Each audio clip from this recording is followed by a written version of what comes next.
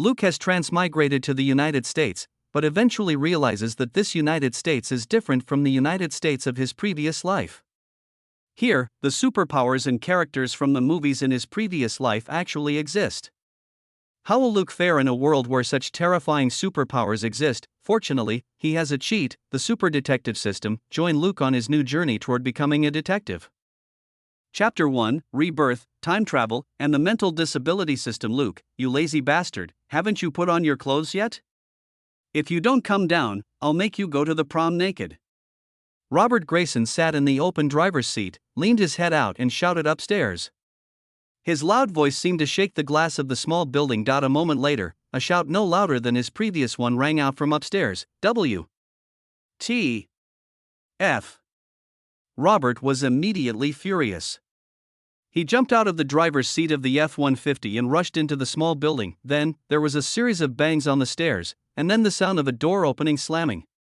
"Ah, Luke, what's wrong with you, boy?" Robert's shout rang out again, followed by a female voice. A minute later, Robert rushed out of the building carrying a teenager on his back, followed by a panicked middle-aged woman holding a 5-year-old boy in her hand. "Catherine, drive yourself and bring Joseph with you. Be careful on the road and don't rush." Robert just turned his head and hurriedly instructed the middle-aged woman, then put the boy behind him in the back seat and quickly got into the driver's seat. After the ignition was started, the Ford Raptor roared, rushed onto the road and sped away. A day later, Luke woke up from his coma, looking at the ceiling above his head. He was stunned for a moment, then he recalled what had happened before, and his heart was suddenly filled with emotions, but he immediately suppressed the emotion. Looked around quickly, and found that this was a hospital ward. Besides him, the only person in the ward was Claire, who was sleeping soundly on the sofa not far away. He was relieved to see Claire. My sister is here. I think Robert sent me here. I paid attention to the movements around me and found that there was almost no one walking around. It should be late at night and the hospital was silent. Luke then closed his eyes and called out affectionately in his heart, "Come out, system." And then, no response. What the hell is this system? Luke resisted the urge to curse and called out again affectionately, "Come out, system daddy."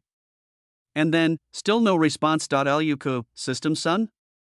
System son Zay. System, are you playing jungle?" Okay, still no response. Luke complained in his heart, "This stupid system, can you at least give me an interface, or a property panel or something? What's the point of pretending to be dead like this?" As I was thinking this, some data emerged in my mind. Unlike the panel he had imagined before, these data appeared directly in his mind, without him having to look at them, because there was no panel at all. User Luke, alias Luke Coulson, Strength 12, Agility 11, Intelligence 12, Level 0, Experience 0.0, and then it was gone again. Luke was so angry that he wanted to go crazy. He really wanted to catch the system and beat it up, but unfortunately he didn't even know where this broken system was. As for Luke's own origins, it started 13 years ago. One day, Luke suddenly woke up and found himself as a white kid, a 5-year-old kid named Luke Coulson. Without much hesitation, he understood from the system that he was not a soul traveling through time and space and possessing another body, but that the little brat Luke was actually himself. It's just that because the system has certain requirements for the brain, it was automatically activated when he was 5 years old and restored his previous memories. At that time, after 5 years of ignorance, he realized that he was not a person of this world in his previous life. In his previous life, he was a Chinese man who lived a mediocre but safe life until he was 30 years old. He worked as a clerk in a company every day. There is nothing special about getting a salary that is just enough to eat and waiting to die. Then, one night he fell asleep while watching an American TV series at home. The TV series happened to be about a case that took place in rural America. When he saw the beautiful scenery and the vast world on TV, he said to himself that it would be great if he could live there. After that, there was no memory of that world apparently. After he fell asleep that night, he somehow came to the United States of this world and turned into a baby. The memories before the age of 5 still exist, and there is no difference from normal children. They remember everything they should remember, but the memories of those too young are gone. However, he knew that this was not the America of his previous life, because his previous life was already 2018. His date of birth in this life was 1985. An even greater piece of evidence is that the current president of the United States of this world is a Latina woman, 57-year-old Michelle Gable. Although Luke didn't care much about the past presidents of the United States, he knew that in the previous life, there had been neither women nor Hispanics among the American presidents, let alone Hispanic female presidents. Therefore, his soul did not travel back to more than 20 years ago, but appeared in another parallel world completely. Luka had complicated feelings about this. He had hoped that this was the world of his previous life, and that he would be able to find his parents and sisters again, but at that time he didn't know whether his parents and sisters would accept a white son and brother, but the facts told him that he could not go back. As a Buddhist youth in his previous life, Luka quickly gave up this pointless entanglement. Firstly, he couldn't think of a way to go back, and secondly, his parents and sisters were taking care of him. He just hoped that his disappearance would not make them too sad. Although that was impossible, over the past 10 years, Luka gradually let go of the entanglements of his previous life and became a Native American. He still wants to complain about the environment in which he grew up. Why do other time travelers often travel back in time to become the sons of a conglomerate, or live in big cities like New York? But he inexplicably traveled to a desolate countryside in America, since he became sober. At age 5, he has lived in a small town outside of Knox, Texas. The small town called Shackelford has only about 2,000 residents, and its population is at most the size of a small village in China in his previous life. On the contrary, the place is incredibly large. Once you leave the small town, it is normal to drive for dozens of minutes without seeing a single house. The reason he was able to live in this remote area for 13 years and graduate from high school was entirely because he was a man with a system. He knew he had a system from the time he woke up at age 5. But this system did not respond at all. It was like a stone, without any movement. Only he could feel that it existed. Well, he didn't know where exactly it was. He never told anyone about this because that would only make Robert and Catherine think he was mentally ill. Moreover, a message from the system let him know that it would be officially activated after he came of age. Luka could only endure this. The system insisted on pretending to be dead. What could he do? He has called the system Dad and Grandpa more than once. When there is no response, he often calls the system son and grandson. But it just remains motionless. The systems of other novel protagonists are either intelligent or artificially intelligent, and their personalities can be cold, dark, arrogant, chatty, and mean, and they can also chat and play when they have nothing to do. The system he got was not an artificial intelligence at all, it was just a mechanical idiot. Otherwise there was no way to explain its lack of response. Just like that, Luka grew up and went to school in an ordinary way. Today was the day of his high school graduation dance, which was also his 18th birthday. Just as he was changing into his dress upstairs and preparing to attend the high school graduation dance that evening, the system suddenly sent a message. It has been detected that the host has reached adulthood, the system has been officially activated, and synchronization will begin in 10 seconds. WTF? Luka only had time to yell. Before he could figure out what to do, he felt a sharp pain in his head, and his vision went black in an instant. The body's self-protection mechanism kicked in, and he successfully passed out. When Robert rushed upstairs, he saw Luka lying on the floor, unconscious. Next, he was taken to the hospital by Robert and woke up after a day of coma. At this moment, there was only Claire who was sleeping soundly around him, just in time for him to open the treasure. The system is that treasure. His feelings over the years were like a person who found out early on that he had inherited a large sum of money, but had to wait many years before he could receive it. Well, that's actually not wrong. This system is the legacy left by his previous life to this life. For the long 13 years, Luka had been waiting for this moment. After waking up, he understood why the system was activated only after adulthood, because the system needs to synchronize with his soul to complete the soul binding, and before he reaches adulthood, his body, especially his brain, cannot withstand the impact of synchronization, and he can easily die. Luka could only say MMP in his heart. If you want to synchronize, you should notify me earlier. Can't you do it one day in advance? This stupid system actually gave him a 10-second countdown and then started working directly now. Not only was he sent to the hospital, but his graduation dance was also ruined. What's even more unfortunate is that his current girlfriend Jimena wanted to dance with him, and after he stood her up, he didn't know if he would be scratched to death by that little wild cat. However, these are issues that he will need to worry about later, and right now his attention is still on the system. But the mechanical idiot system once again exceeded his imagination, and its idiocy was beyond description. IT has been officially activated and synchronized, but it's still the same dead state. The attribute panel, which has no panel at all, has no prompts at all, just a few isolated data. Luka couldn't help cursing in his heart. System, you should at least have a name, right? Are you mentally retarded and an orphan at the same time? Just as I started cursing in my heart, the system suddenly moved detective system, and then, it was gone again. Luka no longer had the energy to be angry with this stupid system. He calmed down and started studying the system. Although he had been cursing in his heart that the panel given by the system was useless, it was actually still of some use. Using simple logic, we can infer that since the system has given the data, generally speaking, these data can be improved. Judging from the three major physical attributes of strength, agility, and intelligence, Luca could tell that the system data was not as stupid as it itself was. The system defaults that the average value of these three attributes for ordinary people is 10, while Luca's strength is 12, agility is 11, and intelligence is 1 2. In other words, his strength is slightly higher than the average level of ordinary people. This may be because most people here are accustomed to outdoor work and students also like to do sports. Luca even followed the crowd and regularly went to the gym to shape his body with a few fitness fanatics in his class. Of course, it's a hobby for him, he's just doing it for fun, so his strength attribute is only 12, which is slightly above the average level. Agility is 11. I guess he didn't do any specific training, so it's only slightly higher than the average level. His intelligence is 12, but it is a habit from his previous life. He is not a top student, but he is not a poor student either. Compared with those fitness fanatics who only think about muscles, his intelligence of 12 points is still passing. None of the three basic attributes are particularly outstanding, but there are no weaknesses either. I just don't know if the system can improve these data. The next three data are level 0, experience 0, and points 0. This means that he has a level in this system and can gain experience and points. You can try it slowly to find out how much experience is needed to upgrade, and what the level points are used for. At least this system will not be useless. After studying for a long time, Luca began to test again. Master System, please give me some feedback. How do I upgrade? Experience?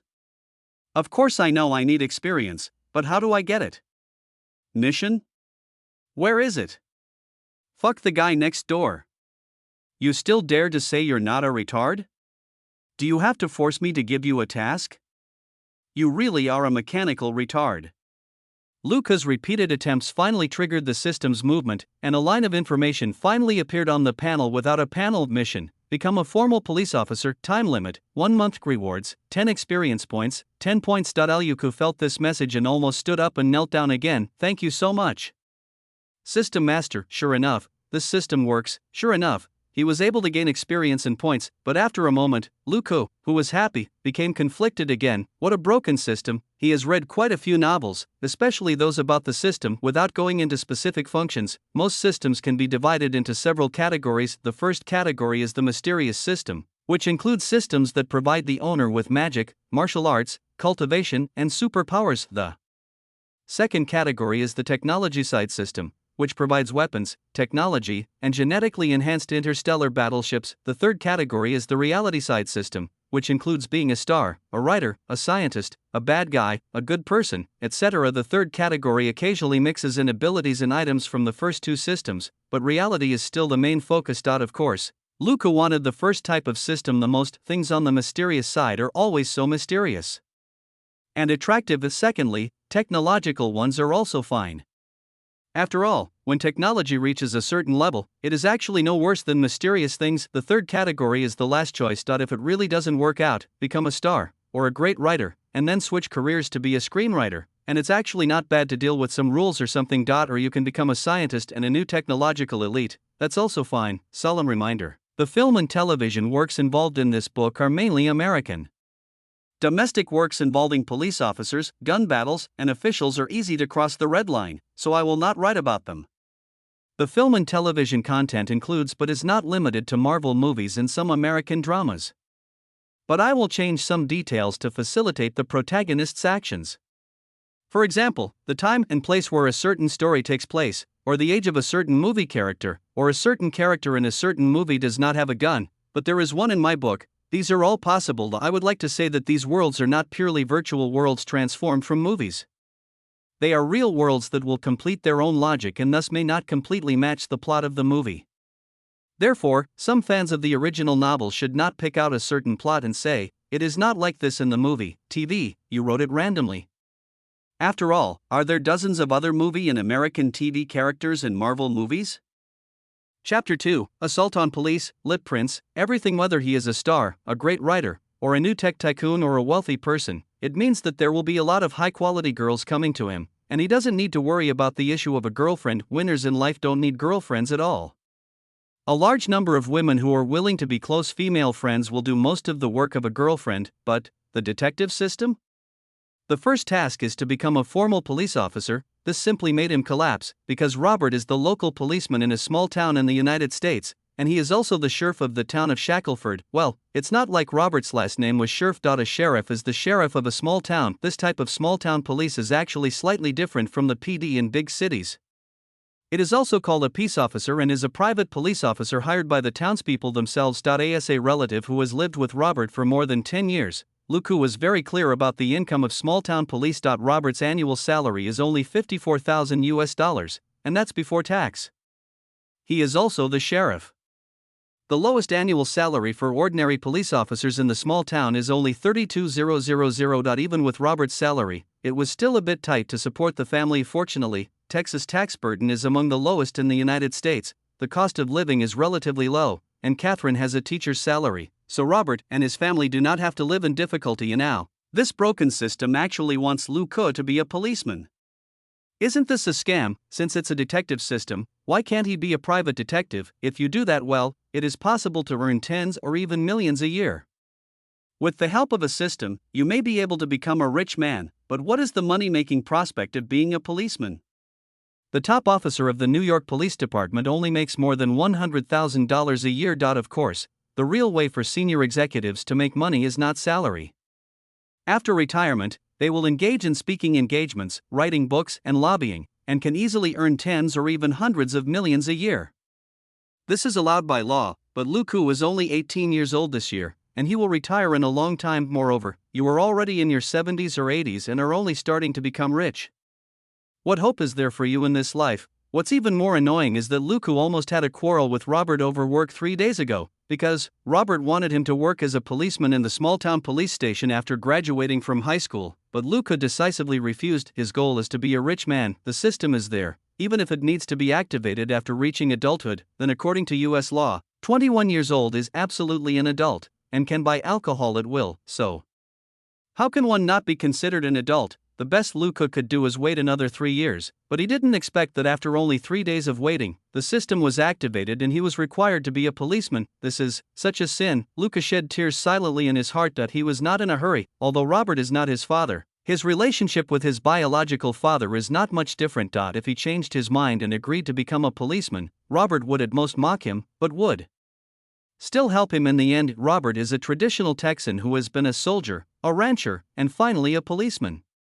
He is such a straightforward and rough guy with extremely complicated feelings. Luku lay on the hospital bed, thinking about all sorts of things, and fell asleep again unknowingly. After a long time, I heard a voice calling in my ear, "Luke, get up." Luku mumbled in a daze, "No, Claire, let me sleep a little longer, the school is closed for the holidays." The shouting really stopped. After a moment, a slightly hoarse voice sounded, "Robert, Luke should be fine, but he stayed in bed and I couldn't wake him up." "Oh, will you come over later?"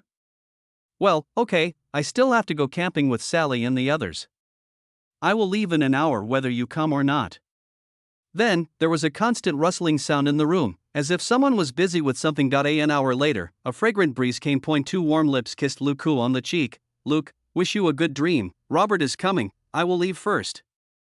Luku grumbled twice in dissatisfaction, turned over and continued to sleep. The female voice chuckled a few times and walked out of the ward. Luku fell into sleep again. In his dream, he held an RPG in one hand and a Gatling gun with blue flames in the other. He shot arrows with both hands, making countless aliens flee in panic. He laughed triumphantly, "I am a super policeman." Who else then? He suddenly felt that the whole world was shaking, like a magnitude 10 earthquake, and the houses around him began to tilt and collapse, crashing towards him. Luku screamed and sat up suddenly. Bang! After a muffled sound, Luku fell down again in the ward, dizzy and dazed. Robert withdrew his hands from shaking Luku's shoulders expressionlessly, and touched his forehead, which was hurt by the collision. "Very good, it seems that you are very energetic, and you dare to attack the police so early in the morning." Luku slowly recovered, but he still rubbed his forehead with a grimace, and subconsciously taunted, "Robert, I'm not a criminal, nor am I your subordinate, okay?" After he finished speaking, he suddenly froze. "It's over. I'm used to arguing with Robert. What should I do now?" The first task of the system is to become a formal police officer, and the time limit is 1 month. Only Robert could make him a formal policeman in a month, because Robert is the sheriff of the town and also the only sheriff. If Luku really became a policeman, then Robert would really be his boss. However, It seemed that because he was now lying in a hospital bed, Robert did not argue with him as he did in the past, but instead asked, "How do you feel?" "Luke, if you don't count what happened just now, I think I'm fine, just a little hungry." "Robert, then I'll go buy you something to eat." Then he turned and was about to go out. Luke quickly stopped him. "No, I'm fine." "Robert, take me home, I want to eat the breakfast made by Catherine." Robert turned his head. "Are you sure it's okay?" "Luke, we are not professionals. If I want to leave, I must get the doctor's consent." Robert thought so too and went out to find a doctor. The doctor came over and just asked a few questions, then said that Luca didn't have any serious problems and could be discharged from the hospital. But before leaving, the doctor couldn't help but remind him, "Although there's nothing wrong with your body, you didn't show any signs of concussion when you came in last night." Luca helplessly held his forehead with his hand. It was indeed a bit painful because it had just collided hard with Robert's big head. He could only nod helplessly. "I see, doctor. Thank you for your reminder." A moment later, Luca and Robert got on the F-150 and headed towards Shackelford. After driving for a while, Luca finally couldn't help but speak. "Robert, I want to tell you something." Robert looked at the road and said casually, "Oh, what's the matter?" "Luca, well, after thinking about it for a few days, I think what you said is right." "Robert, He glanced at him sideways with a confused look on his face. "Luca, so, I decided to stay in town and be a policeman." Crash, there was a sound of sand and gravel rolling and rubbing, and the F-150 on the road suddenly tilted, rushed off the road and drove into the wasteland on the side of the road. After a few seconds, the car finally stopped completely. Fortunately, the roadside here is flat, and the F-150 is not afraid of this slightly bumpy wasteland, so there is no danger of the car overturning. Robert released the brake and looked at Luca in shock. "You still have a fever?" Luca rolled his eyes. He had a fever because the system was synchronizing with his brain last night. He didn't have a fever that made him mentally retarded. "No, didn't you hear the doctor reading out the temperature just now?" "Robert, then why did you change your mind? Didn't you say that you would rather die than stay here as a policeman? And you also said that being a policeman would only make you poor and eat dirt?" "Luca, tell me, who told you to describe the police as if they were paid for nothing?" Robert glared and said, "If you want to be a policeman in Knox City, you will be very busy. Policemen in big cities are even busier. But in our small town, you are a policeman under me. How tiring do you think it is?" Luca nodded helplessly and admitted defeat. "Okay, I admit that I was wrong on this point. Robert, you are the boss. So I am ready to listen to your advice, right?" Robert stared at him for a moment, then suddenly burst into laughter and slapped him on the shoulder. You finally admitted defeat." "Luke, remember, you admitted defeat this time." "Luca, as long as you are happy, please feel free to do as you please." Then, the F-150 drove back onto the road and sped all the way home, with only Robert's occasional laughter as the only sound along the way. After arriving home, Luca was too lazy to wait for Robert and walked straight into the house. "Catherine, I'm back." A little head popped out from the living room. "Hey, Luke, are you well?" Luca walked over and patted the little head. "Okay." "Joseph, what are you doing?" "Oh, you are in trouble, playing games secretly." The owner of the little head curled his lips. "Catherine agreed to let me play for an hour. Besides, you are not Claire, you won't complain." Luca shrugged. "Okay, I won't complain, but you promised Catherine that you have to rest on time." Joseph was a little dissatisfied, but still nodded. "I know, stop nagging." Then he sat back on the floor and continued to play games in front of the TV. At this time, Catherine came out of the kitchen and looked at Luca with concern. Luca walked up to her and hugged her. "I'm fine, but I'm very hungry now." "Is breakfast ready, Catherine?" Catherine was still worried and looked at Robert, who had just entered the room. Robert and she were in sync. "It's okay, I asked the doctor." Catherine then laughed. "That's good, come quickly, I have prepared breakfast." Turning her head, she couldn't help but pointed at Luca's face with a smile. "However, while we're having breakfast, I want to know which young nurse you hooked up with again." Luca was puzzled. Finally, after he walked into the restaurant, he saw from the shiny stainless steel tableware that there seemed to be a bright red spot on his cheek. He looked at it carefully and found that it was a bright red lipstick mark, and was speechless. When he came home from the hospital, he met quite a few people, and many of them smiled at him, but he hadn't cared about it before. In a small place like Shackelford, people were friendly to each other. At most, he was a little handsome, so others were willing to smile at him. Now I understand what everyone would think when he showed up early in the morning with that bright lipstick mark on his cheek. Those eyes clearly mean it's great to be young. He did not rush to wipe off the lipstick mark. Instead, he looked at it carefully for a moment and replayed his memories from yesterday to today. Robert looked at him with a teasing look on his face. What? Do you remember which nurse it was? Luca's expression was subtle. I seem to remember that Claire and her classmates bought a lipstick a few days ago in order to attend the high school graduation dance. Robert was a policeman and a sheriff, so he understood the meaning almost instantly. He looked at the lip print again and immediately frowned. This crazy girl. Luca shrugged, pulled out a tissue, and wiped off the lip print in 2 or 3 strokes. Catherine also brought his breakfast, however, it only belongs to Luca. Robert had already eaten before work. He just took advantage of working hours to pick up Luca and take him home. Since the place was small, he might as well just take the opportunity to go out on patrol. Catherine ate with Joseph. Children have to eat on time and it is impossible for them to wait until now. Luca took out the heated milk from the microwave, poured it into the cereal, and then said, "Well, I'm going to start eating." Catherine smiled and nodded. "Well, do you remember the nurse?" Luca remained calm, while Robert, who had already taken a can of Dr. Pepper from the refrigerator, spit out the carbonated drink in his mouth. Fortunately, he was sitting diagonally opposite Luca, and the drink he sprayed out did not affect breakfast. Luca picked up his breakfast slowly and started eating a plate of ham, lettuce, and toast. There's a saying in Texas that everything is bigger in Texas.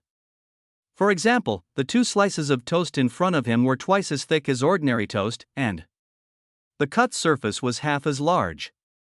The 1 centimeter thick ham slices inside were also very solid. Add 2 leaves of lettuce and Catherine's own pickled cucumber slices, the aroma of bread, the aroma of meat, and the sweet and sour vegetables, which were very much to Luca's liking. Even in his previous life, Luca liked to eat hamburgers and toast, and it was not for the sake of convenience, but because he really liked the taste. Therefore, after living in Texas for 18 years in his life, Luca was not uncomfortable with it. Besides, there are many Chinese people living in Texas, especially in Houston and Fort Worth, so it's not a big deal to ask someone to bring back some Chinese condiments from there occasionally. When it comes to eating, he and Texas get along very well. A portion of toast with meat and vegetables weighed nearly a pound, and he finished it in a few bites. He also drank up the warm oatmeal with milk. He patted his stomach contentedly and said, "It feels so good. I was so hungry before I came back." On the other side, Robert lowered his voice and explained to Catherine the origin of the lipstick mark, which made Catherine laugh. Hearing Luca's words, she was surprised. "Robert didn't buy you a burger or something first?" "Luca, that thing is not as delicious as what you made, Catherine. I would rather let Robert bring it back for me to eat." Chapter 3. Officially join the company and gain initial experience points. Catherine stood up with a smile, and Luca also stood up and picked up the dishes he had used. Catherine would wash them later. Robert also stood up. "Okay, I'll go back to the police station if I'm fine. Luke, you can rest at home." Luca stopped him. "Wait, I'll go with you." Robert was surprised. "What's wrong?" Luca shrugged. "It doesn't matter anyway, I can just go with you to complete the entry procedures, and I will officially start work in a few days at most. Should this be okay?" Robert nodded. "Of course, your salary will be calculated from the day you start working." "But, are you really going today? Would you like to consider it again?" "Luca, I've been thinking about it for several days and I've thought it through. Let's go." Catherine couldn't help but interrupt. "Join the job?" "What job?" Luca smiled and said, "I think what Robert said a few days ago is right, so I decided to stay and become a police officer." "Are you happy, Catherine?" Catherine was stunned for several seconds before she stammered, But didn't you quarrel with Robert several times a few days ago and said that it was a job that was so poor that you had to eat dirt?" Luca shrugged. "We are in the countryside, everyone has the smell of soil on them. Eating soil is better than having nothing to eat." Robert, Catherine couldn't help but ask, "But you just got out of the hospital, how about taking a rest for 2 days first?" Luca smiled and said, "Don't worry, Catherine. I was just too excited yesterday, or the day before yesterday, and forgot to eat lunch.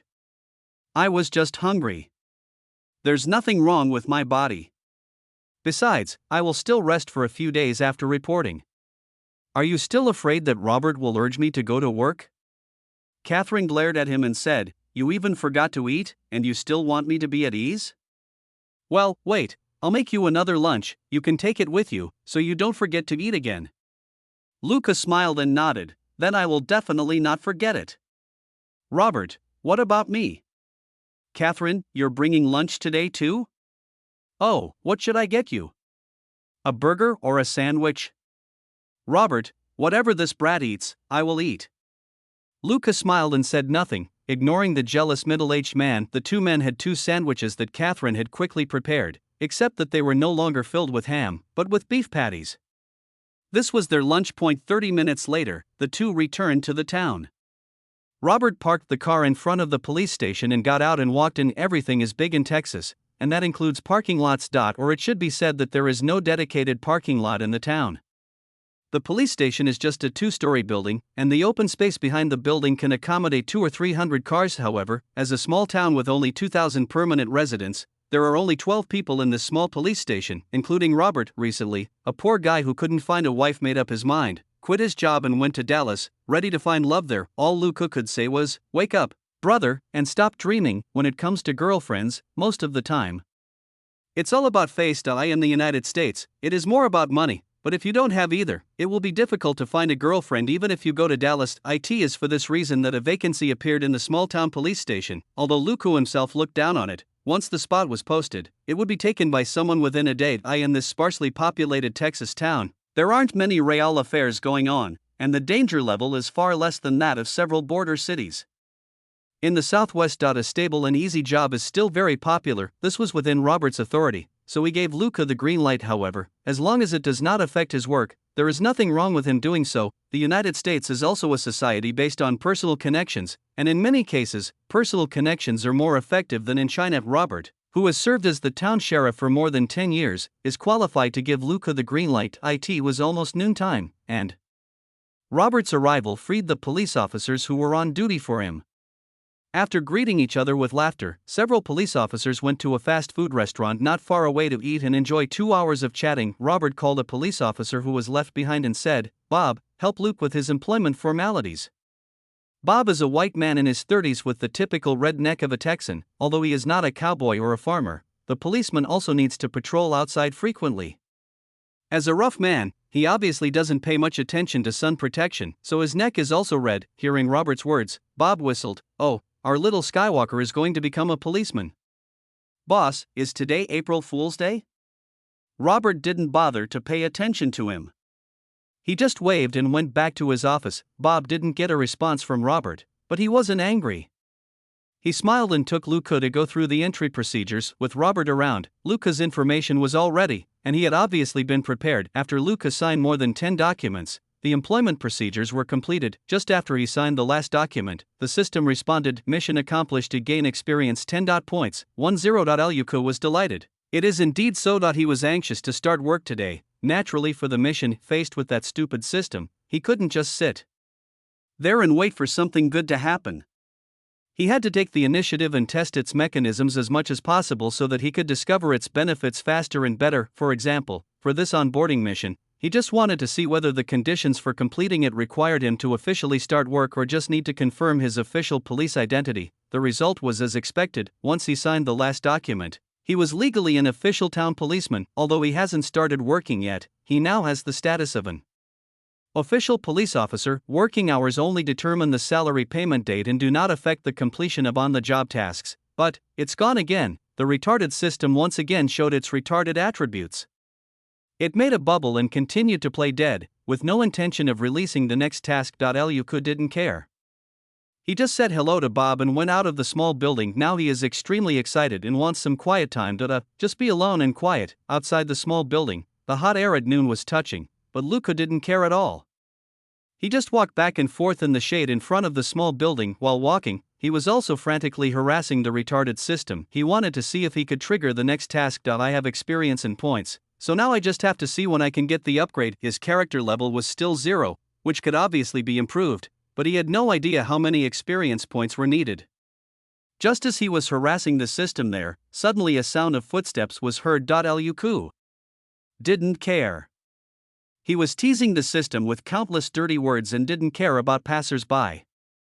Chapter 4, Long Legs, Split Legs, and Girlfriend. After a moment, a slightly hoarse female voice suddenly sounded. Damn, Luke, you're not sick? You actually lied to me? You left me alone at the dance.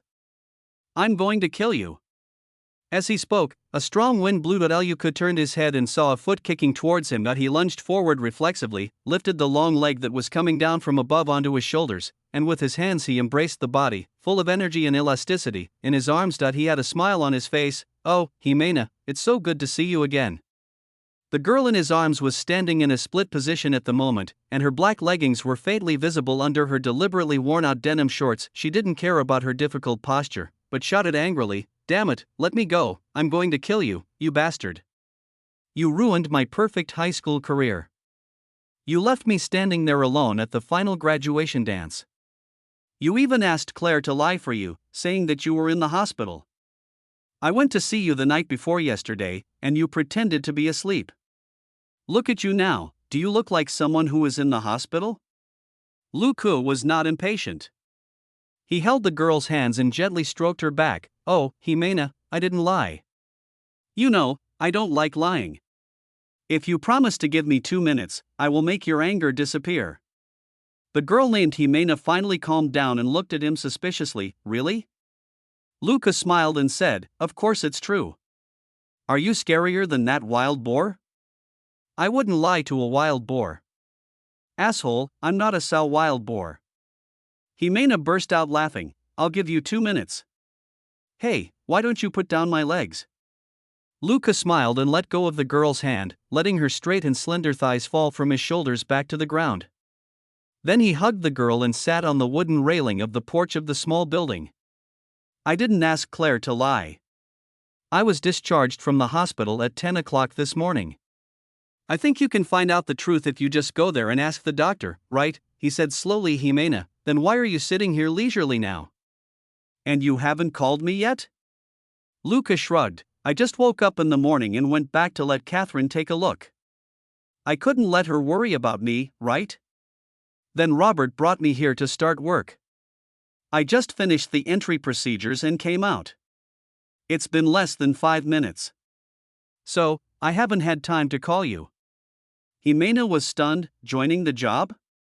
Luke nodded. Yes, just now, I have officially become a police officer of the town police station.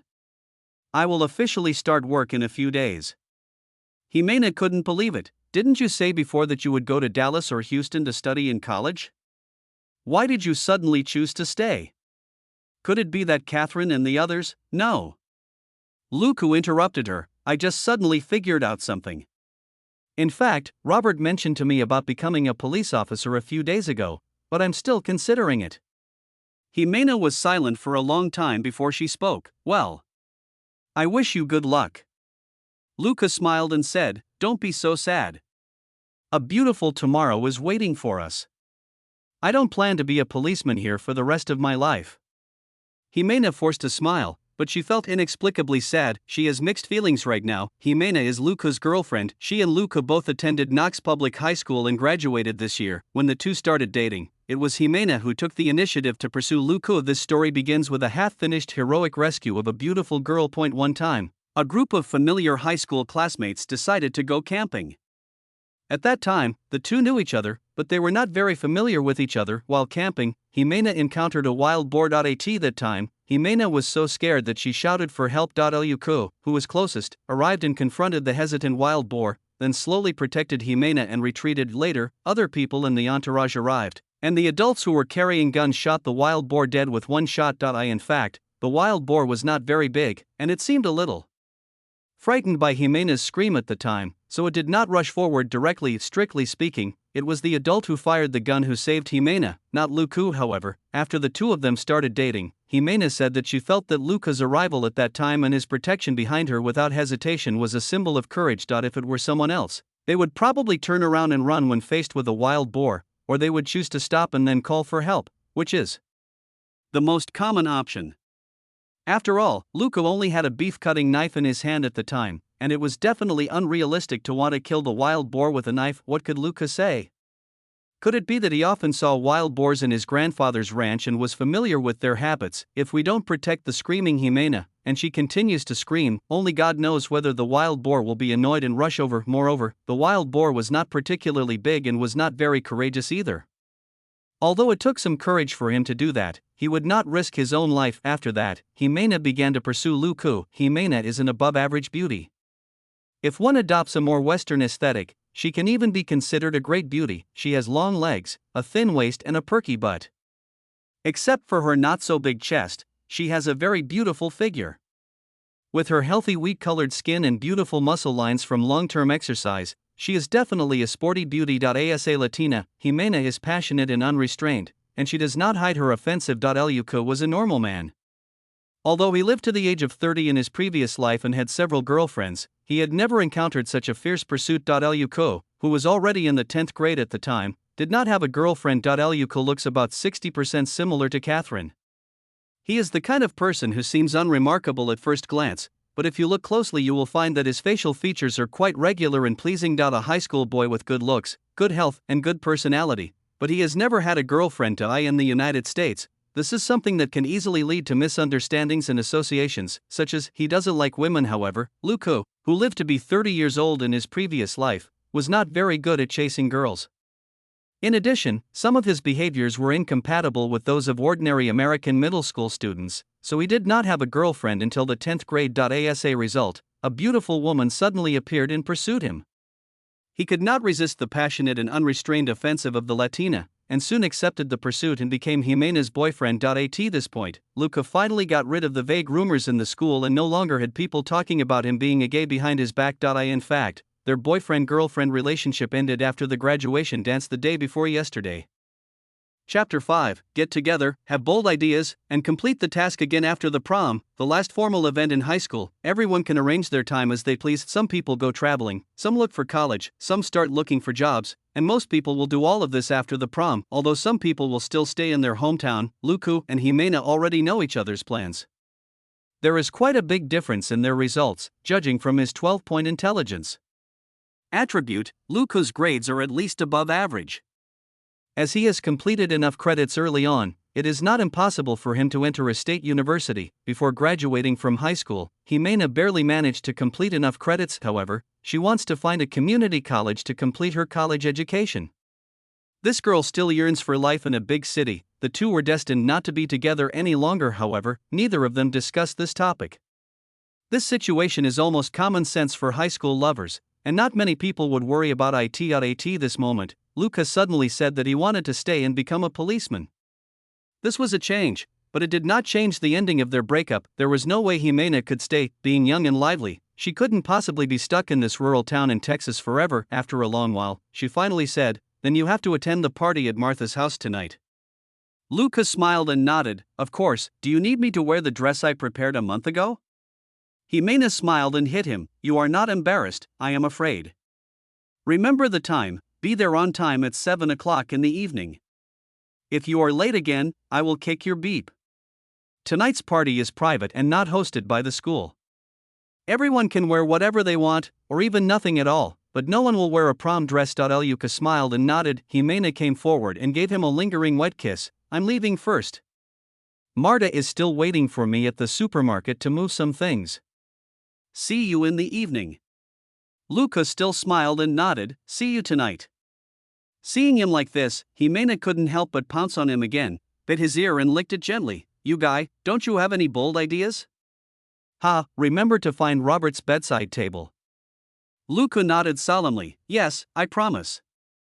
As for what was in Robert's nightstand, it certainly wasn't a gun. Watching Jimena's tall back walking away, he stroked his chin. "Given the situation tonight, should I bring a box with me?" Just as Luca was still thinking about tonight's private affairs, Robert's voice rang out from behind him. "Oh, our brat has grown up and dared to pick up girls in front of the police station." Luca smiled and turned his head. "Well, yes, Robert. There is a party tonight. I will go to your bedroom first." Robert was stunned for a moment, then raised his eyebrows. Whatever you want. I have some lubricant here, do you want it?" Luca, "No need, I am more proficient in the business than you." Robert was furious. "Get lost.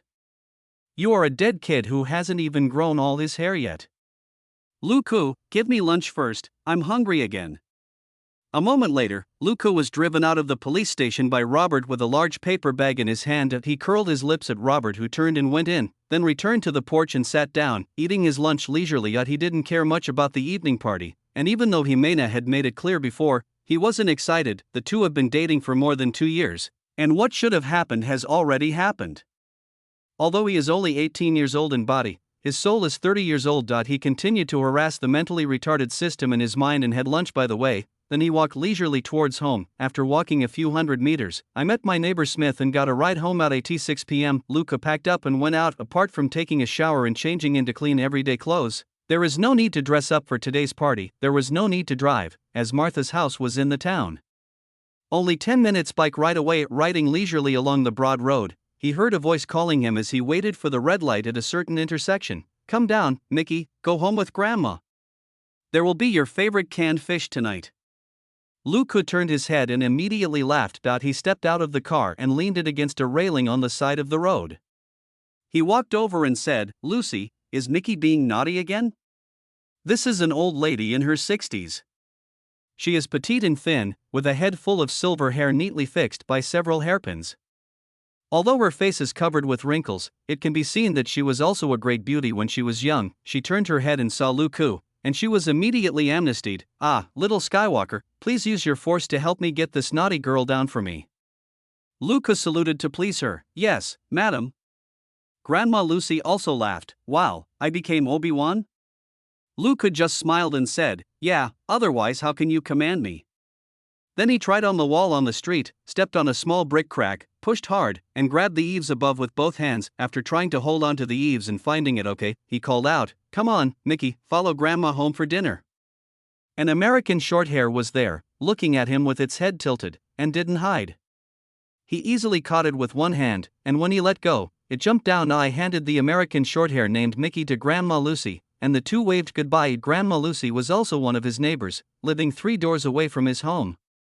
Mickey would occasionally run to the grass near his house to play, so Mickey was quite familiar with him, which was why she accepted his hug so easily. Not to mention that Lucy slowly got into her own car and went home. Luka was actually surprised to finally, there is another harvest mission, help the townspeople and rescue the kitten. Gain 2 experience points and 2 points. Experience is not the point, and points are not the point. Just 2 points of experience and points are obviously not enough to fill the gap, but this once again proved his previous conjecture. The system was indeed officially launched, and the key to this launch was not just the activation and synchronization, but also the first task, becoming a formal police officer. Judging from the fact that the first task was completed after signing, what he actually needed was the official identity of a policeman, not whether to go to work at this time. The cat-saving operation also took place before he officially started working, but the system still gave him experience and points. This means that the experience and points given by the system are not calculated based on working hours. Instead, as long as he has the identity of an official policeman, he can gain experience and points by taking corresponding actions. Chapter 6, Girl, Give Me a On the other hand, this cat rescue mission also reveals a message. He does not necessarily need the system to issue tasks to gain experience. This brings us back to the first point, his status as an official police officer. After all, he had done a lot of good things over the years, and it was not the first time that he helped Grandma Lucy catch naughty kittens, but he did not receive any system rewards. Therefore, he speculated that the world opened up the leveling system to him only after he became a policeman. Yes, this is a leveling system. The only difference is that in the game you are fighting monsters, but here he is doing police work. The tasks in the game will reward experience, but you will automatically gain experience by killing the monsters. Similarly, helping Grandma Lucy catch cats is like a monster in a game. The system will not remind him of the task specifically. As long as he completes it, the experience and points will be automatically settled. In this way, the difficulty of upgrading his character is definitely not as high as he had imagined before. Unlike the systems in other novels that mostly rely on tasks to gain upgrade experience, the majority of his system's experience should come from the daily life of the police. Helping the old lady catch the cat is a very small thing.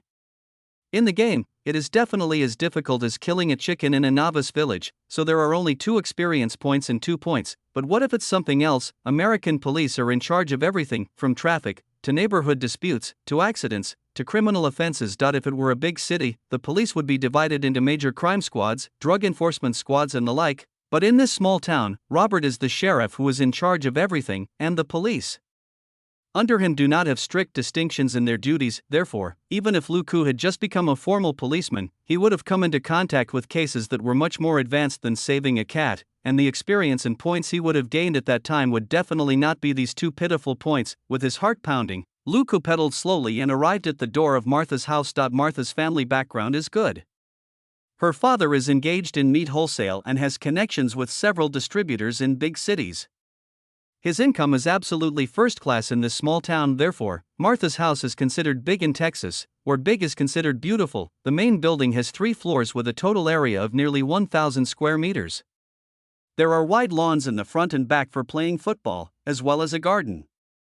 There are even several large trees specially transplanted in the yard, making the whole courtyard look very beautiful. There is also a swimming pool at the back which is 50 meters long and 20 meters wide.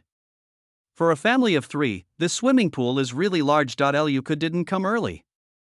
It was 6:45, neither early nor late. Of course, there must be classmates and even alumni who arrived early. It is possible to enter this kind of party as long as you have someone to guide you, or even if you can sneak in without anyone, but most of the time, the people who come are high school students from Knox Middle School, and occasionally a few precocious middle school girls with precocious personalities will sneak in. Well, that is, junior high school girls. As the number of people increased, no one cared about them. The prerequisite is that this kind of middle school girl usually has to develop early and look like a high school girl. Luku casually locked his bike to the iron railing outside the courtyard.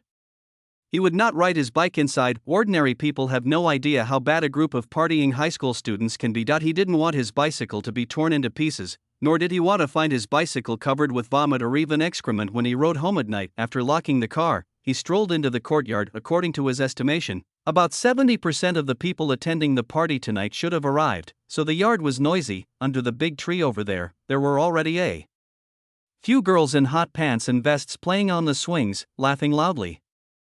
On the low forked branches of the beautifully shaped big tree, there were also many girls sitting there chatting and talking nonsense, the same hot pants and vest, with a thin open shirt on the outside. In this situation, it is no exaggeration to say that all you can see are long legs. Well, few of these legs are white. In Texas with strong sunshine, most girls who love sports have healthy wheat-colored skin. There were a few girls over there on the big tree shouting hello at him. They were a group of people he was familiar with in high school. Luku smiled and raised his hand in response, then asked casually, "Where's Jimena?" Among these girls was Jimena's friend, but she didn't elaborate, only pointed to the back of the building, where it was even noisier. Luku nodded to indicate that he understood. The girls laughed and some blew him kisses. Of course, he wouldn't take it seriously. Just by looking at the expressions of these girls, you can tell that they are making fun of some private behavior between Jimena and him. Men and women are similar in this regard. He walked around the building, he was too lazy to go in. Now, the hotspot for tonight's party is the swimming pool, and the rooms in the building are reserved for couples who need a little privacy. Sure enough, when we walked to the backyard, the situation in the swimming pool could probably be described as evil spirits rampant and ghosts howling. Most of the people present were high school graduates, which made this party quite crazy. This is Luku's opinion. But the people around me must think this is normal. There were people playing, chasing each other, chatting, flirting, eating, drinking and having fun in and outside the swimming pool, combined with the lighting that was arranged in advance, as well as 2 speakers and amplifiers on an independent small platform not far away. A bikini-clad female DJ with a curvy figure and busty body shook her head and tail, making the place very hot. Luku adjusted his expression and walking posture. He couldn't let himself enter this carnival venue with a sleepwalking expression. That would be too discordant. The posture he was walking in at this moment was something he would never dare to do on the road at other times, because he was afraid that he would be beaten before he could walk a few hundred meters. However, few people here care. Everyone is just partying wildly. Luku walked and looked around, and soon found his girlfriend. He walked over with a crab step. "Girl, smile for me." Jimena, who was chatting with some of her girlfriends, was stunned for a moment, and then the group of girls burst into laughter. There was no way. They all knew what kind of person Luku was. He is a person who was not very ostentatious, but he cannot be ignored. However, the way he stood there at this moment was like those idiot gangsters in the movies who were about to be beaten as soon as they appeared on the stage. This was obviously a spoof. Selena and her close friends burst into laughter. "And now that you have graduated, it is understandable that you want to suddenly change your image." One girl laughed and said, "Ha, Luke, I heard that you were admitted to the hospital the day before yesterday. Did you suffer a head injury like in the movies and change your personality? Could it be that for the past 10 years or so, you have always wanted to be like this? Chapter 7, Finding a Room, Murder Occurs. Luca said disdainfully, I am who I am, a different firework. You don't understand. I'm going to take my girl away, and I won't talk nonsense with you.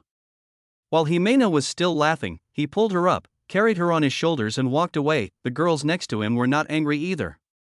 They just laughed and cursed, and raised a row of cute middle fingers to him. After they walked out of the swimming pool, Luca put Jimena down, and they walked and chatted on the grass nearby. Luca has an advantage, which was even ridiculed by Jimena several times, saying that he is like her good sister. In fact, it was just that he was more patient, didn't mind listening to Jimena's troubles, and offered some pertinent and gentle suggestions, but in this way, his style is indeed a bit like the intimate big sister in some radio stations. Although Jimena laughed at him a few times, she was obviously very satisfied with Luca. He had the courage to protect her from the wild boar and the patience to listen to her complaints, which even her closest relatives could not do. Luca, however, didn't take Jimena's praise seriously. He even hugged her with a smile, and rubbed her back with his hands dishonestly. Don't forget, you are my girlfriend. If you don't have patience, you won't get any meat. Jimena could only laugh and cry, but she had no intention of stopping his hand movements. The two of them didn't hang around for long, mainly because Jimena has always been a good girl who takes the initiative. In less than half an hour, all the small troubles that could be said were said, and the big troubles that were not said could not be solved even if they were said. She looked at him seductively, put her arms around Luca's neck, jumped lightly, and wrapped her long legs around his waist. She leaned over and gave him a deep kiss. You were sick on the day of the prom, are you better today? Luca chuckled, okay. Prove it to me. Another kiss. Luca said vaguely, it's my honor. The two of them stuck together into the building and began looking for a private place. One of the bedrooms, the door was locked and there was no movement inside. The door of the second bedroom was locked. It was obvious that someone was inside. There was also a faint panting sound. A male voice even growled, women come in, men get out. Luca and Jimena laughed and continued to move forward. The third bedroom was not locked, but as soon as they pushed the door open, they saw two busy figures facing Luca and the other person at the door. The female contestant ignored them, while the male contestant smiled with his teeth showing. Someone is here. Please close the door, thank you. Luca, well, you're welcome. He considerately pressed the anti-lock button and closed the door. Jimena rolled her eyes and whispered a few words into Luca's ear. The two continued to hug each other but walked towards the bathroom. The result? Well, when I was still a few meters away from the bathroom, I heard the mixed shouts of men and women inside. It was obvious that these two were unrestrained players. Jimena chuckled. Luca didn't get annoyed and turned to go upstairs. This was a 3-story mansion and he didn't believe that there would be people everywhere. Then the two of them looked at all kinds of scenery along the way, and finally they reached a small terrace on the roof. This is from an attic window, and then there is a small concave platform. If you stand up, you can find that this place is high above the ground, facing the swimming pool behind. Apparently this place was too hidden and no one had discovered them. Luca and Jimena had finally found a private space. The two of them whispered sweet nothings to each other, and their hands moved more and more wildly and quickly. Just as Luca was using his hands to capture the vital parts of the beauty in front of him, a sudden commotion came from the swimming pool below. Unlike the previous noise, the noise at this moment was almost all the same few sentences. Oh my god. What's going on? WTF. That's about it. Luca and Jimena, who had already stood up and were leaning against the edge of the small platform to be intimate, stopped what they were doing involuntarily. Something must have happened. The two of them looked down at the same time, and found that most of the people below were gathered somewhere around the swimming pool. The two people looking down from above could see that at the edge of the swimming pool, a girl in a bikini was lying on the ground, and two girls were performing cardiopulmonary resuscitation on her. Luca frowned and looked around subconsciously, but he saw a figure flash by in a certain part of the swimming pool and disappeared into the darkness. He didn't care too much, retracted his gaze, and said to Jimena, it seems that this place is going to be lively tonight, let's go down. Jimena, however, held his hand tightly. Luke, it's Michelle. Is she dead? Luca leaned over to take a closer look and shook his head slightly. The situation is not good. She is still motionless. No matter what the situation is, she is likely dead. Let's go downstairs and ask if they have called the emergency number. There are at least dozens of small-town kids here, and no matter how dumb they are, some of them will call the police and the emergency number. The town itself is not very big, especially since Martha's home is located in the center of the town, less than 5 minutes drive from the police station and the hospital. Sure enough, when Lu Ku and the other person were still going downstairs, the police car arrived, and when they came out of the building, the ambulance also arrived. The advantage of a large place is that police cars and ambulances can drive directly to a place not far from the backyard swimming pool. There is no wall here anyway, just symbolic fences and gates. When Luca came out, he just saw the person getting off the police car. It was Robert. Thinking about the motionless Michelle he had just seen, Luca couldn't help but shake his head. There is a 70% chance that someone will die. How could Robert, the small-town sheriff, not come? Not only Robert, but also a second police car arrived almost at the same time as the ambulance when his car arrived. This time, a Hispanic woman got out. Luku also knew him. This is Selena, who is known as the town's #1 policewoman. Of course, there are only 2 female police officers in the small-town police station. The other one is called Mary, who is over 40 years old and was the previous town policewoman. Luku did not move closer to Robert. Instead, he took Jimena to Selena, who was trying to maintain order. "Hi, sister." "Well, that's impossible." Luku just greeted Selena. "Hi, how can I help you?" Selena couldn't help but breathe a sigh of relief when she saw it was him. "Although you haven't officially started working yet, you have to help in this situation." Luku nodded. "Of course, I'm here to help. What do you need me to do?" Selena looked at Jimena beside him. "Your girlfriend?" Luku nodded. "Are you also here to attend this party?" Selena continued to ask. Luku continued to nod and added simply, "It's a party held by the graduates of this year's Knox High School. Most of them are classmates who graduated with me." Chapter 8, Going to the morgue on the first day of work. Selena's eyes lit up. "That's great. Take a notebook and write down all the people who come to the party. And persuade these kids not to leave. Got it?" Luka nodded. "Of course, but what if they leave by force?" "Selena, then write down the names of the people who left. You should know who they are, right?" "Luku, it's not a big problem. I'll get busy now. Oh, remember to tell Robert that I'm helping." Selena didn't say much. She nodded and continued to maintain order. She first had to calm the people present and ask them to register with Luku. Not long after, there was another scream from the other side, and a moment later a stretcher covered with white cloth was carried into the ambulance. Apparently, that girl, Michelle, is dead. The crowd was a little agitated, and many people had already started to prepare to leave. Humans are sensitive animals, and when they sense something unusual, they usually choose to leave and go home. Luku is very busy, but fortunately he has a girlfriend, Jimena. Jimena is a member of the Shout cheerleading team, and Michelle is the captain. Several of Jimena's close friends are also cheerleaders. At this moment, Michelle suddenly died. At Jimena's suggestion, the cheerleading girls began to help Luka maintain order. They know a lot of girls and even more boys, and most of the time, just a few words are enough to make the other party choose to stay. After all, they are all students and don't have such complicated thoughts. It is normal for the police to ask you to detain someone when someone is killed. It would be fine if he ran away before, but if he ran away after being warned, people might think he was guilty. Besides, if I don't run away, I can take the opportunity to chat with the more and more girls who stay. Although it's not as exciting as before at the swimming pool, it's not boring either. By the way, I can also find out some gossip about what happened tonight. Why not? More than 10 minutes later, almost all the police officers in the town arrived, except for a former policewoman who was on duty at the police station, and all the others had arrived. Robert was having a headache at the moment. What he feared most was not a murder, but the fact that there were too many people at the scene of the murder. Judging from the registration information so far, the number of people attending this high school student gathering has exceeded 200. What's even more annoying is that in addition to most of the people being graduates, there were also some high school sophomores under the age of 18 who sneaked in.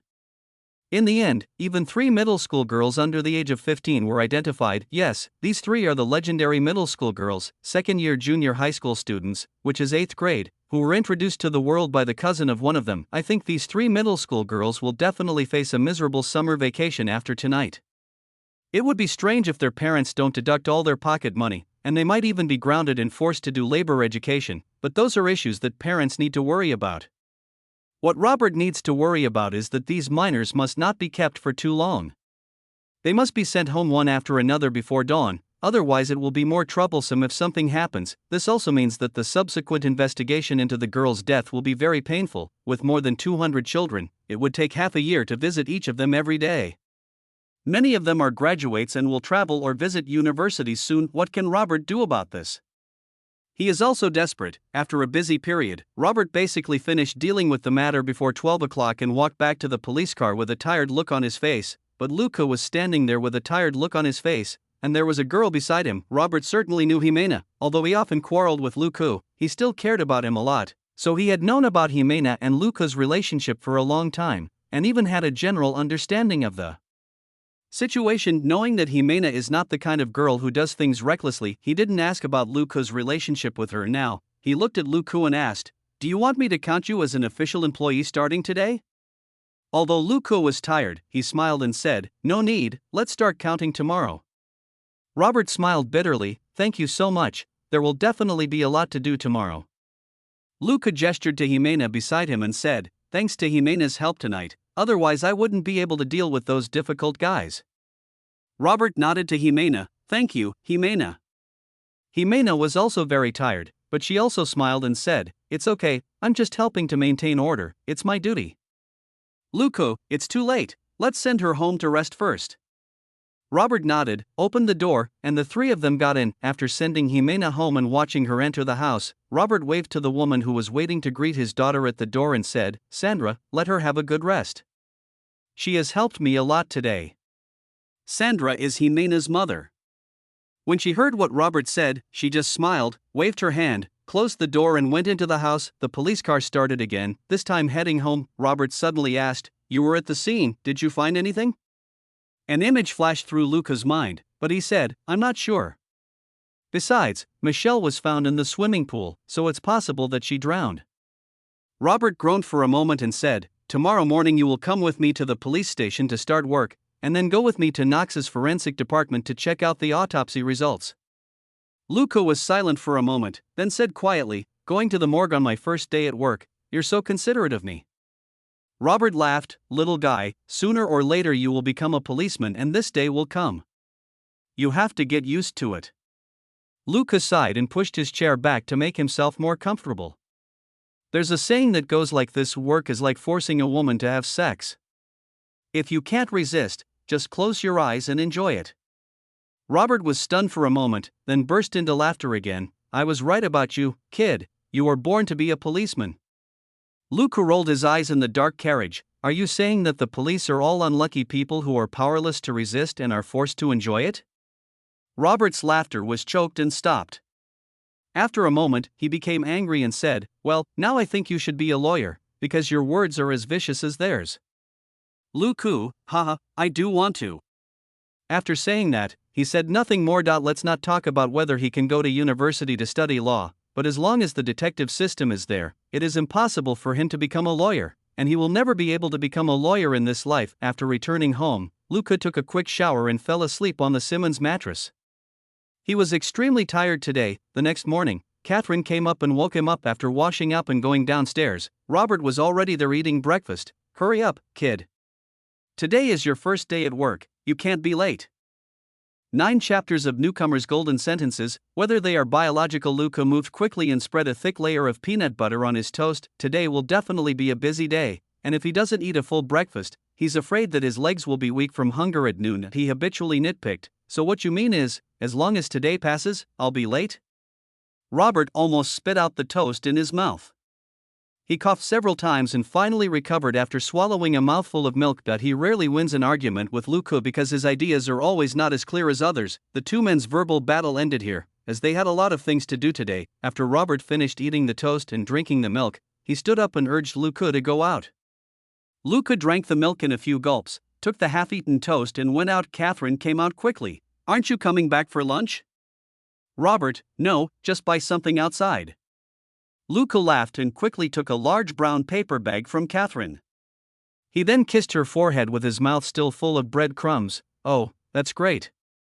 Thank you for preparing lunch for me alone."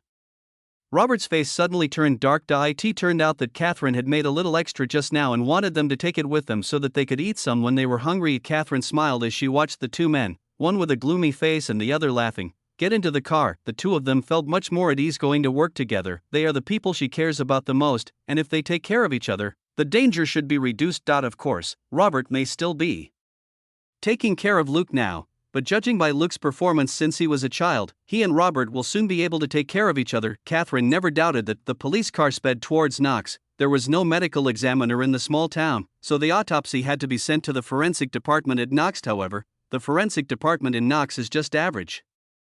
If it cannot solve the problem, it depends on whether the town can send it to a more professional forensic department, such as Houston. The United States and China are different. Their administrative divisions are divided into states, counties, and cities from largest to smallest, followed by smaller towns and villages, but the law enforcement system is backwards.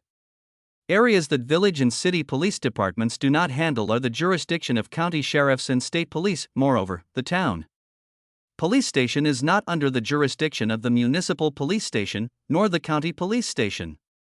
Instead, it is directly responsible to the townspeople, and the salaries of the town police officers are also allocated by the town's administrative system. Therefore, it is common for police stations to compete with each other over cases. After all, there is no direct superior-subordinate relationship between police stations across the country.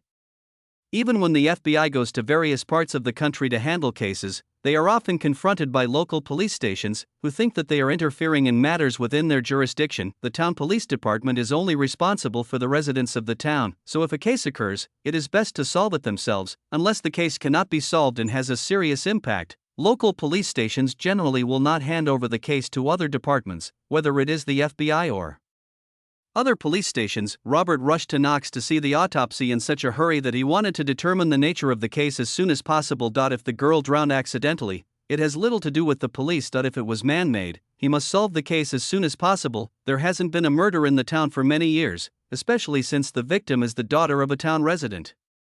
We can't relax at all. The faster the case is solved, the more it proves that the officers in the small-town police station are not salary thieves. The police car sped all the way and arrived at Knox Police Station in less than an hour. However, the forensic department is not located in the police station, but in a 4-story building next door. Whether this was because the Knox police didn't want a morgue in the basement is unclear. After getting off the car, Robert did not go in immediately, but looked at Luke. Is there anything I need to pay attention to as a police officer?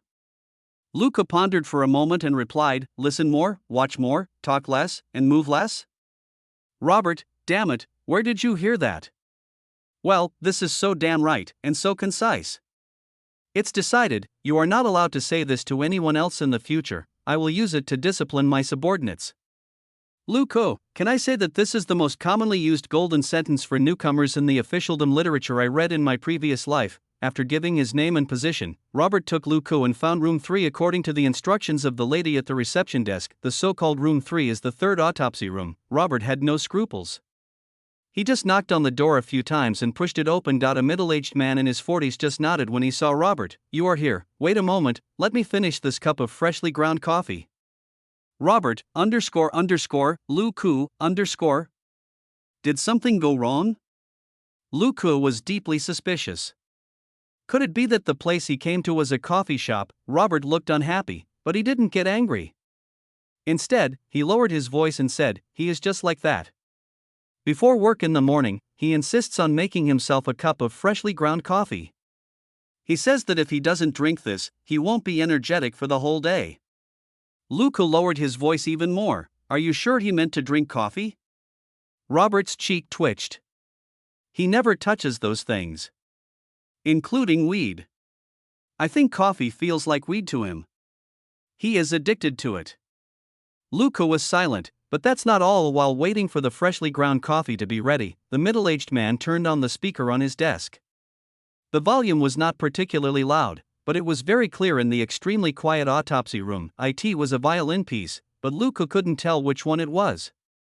He had no interest in it. However, the song was unexpectedly nice. It took a full 30 minutes for the middle-aged man to slowly make a small cup of coffee and drink it, with no intention of sharing it with Robert and the other man. Robert was no longer impatient, as he knew the temper of the man in front of him, and he would never be impatient even if he was beaten to death. Who can blame him for his ability? Well, the fact is that this guy is the only official medical examiner in Knox City. The middle-aged man put away his coffee drinking equipment and looked at Luke for a moment. Newcomer? Robert, my kid, Luke. He's also a policeman, and today's his first day at work. Mars, can you start quickly? The middle-aged man was amazed. Ha, you brought me here on your first day at work. Are you sure this is his biological child? Luca smiled without saying anything, sticking to his policy of saying less. Wasn't Robert there? Sure enough, Robert's face darkened. Mars, don't joke with my family. The middle-aged man named Mars was stunned for a moment, then smiled apologetically. I'm sorry, I'm used to playing jokes on those bastards in the bureau. You know, Hank, never mind. Chapter 10, Autopsy, Cause of Death, Intimate Relationships. Mars stopped talking about something inappropriate, put on rubber gloves as he walked, and came to the stainless steel autopsy bed. He turned his head and looked at Luca. Young man, are you sure you are okay? Luca nodded calmly. It's not that he doesn't have any feelings, but as a policeman, it is inevitable that he will encounter these things in the future, and he will eventually get used to it. Michelle's cause of death was most likely drowning, and was discovered very early. In comparison, he would rather see this type of autopsy for the first time than the more disgusting ones. The white cloth was pulled open, but only above the chest. Mars carefully examined the head of the corpse under the light. He first took something like a comb and started combing Michelle's hair. There was no obvious foreign matter in the hair. Putting down the comb, he ran his hands through his hair, checking it carefully. There were no obvious head injuries. Then go down. There were no marks of hands or ropes around the neck. Next are the parts that are usually blocked by the camera or mosaicked in forensic dramas. Luca remained silent, just watching carefully Mars's actions. He is not a monster, so of course he would not have any evil thoughts about a dead body. This is not a TV drama, and the person lying on top is a real corpse. He was observing Mars' inspection process. Although he doesn't know how to be a forensic scientist, being a policeman requires him to know some forensic knowledge. Mars checked Michelle's front from head to toes and called Robert. Robert, who had already put on rubber gloves, came forward to help and turned Michelle to the side. Mars checked it from top to bottom again and shook his head. You can put it down. There are no obvious external injuries. Robert put the body down and said, check first to see if she had any sexual activity before her death. Mars glanced at Luca next to him again. Are you sure? Robert, sure. But he immediately turned to Luca and said, stand over there. Luca still didn't say anything and quietly changed his standing position. This is Michelle's side. Apparently Robert doesn't care as much as he says. Mars examined it for a moment and raised his head. The deceased had committed adultery before his death, and he also left behind a lot of little lives. Robert rolled his eyes. Then let's first identify who the father of these little lives is. Can you determine the cause of death? Mars, wait. After another round of examination, he said, it should be death from suffocation. Robert raised his eyebrows but said nothing. Mars glanced at him with boredom. But there's no water in her lungs. So, she didn't drown. Ha, you'll have a lot to do. Robert sighed helplessly. Generally speaking, among the several causes of death from suffocation, drowning and neck compression are the two most common ones. If the neck is compressed, it will generally leave marks of rope or hand on the neck. The lungs of a drowned person will definitely be filled with water. Michelle's body was found in the water, but there was no water in her lungs and no marks on her neck. It would be strange if there was no foul play. Robert had been a policeman for so many years that he knew this was almost a clear case of homicide. This also means that he has to solve the case as soon as possible. The town pays their police officers to quickly get to the bottom of the matter and maintain order in times like this. Mars began to examine Michelle's facial features. After a while, he used tweezers to pick out several thin white things from her nostrils. Robert narrowed his eyes. What is it? Mars didn't say anything. He checked Michelle's mouth for a while and used tweezers to pick out a few thin white things. Then he said, okay, although the official report will take a long time, I can tell you what it is now. This is down feathers, which are generally used to fill pillows and cushions. And they appear in the nose and mouth of the deceased. You should understand what the most likely possibility is. Robert nodded. Got it. I'll go back first. If there are any new findings or the autopsy report comes out, call me. Having said that, he called Luca and left the room. Luca followed behind, and just as he was about to go out, he heard Mars say, Hey, Luke, you're pretty good, much more interesting than Robert. Come and play with me next time you have time. Luca turned around, smiled and nodded. Thank you for the compliment. If there is a chance, I will. He waved goodbye and closed the door of the autopsy room. Mars inside was stunned for a moment, then smiled. This personality is not like Robert at all? Could it be that he is really not his biological son? After saying that, he smiled, shook his head, and continued to work. The police car roared back again. As Robert drove, he asked, "Any ideas?" "Lu Ku, he was murdered?" "Robert, do I need to tell you that?" "What else?" Luca thought of a scene he saw last night, and he was a little confused, but he said, "Love killing?" Robert nodded slightly. "It's possible, is there anything else?" Luca shook his head. "I can't think of anything else right now." Robert chuckled, "Really gone?" Luca sighed. "Well, Michelle has an official boyfriend at school, George Joshua, the captain of the school football team." Robert said, "Are you familiar with him? Or are you familiar with Michelle?" "Luca, I don't know any of them. But Jimena is a cheerleader and Michelle is the cheerleading captain, so I know a little about her." "Robert, what else?" Luca was silent for a moment before he said, "Michelle also has a close relationship with the other two players on the rugby team." Robert glanced sideways. "Huh?" Luca sighed softly. "She is dead. I don't want to say this. But she didn't drown accidentally. I can't hide this anymore." Robert smacked his lips. Young people nowadays are really good at having fun. Back when I was in high school, well, I was very pure when I was in high school. Luca chuckled. "Before you start talking nonsense, can you practice your embarrassing acting skills?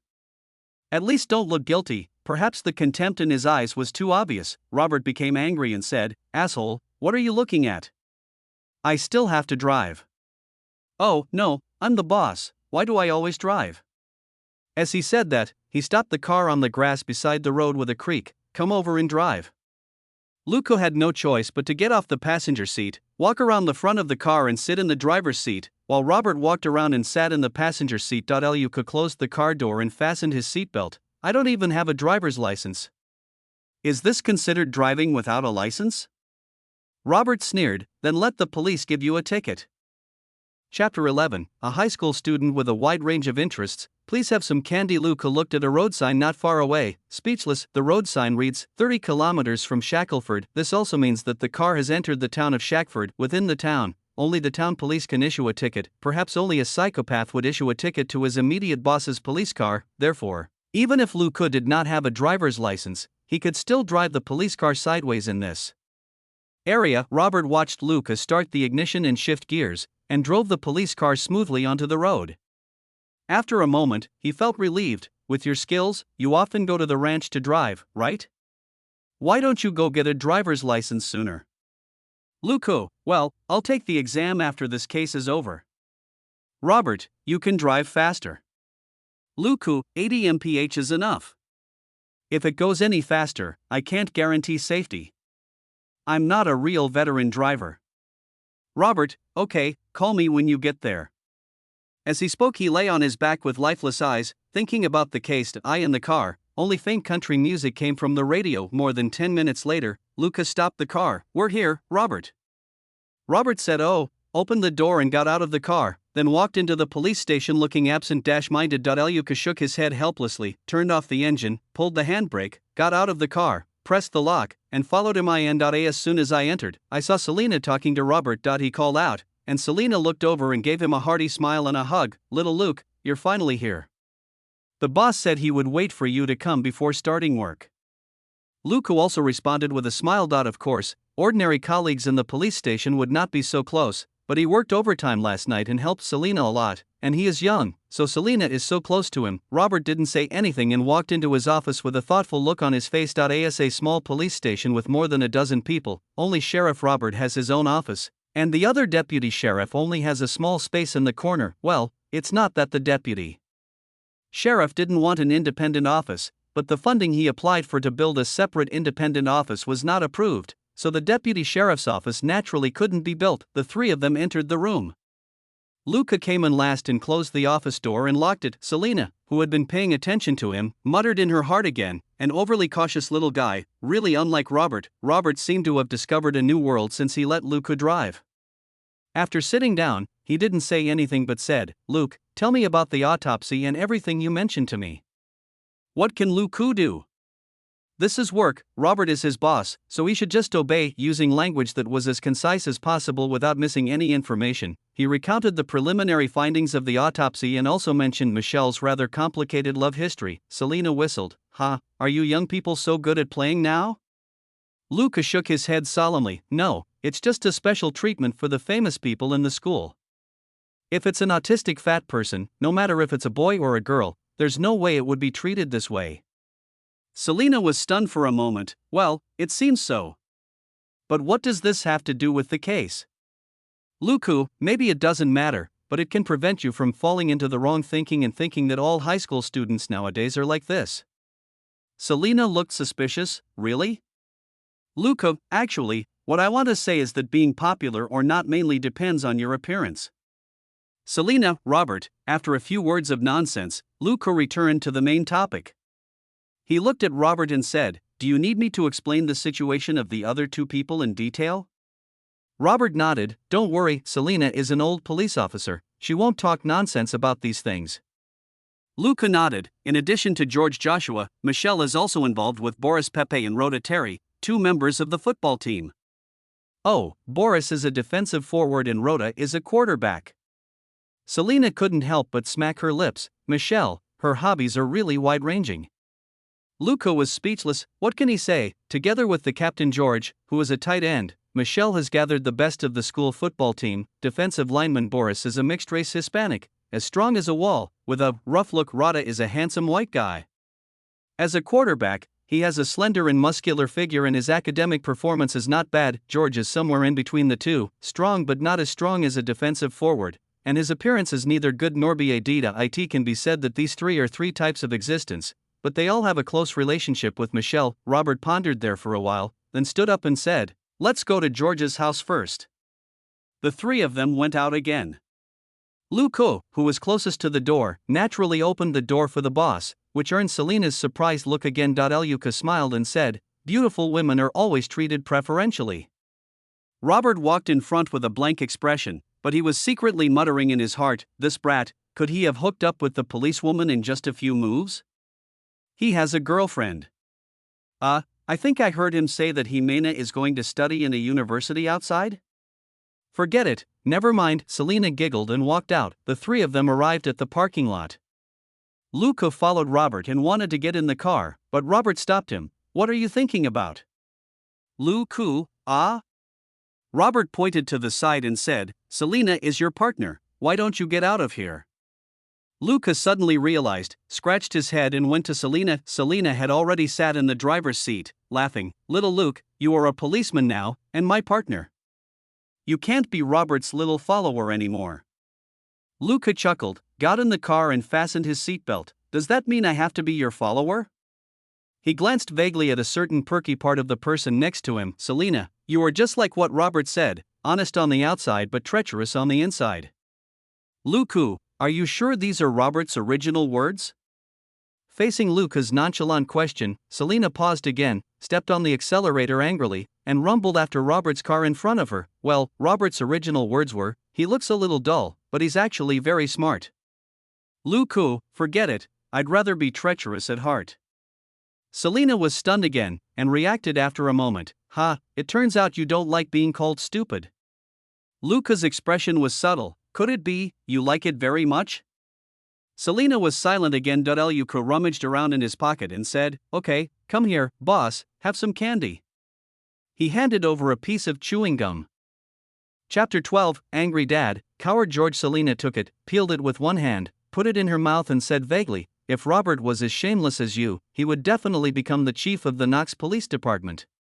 Luca didn't care. No, if you want to be the director, a ruthless heart is the key. Shamelessness is just a derivative of a ruthless heart. Selina thought about it and was unable to refute. Are you saying that Robert is not cruel enough?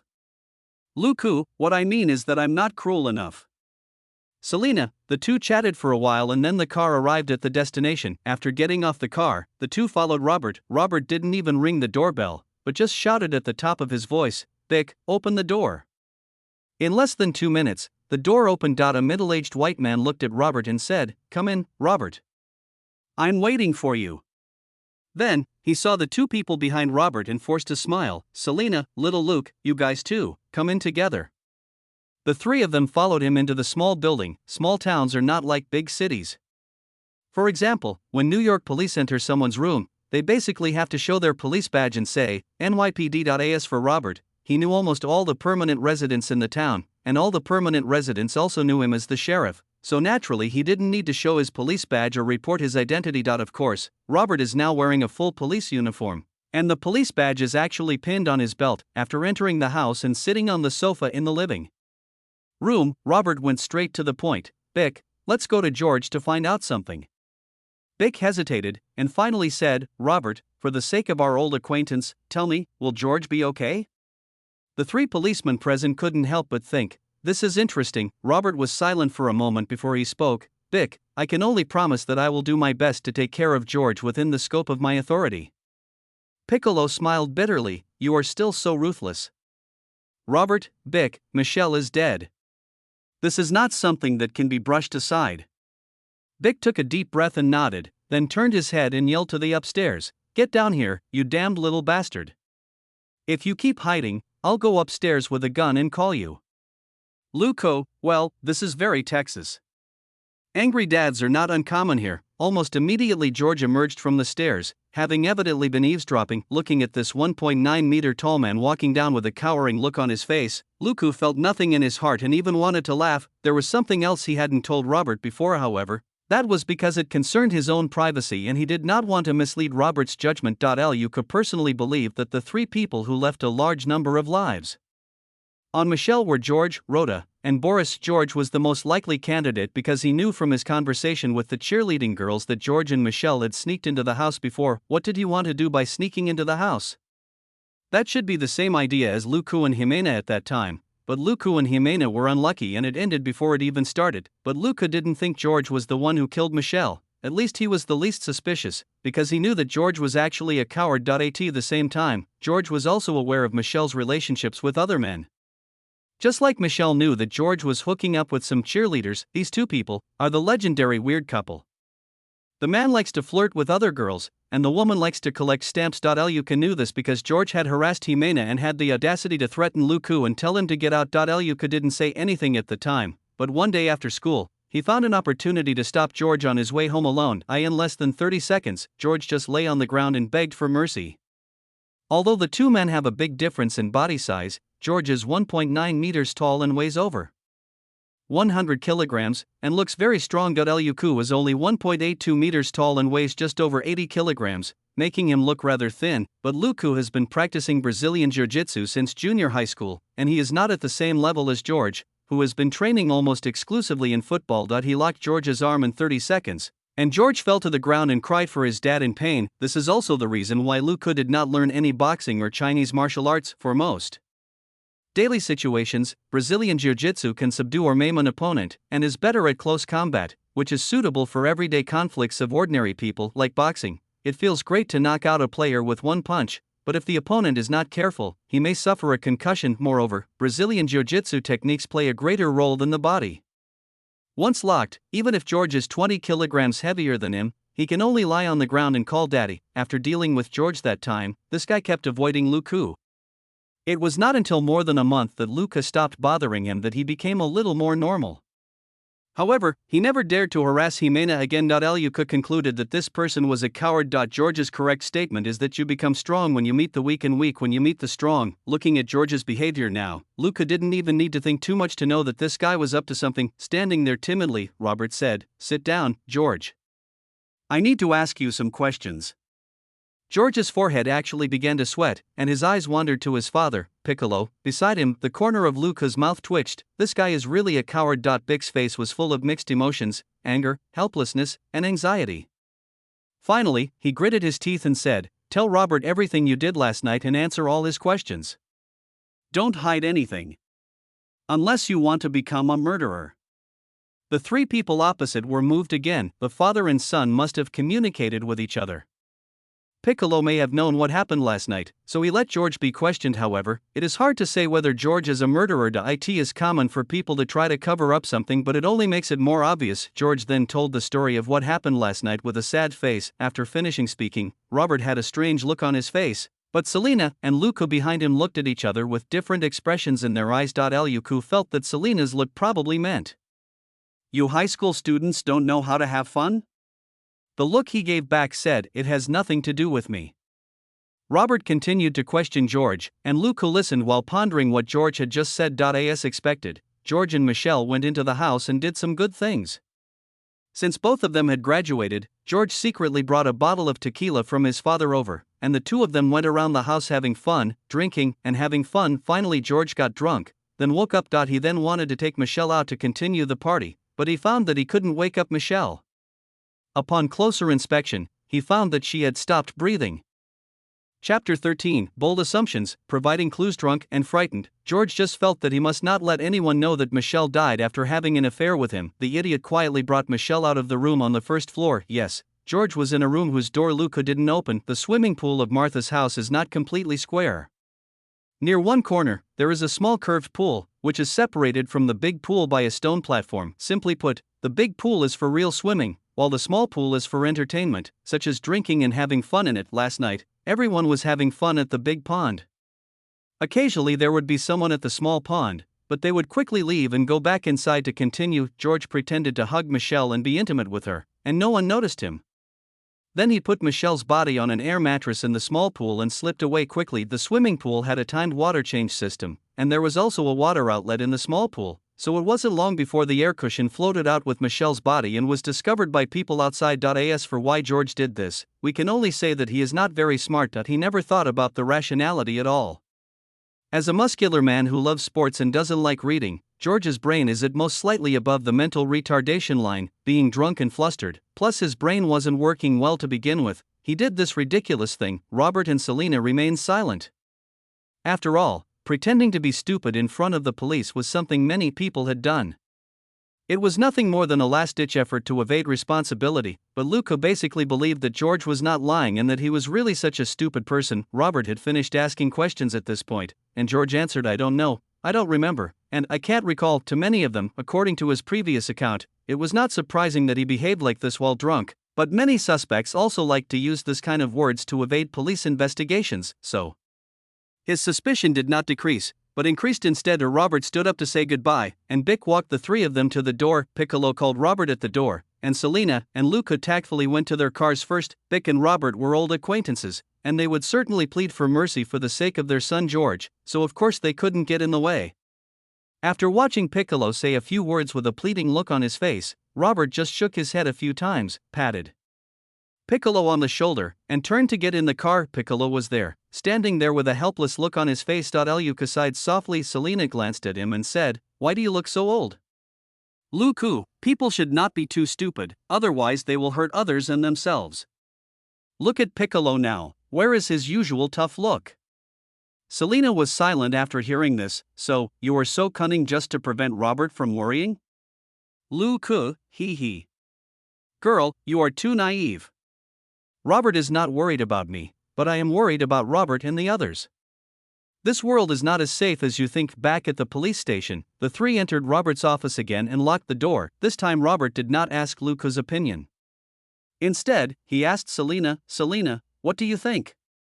Luca silently complained in his heart, "Robert, are you playing the American version of Detective D. Rengia in another world?" Then, the Latin American version of Yuan Fong said, "What George said may be true, but the investigation into him cannot be stopped." Robert knew what this meant, which was that he didn't believe everything George said. He looked at Luca. "What about you?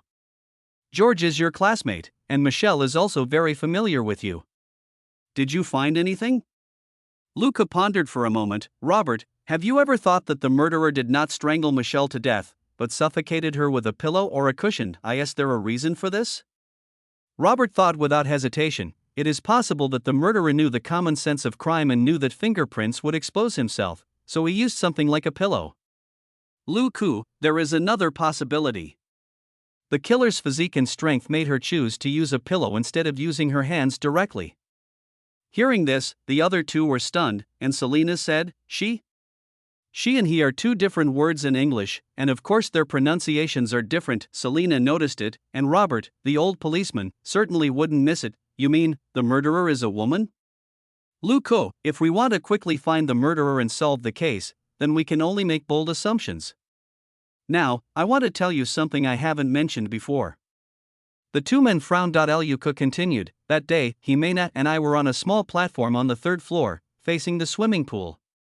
When we heard shouting from below, we looked down and found that there was someone on the side of the small pool who didn't go over to watch the excitement, but quietly walked away.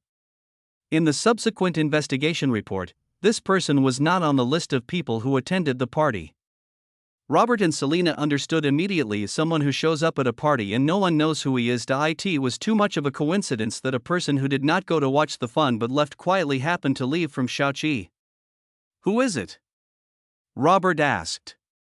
Jessica Thompson is a sophomore in high school, and she is also a member of the Knox School cheerleading team. Luca said. The two people next to them looked at each other. This is the same circle as Michelle. Selina thought for a moment and asked, is she related to George? Or is there a grudge? If there is a relationship, of course it is a relationship between a man and a woman, so the possibility of a murder of passion is very high. If there is a grudge, then it could be a frame-up of George. Luca shook his head. No, she and Michelle had a conflict, but it was not because of George, but because of Luode. Robert and Selina were both stunned. Rhoda? Luca nodded. Luode is a quarterback. He is handsome, strong, good at studying, and has a good family background. There have always been rumors in the cheerleading team that Jessica is pursuing Luode. Robert frowned. Just a rumor? Luca spread his hands and said, they are definitely not in a boyfriend-girlfriend relationship. At least I haven't heard of such rumors. But there are rumors that Luode rejected Jessica's request for a relationship. Robert and Selina looked at each other again. This situation is interesting. Robert walked around the office, and after a moment he pointed at the computer and said to Selina, pull out the information about Jessica and Rhoda. As he spoke, he searched on his desk for a while, found a file, opened it and looked at it for a while. Without looking up, he just asked, Selina, did you find it? Selina, I only have the school's physical examination report. Do you want me to read it to you? Chapter 14, Shoe Prints, staying behind Robert. How big are their feet? Selina, Rhoda wears a size 44 and Jessica wears a size 38. Robert narrowed his eyes, picked up a photo and looked at it. 38 yards?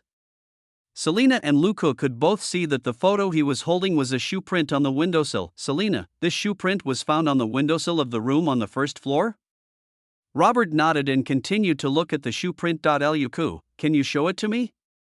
Robert glanced at him and handed him the photo. Luca looked at the photo carefully for a moment, then looked away, as if recalling something.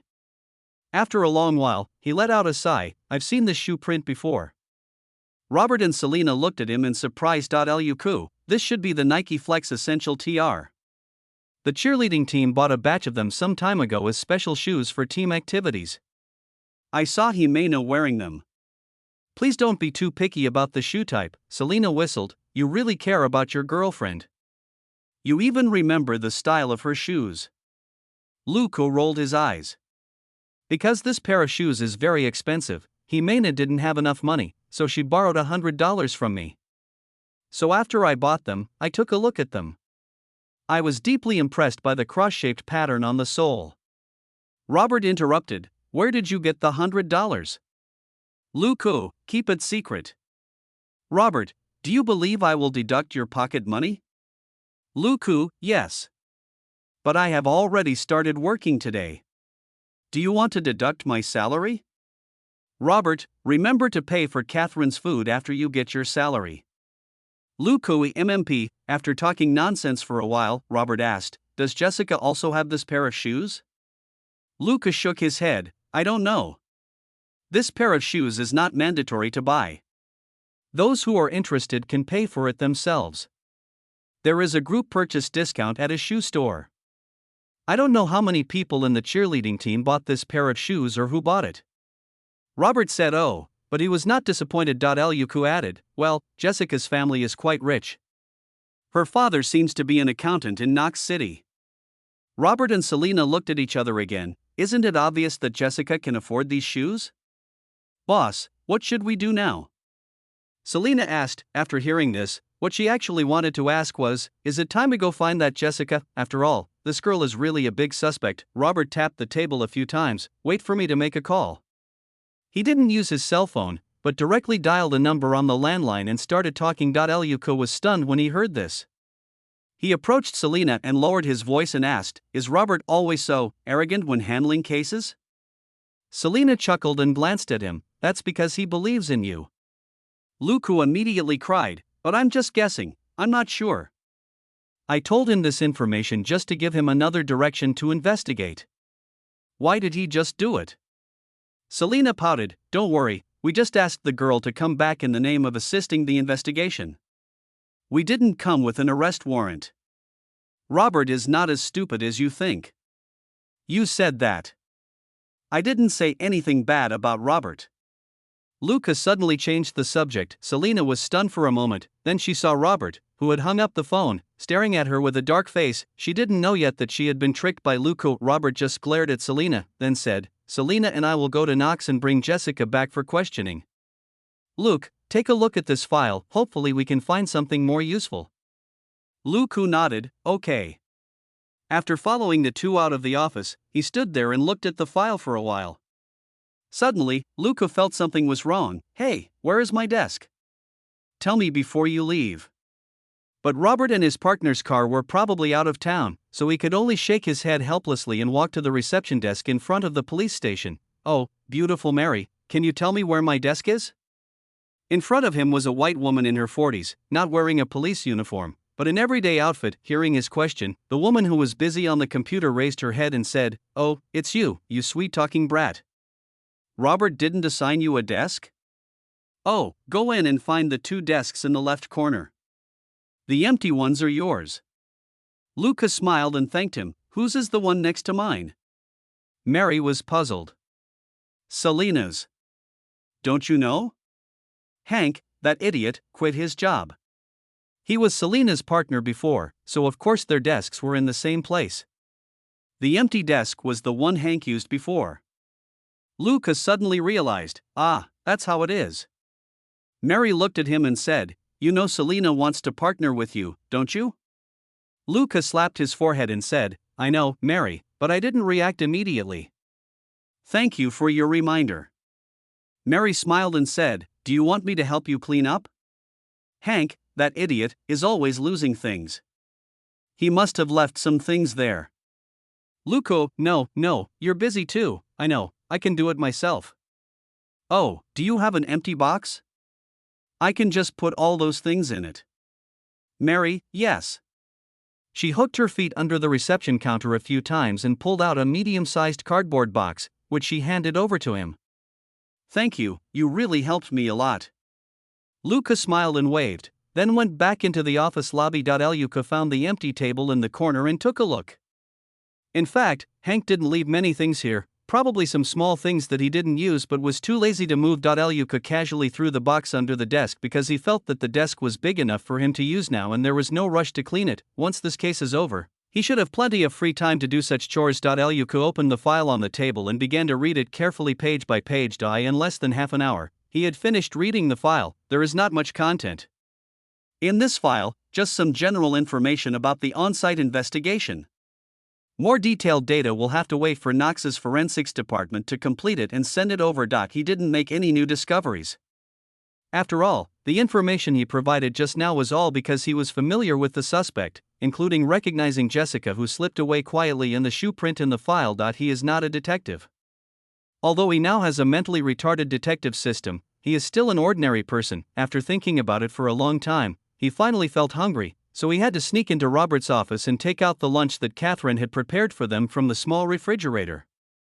Chapter 15, Solving the Case. First upgrade. After heating it up in the microwave in the hall outside, Luca poured himself a cup of coffee from the coffee machine and ate while continuing to flip through the file. It was already 4:30 in the afternoon when he finished his late lunch, looked at the sky outside, and then looked at the time. Robert wasn't so busy that he forgot to eat, was he?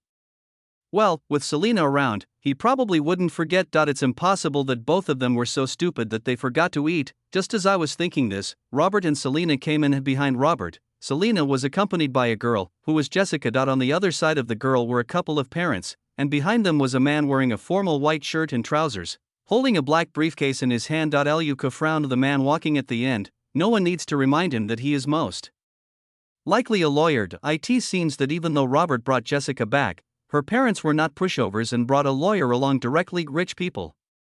Luca sighed in his heart, quickly wiped his mouth and hands with a napkin, threw the paper bag into the trash can beside him, and walked over quickly. However, he did not say anything, but just made eye contact with Robert, without receiving any instructions. Well, that's what it means to do things by the book. Afterwards, Jessica was taken to the interrogation room. Her parents were waiting outside the room, and the lawyer of course followed her in. After entering, the person who questioned me was Selena. She said softly, "Jessica, where were you yesterday from 6 in the afternoon to 12 at night?" "Jessica, I'm at home with my mom and dad." Bingo! Luca shouted in his heart. The lawyer did not stop Jessica from answering. After all, it was a very normal question and did not violate privacy. If the suspect says nothing, it usually means he knows he is doomed. The more he says, the more mistakes he makes, so he might as well keep silent to reduce the risk of exposing more people. Jessica is not a criminal yet, so her lawyer certainly won't let her resist police questioning. However, Luca felt that Jessica probably didn't tell her parents that she had been here yesterday, otherwise the lawyer would definitely teach her another story. Next, the questioning was carried out at a leisurely pace, and Selena did not show any aggressiveness. She just wanted to understand Jessica's relationship with the deceased and the suspect, and any discoveries she had made. The questioning was over in less than an hour, and Robert sent the family and the lawyer away. Luca watched the family drive away before asking in a low voice, "That's it?" "Robert, of course that's the case.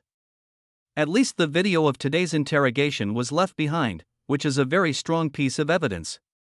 Indeed, as long as there is evidence that Jessica was at the party that night, her answer today cannot prove her guilty, but at least it shows that she lied. After that, Luca no longer worked on the case.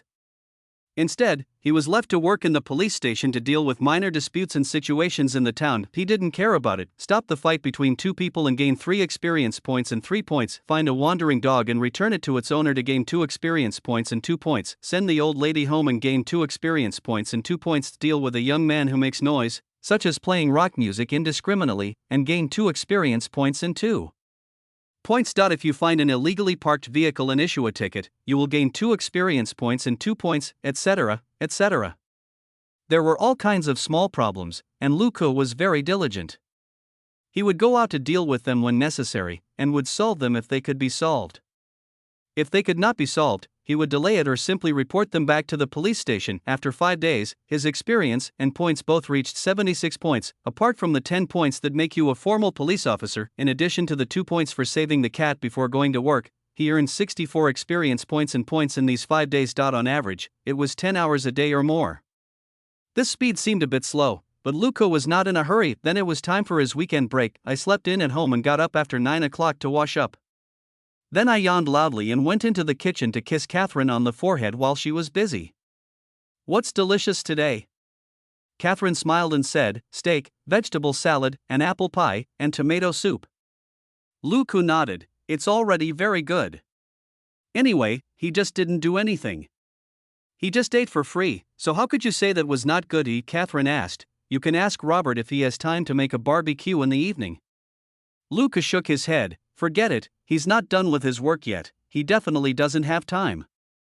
As he said that, he took a bite of bread. At this moment, the system suddenly moved mission. Michelle's murder case completed. The total experience of the task is 100 and the points are 100. The host's mission contribution rate is 70%, gaining 70 experience points and 70 points. When the experience reaches 100, the host's character level will be increased to level 1. Luca spat the bread in his mouth all over the table. This surprise came so unexpectedly. Facing Catherine's strange look, Luca just said that he choked accidentally, then ran out with the bread and milk in his hands. After sitting down on a chair on the porch outside the house and placing bread and milk on the small table, he began to communicate with the system. And no matter how he teases this stupid system these days, it just won't respond. Only when the tasks within the scope of the police's duties are completed will bubbles appear, indicating that he has gained experience and points. But today, he actually got upgraded. After a moment, Feeling the character panel without a panel appearance, Luca felt ecstatic. Character, Luca alias, Luke Coulson. The remaining basic points are 3. Strength 12. Agility 11. Intelligence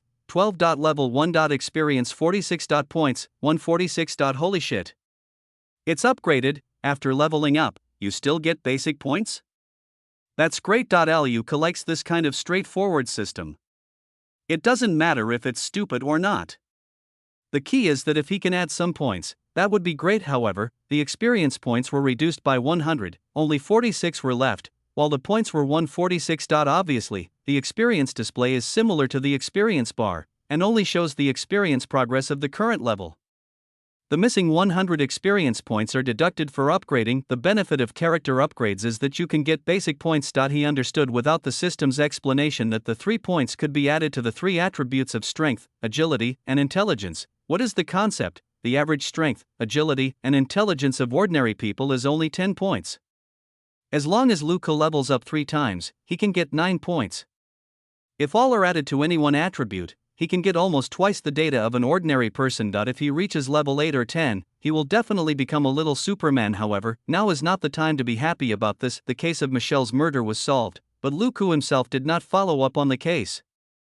The system rules revealed in it were obviously more important. Chapter 16, The Truth Behind Michelle's Death. First bonus point: the detective system is not a boss in the police station. It has its own calculation rules for Luca's contribution to the case. The total score for Michelle's case was 100, and Luca completed 70% of the tasks. Now Luca thought that he played a very important role from the moment the suspect was proposed to the moment he was captured. For example, if it weren't for the scene he saw, it would have been impossible to lock onto the suspect Jessica so quickly. Once the other party goes to another city to study, it is not easy to find her to assist in the investigation. Moreover, as time goes by, a lot of evidence will naturally disappear and people's memories will become blurred, which is very unfavorable for investigating the case. Therefore, his contribution in this case reached 70%, and he obtained 70% of the experience and points. From this point of view, his idea of becoming a sheriff or even a director and having others help him solve cases to gain experience and points is unlikely to succeed. He must make a contribution to the investigation of the case in order to get his share of the credit. Luca was not disappointed with the result. This situation was not bad. The only thing that is unclear now is the points. What is the use of these points? Generally speaking, points are used for consumption, but this system doesn't have any system mall, so the points can only be left there. Perhaps Luca has to wait until he continues to upgrade before he can discover the use of this point. After opening his eyes, he picked up the bread and milk beside him and started eating. After finishing his meal and going into the house, Luca thought for a moment and called Selena's office phone. "It's me, Luke. How's the case going?" After a moment, Luca hung up the phone and nodded with satisfaction. The case was solved. It was exactly consistent with the information he provided. The person who killed Michelle was Jessica. The day after Robert questioned Jessica, he took the search warrant he had applied for, launched a surprise raid, and found the pair of sneakers directly in Jessica's house. Secondly, there were some clothes that Jessica hadn't had time to wash. Relying on his memory of that night, Luca described what Jessica was wearing that night, so Robert's search was targeted. Then, Knox's forensic department worked overtime and found Michelle and George's mixed body fluids on Jessica's clothes. This evidence, combined with the shoe prints, made it clear what Jessica did that night. The actual situation was that Jessica had long been aware of Michelle's whereabouts, watched them enter the room, and after the two of them got drunk and fooled around, she quietly entered through the window, suffocated her with a pillow, and then left through the window. Of course, in the process of suffocating Michelle, she was sitting astride Michelle's body, which was lying on her back. When she exerted force, her clothes naturally got stained with some of her body fluids. This is the most fatal evidence, even more fatal than shoe prints. After all, she wasn't the only one who had the shoes, but the clothes stained with Michelle and George's body fluids could only have happened at the party that night, because before, George and Michelle had always been together in their respective homes, and it was impossible for her to come and go as she pleased. This is not the point. The point is that when Robert came back in the evening, he told Luca the details of the case, leaving Luca speechless. During the interrogation, Michelle quickly lost control of her emotions. She ignored the lawyer's request for her to stop talking and cursed Michelle crazily. She also told Michelle why and how she killed her. The reason was really a murder of passion, because Michelle was dating many men, especially quarterback Rhoda. This handsome young man was Jessica's true love, and her several requests for dating were rejected. Jessica felt that it must be that bitch Michelle who had been seducing Rhoda and made him reject her. Now that Rhoda has graduated and Jessica is only in grade 11, there is definitely no hope for the two of them. After accidentally learning about the party, Jessica secretly drove over and stared at Michelle while everyone was partying. Of course, according to Jessica, she didn't mean to kill Michelle, she just wanted to beat her up. As for why Michelle died, Jessica said that she saw Michelle and George fooling around, and thought about this bitch still hooking up with Rhoda, so she was furious and picked up a pillow to scare her. Unexpectedly, Michelle was so drunk and fooling around that she had almost no consciousness and was suffocated to death. She didn't notice that Michelle was dead, but because she was drunk, she felt that her revenge was unsuccessful. She had just come out and was about to leave when she found that George had also come out and threw Michelle into the pond. She just watched coldly from the side and didn't understand what was going on with Michelle. Later, Michelle was found not breathing and was being rescued. She felt something was wrong and ran away quietly. This was also the situation when Luca saw her back on the small platform. After returning home, Jessica felt uneasy, but she was unsure of the situation. She felt guilty and did not dare to call anyone else, let alone tell her parents. The next day, Robert asked her to go to the police station to assist in the investigation, which scared her. Before her parents could react, Robert showed up with a search warrant on the third day. The specific follow-up of this case is no longer the business of the small-town police station, nor is it Robert's business. Their work has been done. What remains is for the district attorney to file a criminal lawsuit against Jessica, and for Michelle's family to file a civil lawsuit against her. The small-town police department demonstrated its capabilities by solving the case within a week. More importantly, Michelle is a small-town kid, while Jessica is a Knox City kid, and the residents are certainly satisfied with this result. Luca was even more satisfied. He took advantage of his vacation to test his own strength. Using the simple fitness equipment Robert had in the backyard, having played some games before, he decided to be a pure strength character first, which meant adding points to strength first. After all, the attribute of strength is definitely useful. Why is the Hulk so strong? Isn't it because he is so strong that he can smash the Chitauri warships? Luca didn't expect to be that powerful, but it's always a good idea to have more strength. The remaining 3 basic points are added to strength, and the strength reaches 15 points. I simply tested the bench press, deadlift and squat, and it did increase by more than 20% compared to before adding the extra points. Now Luca can bench press 130 kilograms, deadlift 200 kg plus, and squat 200 kg plus. Well, why are the last 2 items only 200 kilograms? Because Robert's simple fitness equipment can only reach this weight at most. Luca just knew that he still had some strength left in the last 2 items, especially the squat, but he didn't want to go outside for testing, and he didn't want people to notice the sudden changes in his body. Chapter 17. I became stronger, more handsome, and more hairless. Fortunately, he was on vacation during the 2 days of the upgrade. After the additional points were completed, he felt weird all over for more than a day. The feeling is neither pain nor itching, but more like a combination of soreness, numbness, and swelling, as if the muscles in various parts of the body are constantly moving. Luca finally understood that adding attribute points was not easy in reality, but compared to improving one's own strength, this discomfort is not worth mentioning, considering that ordinary people have to endure long and boring training in the gym and stick to a bland diet to build a body of well-defined muscles. His suffering is nothing. Before the addition of points, Luca's body was only considered average, with a body fat percentage fluctuating around 18%, but after the addition, just looking at the chest and abdomen, you can vaguely see some muscle outlines, and the body fat percentage has definitely decreased. Not only that, not long after he finished adding the food, he felt extremely hungry.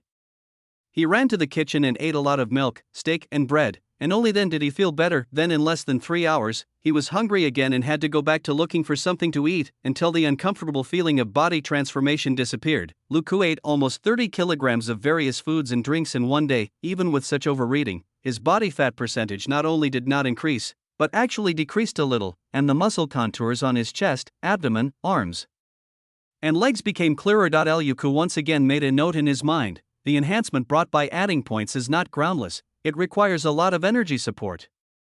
If the external supplement is less, it will consume his own fat to complete the enhancement. Moreover, the basic attribute of strength seems to have a side effect on physical strength and health.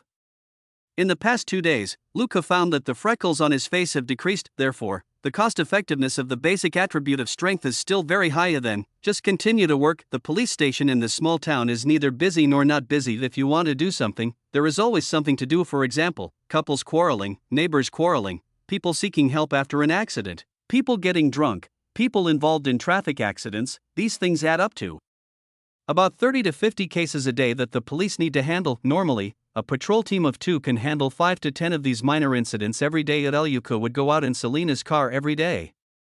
Occasionally, Selena would snatch away his experience and points for a certain dispute, but most of the time he would actively step forward to deal with it. Luka explained to Selena about his behavior that he wanted to familiarize himself with the process and methods of handling such matters as quickly as possible, and Selena was responsible for guiding him. Selena was very satisfied with this.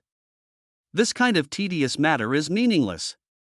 A couple who likes to quarrel can quarrel 5 days a week and rest for 2 days, making it almost like going to work. Other things like water leaks, air leaks, or some wild animals running in are equally boring. If Luka wanted to do more, Selena would certainly not object. Luka would not object even more, although it was boring for him to deal with these things. Most of the time he spent on them was less than 10 to 20 minutes, and he would get about 2 to 5 points of experience and points. In this way, the score was at least 10 points a day, and at most a little over 20 points. In the 4th week of his official work, Luka was promoted again. System reminder: experience reaches 300, and the host level is upgraded to level 2. The remaining basic points are 3. This time, Luka did not order more food immediately. Instead, he waited until his 2 days off and used his salary to buy a lot of high-calorie, high-protein, and high-fat food in his room before he chose to order more food. This time I still need to add strength. Nothing is more real than having a good body, and moreover, once this power is added, it is not only internal but also external. After adding 3 basic points, Luka's strength attribute reached 18 points. This is almost twice the level of the average person. If you add 3 more points next time, the strength attribute will become 21, which is truly twice the level of an ordinary person. Didn't he know how powerful he would be at that time? Luka was dreaming while eating and drinking in the house. When the vacation was over, I tested Robert's simple training facilities again. This time the bench press reached 150 kilograms. Although there were no heavier weights to test the deadlift and squat, he could feel that the weight of 200 kilograms was already easy for him as he exercises every day. It was obvious that his actual strength was far beyond the weight. Luka still didn't show off. It would be better to hide it for half a year. Then it would be more reasonable to say that he had been exercising diligently for half a year and his physical fitness had greatly improved. He has only been working for a month and suddenly he has become a super macho man. It would be strange if people didn't suspect him. Well, actually it's okay for others to suspect him. It's just that Luka doesn't like to reveal all his cards. The effect of adding points this time is more obvious. It's just that Luka doesn't like to show off, otherwise he would learn from those fitness fanatics and lift up his clothes to show his 8-pack abs and pectoral muscles.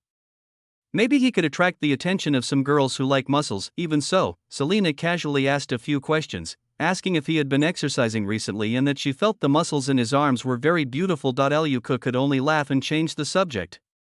After all, the police uniform he wore was a brown short-sleeved one.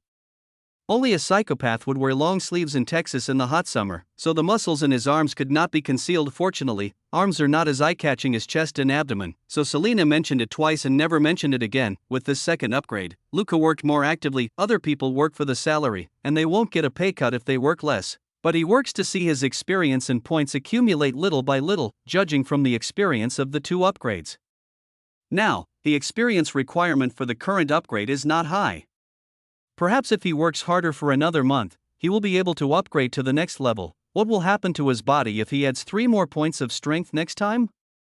Will he become a devil muscle man? According to his visual estimation, his body fat percentage is now close to 12%, otherwise it would be impossible to see the obvious 8-pack abs. At the same time, his skin became better and his body hair faded a lot, and it was roughly half the quality of his previous life. Well, in his previous life, his skin was better than many women's and he had very little body hair. The most unbearable thing about becoming a white person in this life is the problem of body hair, body odor, and freckles. Now, thanks to the improvement in physical condition brought about by taking the supplement, these problems are gradually being solved. This is really the best thing. His diligence also brought another benefit, which was that the veteran police officers in the police station became more friendly towards him. No one will hate a diligent companion, and this companion will not steal their job. If Luka works harder, others will have an easier time. Luka handled these daily tasks with the spirit of leveling up and killing monsters in online games, and the other police officers felt relaxed. Chapter 18, Speeding, Damn, Chase. Before, when Luka relied on Robert's green light to become a formal police officer in one step, there were still some minor risks. but now, Luku has used his diligence and seriousness to make these veteran police officers accept this new companion, instead of just considering Robert's face, not to mention Robert, who told Luku more than once that he was not mistaken and that someone was born to be a policeman. Luku could only laugh at this. Captain, verbal praise is enough, can you give me a raise? Robert immediately sent him away. Are you kidding? The young policeman, who has only been on the job for more than a month, has not been reported by anyone because Robert is a local tyrant. If he really dares to give Luku a raise, someone will definitely report him for favoritism and abuse of power. Time passed peacefully, and it was the second month since Luka started working. That day, he and Selena were patrolling the town as usual. After walking around, Selena parked the police car in front of a supermarket and went in to buy a can of Coke and a can of Dr. Pepper. Texans truly love Dr. Pepper, but Luku can only say that he is Chinese and cannot accept that weird taste. In fact, he didn't really like Coke, he had had enough of it in his previous life. However, Selena said that if we want to gain weight, we should all gain weight together. It is not possible for me to drink carbonated caramel drinks while you drink soda water. After getting in the car and handing the Coke to Luku, Selena opened her Dr. Pepper and took a big sip, then burped with satisfaction. Seeing Luka still playing with the Coke in his hand, she immediately became dissatisfied. What? You want to wait until after get off work and then throw it in my car? Luka had no choice but to reach out to touch the pull ring and prepare to take a couple of sips just to pretend. This time, a loud music came from far away, mixed with two crazy laughs. A moment later, a car whizzed past on the street. The supermarket where Selena bought the drinks was on the corner of the street. In order to avoid the sunlight, she turned the police car into the small street next to it, so the cars passing by on the street could not see the police car. Selena raised her eyebrows. Isn't this speeding? Luku nodded quickly. Definitely speeding, probably about 90 miles per hour. He also quietly moved the Coke in his hand to his side. This place is close to the north exit of the town, but still within the town, with a speed limit of 40 mph. 90 miles per hour was definitely speeding, and by a lot. Selena put the car in gear, stepped on the accelerator and backed the police car out quickly. Then we'll have to give them a big ticket. Recently, the town has been complaining that our salary is too high. Any income we can generate is good. Luka nodded and said, there has indeed been some rumors about this recently. Once it becomes a reality, it will either be a pay cut or layoffs, and Luka will not be able to escape either way, since he is the one with the least experience. Selena stepped on the accelerator, the police lights flashed, and the sirens sounded. However, Luka did not use the horn to warn the speeding car because it had already gone quite far away. However, after a moment, Luka realized something was wrong. As soon as American police lights turn on and sirens sound, the car in front must slow down to see if the car is coming towards them. Those who don't slow down usually have something wrong with their brains or something they are guilty of. Selena's eyes sparkled with excitement. Well, now we have to give them at least a $500 ticket. Luku, boss, as long as you are happy. After chasing for more than 10 minutes, the car in front was still moving, but the police car was still dozens of meters away from them. The other person was driving a Ford sedan, which had good performance. It was lighter and accelerated faster than the F-150 driven by Selena. If the other car hadn't twisted for no apparent reason from time to time, Selena wouldn't have been able to catch up so closely. Even more suspicious is that you can even see some smoke coming out of the car window. Smoking? Luku didn't think so. It was more likely that the other party was smoking marijuana. In this way, the other party's driving style makes sense. It also makes sense not to pull over when you see a police car blaring its sirens. Just as Selena gritted her teeth and Luka looked at the road sign for entering Knox not far away and felt that the fuel might be wasted today, the car in front suddenly twisted again. This time, it was not as lucky as before. It rushed into the wasteland on the side of the road at a very fast speed and hit a concrete pier. It spun around in the wasteland for several circles before it stopped. Selena was overjoyed. She turned the steering wheel and the police car stopped 7 or 8 meters away from the other party. As soon as the car door was pushed open, the tough girl jumped down. Her right hand had already unfastened the holster and pressed the handle of the gun. Luka then used the loudspeaker to speak in a routine manner. Listen, everyone in the Ford, we are from the Shackford Police Department, please get out of the car and be inspected. After saying this to both sides, there was no movement in the Ford car. Selena stood behind the car door and observed. Warn them again, if there is no movement, we will go ahead. Luka nodded and warned again, but still got no response from the other party. He put down the microphone in his hand, opened the door and got out of the car. while also unbuttoning the holster on his waist. However, his shooting skills were not very good, far inferior to that of the tough girl Selena next to him, so he was just pretending. With his other hand still holding the can of Coke that Selena had just bought for him, he was taller than Selena and his steps were a little quicker therefore. After a few steps, he was already behind the co-pilot's side. The passenger window was not closed and he smelled a familiar yet unfamiliar smell. He said it was familiar because the taste was a bit strange, and he said it was strange because he had never smoked this thing before. Big, river crab, hemp. Well, it seems that the two guys in the car are some kind of brain deficient people. They are high on grass while driving. It depends on God that they don't get into a car accident, but today it is obvious that God did not bless them, but cursed them instead. There was only one cement pillar standing alone in the wilderness, and they managed to hit it with their car. Their luck was obviously very bad. Moreover, they were hit by a police car while chasing them. This luck was probably more than -1. While Luca was mocking in his heart, he also moved to within 1 meter of the co-pilot seat, almost level with him. At this time, he found that the two people in the car were moving, but it seemed that the collision just now made them still a little dizzy, and their movements were slow and flustered. However, Luca's enhanced eyesight made him even sharper, and he almost instantly noticed that the two people's movements were abnormal. In the United States, when approaching a police officer after being warned, the most basic common sense is to put your hands where the police can see them, such as on the steering wheel, or raise them up. The two people in the car had their hands on their waists, as if they were still groping for something. Luca's heart was filled with alarm. Chapter 19, Capture. The first big harvest. Selena, holding the gun in her right hand, had already walked to a position 2 meters behind the driver's seat. She was already shouting, "Please put your hands where we can see them, and don't move them randomly." Luca's eyes narrowed suddenly, because he saw the man in the driver's seat move his right hand up, and a black metallic object appeared in front of him. Gun. The right hand of the person in the passenger seat also began to move upwards, and Luca yelled, "They have guns." His left hand reflexively threw the unopened can of Coke in his hand into the car window. His strength now reaches 18 points. Although the throwing action was a bit hasty, it couldn't be resisted because the distance was very close. A can of Coke also weighs 7 taels, which is similar to a brick in some ways. The red can body was almost in a straight line, hitting the co-pilot's cheek with a thud.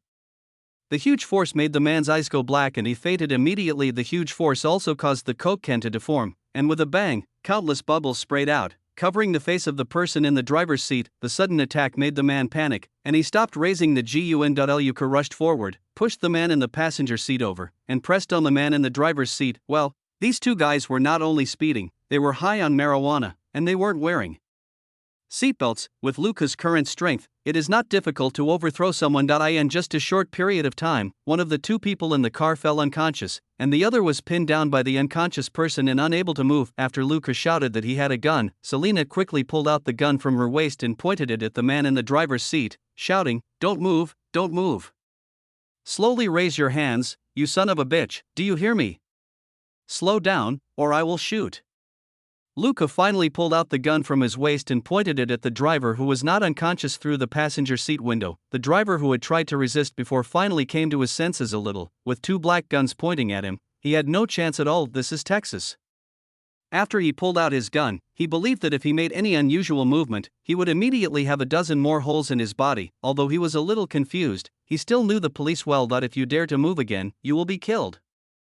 If you are arrested, at least you can keep your life, and you may be released in a few years. He quickly shouted, Don't shoot. I've raised my hand. I'll be very slow. Don't shoot."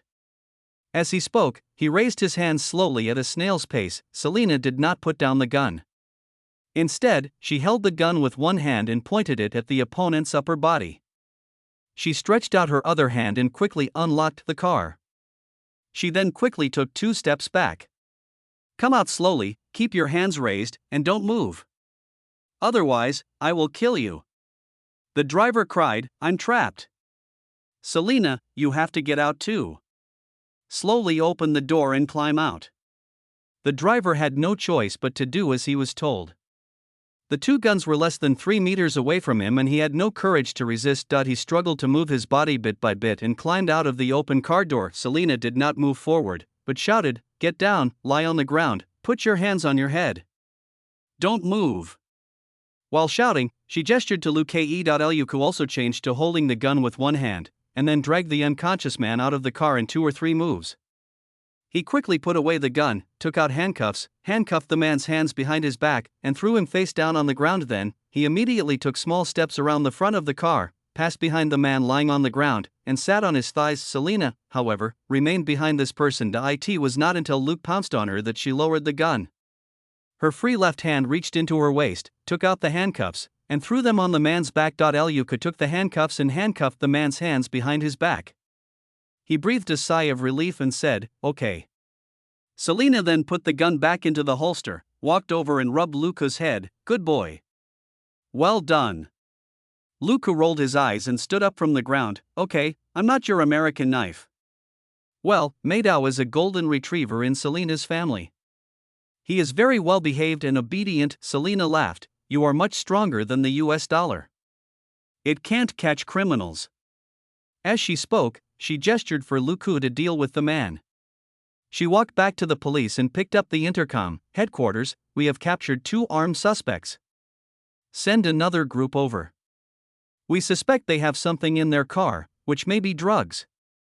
Luca half lifted and half dragged the guy on the ground to the co-pilot's side and put him together with the unconscious man for easier care. Selena said this, put down the intercom, and walked over again. Seeing Luca looking at the 2 people, she leaned over and entered the slightly damaged Ford car and started searching around. After a moment, she cheered, "Oh, there really is something wrong with these 2 guys.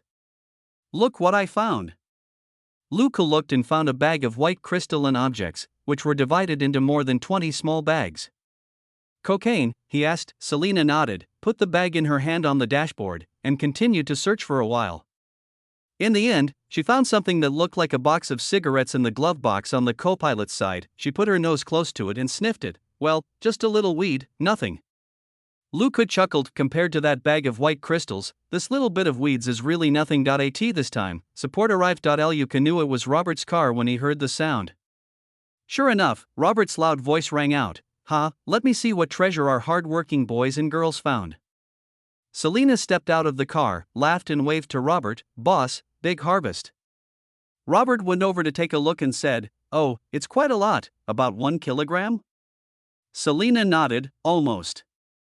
The town of Shackelford was not a busy place, nor was it a common route for traffickers, so it was rare to catch players of this level. Of course, among the real traffickers, the quantity brought by the 2 men is definitely small fry, just bulk cargo, but for the small town, it is already a big case.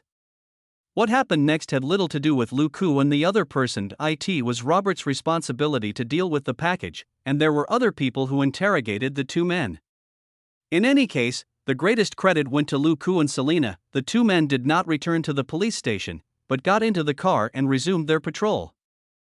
Chapter 20. Changed the direction of adding points and exchange training. Selena was obviously more excited and talked a lot more, but Luca just responded in a disjointed manner. In his mind, he was checking the system information he had just received. Mission: captured the traffickers and seized the drugs. The total experience of the task is 200, and the points are 200. The host's mission contribution rate is 80%, and 160 experience points and 160 points are obtained when the experience reaches 500.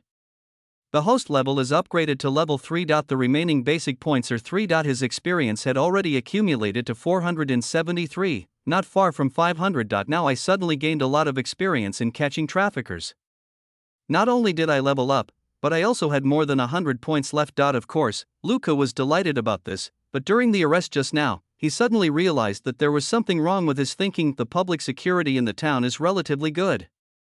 After all, the population is small, everyone is familiar with each other, and there are not many outsiders. Carrying out tasks requires more of a good body.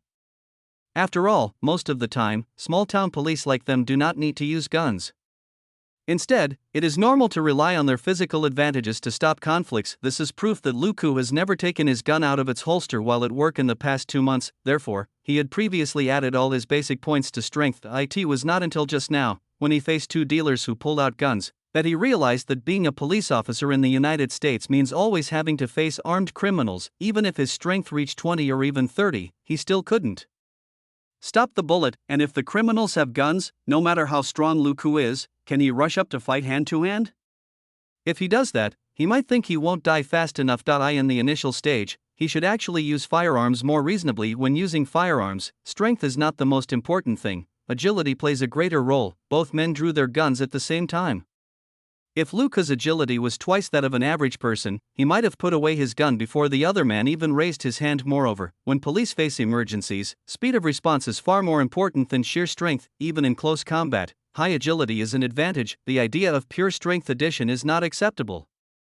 This is reality, not a game. Luka was thinking in his mind and had already decided to add all the basic points this time to agility. After a day, it was Luca's turn to rest. This time he secretly prepared a lot of food, even including some vitamin tablets, calcium tablets, and the like. After a hearty breakfast, he went back to the house and started to add more. Then he had an extremely uncomfortable day. The difference from the previous increase in strength was that this time, after adding 3 points of agility, his whole body itched and he twitched slightly, and this feeling is not just in certain parts of the body, but seems to be felt from the inside out. The food consumption is also much smaller, less than half of the amount when the strength is increased. Luka couldn't help but smile bitterly. If this happens every time, after a few more times of agility, he might develop a psychological trauma. Think about it again. There is also an intelligence option, which is to strengthen the brain. What will happen then? Unfortunately, he couldn't think of any good solution for the time being, so he could only consider it the next time he upgraded. Although it was a big case that we arrested 2 traffickers last time, it did not bring much practical benefit to the police station. In comparison, Luka hoped to catch some dealers who put a large bag of cash in their cars. That way, the money would go to the police department, and he would also have a separate bonus payment, because American police have the right to seize large amounts of cash carried by people. They will be suspected of using it for criminal activities. In name, it is temporarily seized, but you want to get the seized cash back? Sorry, please go to the local area to file a complaint. The DA, District Attorney General, is responsible for hearing such cases. Generally, the DA has a very close relationship with the local police, and 80% of the money cannot be recovered. According to the approximate probability, less than 20% of people will choose to appeal to get their money back, and among them, less than 10% can get it back. It can be said that once the money goes into the police's pocket, it basically won't go away. But forget about the drugs. We can't let them sell them for cash and then use the money to give bonuses to the police. At the end of the day, Luka finally spoke to Selena. Hey, if you have time, please teach me my shooting skills later. Selena stopped walking out and looked at him with interest. Why did you suddenly think of this? Luka spread his hands. Last time when I met those 2 traffickers, I should have drawn my gun immediately. That way, the danger would be less and we would be safer. But because I am not a good shooter, I did not draw my gun immediately, but threw a can of Coke over. Selena laughed and nodded. Yeah, it's just like driving a car. New drivers get nervous when they see a lot of cars. But I'm curious, Robert is an expert with a gun, why don't you learn from him? Luka, I want to say that it's because I can't stand his smug face. Do you believe it? Selena was curious, why is he so smug? Luka, because I had never thought about becoming a policeman before. He offered to teach me how to use a gun many times, but I refused every time. Well, Robert was actually ridiculed by him. The 2 people who are used to bickering in daily life said a lot of unreliable and naughty words, such as, if I want to learn how to use a gun from you, I would rather swallow 100 bullets and commit suicide first. Selena laughed and stepped forward to pat his shoulder. You are so brave to talk back to Robert. Luka disagreed. He is my relative, and relatives should tolerate each other's shortcomings. Selena thought about it and nodded. Indeed. Okay, I can teach you how to shoot. But what about the reward? Luka, aren't we partners? Selena chuckled, but this isn't work. Luka, then what do you want? Lunch, drinks, or desserts for a month? Selena, no, I want you to practice fighting with me. Luka was stunned. What fighting? Selena, mixed martial arts. Luka immediately shook his head. I only know Brazilian Jiu-Jitsu, I'm not familiar with mixed martial arts. Selena, so I want you to practice with me. Besides, your BJJ skills are pretty good, right? Luka hesitated for a moment, but still nodded. It's not bad. Selena, that's fine, we can learn from each other. I've always wanted to learn some Brazilian Jiu-Jitsu. I've read some introductions saying that this technique is suitable for women and can also be used to subdue strong opponents. Luka, okay. What the hell is suitable for women? I am a real man. The 2 of them didn't change their clothes. Selena got in the car and took Luka to a shooting range. This is actually a gun store with a shooting range attached. It is located outside the town to avoid complaints due to loud gunshots. Chapter 21, Old Pad, the dirty talker. At the same time, this is also a designated cooperative business of the police station, and most of the town's police officers practice shooting here. Robert is an old acquaintance of the boss here. After he contracted the shooting training business for all the police officers in the police station, he got a big discount on the price. Of course, because of this, no police would come to check here. Of course, gun shop owners don't like being targeted by the police. As for whether there are any activities to make extra money here, Robert doesn't bother to care. This is Texas, where any household has several guns. It is not uncommon to carry guns on the streets, and it is also allowed by law. Seeing Selena coming over, the boss, a white man in his 50s, whistled, "Oh, our beauty is here." Selena gave him a middle finger and said, "Old Pad, save your dirty talk for those in Knox." The white old man shrugged, "Business is bad, and I don't have the money to get rid of the black skin recently." At this time, he noticed Luco behind Selena and laughed, "Hey, look who's here. Little girl from Robert's family, you actually came to me? Don't you hate shooting the most?" Luco was not angry either. Pad, that old bastard, was very mean. He had scolded him a long time ago, and ever since then he had been calling him little girl, because Luco has never been very interested in playing with guns, and to people like old Pad, men who don't play with guns are all sissies. I just called Luca little miss because we knew each other well. That he gestured to the old bastard, pointing at his clothes. "See what this is?" Old Pad curled his lips and said, "Police uniform, what's so great about that?" "Every day, a few policemen come to his place to practice shooting." Luca chuckled, "Why are you asking?" "I didn't practice shooting before because I had no interest in it. Now I practice shooting for work." "You want to be a chef, does that mean you must like cooking before?" Old Pad smacked his lips and felt that this was indeed true. Work is work, but it doesn't mean that people will like it. Luca then called Selena to go to the shooting range at the back. Everything is big in Texas, and shooting ranges are even bigger. This kind of shooting range outside the town can be built as big as possible. When Luca and the other man went over, at first glance it looked as if no one was on the shooting range, but there were sporadic gunshots heard. After looking carefully, I found that there were at least 5 or 6 people practicing shooting here, but it still didn't seem very noisy. When Selena and the other person came over, one of Old Pad's men brought them a gun. She is a regular customer, and unless she specifically mentions it, then it must be the old rule. Luco? Old Pad was very upset about this kid who had made him speechless at such a young age.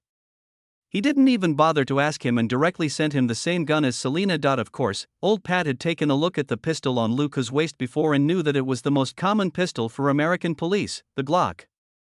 At least 4 or 5 out of 10 policemen use this brand. Luca was surprised. "Don't we use our own guns?"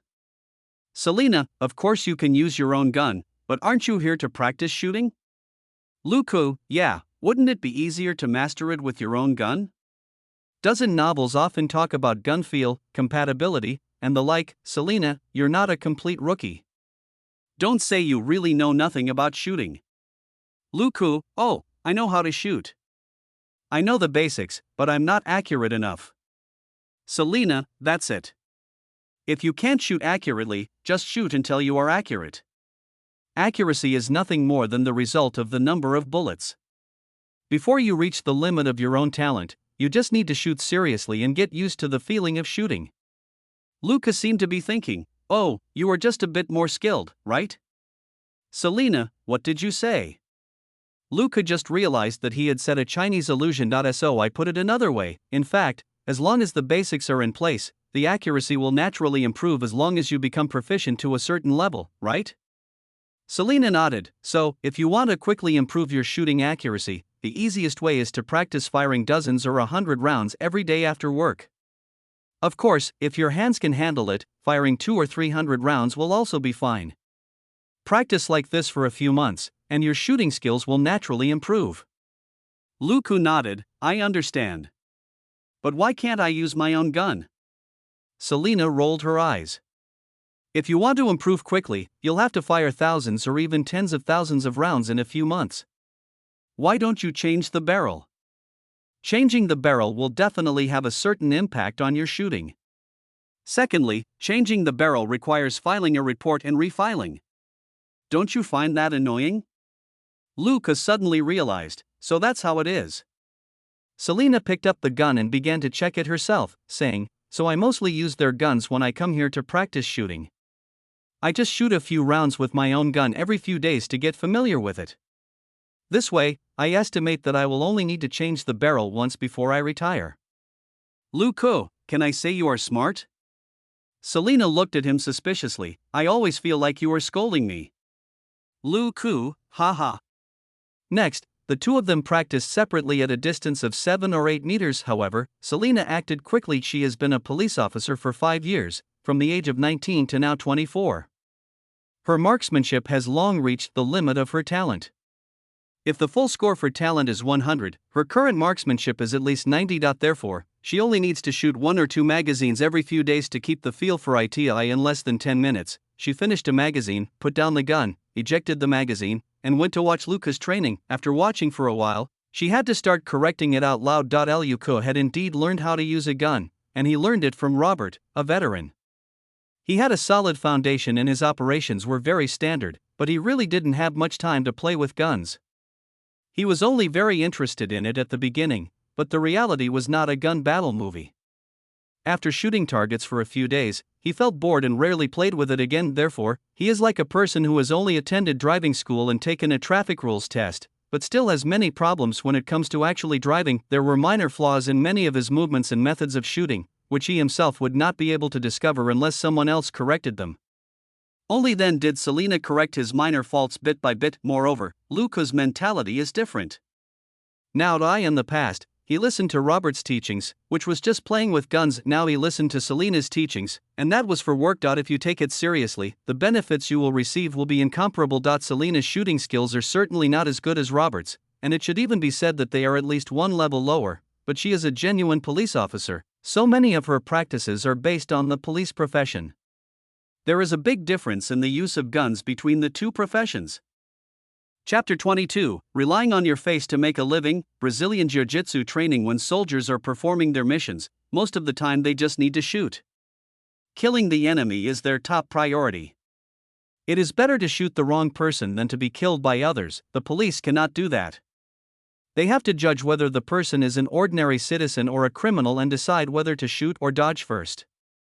After all, if they shoot an innocent citizen by mistake, they may lose their job. The first task of Luca's detective system is to enable him to obtain an official police identity, and he does not want to lose this identity. It took Luca and Selena an hour to teach and adjust. Luca shot out 10 magazines and his hands felt a little uncomfortable, so he stopped. The two men called the clerk next to them to take the gun away, and then walked back to the gun shop in front. Luca took the initiative to swipe his card and paid for both of them, and Selena did not refuse. The teaching she gave Zhang Hao was worth the fee. Old Pad couldn't bear to be lonely and said something flirtatious. "Hey, little girl, Luke has also taken a fancy to our beautiful lady? You're showing your affection so soon. Have you prepared the room fee?" Luca smiled and patted his shoulder. "Old Pad, don't you know that I can make a living by relying on my face?" Old Pad was puzzled. "What do you mean?" Luca continued to smile. "What I mean is, I can sleep on my girlfriend Simon's mattress, wait for her to make me dinner at her house, and then leave." Old Pad was full of disbelief. "Does Robert know that you are so arrogant?" Luca shook his head. "That's not the point. The point is that I don't need to spend money to get all this. But you have to spend a lot of money, including the room fee." Before Old Pad understood what he meant, Selena burst into laughter, hugged Luca, and kissed him on the face. "Boy, I like you." Old Pad was shocked. "Are you guys serious?" Luca shook his head helplessly. "That's because she was happy when she found out that you were not doing well." Selena burst into laughter again, and Luca stopped making sarcastic remarks about that bastard Old Pad and just took Selena away. A few minutes later, a roar suddenly came from the gun store. "Fuck. Are you saying that if I don't spend money, no one will go to the internet with me? You damned idiot." Here, Selena and Luca left the gun store. After getting in the car, Selena didn't drive, but said, "It's still early, why don't you accompany me to exercise?" Luca checked the time. "It's already 6:20, aren't you going home for dinner?" Selena didn't care. "They will leave dinner for me, let's go." Luca, "But my family is about to have dinner." Selena, "Call Catherine and ask her to leave a copy for you." Luca, "I didn't bring any training clothes either." Selena, "Then go home and get it." You can even save the phone bill. Luco, you're talking as if gas is free. Well, the gas money for police cars can indeed be reimbursed, as long as it doesn't exceed the limit. In the end, Luca gave in. After all, Selena had not hidden her skills when she taught him how to practice shooting. Repay a favor with a plum in return for a peach. This is a traditional Chinese virtue. Although he is a white man now, he has not forgotten this virtue. Selena sent him home, gave him a set of clothes for boxing practice, and told Catherine to save some dinner for him. Then he got back into the car and drove away. Catherine stood in the kitchen, looking out the window at the police car going away, then turned to Robert, who was sitting at the dining table, and asked, "Does your police station allow officers to date each other now?" Robert looked at the newspaper and said slowly, "No." "Catherine, then you don't stop them?" "Robert, it's too early. Unless Selena pursues him, that brat won't take the initiative." "Catherine, are you sure?" "Robert, don't forget Jimena, it took Luca 2 months to get that girl." Catherine chuckled, "But I think Selena is more direct and proactive than Jimena." Robert put down the newspaper and sighed, "What can I do? Should I fire them both? I can just turn a blind eye to it." Catherine was speechless. "After all this time, you still can't do anything about them." The police car returned to the police station. The police station is manned 24 hours a day. The one who stayed behind this time was Bob. He looked at the 2 people coming in and said with a smile, "Oh, you guys are so nice? Did you know I was bored and come back to chat with me?" Selena pouted, "Bob, you should satisfy your Jenny first. We still have to go to the training ground, you can have fun by yourself." The unlucky middle-aged man could only watch with a bitter face as the 2 men went to the basement, where there was a small training ground. There are sandbags, dumbbells, barbells, pull-up bars, and various exercise equipment. Although they are not particularly high-end and do not have as complete equipment as a professional gym, they have all the basic equipment. This is also a small benefit for the police officers. Otherwise, if they drive and eat fast food every day without exercise, they will soon become fat people who can't run. There is also a small arena in the corner, which is used for police officers who are occasionally bored to fight each other. Selena casually took off her police uniform, then her pants, revealing a set of sports bra underneath. Luca scratched his head. "Selena, don't you want to change your clothes?" Selena posed as if she was in a bodybuilding competition. "Doesn't look good?" Luca couldn't help swallowing as he looked at the woman's wheat-colored skin, which was even darker than Jimena's, and her smooth muscle lines. Her body fat percentage is definitely below 12%.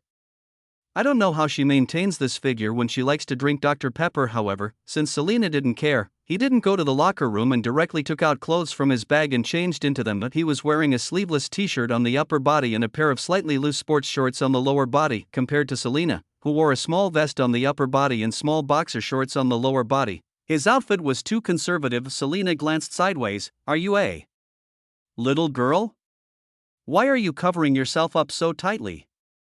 Luca just smiled. He didn't want to be shirtless because his well-developed pectoral muscles and 8-pack abs couldn't be covered.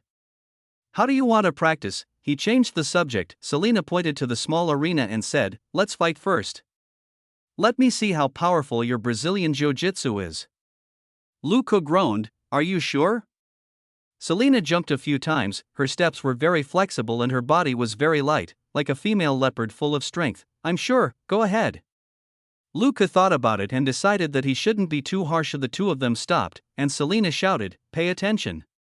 Then she quickly approached Luca. She had obviously learned boxing. Her posture was standard and her eyes were focused. She quickly approached with small steps and then threw a jab. Luca smiled, without raising his drooping hands to block. When she threw the punch, he suddenly leaned forward. Chapter 23, Practicing Brazilian Jiu-Jitsu with a Beautiful Woman. Clara's attack. Selena's fist brushed past his head, but Luca had already grabbed her around the waist, and the huge force instantly pressed her to the ground like a Barbie doll. Before Selena could come to her senses, Luca twisted his body, grabbed her outstretched fist with both hands and pulled hard, and pressed his legs against her plump chest, making her feel suffocated. Luca, "Selena, you lose." "Selena, I haven't given up yet." "Luca, then try to see if you can move."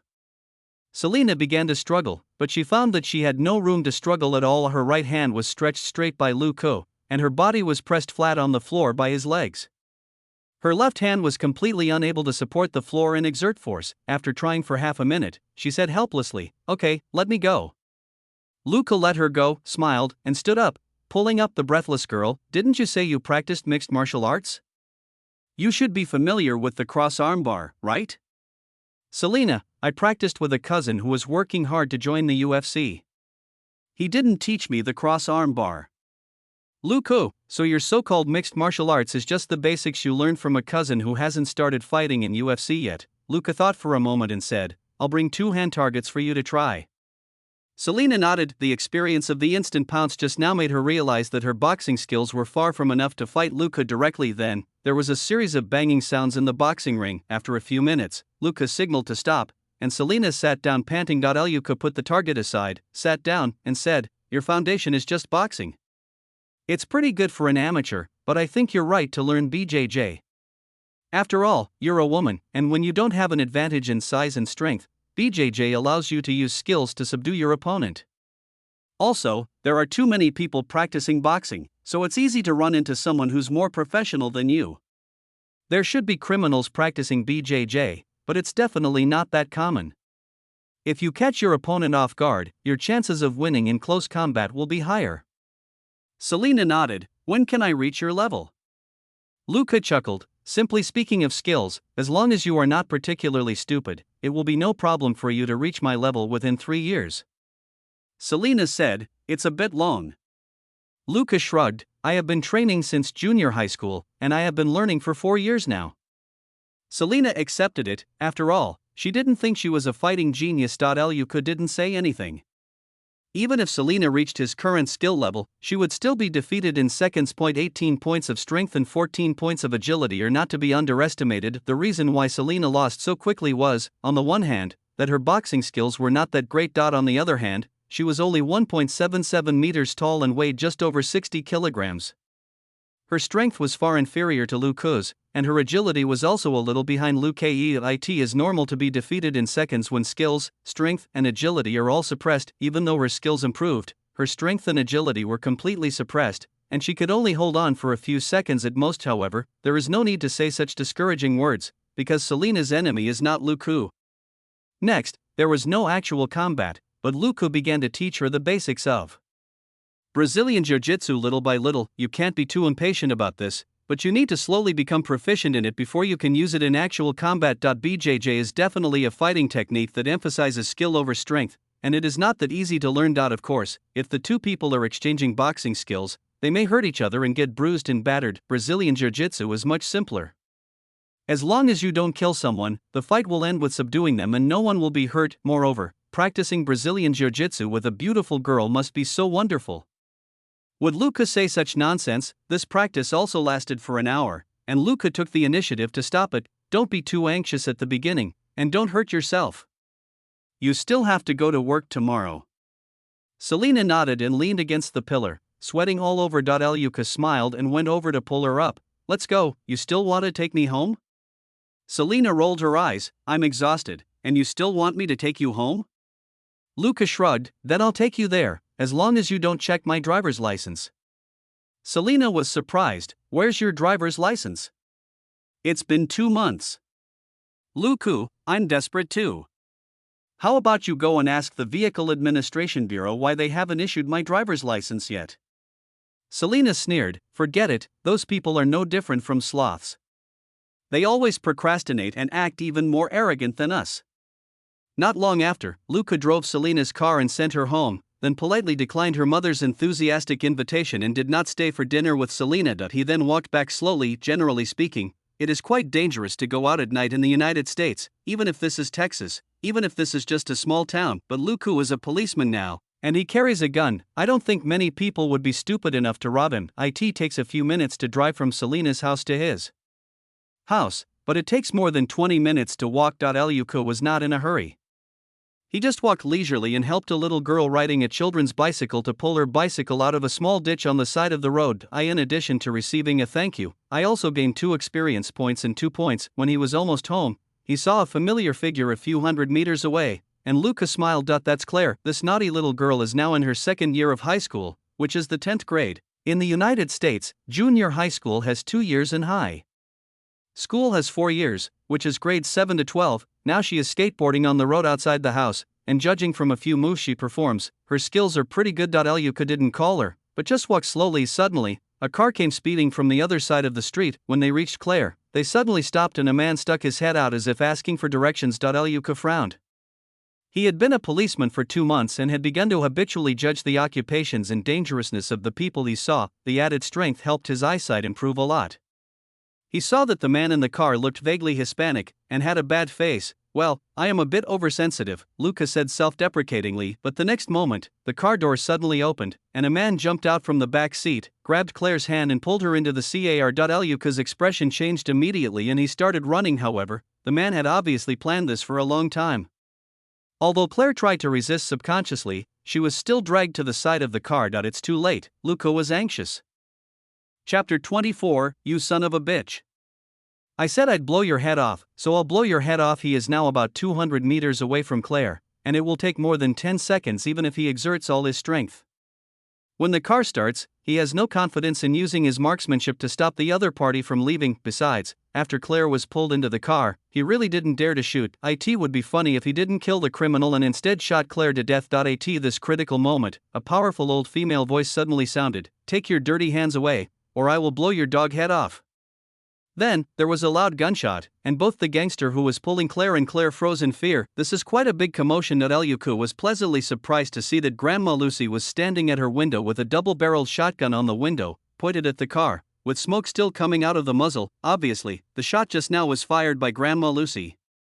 The criminals were a little confused because this was a shotgun, a thing that could kill anyone with one bullet, even if there was an old lady 10 meters away. They would feel guilty. What if this old lady gets nervous and her hands shake, and she really shoots them again? Luca was overjoyed by Grandma Lucy's forceful insertion. With this little surprise, he was sure to arrive before the car started. He said nothing, but moved forward quickly along the shadows on the side of the road. At this moment, the sky was gradually darkening, and his figure was inconspicuous in the mottled shadows on the street. Finally, the criminals reacted. The man who grabbed Claire pulled Claire up, put her in front of him, and reached for her waist. The other person in the cab also made a move, apparently trying to pull out a gun. Luca narrowed his eyes and reached out to grab an old-fashioned metal trash can lid. He took advantage of the momentum and swung the metal barrel cover with one hand, and it flew towards the windshield of the car like a frisbee. At the same time, he flew up, his body almost parallel to the ground. The moment of confrontation with the gangster who held Claire hostage, he stretched out his hands, hugged the man's neck, pressed his body's center of gravity downward, and caused the man to fall sideways. The agility that Luca had just added to 14 points came into play. Even in the air, he could roughly control the movements of his hands,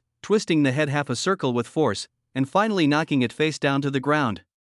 With a loud bang, the metal barrel cover hit the windshield of the cab, causing cracks there. Almost at the same time, there was a dull thud, and the face of the gangster who held Claire hostage hit the ground heavily. Without any resistance, the man fainted. Luca successfully applied part of the impact and gravity to his head, and the man's face was probably flattened. Claire was also thrown to the ground by the criminals. Luca just shouted in a low voice, "Lie down and don't get up." Then, he quickly pulled off the backpack behind him with both hands, zipped it up, and took out the gun from the holster. While doing all this, he also kept his body close to the car body to avoid being directly exposed to the shooting range of the person in the driver's seat. While holding the gun in his hand, he shouted, "Police! You are surrounded. Put your hands up and don't make any movements, or I will shoot immediately." Well, it's actually a program. Luca had already made up his mind that if the other party dared to open the door, he would shoot without hesitation. The gangster who was knocked unconscious by him had a gun on his waist, which was enough for him to use any means. Moreover, Luca was not panicked at all, and not to mention that old lady Lucy, holding a double-barreled shotgun, was supporting him. His home was 3 houses away, and Robert, who was getting off work, was at home. With Robert's level, he will arrive in less than 2 minutes, and the man in the cab will not be able to escape driving? Oh, sorry, the bucket lid that Luca had just used had already created a large crack in the windshield, making it impossible to see the road ahead clearly. If this person dares to drive away, he shouldn't be afraid of a car accident. While shouting, he held the gun in one hand and began to shrink towards the trunk of the car. At the same time, he used his free left hand to quickly gesture to Claire, asking her to move to the back of the car as well. For the time being, this is the safest place. After all, the car was at least 5 meters away from the buildings on both sides, and it would be easy to be shot by the person in the car if you ran over. This is Shackford, Luca's old lair. He is not afraid of delaying time. The door of the cab suddenly opened, and a man rolled out. He looked towards the back of the car with a ferocious look on his face, and was about to shoot while squatting. Luca's heart was shocked and he dodged backwards without hesitation. Judging from the direction of the man's gun, it was definitely aimed at him, but he didn't want to engage in a shootout with the other party within 5 meters, as it might end up with both of them dying. Bang, boom, 3 consecutive gunshots were heard, and then it became quiet outside. Luca was stunned. What's going on? Then I heard the old voice of Grandma Lucy. You son of a bitch, didn't you hear my warning? I told you I would blow your head off if you move again. I would definitely blow your head off. Luca trembled as he glanced towards the roadside, and saw Grandma Lucy with the muzzle of her gun drooping, a look on her face that said, "Come again, little bastard," and the shotgun in her hand had been reloaded with bullets. He quickly leaned his head back and looked at the gangster.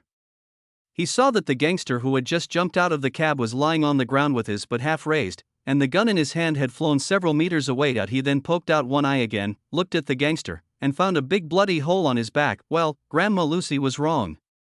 She didn't blow the thug's head off, but shot him through the back. Luca then shouted, "Claire, keep your body down and hide behind the house." He pointed to the house on the other side. Claire was very obedient. She lowered her body and ran. Robert is a policeman and he often gives them safety education. When Luca reminded her of these common sense, she immediately did it reflexively. Luca was on guard with a gun in hand. When he noticed that Claire was out of danger, he quickly stepped forward and kicked the unlucky guy whose face he had just smashed to the ground. It was like a kick from a football goalkeeper. With a click, Luca knew that the man was dead. With that angry kick from him, the man's neck must have been broken. Anyone who dares to threaten his family with a gun will die. Then, he approached the unlucky guy who was shot in the back by Grandma Lucy with a gun.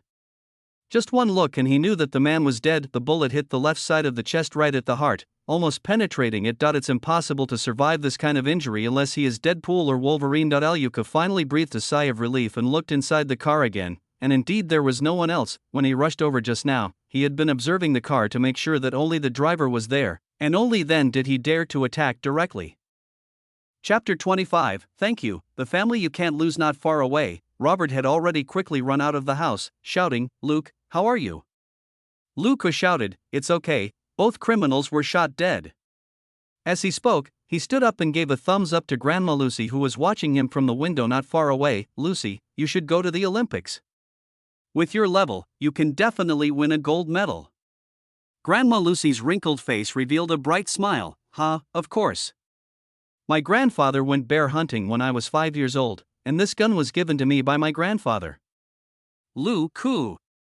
Damn, no wonder this gun is so powerful. It turns out it was used to kill bears decades ago. Small caliber firearms were not popular at that time, and hunting rifles were even more diverse. There is a so-called lion hunting rifle with an incredibly large caliber. The recoil from one shot is enough to break a person's arm. Well, when you think about it this way, the power of Grandma Lucy's old shotgun passed down from her ancestors isn't too excessive.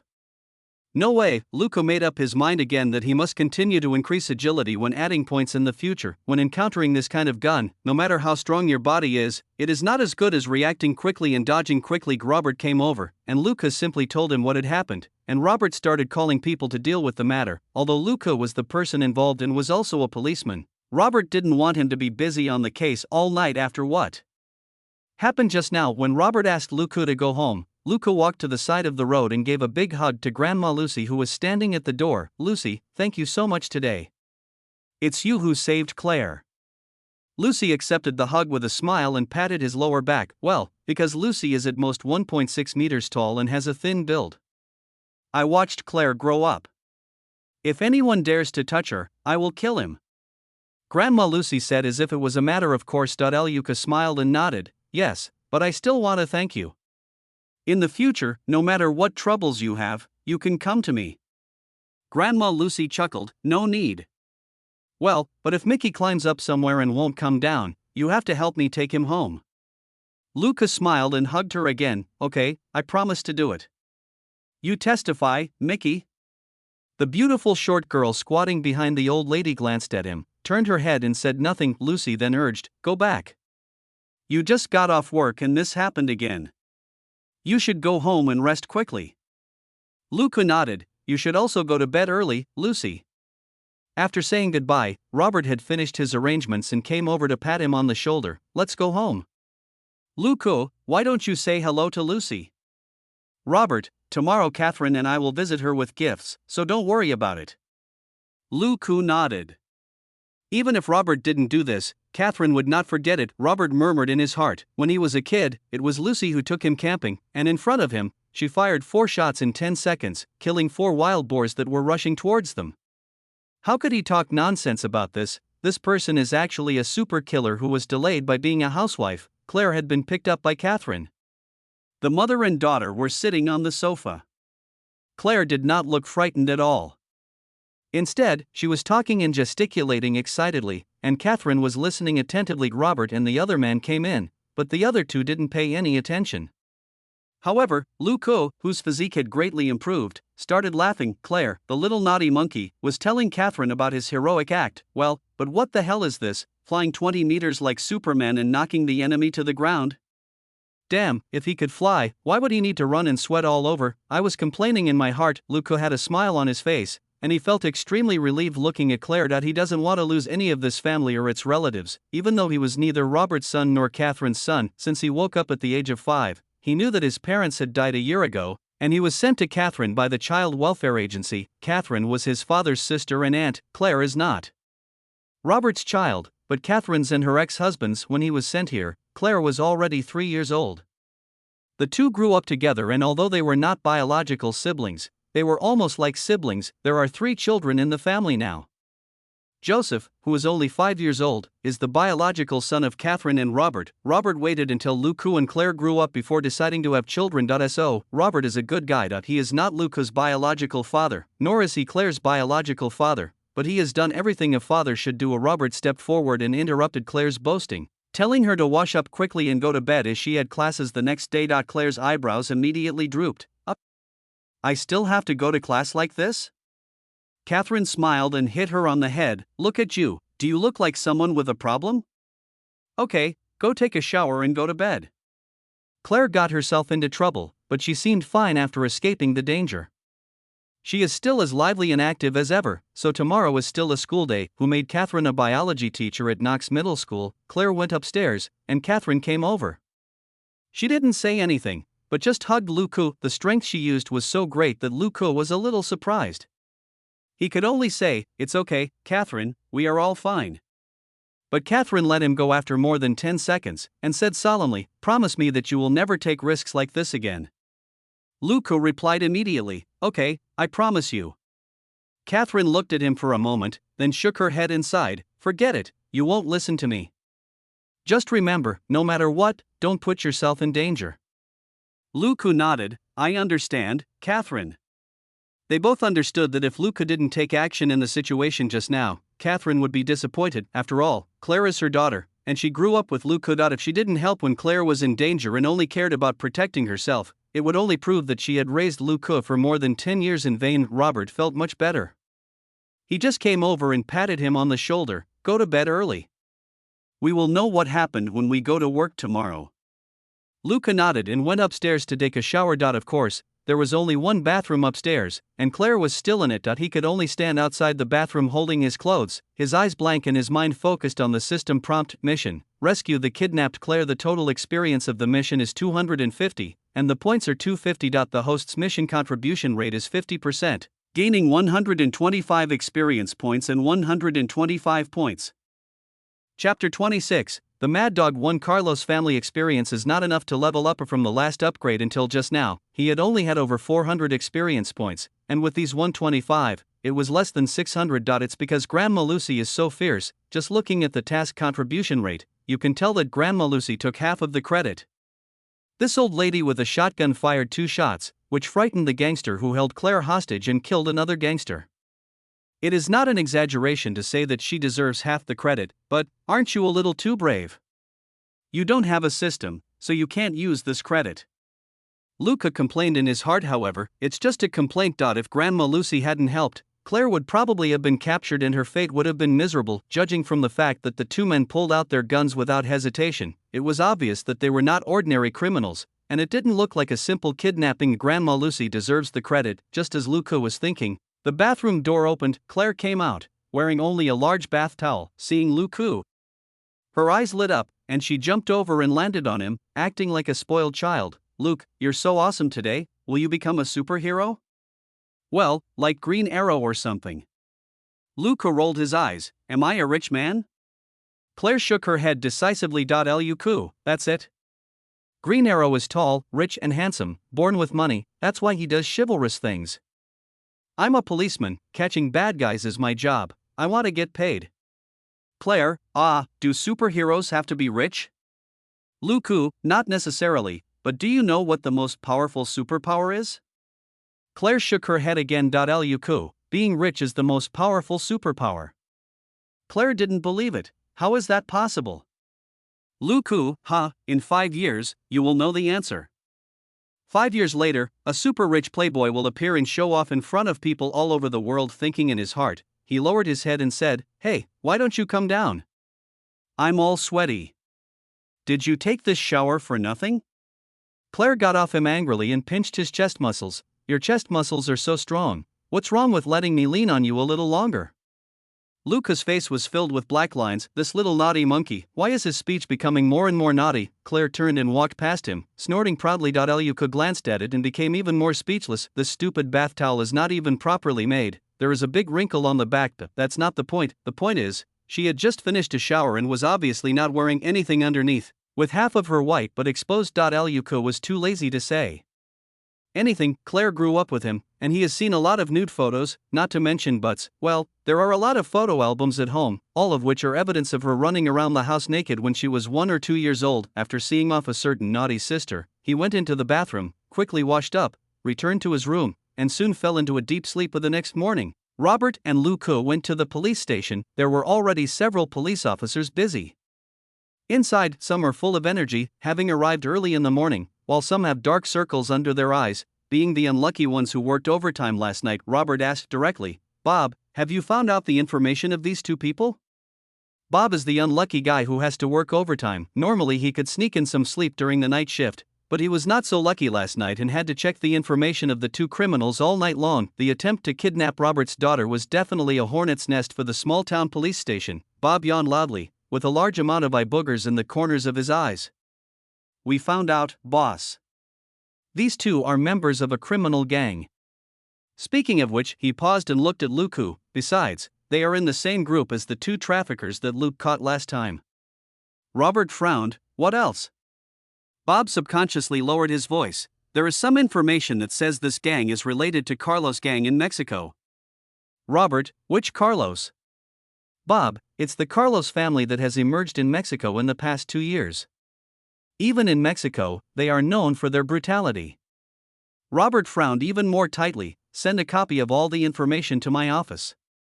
Then he left. Luca also frowned. The gangs in Mexico are already very brutal, and in a country where violence is rampant, being known for their brutality is definitely a big trouble. He walked to his desk and Selena came and was also busy. Luca greeted her, and Selena stopped what she was doing, her face full of excitement. Are you really fighting with the Carlos family?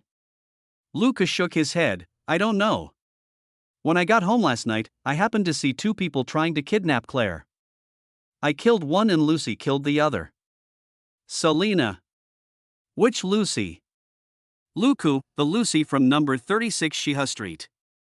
Selena had an expression of disbelief on her face. That old lady Lucy? She must be 60, right? Luca, yes, she just turned 61 3 months ago. Selena, are you kidding? She had just arrived and had not yet fully understood the case, so she was suspicious. Luca, no. I think if I had her marksmanship, I would kill those 2 criminals in an instant. Selena, is it that exaggerated? Luca, she used a double-barreled shotgun her grandfather gave her, 1 shot to warn the criminal, and the other shot to blow a big hole in the chest of a stubborn criminal. Selena, after chatting, the 2 of them started to get busy. The main thing is to check the information of the black gang behind those 2 people, as well as the information of Carlos' family. A morning passed. Luca looked up some information himself and also read the information found by others. He felt very gloomy. The 2 people who were beaten to death were members of the Greyhound Gang, a Native American black gang supported by the Carlos family. But this is not the point. The point is that the guy who was knocked to the ground by him and whose cervical vertebrae were broken by the last kick was actually Francisco Carlos, an important leader of the Greyhound Gang. This man's elder brother is the current head of the Carlos family, Diego Carlos, this is trouble, according to the information. The Carlos family's methods were extremely bloody and brutal. Before, Luco had only captured 2 henchmen from the Greyhound Gang, their agent in the United States, and then Francisco came to kidnap Claire. Now that Luco has killed Francisco, Diego Carlos will definitely take crazy revenge. They use brutality and bloodshed to maintain their cohesion. If the boss doesn't retaliate after his younger brother is killed, the gang will soon fall apart. I've only been a policeman for 2 months, and I've already encountered this crazy dog family. How unlucky. Luca thought to himself. Chapter 27, A Sudden Enlightenment, the correct way to add points. Selena comforted him. Luke, it's okay. This is America. The Carlos family can't be that rampant. Luca could only nod silently. Not rampant? At most, the weapon used in the crime was changed from AK grenade to pistol. He and Robert might be able to defend themselves, but what about Catherine? What about Claire? And what about Joseph, who was only 5 years old? They are totally powerless to resist the revenge of the black gangs. Luca was silent for a moment before he stood up and said, "Let's go, Selena." Selena was confused. Huh? Where are you going? Luca, patrol. That will make me feel better. Selena, oh. She immediately got up and drove him to patrol, although Robert said today that as long as we pay attention to the police call, the patrol can be suspended for a day to fully investigate last night's case. But Lucas said he wanted to go out on patrol to relax, so Selena of course chose to help her partner.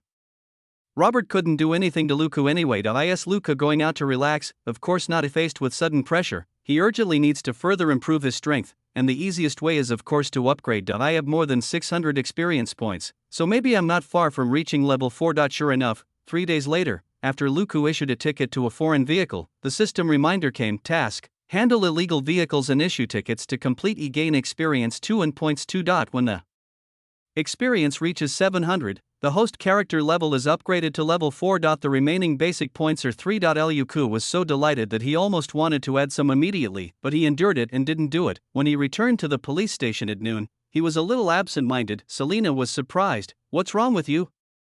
Luca said casually, "Nothing. You want to go eat?" Selena nodded. "Yeah, together?" Luca took out $10 and handed it over. "Please bring me 2 sandwiches and a bottle of mineral water." Selena chuckled. "You are so nice."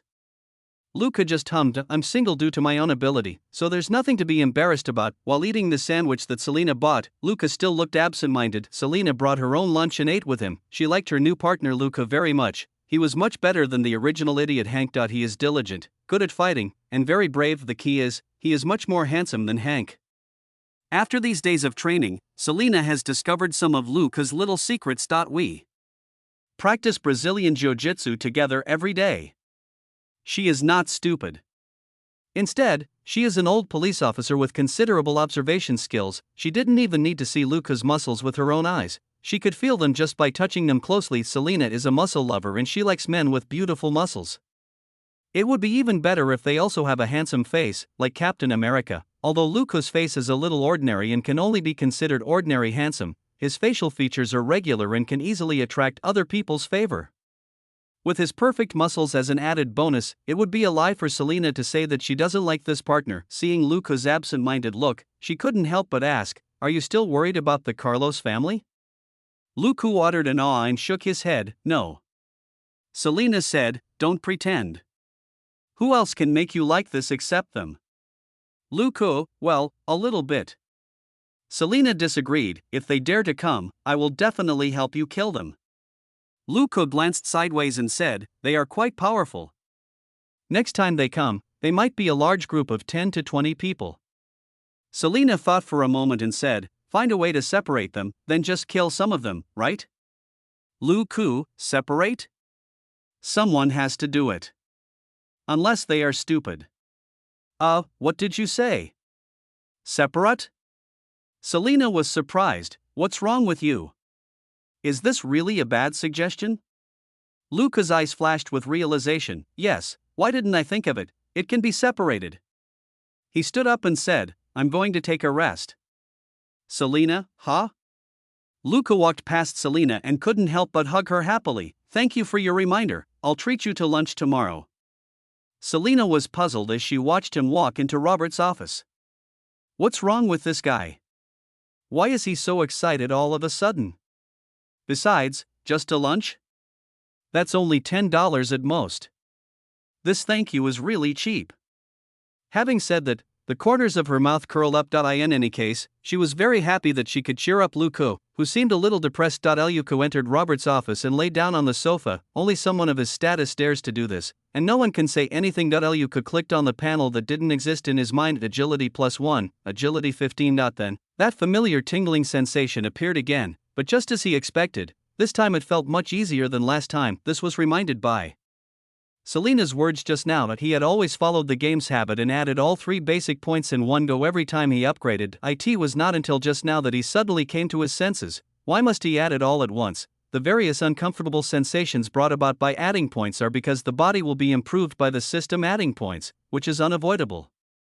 But what if you add just a little at a time? As for the agility attribute, the first time he added points, he increased it from 11 to 14. A simple calculation will show that his agility increased by 27% after a one-time increase, which is nearly a 30% increase. Such a huge transformation will of course cause strong discomfort to the body, but now, he only added 1 point of agility. For him who already had 14 points of agility, the increase this time was only 7%, which was only a quarter of the first time he added points. The discomfort caused by the body transformation was indeed greatly reduced the first time. I felt intense tingling and numbness almost all the time, but now I only have that feeling vaguely, and it's intermittent. Compared to the first time he added points, he could fully accept this level of tingling and numbness without worrying about developing psychological trauma. Not only that, he could also speculate that if he added a little more agility next time, the tingling sensation would be further reduced. After all, the next time he increases his points, he will have 15 points of agility as a base, and the extent of his body transformation will be even smaller. Using the 3 basic points at intervals instead of adding them all at once does not waste time for him, but saves time. The one-time bonus must wait until his turn to rest, otherwise the severe discomfort will prevent him from working normally, and now, he no longer needs to consider rest time and can start adding points directly like now. His turn is in 3 days. 3 days later, these 3 basic points had already been added. Chapter 28, FBI personnel arrived to jointly investigate the case. Luca's mood improved a lot after he figured out the secret. After get off work in the afternoon, he went to practice shooting as usual. Selena no longer has to come along every time, whether it is Luca's gun training or Selena's Brazilian Jiu-Jitsu training. The two will make an appointment in advance. Selena only needs to pick up Luca after he finishes practicing shooting and take him back to the training room of the police station to train together. The same is true today. Luca practiced shooting for an hour, then got into Selena's car, and the two returned to the police station's training room and practiced for another hour. Afterwards, Luca went over and brought some water to Selena. Selena took a small sip and gasped, "You monster, why do I feel like you're getting stronger? I always feel like my practice isn't improving, but rather regressing." Luca smiled and said, "No, Selena, you have made great progress. From my experience, I only reached your level after practicing for 3 months." Selena, really? Luca, really? If you practice like this for half a year, you will at least be able to use most of the Brazilian Jiu-Jitsu techniques in actual combat, provided that the opponent is not too professional. Selena was not disappointed after hearing this. She knew that the professionals Luca was talking about were people who had undergone confrontational training in techniques like Brazilian Jiu-Jitsu, or people with extremely strong fighting skills. In real life, there are not many people like this, even among the black gangs. Most people know some boxing at most, but they are not good at Brazilian Jiu-Jitsu, and have never learned special techniques to fight against Brazilian Jiu-Jitsu. What is she dissatisfied with? Luca's level had taken him more than 4 years of study, and she didn't think she was smarter than him. Just then, Luca's cell phone rang. It is now 2003 and mobile phones have become quite popular. However, we have not yet entered the era of smartphones, and feature phones are still the dominant force. Luca took out the cell phone that was as thick as a tile. "I'm Luke." Robert's voice came from the phone. "Where are you? Are you still at the police station?" Luca, "Yes, I'm in the training room. I just finished training with Selena." Robert was silent for a moment, then said, "Go take a shower, and then you and Selena stay and wait in the office." Luca, "What's the matter?" Robert, "Someone from the FBI is here, and it's related to the Carlos family." Luca, "Oh, okay." After hanging up the phone, he seemed to be thinking about something. "Selena, what's the matter?" Luku, the FBI has arrived. Robert asked us to take a shower and wait for him in the office. Let's go. Selena stood up. What's the matter? Luku, Robert said it's related to the Carlos family. Selena stopped and said excitedly, Really? Hee hee, it looks like I'll have a share this time. Luka smiled bitterly. What's there to be happy about? Do you want to be targeted by the Carlos family? Selena snorted coldly. Don't forget, we were the ones who caught the two traffickers in the first place. Do you think they will let me go? Luka was speechless, although the Carlos family might not really find her responsible. After all, it was Luka who killed Francisco, but who knows if that crazy family will also put Selena on the blacklist. Therefore, the Carlos family must not be allowed to stay. There was a cold light flashing in Luka's eyes, and he made a decision in his heart. Arriving at the single shower room at the police station, Selena went in first and made a taunting remark. Would you like to come in, little Skywalker? Luka pretended to be trembling. No, big boss, please go first. Selena laughed and went in, and the two took turns taking a shower and changing into their police uniforms again. Fortunately, both of them wore their own sportswear during training, otherwise they would have no clothes to change in. And now, wait in Robert's office. He came in a few minutes later. After entering the office, Robert said, Before anyone arrives, let me tell you about the general situation. They both nodded. Robert, the FBI is here to attack the Carlos family's shipping routes. Intelligence shows that the Carlos family has been looking for a suitable shipping route in recent years. We are one of their alternatives, so those two traffickers were caught by you. The two men looked serious. Robert continued, Now, the FBI knows that we are investigating the Carlos family, and they also know that Francisco was shot dead here a few days ago. After communicating with me several times, they decided to send someone over to negotiate and see if they can give the Carlos family a hard time. Selena, they want to use us as bait? Robert nodded. That's right. I haven't agreed to them yet. I want to ask your opinions first. But Selena knew that Robert mainly wanted to ask for her opinion, and he had plenty of opportunities to ask Luku. She agreed without hesitation. I do. Robert, would you consider it again? Selena, I wouldn't bet on whether those lunatics would let me and my family go. Robert nodded. Okay. What about you, Luke? Luku, I agree. But what about the plan? Robert, so I want you to come together later and listen to what the state police plan is. Luka thought about it and said, As long as I can ensure the safety of my family, I don't need any credit. Robert waved his hand and said, Don't talk nonsense. As long as the matter is accomplished, it is only a matter of credit. It is impossible that there is no credit. You should focus on how to deal with the Carlos family. Luka thought about it and kept silent. Less than 10 minutes after the three of them finished talking, two men in shirts and trousers walked in. One of the two men was a white man in his 40s, and the other was a Hispanic man in his 30s. Seeing Robert, the white man in his 40s extended his hand. Hello, Sheriff Robert. I'm Agent Crit Jones, and this is Agent Mario Santos. Robert didn't show much enthusiasm. He just shook hands briefly and then let go. Hello, both of you. Let me introduce you, this is Selena Hayek, this is Luke Coulson, they are the ones who caught the two traffickers. The four of them shook hands again and then sat down. Robert walked to the desk. On his left were two agents, and on his right were Luku and his partner. Okay, no more unnecessary words.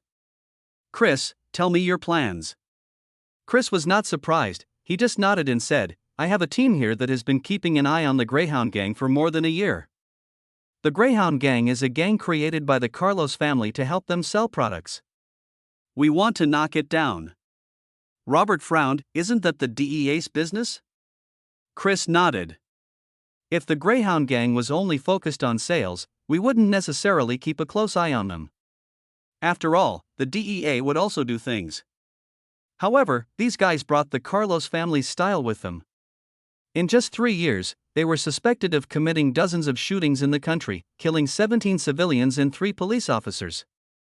Chapter 29, The Carlos Family and the Bait Mission. Having said this, Chris paused, and then said in a heavier tone, Also, 2 of our agents are missing. Robert and the other 2 gasped, Are these guys crazy? Not only has the Carlos family been noticed by the police and the FBI, they are also operating as drug dealers, which will in turn attract the attention of the DEA. More importantly, they actually dared to kill police officers and FBI agents. This is truly courting death. Gangs that are labeled with these two labels will definitely be in trouble in the United States. Point 1 is that local police will be united in their hatred of the enemy, and no one will tolerate a gang with a history of killing police officers operating freely in their territory. The other is that the FBI, a violent agency with enormous power across the country, will pursue him relentlessly. This also made Robert and the other two understand why the Greyhound gang came to cause trouble just because two of their gang members were arrested and 1 kilogram of goods was seized. This group of psychopaths were headed for a dead end from the start. It was just that before they died, they happened to confront Robert and Luco. Robert, okay, I know what you are determined to do. My people killed Francisco, so this is definitely not going to end well. Tell me your plan. Chris, I can't reveal all the specific details, but our team will monitor the routes in and out of this town, and we will be able to get intelligence before they arrive here. At that time, you just need to appear in the right place and cooperate with us to catch them all in one fell swoop. Robert frowned and thought about it, and found that the plan was indeed simple, but also very practical. Just like the siege and attack on reinforcements on the battlefield, it has been used thousands of years ago and is still useful today. As long as the other party wants to seek revenge, they will definitely come to Shackleford. The FBI's monitoring methods are much more advanced than their small-town police station, and they have much more manpower. If they can detect it in advance before the other party retaliates, they can respond calmly. That wouldn't have happened a few days ago, when people went directly to Robert's doorstep to arrest him and almost succeeded. To put it bluntly, the FBI, relying on the abundant resources at its disposal, wants to nail down these crazy people in the Carlos family. This is not too difficult, Robert. How many of you are there? How can we cooperate with you? Faced with a crazy family like Carlos, he was unwilling to haggle with them over the issue of credit, and directly stated that his side was just cooperating and in a subordinate position. Compared with the safety of his family, Robert doesn't care about this credit. If he cared about the credit, he wouldn't come here to be a small sheriff and have been in the position for more than 10 years. Chris hesitated for a moment before saying, "Our personnel deployment is confidential, but please believe that our strength is enough to deal with up to 20 armed elements. Your police officers just need to be prepared. We will provide you with intelligence at that time and try to catch all the attackers in one fell swoop." Robert understood. Then this FBI team has at least 10 people, and they are well equipped and well coordinated, otherwise they would not dare to make such a boast. With the assistance of 10 police officers from the small town police station, there will be no major problems in this operation as long as the Carlos family does not bring 30 or 50 people at once. Okay, this operation will be arranged by you. However, I must be present for their action plans. Robert pointed at Lucu and the other man standing beside him. Lucu is his family, Selena is his old subordinate, and she is also responsible for the most dangerous bait mission. It is impossible for him not to care, Chris agreed without hesitation. That's what I should do. Robert gave up the dominant position so readily. If he continues to push for it, he would be a bad person. Although local police have an obligation to assist the FBI in handling cases, in reality, there are very few inexperienced field agents from the FBI. Most of the time, they prefer to receive full support from local police. It's okay to share some of the credit, otherwise, if the local police are really determined to go against them and trip them up, it will be very difficult for them to do their job. Local tyrants are difficult to deal with wherever they are. Chris is also a very capable person. He is actually very much like Robert. The two men's resumes are quite similar. Both have military experience and returned to China after several years of overseas missions. It's just that Robert chose to return to his hometown, get married, have children, and live a peaceful life. However, Chris still had a strong sense of professionalism and joined the FBI, but this does not affect their military style. Chris explained Lucu and the other man's mission in just a few words. This task is also very simple. Everything remains the same: patrol when it's time to patrol, and get off work when it's time to get off work. However, when the two are training, they must not go to places where they are prone to ambushes, and they must not wander around randomly when they return home. The two people's routes of action cannot be as random as before.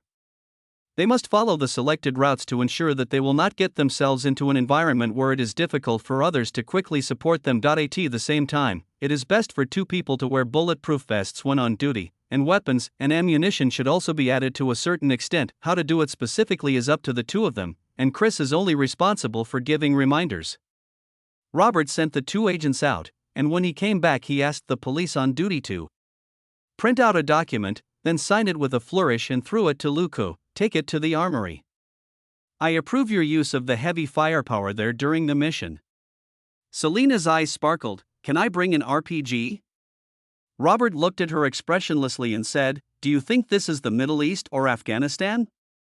At most, each person can have an automatic rifle and an extra pistol. Don't even think about anything else. This is only for dealing with gangs, not empty-handed elements. Luca smiled and nodded, then pulled Selena away. After the two men left, Robert sighed and murmured, Damn it, do you think I don't want to give you good equipment? I want to approve an armored vehicle for you, but is there one here?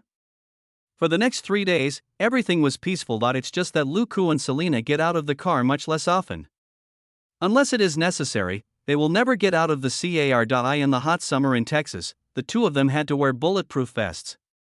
It was so painful. The only way to get by is to sit in the car with the air conditioner turned on full blast. There were also two more heavy firepower in the police car. Selena chose the M4A1, but Luca chose a Remington shotgun. He was not very confident in his marksmanship, so he just got a close combat weapon. Information from the FBI team also arrived. The Carlos family is indeed crazy enough and has really started mobilizing manpower. According to FBI intelligence, they mobilized about 10 people from their hometown in Mexico, all of whom are experienced and brutal veterans. Secondly, there is also movement on the Greyhound gang side, and it looks like they will send some people to assist in the operation. Chris and Robert communicated several times and reached a consensus again.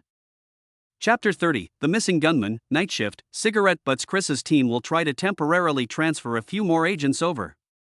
After all, the Carlos family may need a team of more than 30 people this time. That is not an ordinary black gang, they are a group of illegal drug dealers.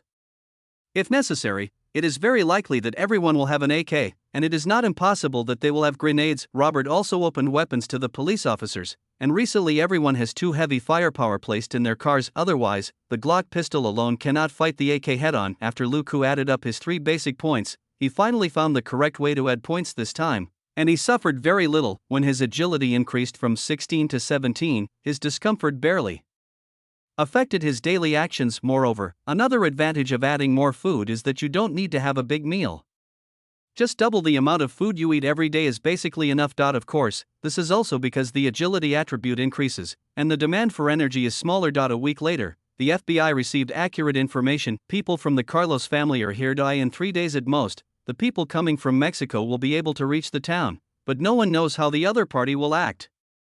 Robert had already done the work for Catherine. Once Carlos's men get within 100 kilometers of the town, Catherine will take Claire and hide outside the city. Catherine's father has a large ranch there, and it is not easy for the other party to find them. There was no way to give advance notice on Selena's side, as she had a large family, including parents, brothers, sisters, cousins, and so on, about 20 people in total, so the police officers could only be on standby there at all times. In an emergency, the whole family can be taken to a temporary safe house. The next day, bad news came. Chris's team lost track of the Mexicans. The group of gunmen suddenly disappeared in a city 500 kilometers away from the town, and the FBI couldn't find any trace of them. Chris was extremely troubled by this situation. The Carlos family is able to prosper in Mexico, and they are not without real ability. At least now they have figured out how to escape. However, the trump card is still there, and the other party must be coming for the small town. Chris could only ask the FBI to continue tracking the movements of the gunmen while setting up surveillance cameras on several roads in and out of the town. The Carlos family's team this time consists of at least 20 people. It is impossible for such a large group of people to hide from surveillance. Robert had sent Catherine, Claire, and Joseph to his father-in-law's ranch outside the town and did not dare to let them stay in the town. On the 3rd day, Chris still had no news about the gunmen, but the police and FBI team in the town were on high alert. On the 4th day, there was no movement. The 5th day continued to be peaceful, and Luca and Selena took turns to rest. Chris still found no trace of the gunman. Robert called Chris over specifically and asked about the situation. This situation is too torturous. Everyone was like a puppet that was wound up but couldn't be started. Feeling very uncomfortable, Robert almost got into a quarrel with Chris. If you defend for too long, you will lose. Americans also understand this. Any defense cannot last long. If you continue to hold on, the other party will be ready to strike and take advantage of you. The police and FBI teams were extremely nervous and stayed up all night to keep watch. If they can hold on for a few more days, it would be normal for their combat effectiveness to drop by 2 or 3 CDs. On the 6th day, Luca and the other person continued to take turns to rest, and Chris finally had good news. Their people found some clues left by the gunman in a small town several hundred kilometers away, and they should be able to track them down soon. Not on the seventh day, Luca and Selena were on night shift. The police station in the small town doesn't have many people, there are only 2 police officers on night shift, so they only need to patrol once every few hours. Luca and Selena followed their usual habit and went out almost every 2 hours. At 2 o'clock, Luca woke up Selena, who was taking a nap on a makeshift bed made of 2 chairs. They washed their faces, checked their equipment, and went out again. In fact, logically speaking, it would be better for them to stay in the police station, but Chris talked to the 2 of them and told them that although the Carlos family was cruel, there was also cunning in their style of doing things. If Luca and the other person's actions were too different from usual, the other party would most likely take unconventional measures to deal with them. Selena asked at the time, for example? Chris was silent for a moment. For example, time bombs, long-range sniping. According to our information, there are still several veteran police officers who retired from the Mexican Special Forces in Carlos' family.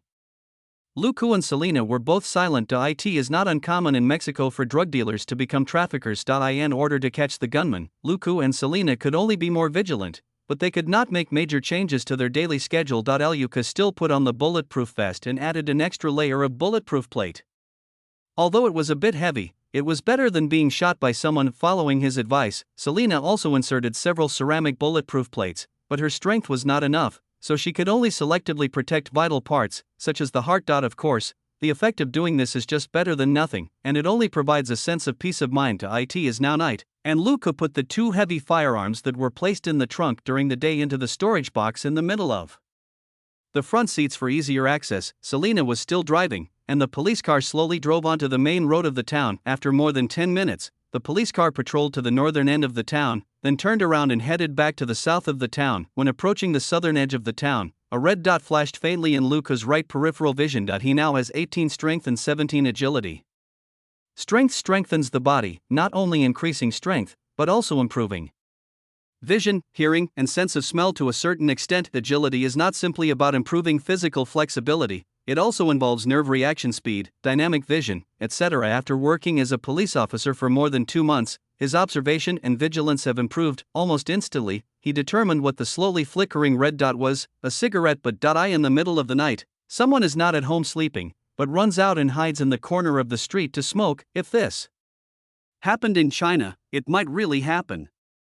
It is normal there for people to get drunk and go crazy on the street at 3 or 4 o'clock in the morning in the hot summer, but this is America, a remote town in Texas. Unless it's a special case or a criminal, only a psychopath would be outside at this time. His sight immediately moved to the right and stared at that place, only to find that the red dot had disappeared. Then, as the police car slowly moved forward, he vaguely saw a huge black monster on the small street behind the red dot. Chapter 31, Truck Raid, AK Shooting Truck. Luca shuddered all over and shouted, "Speed up." As he spoke, he put his hand directly on her knee and pressed hard, causing her to involuntarily step on the accelerator. Selena's car has an automatic transmission because she doesn't like the troublesome manual transmission, so when Luca pressed the button, the speed of the police car increased. The 2 have been partners for more than 2 months and have trained together frequently, so they have developed a tacit understanding with each other. Selena's reaction was not much slower. When Luca pressed down her knee, she understood what was happening and stepped on the accelerator to the bottom. The F-150's engine roared and the entire car body rushed forward. At the same time, the huge black shadow that Luca saw moved, the headlights and the engine roared, and it rushed out of the small street quickly. Luca's heart skipped a beat, because behind the blinding headlights, a huge truck head was crashing into the passenger seat where he was, and he could only roar from his throat. Speed up, boom. After a loud bang, Luca felt dizzy. It wasn't that he was dizzy, but that the entire police car was spinning. There was a series of crashing sounds, and then a loud bang, and the police car crashed through a row of wooden fences and stopped after crashing into the yard of a house on the side of the road. Luca's alertness and reaction speed, coupled with Selena's tacit cooperation, finally saved his life. The truck that rushed out from the side street did not hit the passenger seat, because Selena suddenly accelerated and the front half of the police car had already rushed past. The truck only hit the rear of the police car. If the police car had not suddenly accelerated at the last moment, or if the acceleration time had been just a little slower by 0.1 second, Luca would have been smashed into a meat patty by the truck. Luca's heart began to beat violently at this moment. He really felt the fear of death just now. More than 10 meters away, a pair of vicious eyes looked at the police car that was half exposed behind the debris and flowers, and ordered, "Do it." Da-da-da, bang bang bang. A series of gunshots rang out, as dense as popping beans. Luca's physique is nearly twice that of an average person. The rotation of the police car just now did not cause him too much discomfort, but the seatbelt made his chest feel stuffy. The impact just now was really strong. The moment the gunshot rang out, he immediately crouched down and shouted, "Get out now." Selina was dizzy, but her hands still touched the car door, pulled the door latch, and pushed the door open. No movement. Selina was anxious. "The door on my side is stuck." Luca took a quick look and found that the door on her side was open less than 5 centimeters before it was blocked by the wooden railing. *K. He cursed angrily and quickly unbuckled his seatbelt. He also opened the passenger door with his hands and kicked it open with his big feet. Fortunately, the car door on this side was not blocked. He took this opportunity to quickly grab the weapons and equipment in the storage box and shouted, "Crawl over here and get out of here, quick! It has to be fast." In just a few seconds, the gunshots not far away became closer. Not only were the flowers, plants, and other debris in the courtyard blown everywhere, but more and more bullets hit the car. It seemed that the other side wanted to turn the car and the people into a hornet's nest. Luca used his hands and legs at the same time to slide himself out of the car in a strange side-lying position. As soon as he jumped out of the car, he felt a pain in his waist, as if someone had punched him in the ribs, but he knew that he was not shot directly, but was probably just grazed by a stray bullet. At such a close distance, using an AK to hit someone makes little difference whether they are wearing a bulletproof vest or not. Luca's bulletproof vest also worked. At least he wasn't bleeding, but his waist was hurting from the bullet. He groaned, but did not dare to stop. Holding his weapons and equipment in one hand, he reached into the car with the other hand and pulled Selina, who was still crawling, out. The two men rolled and crawled around the front of the car, hid in the yard, and quickly retreated to the corner. Although there were some sundries and flowers around the police car, it was too empty and it was a sitting duck there. Just as the two were still in shock and gasping for breath, gunshots were suddenly heard in the distance. Both of them were stunned. For a moment, turned their heads to look, and after a moment their expressions changed. That's the direction of Selina's house. Selina's face turned pale, she gritted her teeth, and tried to run away. Luca grabbed her and pulled her back. "What are you crazy about?" There were at least 6 or 7 guns firing outside the courtyard, all AKs, and the firepower was very brutal. If she rushed out like this she would be courting death. Selina growled in a low voice, "Let me go, I want to save my mother, sister, and brother." Luca didn't hesitate and slapped her in the face. "We have at least 7 or 8 gunmen here. Do you want to lure them over and kill your whole family?" Selina was stunned. Luca's men moved quickly again, quickly putting a bullet belt on their bodies, picking up a Remington shotgun with one hand, and casually throwing a tactical vest to Selina. "Put it on quickly, let's kill these bastards." After saying that, he still comforted her, "Trust Robert, he won't ignore your family." There was a flash of hesitation in Selina's eyes, but she immediately chose to believe Luca and Robert. Both of them are very reliable people, especially Robert, who is a veteran from the battlefield. There have always been 2 veteran policemen in plain clothes and carrying heavy firepower watching over her house. Those 2 were also former soldiers, and their experience level was definitely the strongest in the town police station except for Robert. With advanced preparation, her family's safety can be guaranteed to a certain extent. Therefore, she had to kill the group of gunmen in front of her in a few shots so that she could rush back home as soon as possible to check the situation. She quickly put on her tactical vest, which had 5 magazines, and took the M4A1 thrown by Luca, her eyes full of murderous intent. "Kill these bitches." Luca felt a little relieved. He was afraid that Selina would lose control of her emotions and rush out to get killed, which would be hilarious. While pulling her back quickly, he lowered his voice and said, "You stay here, shoot while retreating to attract their attention." "Selina, what about you?" Luca slung his Remington over his shoulder and said, "I'll go around the side and attack them from Old Bill's house." Selina understood Old Bill's house was diagonally opposite. As long as Luca could get through, the 2 of them would be on opposite sides of the street. If the other party wanted to stand on the street and fire like this, they would definitely be sitting ducks. "Got it," she said as she rushed out, found a corner of a brick wall, and opened fire at several gunmen who were approaching from across the street. Chapter 32, Persistence. FBI support. Several arrogant gunmen were immediately frightened and began to look for cover to hide. Before, they relied on their large numbers and powerful guns, and bullied the fact that their opponents had no heavy firepower. so they dared to stand on the street and push forward so carelessly. As a result, they also have heavy firepower. A volley of bullets came over and almost hit 2 people. This is an assault rifle.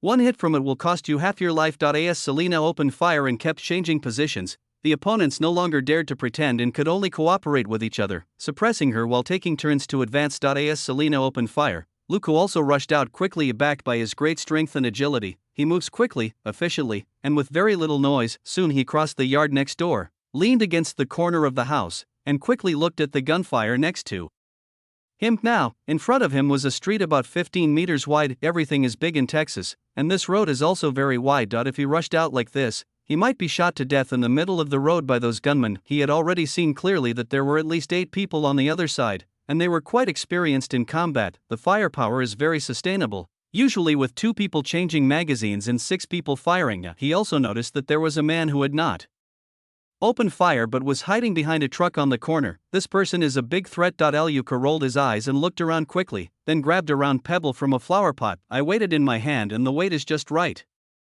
It feels a little heavy, but not too heavy. When the time was right, he threw the pebble in his hand at the truck with all his strength, shouting, "Fire in the hole." The gunman over there stopped subconsciously, but in the darkness, no one could see the pebble falling from the sky. However, the pebble was heading for the truck, hitting the windshield with a thud, then flying out at an angle and hitting some metal object, making a tinkling sound. The gunmen were all shocked. WTF? The police in this small town all carry grenades? Are you sure this isn't a SWAT team? As soon as the gunfire stopped, all the gunmen rushed to the nearby shelters and lay down, and then, nothing happened. After the thud, Luka saw the reactions of the gunmen, especially the guy next to the truck, who was so scared that he fell to the ground and rolled under the truck. Suddenly, all his strength burst out and he rushed out from the side of the street. In 2 seconds, he crossed the street and pounced into Old Bill's yard. The gunman waited for a few seconds but heard no explosion and immediately realized they had been tricked. You can't blame them for being stupid. On the contrary, the battles they experienced were too bloody.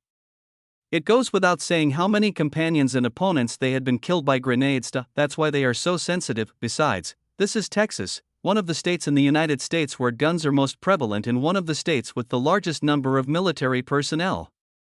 Who can guarantee that these veterans don't have a few grenades stored at home? Luka had just finished crossing the street when he heard another burst of gunfire in the distance. His eyes narrowed. Is this the direction of my home? How many people were there in this group? They actually attacked 3 places at the same time. However, Luka was not impatient. Who is Robert? He is a veteran who has fought overseas for 8 years and his skills are trustworthy. Besides, he is not alone.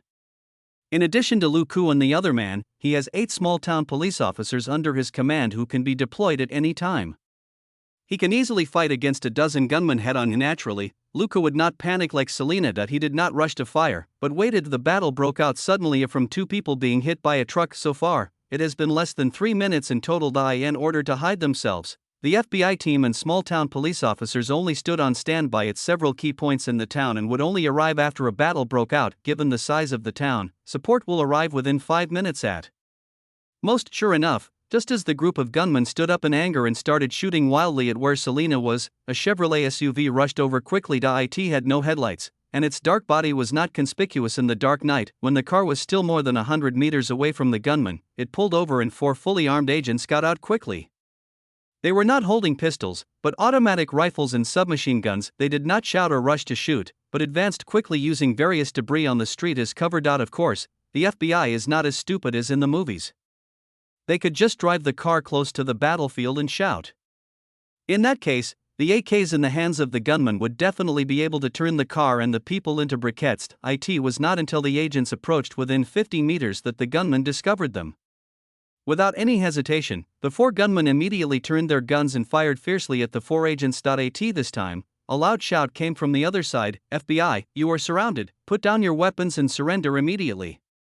Luka grinned. This is not because the FBI is stupid, but because they are following procedures. After revealing their identities, they can open fire at will as long as one of the other parties does not put down their guns. As a law enforcement agency, we must of course follow procedures. When New York police break down doors during investigations, they always shout NYPD when they enter. It is both a deterrent and a statement of the law enforcer's identity, warning the people in the house that Any resistance is illegal and that if they are shot on the spot they can only blame themselves for their bad luck. The gunmen were brutal and murderous gangsters who had killed countless people in Mexico. The 4 newly arrived FBI agents were also well trained, well coordinated, and their weapons and equipment were equally as good. The two sides engaged in fierce fire across 30 or 40 meters. Selena just formed a 90-degree angle with the FBI agents, besieging the group of gunmen and making them very uncomfortable. Luca's eyes flickered, but he did not open fire.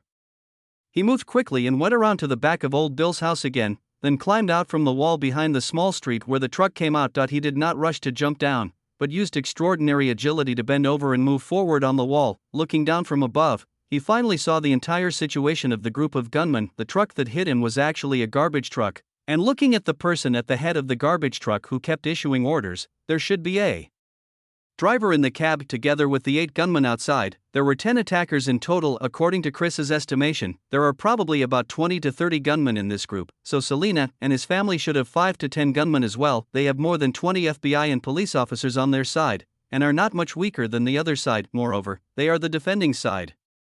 As long as they delay, the police from Knox will arrive within an hour at most. It was difficult for this group of people to escape at that time. Chapter 33 3 kills, additional shots. For kills after moving closer by more than 10 meters, Luca curled up and hid behind a protruding decoration on the wall. He observed the battle situation in front of him, gently pulled out the Glock pistol with one hand, and quickly adjusted the Remington with the other hand to ensure that his movements would not be affected. He checked his waist again and found that the 5 spare pistol magazines were not missing. He then took a deep breath. He slowly adjusted his posture, held the gun with both hands, and aimed condescendingly at the gunmen who had their backs to him. Bang bang bang bang bang. Almost instantly, Luca exerted all his agility and emptied the magazine in one breath, regardless of whether he hit the target or not. The total time was less than 3 seconds. Then he flipped over the wall, fell back into the courtyard wall, and ran out quickly. The sound of fierce gunfire suddenly paused and seemed to become much less frequent. Selena and the FBI agents who were exchanging fire with the gunmen suddenly saw 3 gunmen who were further back suddenly fall to the ground. Moreover, amid the roar of assault rifles, the sound of a Glock 17, although small, could not be hidden from those present. This is one of the most popular guns used by American police, and the person who opened fire was definitely a police officer. The reason they were not FBI agents was because they were all heavily armed and had no intention of using pistols. Selena became excited, aimed at a few panicked gunmen over there and started shooting. She actually hit one of them in the shoulder, causing him to fall down with a scream. At the same time, the FBI agent, whose pressure was greatly relieved, also took the first blood and knocked down a gunman who was retreating in panic. The morale of the gunners dropped drastically, and half of them were killed in an instant. What the hell was going on? From the start of the battle until now, both sides have fired more than 1,000 bullets at each other, but no one has been injured. As a result, in just a few seconds, 5 people on our side were killed. The gunmen no longer cared about Selena and the FBI. They turned around nervously and quickly aimed their guns at the dark alley, but they couldn't see anything. It only took Luca about 3 seconds to empty his magazine, and then he ran away. They had no time to react at all. While running, Luca changed the magazine of the Glock and casually put it back into the holster. Then, by swinging his body, he swung the Remington behind him in front of him and grabbed it in his hand. Luca quickly went around to the front of Old Bill's house, lowered his body, and poked his head out from the courtyard wall to take a look. Bingo! The wild shooting just now actually hit 3 gunmen by chance. He expected to hit 2 people, and at least one person would be acceptable.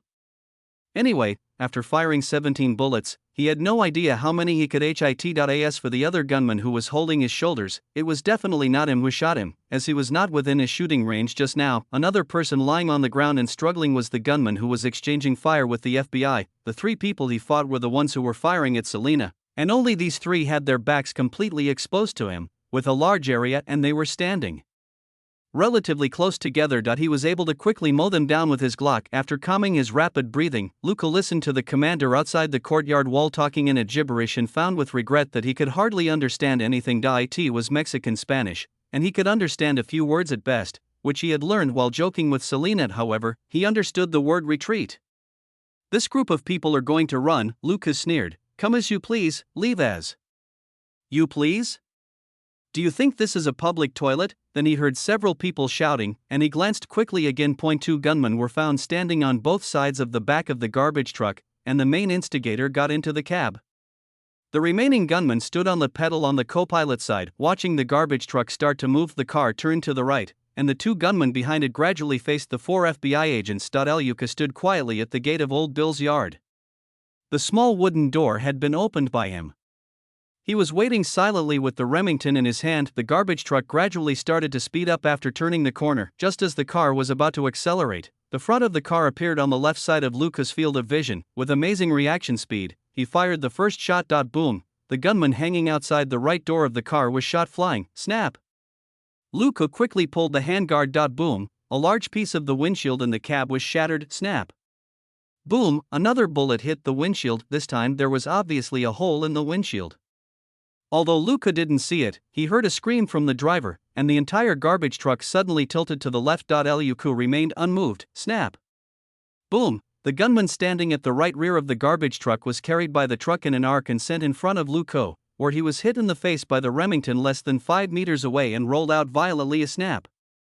Boom! Another gunman who came to the door was shot and fell into the garbage bin of the garbage truck. Luca watched coldly as the garbage truck swayed and crashed into the yard across the street, just hitting Selena's police car again before stopping. He took the bullets from his belt and slowly loaded them into the magazine. He seldom plays with a shotgun, and only had some intensive training in the last few days, but he is still not able to fire 2 shots per second. However, he is not in a hurry. It's nighttime now. If he suddenly shows up, Selena will probably recognize him, and the FBI agents might shoot him. He was in no hurry to say anything. The commander should still be in the cab. Then he saw the door of the cab suddenly open, and a figure rolled out nimbly, turned under the car and crawled to the front of the car, giving Luca no chance to shoot.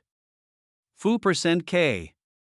Luca cursed angrily. It was that commander. He was indeed very cunning that he could only go around and jump back onto Old Bill's yard wall. Looking down at the gunman who had just been knocked down, there was a murderous flash in his eyes, and he aimed the Remington in his hand without hesitation at the man who was shot in the shoulder by Selena. Boom! The gunman, who was sweating profusely from the pain, had a bloody mess on his chest. He looked at his chest in disbelief, and there was no movement. Luca jumped down from the wall, pulled the handguard, and without aiming at such a close distance, he directly shot each of the fallen gunmen. After the fight, he shouted, "I'm Luke, this place has been cleared. Be careful, don't shoot."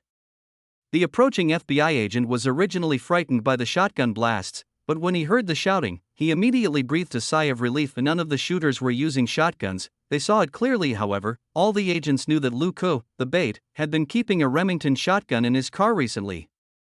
Chapter 34, Chasing and Lassoing. However, the FBI agents remained alert and watched Luca slowly walk out of the small street before lowering their guns. Luca shouted again, "I'll go after the one who escaped. You guys figure out how to deal with this place. Better hurry up, there's been a gunfight at Selena's place." The FBI agent was silent. "Damn it, you were arranging work for us." However, no one said anything. They saw it clearly just now. Remington's gunshots rang out, killing almost one by one the remaining gunman and the driver. They hadn't realized in all these days that this usually amiable young man was so fierce. Luca chased after the fleeing commander. When he passed by the garbage truck, he reached out with his right hand and pulled out the Glock. Bang! He aimed at the man who fell down in the open driver's seat and shot him in the head. "Selena, call the FBI and take them to support your family." As he said this, he ran past Selena quickly. The FBI agents trotted over, and all 4 of them approached the street corner with guns held. After just a quick check of the situation, the 4 of them gasped and looked at each other but said nothing. Luca was not fierce but brutal. Several injured gunmen were shot in the chest. Selena also ran out, shouting, "Are you okay?" "They are all dead. My car is destroyed, can you take me home?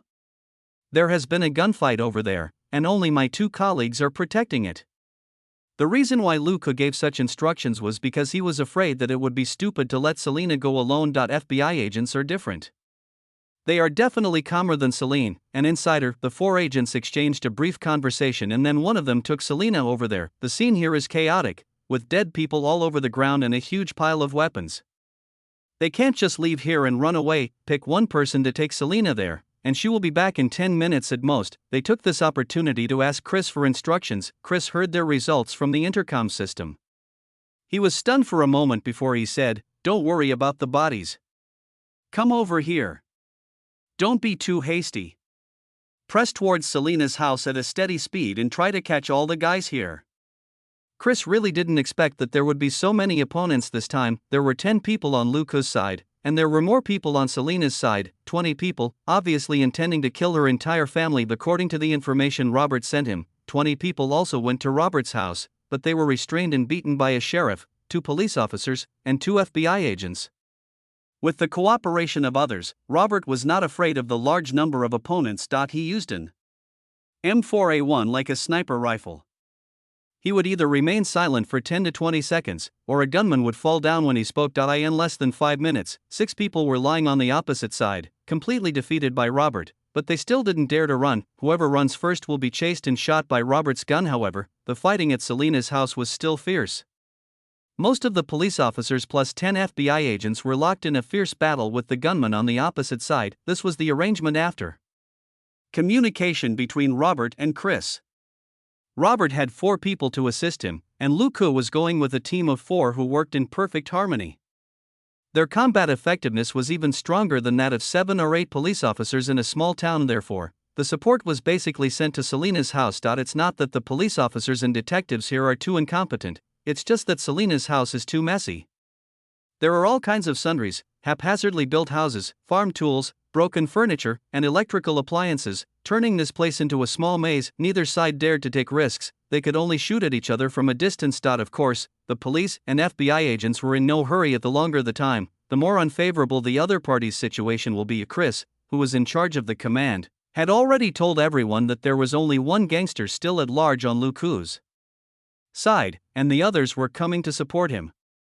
Robert would be able to eliminate his opponent in half an hour at most, and he would soon be able to withdraw his hands. Therefore, these 20 gunmen in front of them can only jump around for half an hour at most. The reason why Chris was so conservative was that he discovered that these guys had grenades on them. He didn't dare to force this group of people into a corner. Otherwise they might throw a grenade into a residential area and kill a few civilians, and his credit would be greatly reduced. While Chris was advancing step by step and steadily, Luca had already caught up with the fleeing commander. However, this man did not drop the weapon in his hand while running. The power of AK made Luca very afraid and he didn't dare to rush forward. It was not until this guy turned into a small road that Luca felt happy. This guy is not familiar with the road. Without hesitation, he hung the Remington in his hand on his body and climbed over the wall, facing the 2 dogs that raised their heads alertly. He just shouted, "Harry, Betty, lie down obediently."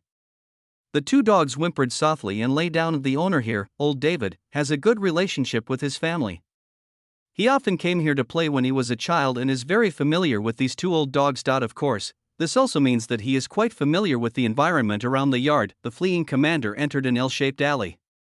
As long as Luca crossed the yard, he could block him at the exit over there. Unless this guy suddenly has a sudden idea of climbing over the wall, he will definitely come out from the exit on the other side. Luca ran quickly across the front yard and arrived at the exit of the alley. There were no footsteps, and the other party had indeed arrived later than him. He was about to grab his gun, but suddenly he saw a pillar opposite the alley entrance with a thick hemp rope casually wrapped around.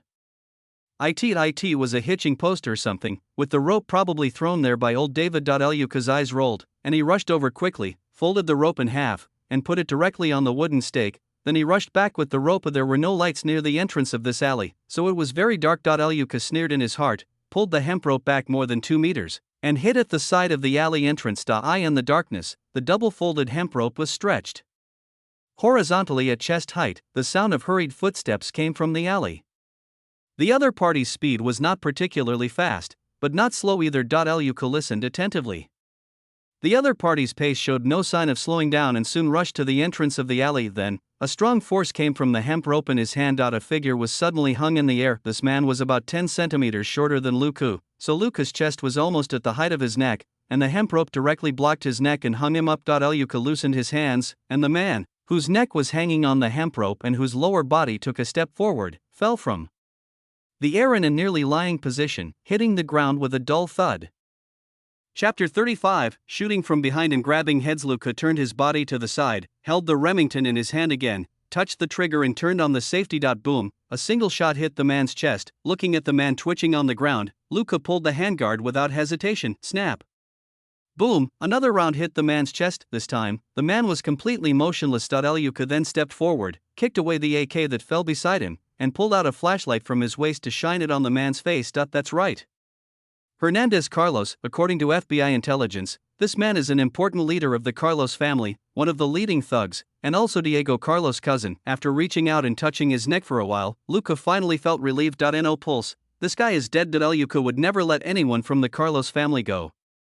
If possible, he would beat them to death instead of arresting them. This was also the reason why he was reshooting those gunmen one by one just now. The Carlos family is a group of psychopaths with a strong sense of revenge, and they are unwilling to leave anyone alive. After confirming Hernandez's death, Luca quickly stood up, put away the flashlight, turned off the safety of Remington and put it on his back, and started rushing towards his home. Although Robert should be fine, he decided to go back and check first. He ran towards his home at a constant speed, then started to slow down when he was more than 100 meters away from home, paying attention to the movements around him. Suddenly, after a loud bang, he saw several people running towards him in panic from the opposite side. Luca reacted faster than these people. When the other party appeared from the roadside, he immediately hid in the small courtyard beside him, with only half of his head exposed to look at these people. There are a few street lamps here and there, but they are quite far away and not very bright, and the figures are vague in the dim light. Luca soon noticed that several people were holding AKs in their hands. Then there's no running away. This time, neither the FBI nor the town police used weapons such as AK. The group of people ran so panically that they were undoubtedly the gunmen from the Carlos family. Sure enough, a few more people rushed out from behind and opened fire at these people. Luca saw a familiar figure among them, Robert. He immediately breathed a sigh of relief. Robert was indeed awesome. The gunfire here just now was very intense, which made Luca a little worried, but the current situation only showed that Robert had killed quite a few of the opponents. Luca did not say anything. He crouched and moved his position, found a car in the yard and leaned against it, looking at the fleeing group from the roof of the car. Not only did this group of people run in a panic, but after Robert chased them out, one of them was knocked down and the rifle used by Robert shot into the man from behind, penetrated his body and left a big hole in his chest. Luca knew at a glance that the man was dead. This made the fleeing people even more panicked, as now there were only 4 of them. This time they ran away as fast as they could. Luca even saw someone throw away his gun. Clever. If you meet a veteran like Robert, just run away and forget about fighting back, because he only needs to run faster than others. The person with the gun will definitely be given priority by Robert. The other 3 obviously didn't react and were still running with guns in their hands. Luca reached for his waist with his right hand and took the Glock, which had taken the first kill tonight. However, he did not stand up. Instead, he walked half a circle around the car and turned his back to the person coming. Then he chose a comfortable posture, put his hands in a triangle shape, and pointed the muzzle of the gun steadily at the road in front of him on the right. After a moment, footsteps were heard. The first to take the lead was the clever man who threw away his gun. Luca did not shoot and let him run past the muzzle of the gun. Then, in less than 2 seconds, 3 figures entered his shooting range at different times. Luca put aside all distractions and quickly pulled the trigger using the moving target shooting technique that he had learned from practicing at the shooting range over the past 2 months. Snap! Snap! Snap! In order of front to back, I jerked off twice to each of the 3 figures running by. The first 2 men swayed and fell down, while the last one staggered but kept running. Luca attacked again without hesitation. Bang! Another double shot, and the guy who escaped the first round of shooting from behind finally pounced. Luca quickly came out from behind the car, crouched down and ran to a parallel position to the side of the 3 people, and quickly popped his head out to take a look. I found that all 3 of them were lying on the ground, and the one who was knocked down last was obviously dying, with only slight twitching. The first one to be knocked down was still able to scream and crawl on the ground. The 2 bullets this man received were very coincidental, one in the left arm and the other in the right shoulder. No wonder he wanted to run away. The second person who was knocked down was not so lucky. One of Luca's 2 bullets hit his chest, the left chest. The man was no longer moving. A cold light flashed in Luca's eyes. He stood up slightly and aimed the Glock in his hand again at the man who was still crawling a few meters away. Bang! The man fell to the ground instantly, and Luca shot him in the head at such a close distance. Snap! Snap! Luca moved his gun again, and quickly shot the guy who was shot in the chest in the head, and then shot the 3rd gangster who was knocked down in the head again. Everyone in the Carlos family must die. Over there, Robert was already shouting. Who? Luke. Who? It's me, Luke. The 3 suspects have been shot dead. Robert Hayes MMP, this brat is trying to steal the head and has come to me. The pursuers came quickly, and Robert was already giving orders non-stop. Unlike FBI agents, police officers' primary mission is to ensure the safety of residents, so Robert has asked them to protect the scene and avoid other accidents. FBI agents have clear goals and are well trained, so let them go to support Selena's family. Of course, Robert is not a ruthless person. After a police officer pulled behind drove his police car over, he called Luca to get in the car and go to support Selena's house. In terms of the fighting power of Robert and Luca, they are much stronger than 4 or 5 police officers. As soon as we left, the town police officers started chatting on their own intercom system. The boss killed 9 people here. The rest of us killed 2 and injured 5. Luke also killed 3 during the pursuit. Only 1 person escaped from our side. Holy S*****. Is the boss so fierce? Do you think Robert was paid a salary for his 8 years of overseas military service? Let me tell you, the 9 people he killed were all killed with 1 shot, and he never fired a second shot. Hey, all 10 gangsters are dead near Old Bill's house. Aren't you shocked? Is it where Luco and Selena were attacked? Chapter 36, 1 dead, psychologist, upgraded to level 5. I just checked. 4 of them had pistol wounds, and 1 had shotgun wounds. The other 5 were all killed by shotguns. There was silence on the intercom channel. No one at the FBI uses shotguns. They either have assault rifles or submachine guns for close combat. They have pistols, but they won't use them in today's situation. Only Luco. Everyone knew these days that he had a Remington shotgun in his car, and his sidearm was a Glock 17, which could burst out fire faster than a shotgun in close combat. Only he can use a pistol, as the shotgun's rate of fire is not enough when facing multiple people. Is Luke that kid, so cruel? I laughed at his poor shooting skills last week. A police officer asked hesitantly. Well, wait for death. Okay, stop talking nonsense and get to work. If you have the energy left, finish dealing with the few who are left, and rush to Selena's house for support. The 20 gangsters over there haven't been dealt with yet, and they're fighting a fierce battle with the FBI.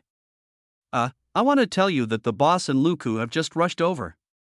Robert was in the car, listening to a group of his men talking nonsense on the intercom. He glanced at Luco beside him and asked, "Did you kill all the gunmen who attacked you?" Luco hummed and looked ahead. "Robert, when this is over, I'll find you a psychiatrist." Luco chuckled, "No need. If they dare to come, I will kill them." "Robert, are you sure?" Luco chuckled, "Sure." "Well, but you can find a psychiatrist for Selena." "Robert, you really had sex with her?" Luco rolled his eyes. "She is a woman after all." "Robert, haha." The expression on his face was extremely subtle when he laughed. When Robert arrived, the last group of gunmen could no longer hold on. The Black Gang encountered a sniper-level veteran, whose ferocity had no room to be fully utilized and whose amateurism was fully exposed. With the cooperation of Chris's capable agents, the gunmen lasted less than 10 minutes before they dispersed and fled in 2s and 3s. This time, 6 more gunmen had fallen under Robert's gun. A panicked gunman tried to escape from his pursuers by running through this messy residential area. After opening a metal door, he suddenly found a black muzzle of a gun less than 2 meters away from him. Phoo! He had just uttered half of his words when a gunshot rang out and the unlucky guy flew backwards. The shooter was a mature and charming Latino woman. After blasting the intruder away, she did not panic too much. Instead, she closed the door again lightly, returned to the sofa where she had been before, placed the barrel of the gun on the back of the sofa, and pointed it at the door. Beside her, 2 little girls and a little boy were lying on the ground obediently. The older girl asked in a low voice, "Mom, when will Selena come back?" The woman also replied in a low voice, "It's almost there, I heard her voice. But there are still bad guys outside, let's not go out and don't speak loudly." Oh.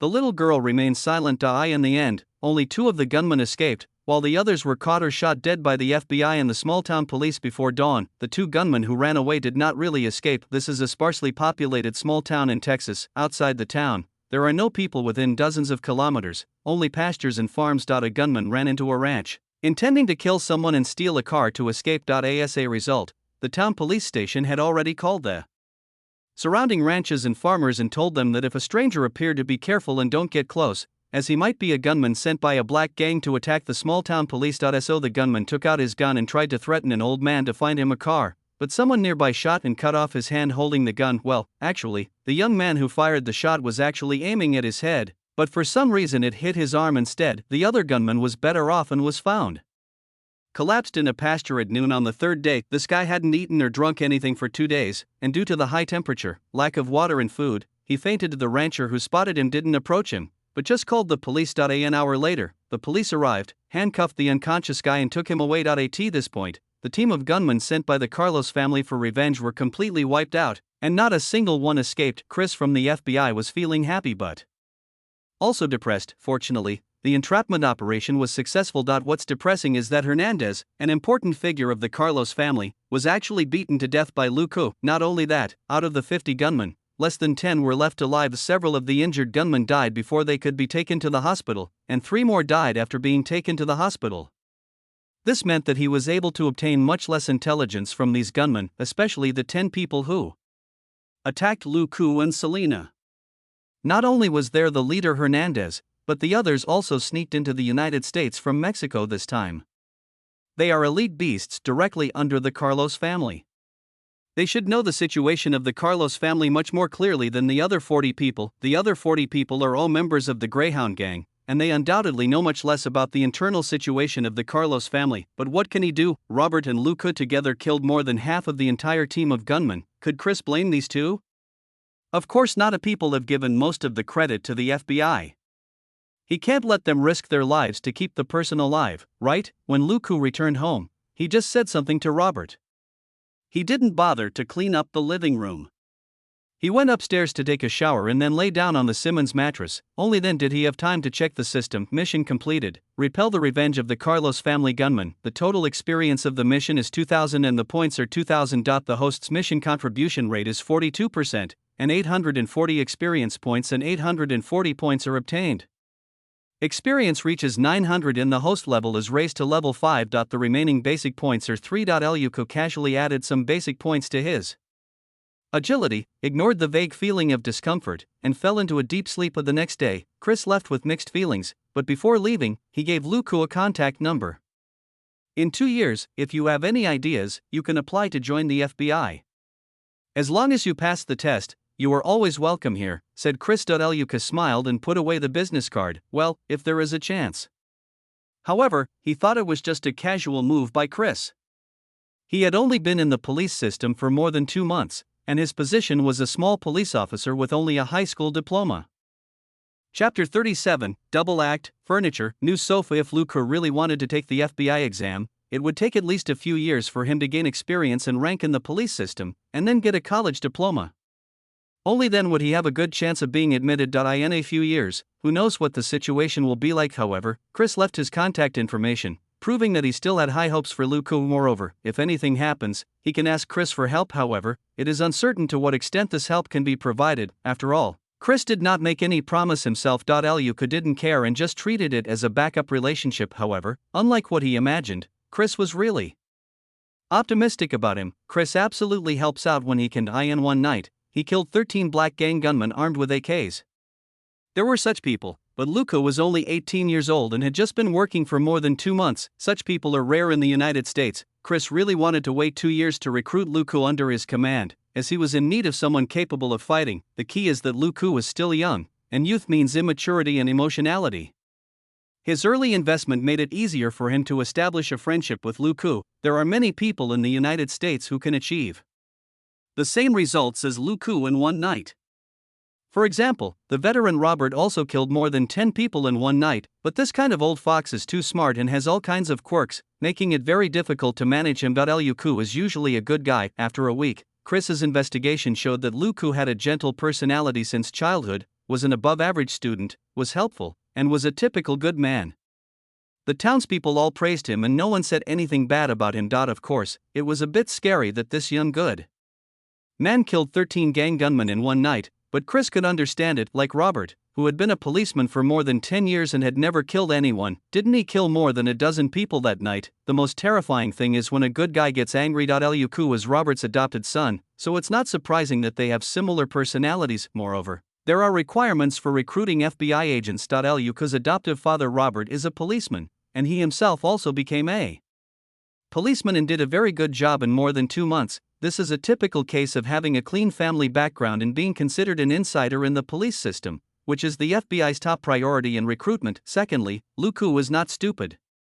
Although he did not take the college entrance examination, it is not difficult for him to get into a university based on his performance in high school. Last but not least, he can fight. Chris has already noted Luku on his candidate list, and he will keep an eye on Luku at all times. As long as there is a chance, he will definitely pull Luku into his team. Here, 2 days later, Catherine returned with Claire and Joseph facing the empty living room. She was a little confused. Can one of you explain to me what's going on?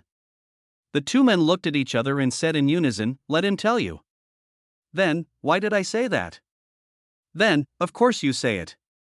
Catherine and her two sons, are you guys performing a double act? In the end, Robert was the one who lost, because his house was bombed when he was at home, and Luku had just arrived at that time. However, this was only told to Catherine. There was no need for Claire and Joseph to know, and there would be no benefit in knowing. Catherine was not in a good mood either. Although the Carlos family suffered a heavy blow this time, their roots are in Mexico. As long as they continue to exist, as long as there is a chance, they will never let Luku's family go. The good news is that the Greyhound gang was severely defeated this time. In the United States, it is already quite impressive for a gang to have 40 professional gunmen who can fight and kill. Even if the Greyhound gang has the support of the Carlos family, it only has about 50 professional gunmen. It can be said that its strongest force is almost wiped out. Most of the remaining people can only wield pistols and fight with the equally incompetent black gang thugs. Luka's family will not face a new attack for a long time. Although Luka pushed Robert out to take the blame, he said he would pay for part of the furniture in the living room. After working for more than 2 months, he received a salary of more than $6,000. Unlike Americans, Luka, who was a Chinese in his previous life, has his own views on money. He doesn't smoke, drink, or go to bars. At most, he plays games at home. Since he was a student, his biggest entertainment activity has been practicing Brazilian Jiu-Jitsu. After work, I have one more thing to do, shooting. The accommodation was at home, and Robert joked about paying for the meals. Luka asked Catherine, but was rejected. Luka could only spend $600 to buy a set of cosmetics for Catherine. Other expenses such as meals are also very low, so Luka now has nearly $5,000 in his hand, which is really a lot of money for young people who have just started working in the United States. Other young people might use the money to buy a car immediately, but Luka uses Selena's car every day, which saves him another sum of money. Catherine originally didn't want Luka to pay for redecorating the living room, but Luka said that he himself wanted a set of large and comfortable sofas. This was his suggestion, so he would take care of it. In the end, Luka spent $2,000 to order a set of sofas from Old Bill in the small town, which came with a large coffee table, a combination TV cabinet, and 2 small tables. Old Bill was a carpenter and took on various carpentry jobs in town. A job worth $2,000 was a big deal for Old Bill. Plus, the man was an acquaintance of his, so he took the job without hesitation and guaranteed that the job would be completed within 3 days with guaranteed quality and quantity. When the sofa set arrived, even Catherine was silent. Luka lived to 2018 in his previous life. He didn't know the specific styles of furniture that were popular at that time, but he had a general idea of it. Both the coffee table and sofa appear spacious and comfortable, with simple and elegant designs, especially the sofa, which can be disassembled and used as 3 small beds. On the day the sofa was brought back, Joseph and Claire rolled around on it happily, and both said that the sofa was really great and much more comfortable than the previous narrow old sofa. After dinner, the family curled up on the new sofa, some watching TV, some reading newspapers, and some playing with their phones. Catherine couldn't help but sigh, this sofa is really nice. In the past, Joseph and Claire almost always played on the floor, as the small sofa was simply not enough for the whole family, and now Catherine and Robert were lying lazily on the main sofa. Joseph and Claire were sitting on the sofa on the right, and Luka was occupying the sofa on the left alone. Everyone had plenty of space. Robert held the beer in his hand and drank it happily. Yeah, it's really comfortable. With his big body, he couldn't lie down on the sofa when he sat down, otherwise his butt would fall off the sofa, which was really not relaxing.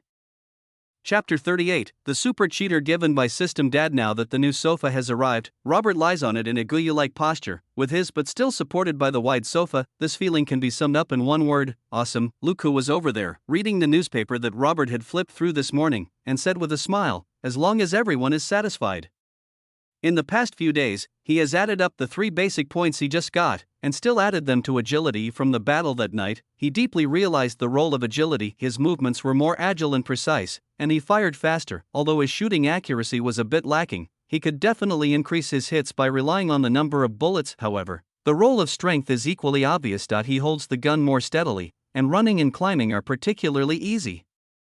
With his superior vision and hearing, He can spot his opponents faster and earlier. Strength and agility are a pair of CPs that complement each other and neither is indispensable. Take the gun battle with the Mexican gang that night, for example. If he had just focused on strength, he would probably have been hit and killed by an oncoming truck before he could react, or killed by the hail of bullets from behind. If he gains more points for pure agility, his nerves might be able to react, but his body's strength and toughness will not be enough to support his quick actions, which would also be dangerous. If he had added pure spirit points, well, he would have probably been dead then. If you treat reality as a game and think that you can become stronger all the way by adding a certain attribute, then you are courting death. Reality is not a game. The system gives him 3 attributes, which are obviously useful. Strength determines the physical foundation, agility determines the physical performance, and the role of the spirit may be even greater. There may be a sequence in which points are added, but ultimately no attribute can be too low. But now, he decided to increase agility first. Agility is more effective than strength for using guns. However, there was a little accident when adding points this time. After he added the last basic point to agility, his agility reached 20 points. The slight discomfort he had felt before suddenly increased several times, making it even more uncomfortable than when he first increased his agility. Fortunately, it was his shift off and he lay down at home for most of the day before he recovered. But it's worth the pain. You could discover that after his agility was increased to 20 points, it had a significant improvement on himself. He asked the mentally retarded system but got no response.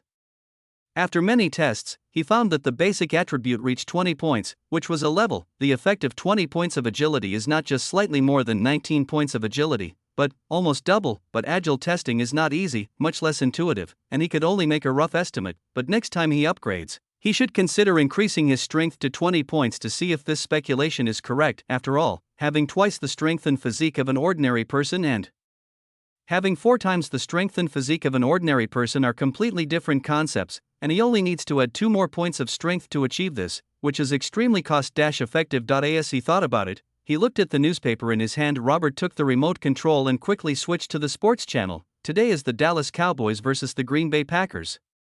Don't miss it. Luca looked at the handsome mustache man on the newspaper headline and said casually, "What's there to see? The Green Bay Packers are too strong."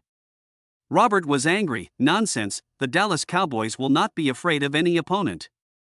Luca said oh and looked carefully at the report on the headlines. Robert looked at his behavior and said angrily, I bet on the Dallas Cowboys to win." Luca, haha. A moment later, in the gambling city, the bet of $10 was handed to the middleman Catherine. Whoever wins will get the $20 to go to Catherine to add to the living room. Catherine was there, not knowing whether to laugh or cry at these two men. Even a $10 bet is played with gusto. Well, that's how it is here in America. People like to gamble on everything, and the police are no exception. It's just that people who have a good relationship bet smaller amounts. Most bets are only $3 or $5, with a maximum of $20. Winning or losing is not a big problem. An hour and a half later, the game was over. Robert lost, although he was still saying that the Dallas Cowboys would definitely win next time. Luca didn't have time to argue with him. Just when the game ended just now, the mentally retarded system suddenly moved to system. You have defeated Robert Grayson, met the learning conditions, and the super learning module has been activated. This stupid system finally has a new function. Just the name filled Luca's heart with anticipation. Among the countless systems, the first auxiliary function that is essential for a home is storage space. The second is auxiliary functions such as learning space to speed up the learning process. This allows the protagonist to quickly learn and master various abilities. Luca suddenly felt that he should just call the system Dad from now on. After all, this system didn't provide many functions, but they were all very practical. After communicating with the system in his mind for a while, Luca had a puzzled look on his face. He decided that from now on he would call the system Dad, because this so-called super learning module was very different from what he imagined. It was more like a cheating device. Super learning module function. The host can obtain a list of abilities of defeated opponents, which can be purchased with points and equipped to the host. If this isn't a cheat, then what is it? Isn't this just a copy and paste function? The function of the last item of data in the system is also cleared. Points, as expected, are a system currency, just like in other systems. Luca even felt that these points were the most important thing in the detective system because they could be used to buy skills. The only trouble is that he needs to defeat his opponent to obtain his ability list. Countless thoughts emerged in his mind, and some ideas that he had always buried deep in his heart reappeared uncontrollably. Maybe I can try harder. He looked at the smiling man with a mustache on the newspaper beside him, and a lot of evil ideas involuntarily emerged in his mind. After saying goodbye to everyone, Luca returned to his room, looking at Robert's information that just appeared in the system. His eyes lit up a character. Robert Grayson abilities: basic firearms, basic military combat skills, basic special operations, basic vehicle driving, basic special vehicle driving, basic tactical command. Wow! Robert is really a treasure trove. He actually has 6 abilities, however. Among the 6 abilities, only basic firearms, basic military combat skills and basic vehicle driving are lit up, with a bracket behind them stating, learnable. The other 3 are gray, followed by, not available for study yet. Well, this is the panel that Luku has asked the system to make during this period of time. It's really a bit difficult to get used to the panel without a panel. A piece of information about the points is also displayed after each ability.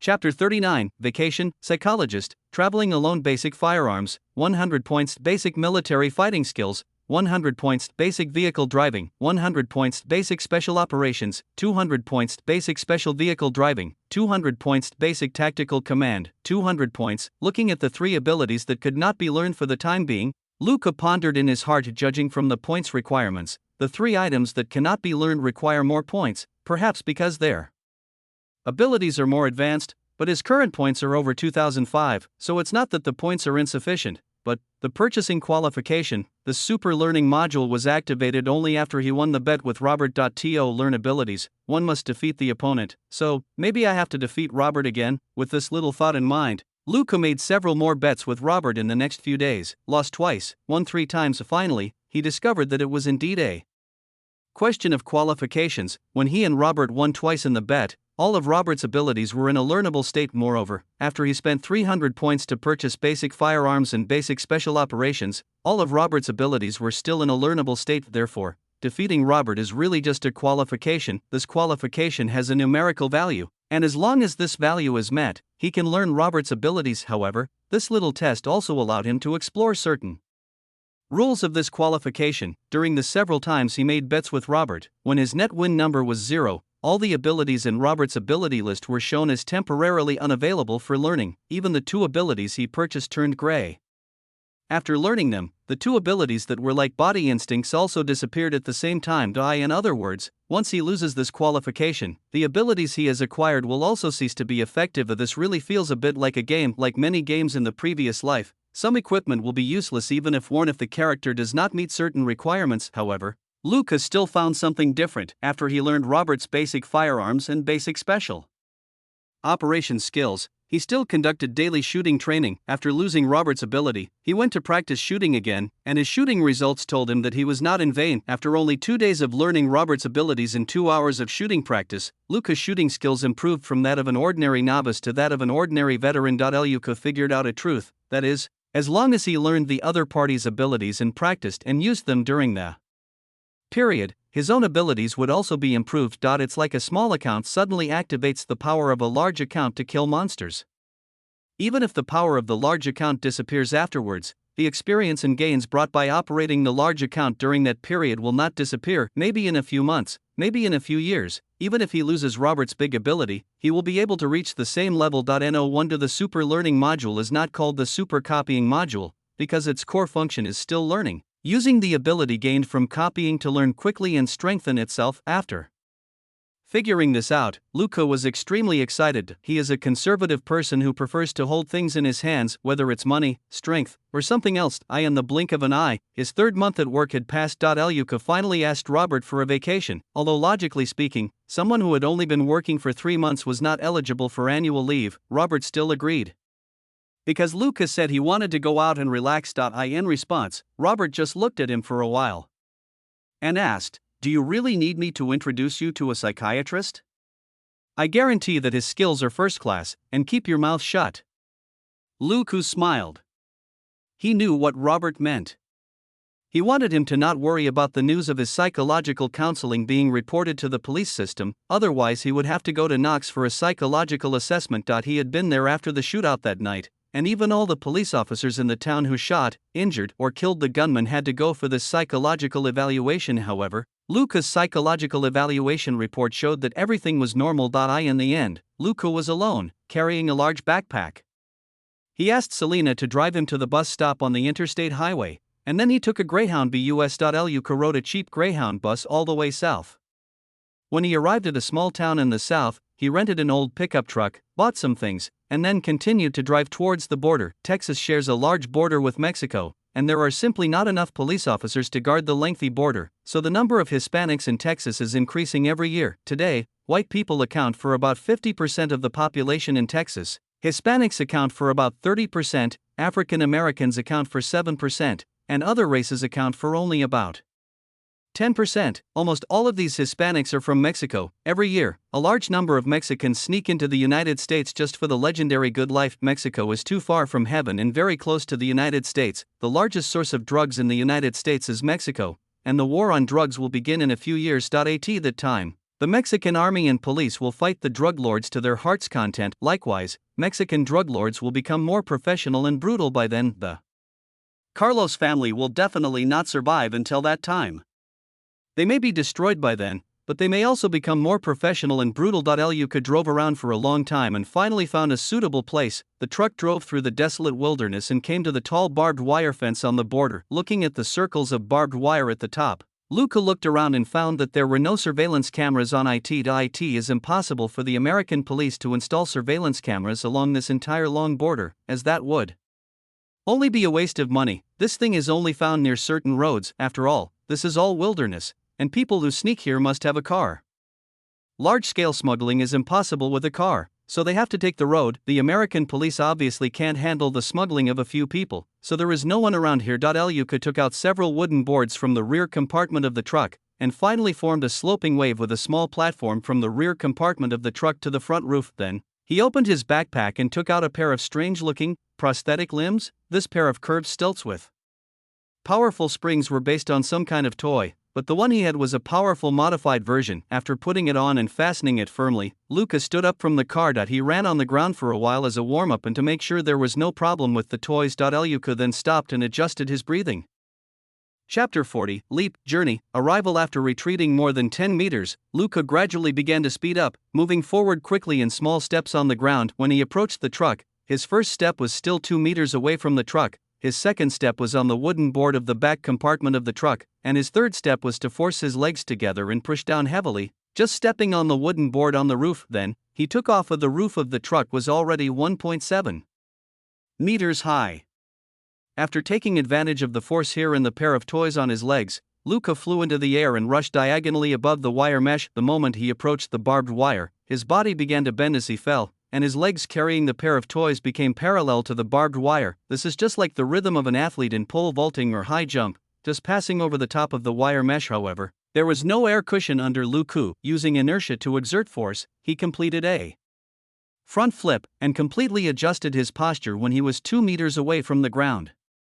His legs landed steadily on the ground, and he ran more than 10 meters following the momentum and elasticity, and finally stopped. Luca sat down on a slightly raised earthen slope, untied the elastic stilts on his legs, then found a bush not far away, grabbed a stone, dug a shallow hole near its roots, threw the pair of toys in, and buried them. After doing this, Luca walked away. It took more than 5 hours to walk, and a row of densely packed shanty towns appeared in the distance. Luca felt relieved. His estimation was correct. There was indeed a town here. There are many such places on the US-Mexico border. The American side of the border is desolate, while the Mexican territory across the border is full of small towns. There was a medium-sized town 30 kilometers away from the crossing point that Luca chose. He took out a small mirror and checked his outfit, making sure that the large sunglasses and the red scarf covering the lower half of his face were okay before entering the town. The official language of Mexico is Spanish, but over a long period of time, the language here has become very different from that of Spain. At the same time, thanks to the United States, many people here can speak some English. At least they can understand simple words like buy, sell, and car. Not long after, Luca set off in a shabby car he had just bought. The car was old, but also very cheap. The price of $800 was probably because it was a stolen car that had been bought many times. Of course, the other party must have ripped him off, and Luca knew it very well, but he didn't have time to argue with the person who sold the car. His vacation this time is only 10 days. And he has already spent 2 days here. At least 3 days must be reserved for the return trip, so his travel time cannot exceed 5 days. The less time he has, the more dangerous his actions will be. At this moment, Luca only had a little over $2,000 left on him, but he was not anxious. Driving his broken car and taking out a map of Mexico that he had studied countless times, Luca drove quickly towards his destination. The Carlos family is a small, emerging family and is not very powerful in Mexico. In order to save costs, they chose a small town near the Texas border as the family base. However, they have made a lot of money in recent years and are said to be looking for new family territory, but up to this point, they are still entrenched in this small town called Tamira. This is Mexico. Most small towns in the United States have only a few thousand or even a few hundred people, but the town here has a population of nearly 10,000 people, and the most powerful among them is the Carlos family. Luca bought some bottled water when passing through several small towns along the way. Forget about the food. The hygiene of that food cannot be guaranteed, and he doesn't want to put his stomach through such an unknown test. However, he had some high-calorie food in his backpack, which would last him a day or two. During the day, Luca drove on the road, filling up the gas once. The car's exterior was shabby, but the main interior parts were still in good condition. This was the experience Luca learned from Robert, which was to simply judge whether a car could be started, rather than breaking down after just a few minutes of driving. This car is really powerful. Although it has no air conditioning, a window is broken, and the seat cushion has several holes made by bullets, it keeps moving forward steadily. Before nightfall, Luca arrived at his destination, the small town of Tamir. He did not rush in stupidly, but stopped 1 kilometer away from the town, found a place under the shade of trees and drove the car. And he got out of the car and set up simple warning devices around him before he rested in the car. Luca waited until it was completely dark, put on some makeup, put on a big beard, and had thick medium-length hair.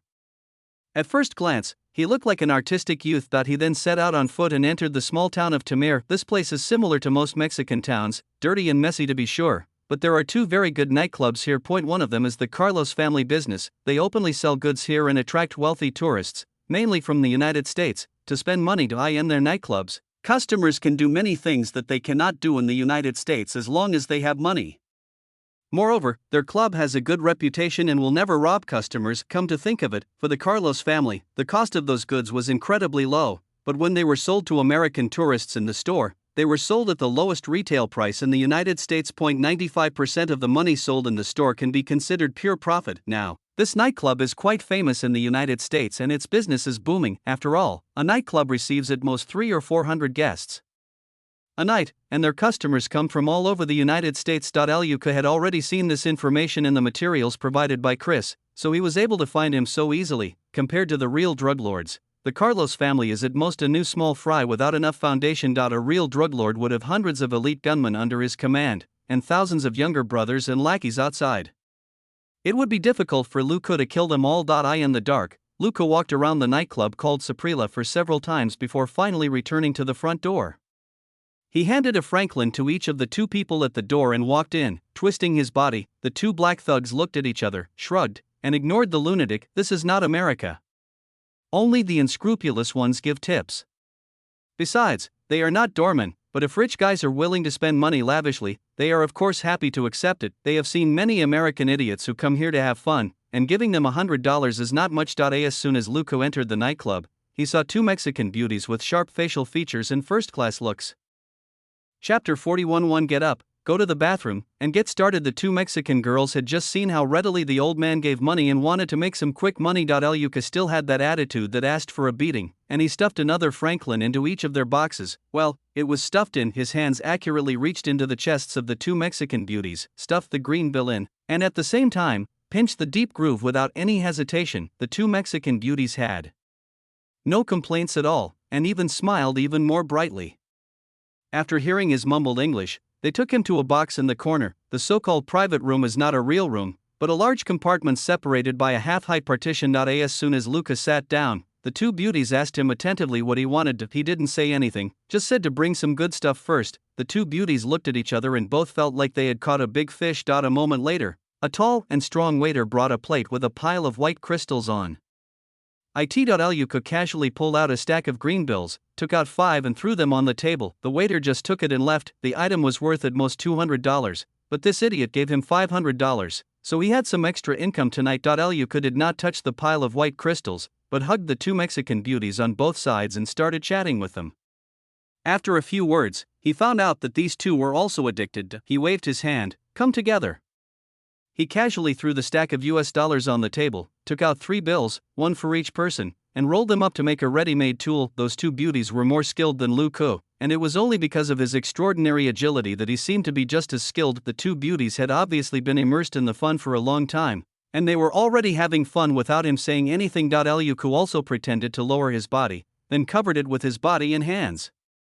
With a quick flick of his fingers, he picked up the white crystal and put it into his sleeve, then he slowly raised his head. It looked as if he had really sucked in those white crystals. Liu Ke had watched many videos before coming here, and had even imitated this state, so he shook his head a few times with a satisfied look, hiding his face under his semi-long hair. The two beauties next to him were already getting excited and had taken the initiative to order several bottles of tequila for him. But Lu Ke skillfully poured all the liquor into their mouths. More than 10 minutes later, looking at the two beauties who were already a little dazed, Lu Ke staggered to his feet and said, "I'm going to pee." Then he staggered out. In the past few moments, he used the cover of the box to observe the surroundings. Many seats here are guarded by men with cold faces, who keep glancing at every guest in the place. There were 12 of these people alone, and the number of guards in this nightclub was definitely over 30. After all, even if it is a KTV, it is impossible to place all security personnel in front of the guests, as that would have a huge impact on business. Liu Ke staggered out, grabbed a waitress-dressed beauty, and handed her a Franklin. "Where is the bathroom?" The beautiful woman was extremely surprised. "Over there, I'll take you there." Lu Ke laughed nervously and nodded. The beauty didn't care. There were all kinds of customers here, and the most common ones were the lunatic ones.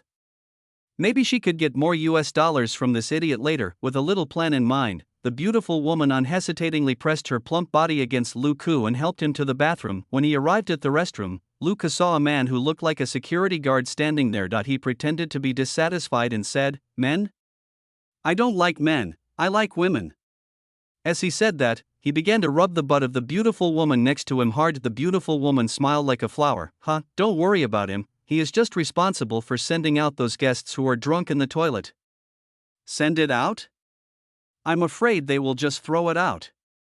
Lu Ke laughed and said nothing. The beauty helped him into the restroom. The security guard at the door just glanced at the two of them and didn't care at all that the beautiful waitress followed him into the men's restroom. A moment later, a scream of pain came from the bathroom. "Bitch, you bit my little hook, go to hell." Then there was a crisp sound, as if it was the sound of a slap hitting the body. The security guard frowned but didn't move. But another cry came from inside. My hook is bleeding. I will kill you, kill you." There was a sound of messy footsteps hitting the ground and heavy breathing, as if someone was struggling inside. The security guard finally took action this time. He opened the bathroom door and walked in. I looked around, but didn't see anyone. He looked and walked towards a partition that was still moving. He saw a woman's kneeling legs vaguely exposed on the ground.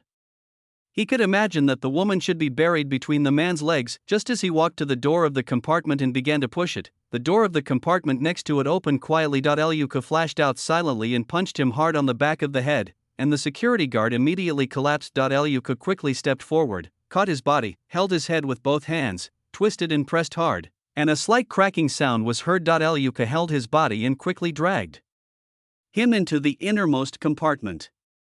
He threw the body on the toilet and made him sit down.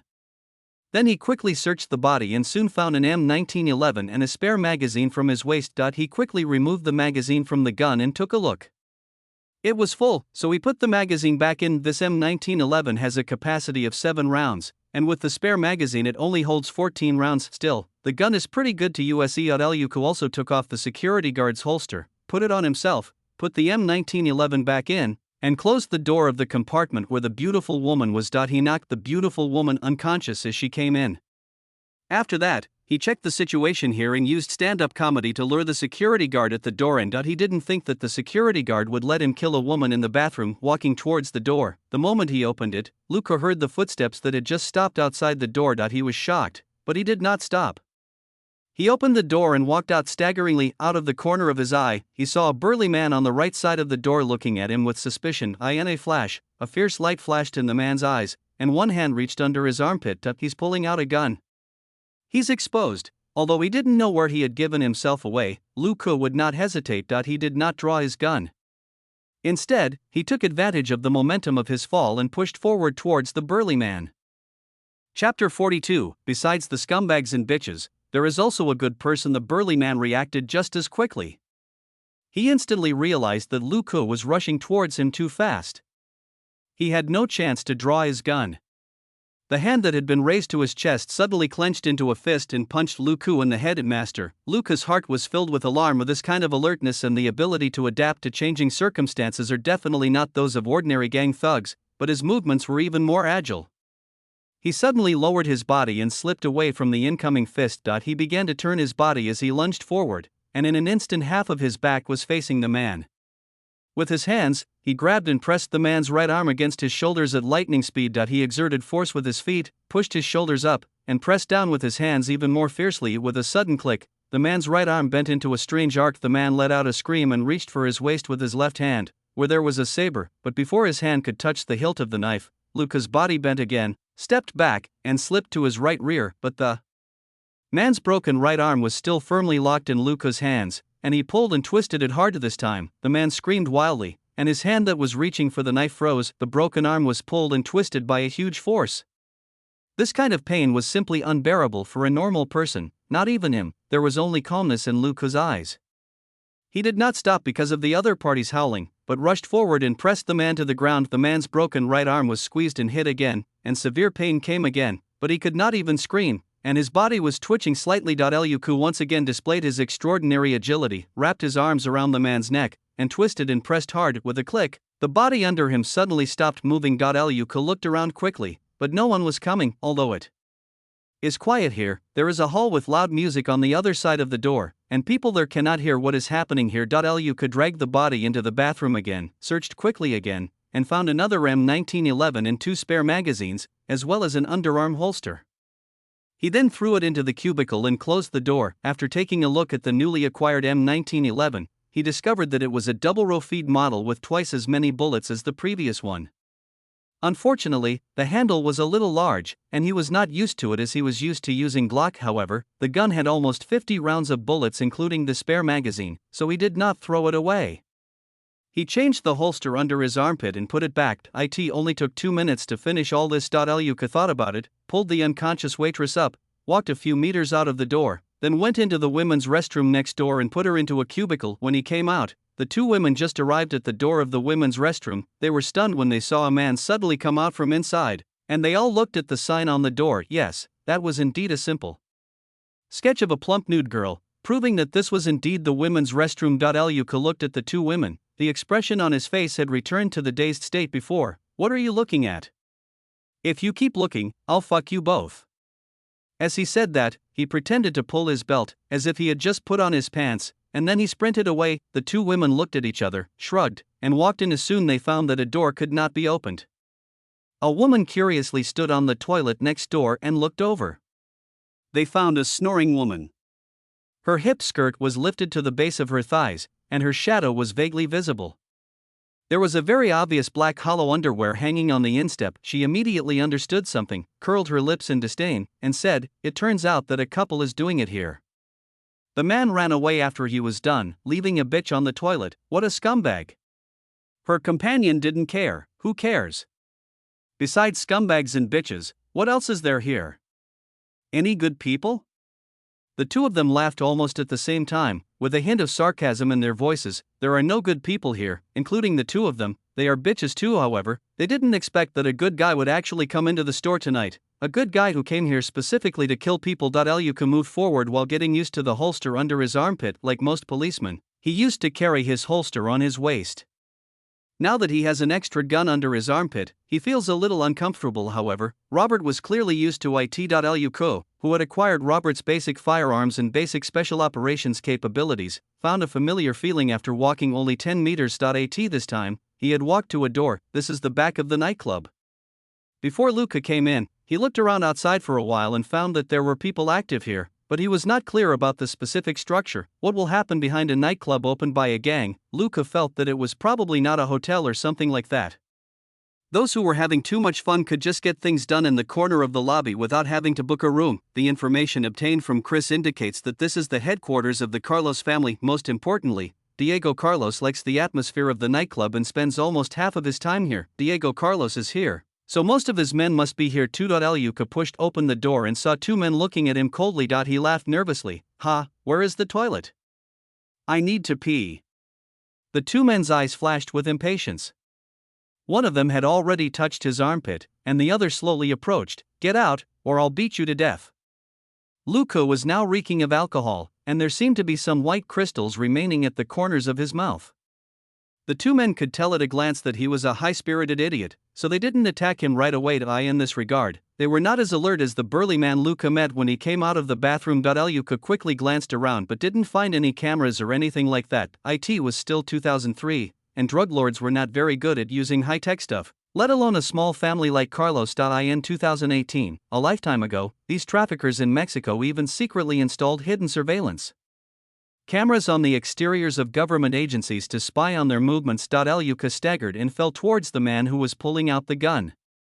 With overwhelming strength and agility, he knocked the man against the wall and punched him hard in the Adam's apple. Under the raised knuckles, a slightly hard organ was smashed and dented.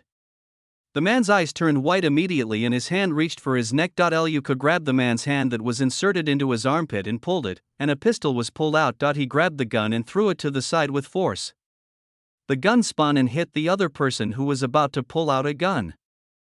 Chapter 43. Take them from behind. The blow was swung very quickly and not very accurately, but it hit the opponent's shoulder, causing him to slow down his action of drawing his gun. In the gap between the two, Luka curled up and pounced on him, kicking him in the crotch. The man's face immediately turned pale, then red, but he couldn't even scream. The pain in his crotch seemed to stretch from bottom to top, tightening his vocal cords and leaving him gasping helplessly. Luka did not stop. He held the back of the man's head with both hands, pressed down hard, and pushed up with his knee again. There was a dull thud and he felt some pain in his knee. The face of the person in his hand was sunken from the nose, and his breathing was barely audible. As usual, Luka took the two men into a nearby utility room, twisted and pressed their necks hard, and threw them into a corner. He continued to take away the pistols from the two men. They were all old model M1911s, the same model as the first man he killed. He quickly checked them, choosing only the one in the best condition and taking away all the magazines. At this moment, almost 10 minutes have passed, and it depends on when the guards of the Carlos family will discover that something is wrong here. Luka pushed the door open and walked out, moving forward in slightly quick steps. He kept observing the surrounding situation with his ears and eyes, and soon found a place where noisy voices came from. He looked at the door, but there was no sign leaning sideways to the door. He looked inside through the slightly open gap and discovered that there was a large space inside, where a group of people were playing around. He adjusted his breathing and pushed the door slightly to open a little wider. This time, his vision broadened. After shaking left and right a few times outside the door, I could roughly see the situation in the room. This is a place similar to a security room. The people inside all look like thugs in terms of their appearance, temperament, and figure. Some of them are shirtless and have guns stuck in their waists. Generally speaking, professionals won't do this unless it's necessary, as it's a pain in the ass. With just a few glances, he roughly calculated the number of people inside. 17 people. 2 of them were naked women. Most of the people were sitting around a table, playing poker and gambling, with only 2 men and 2 women fooling around in the corner. However, those who were supposed to gamble in the room were just gambling, and no one paid much attention to the 2 pairs of men and women fooling around, as if they were used to it. Luka took another deep breath, moved, pushed open the door and walked in. After entering the door, he gently stepped back and closed the door gently, then approached the table with quick but not impatient steps. When he was almost in the crowd, a guy turned his head to look at him with a puzzled look in his eyes, as if asking, "Who is this guy?" Luka's face was calm. He raised his hands behind his back in front of him at the same time, and the 2 M1911s swept outwards from the midline between his eyes. Bang bang bang bang, a violent storm of gunfire rang out, and more than half of the 13 people gathered in front of the table fell down before they could even react. 2 M1911s, 21 rounds, knocked down 8 people. With his extraordinary agility, Luka emptied their magazines within 2 seconds without any intention of aiming.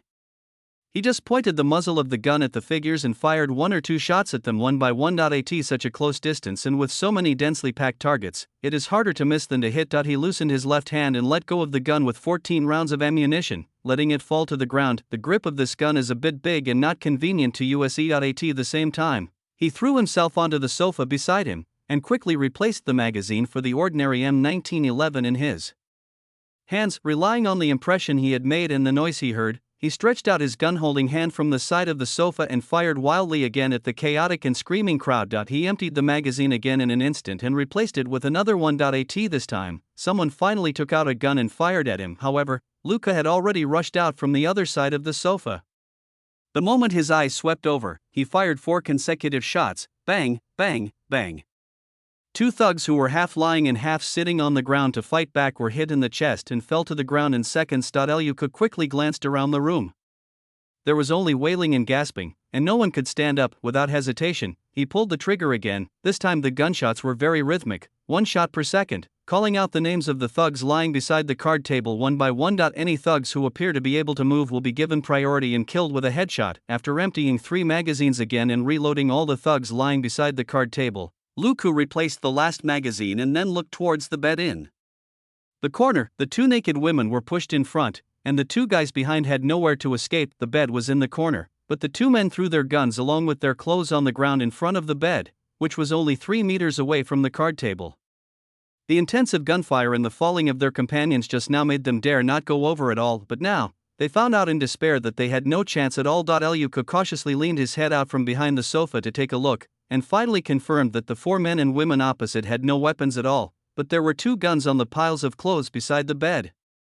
Facing the 2 thugs who were holding the woman in front of them, he said nothing, walked out silently, turned slightly sideways, bent his right elbow and raised it horizontally, supported his right hand with his left hand. The gun was right in front of him, the muzzle was slightly downward, aimed at the 4 people on the bed. One of the thugs couldn't stand the quiet atmosphere and slightly stuck half of his head out. Bang! A piece of his skull flew off and he fell backwards. The woman he held in front of her felt as if a gust of wind was blowing across her face, and then some warm water drops seemed to splash on her back. The hand that had been pressing hard against her back suddenly dropped down. Considering the previous shooting, she understood what had happened and immediately screamed, rolling and crawling to the side to hide. A big hairy leg suddenly appeared in Luka's sight. Bang! Ah! A shrill scream was heard, and another thug bent down in agony, hugging his thigh, on which a bloody hole appeared. Bang! With a shot in the head, Luka didn't give him a chance to struggle. The 2 women screamed in unison. Luka raised the gun and pointed it at them, then put his finger on his mouth and made a zipper gesture. The 2 fruit girls shut up decisively. Luka walked forward and made a circle gesture with his hand. The 2 fruit girls turned their heads tremblingly. They don't think that the target wants to take her from behind, and the other party might shoot them as soon as they turn around, but they had no ability to resist and could only do as they were told. After the 2 girls turned their backs to him, Luka quickly slashed at their necks with his left hand, causing the 2 women to fall flat on the ground and faint. Looking at the large white, round body exposed in front of him, he shook his head helplessly. Chapter 44, Killing Diego Carlos. After knocking out the 2 fruit girls, Luka once again searched for weapons and ammunition from the thugs. Most of their sidearms are M1911. Since its introduction, there have been more than tens of millions of genuine and replica guns sold around the world. However, 2 of them still had other weapons on them. One was a Desert Eagle, and the other was the Glock 17 that he was most familiar with. Luka found a small backpack in the room, put the Desert Eagle and Glock in it, and put it on his back. Don't take the other guns, just remove the magazines and throw them into the small backpack. Walking to the door again, he quickly opened it and looked outside with the small lens he carried with him, but no one appeared. Although there was a loud noise in the room just now, the door was closed, and the door had a sound-absorbing layer, so no gunshots could be heard outside. Luka walked out and stopped in front of each door for a few seconds, tilting his head to listen to the movement inside. Among the 7 or 8 rooms, only 2 were occupied. But it was obvious at a glance that they were ordinary staff members. Luka did not kill them. He just pointed a gun at them, asked them a few questions, knocked them unconscious and threw them into a hidden place. Even if some of these people slip through the net, they will not cause any trouble. As long as all the armed personnel of the Carlos family are killed, these people will be swallowed up by other forces. It is even less likely that these people are the core of the Carlos family. Would the core of the Carlos family work overtime on paperwork at night? This was obviously impossible. He quickly went up to the 2nd floor, which was much quieter.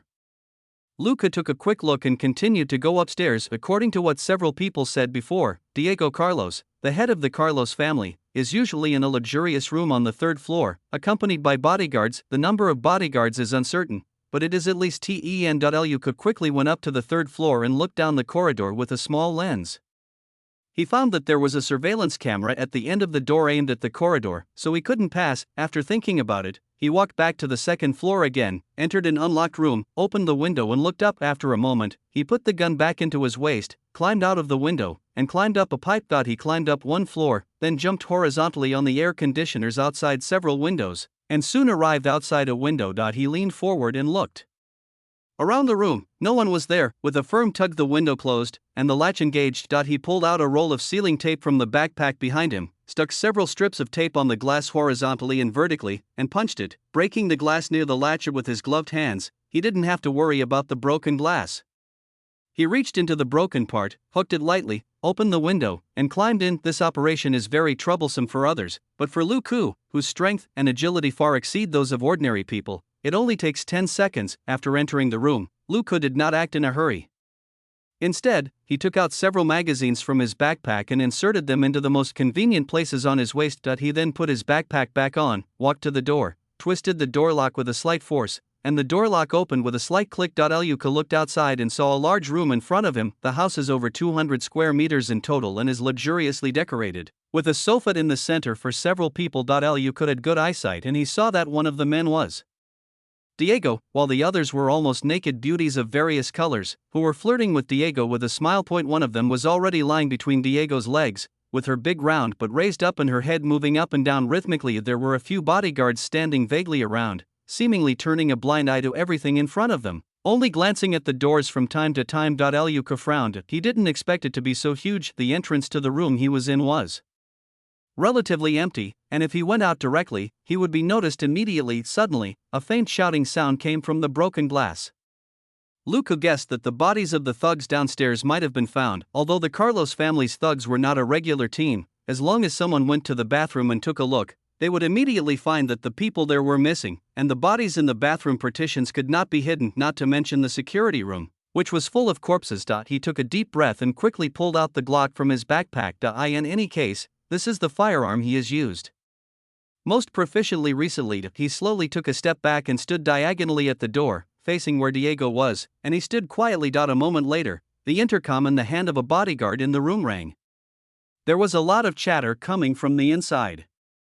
The bodyguard's face changed and he opened his mouth and shouted a few words to Diego. Lu Ku knew that this was probably the discovery of a thug's body downstairs, and it had already been reported. Diego, who was fooling around with a bunch of naked girls over there, yelled and pressed down hard on the woman's head buried between his legs, ignoring her efforts to struggle. After more than 10 seconds, he finally let go of his hand, opened his eyes with a look of relief, kicked away the girl who was coughing violently in front of him, and stood up. His face was ferocious, his eyes flashed with bloodthirsty light. He shouted out a series of words quickly, and made gestures with his hands, appearing extremely excited. The time is now. Lu Ku's outstretched foot moved slightly, and the gap in the door instantly widened to 5 centimeters. He raised the Glock in his hand quickly, and pulled the trigger completely according to his feeling without aiming. Bang bang bang bang bang. 5 gunshots rang out in succession, echoing in the room. Several bodyguards in the room saw that Diego Carlos, who had just been shouting and wanting to kill the attacker, was shot 3 times in the head and chest. 1 bullet entered through the cheek, 1 hit the neck, and 1 hit the chest. The big guy didn't even let out a scream and fell directly into the sofa behind him. The bodyguards reacted immediately, all started pulling out their guns and looking around. Lu Ku succeeded in his attack. Without any hesitation, he stuffed the gun into the backpack behind him, took a few steps to the window, and jumped out. He placed his hand on the air conditioner outside to dissipate the impact, and continued to fall to the second floor. He kicked a window glass in half, opened it and crawled in, then went to the door and scanned left and right with a small lens, and then he entered the corridor on the second floor. After running a few steps, he rushed to the side of the stairs, leaned against the corner, listened to the movement above, and took out the Desert Eagle from his backpack. In less than 30 seconds, a series of footsteps were heard, and then a group of people kept pouring down the stairs. Lu Ku only revealed one eye and the muzzle of the Desert Eagle. When the third bodyguard appeared in his sight, he decisively pulled the trigger. At such a close distance, and with a Desert Eagle as the weapon in his hand, Lu Ku didn't need to aim specifically. He just had to fire continuously at the corner of the stairs. Chapter 45, A Sudden Counterattack. Alexandro Carlos, dead. The bodyguards rushed too fast and couldn't stop the car at all. They didn't expect to be ambushed at this location. After the Desert Eagle had fired 7 bullets, 5 people were lying in a mess at the corner of the stairs. He quickly replaced the magazine he had prepared in his hand, with the muzzle of the gun still pointed at the corner of the stairs. Suddenly he heard a slight ding sound in his ears, and the next moment he saw a round object flying down from the corner. Luku has excellent eyesight, and his dynamic vision is enhanced by 20 points of agility. The moment this thing flew out, I could see clearly that it was an iron pineapple. He quickly stepped back and rushed into another room. There was a loud bang outside and a gust of air rushed in from the door. Luka walked out of the room without stopping and jumped down to the first floor. After walking around half a circle, he found a water pipe on the other side and climbed up again. This time he returned to the third floor, but now he didn't need to hide. He just trotted and rushed into Diego's luxurious hall. There were only two big men with submachine guns and a young Hispanic man in the hall at the moment. They were looking at Diego's body with anger on their faces and saying something. Seeing someone breaking open the door, the two big men immediately pointed their submachine guns at him and started firing randomly. Luka cursed in his heart, "Damn, there are actually two gunmen left here, and they are holding submachine guns, which are close combat weapons." However, he moved extremely quickly. The moment he came in and saw people, he rolled behind a pillar. The pillar behind him was immediately hit by bullets, and countless cement and plaster fragments flew everywhere. He tested the ground with his foot and found that it was made of a material similar to marble, very shiny.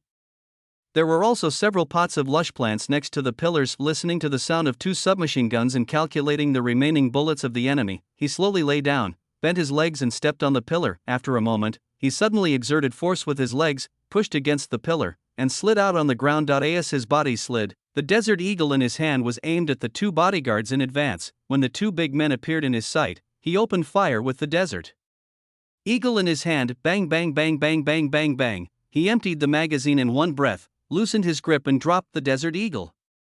This thing only had two magazines, and they would be useless after using them. Taking out the M1911 from his waist again, he stretched out a small mirror from another pillar and took a look. Very good. Both bodyguards with submachine guns were shot by him. The Desert Eagle's tremendous destructive power made the two guys scream in pain, while the other could only twitch on the ground. Luka flashed out and fired two shots with the M1911 in his hand, shooting the two bodyguards in the head, respectively, making them completely quiet. He then aimed his gun at the young man who had been standing there with a look of fear and confusion since the start of the raid. Seeing the gun, the young man knelt down tremblingly. "No, don't kill me.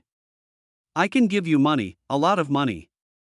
Luka looked at him indifferently, and suddenly the corner of his mouth curled up in a cold smile. Bang! A shot in the head. Alexander fell down with a dazed look on his face, and the Colt he had just pulled out from behind fell to the ground. Looking at the body of this young man, Luka laughed in his heart. "Don't think I haven't read your information, Alejandro Carlos, Diego's other brother.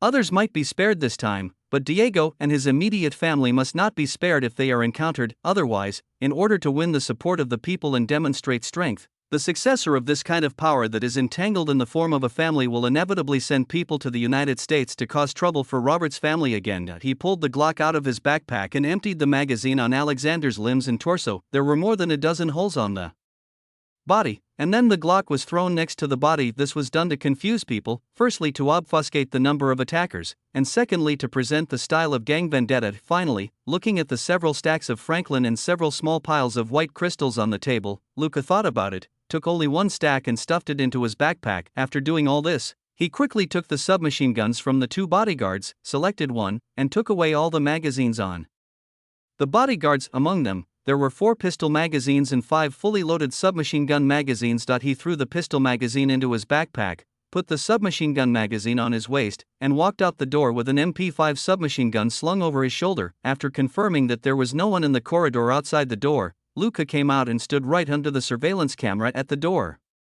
He jumped suddenly and destroyed the surveillance camera. Then he trotted to the stairs again, listening to the shots coming from below. Luka thought about it and decided not to go down from here. He turned back to the luxurious room, slid down to the first floor through the window he had come in from before, and ran to the front door of the nightclub with his back bent there. Guests kept running out. They looked panicked and confused. Some of them were holding stacks of US dollars in their hands.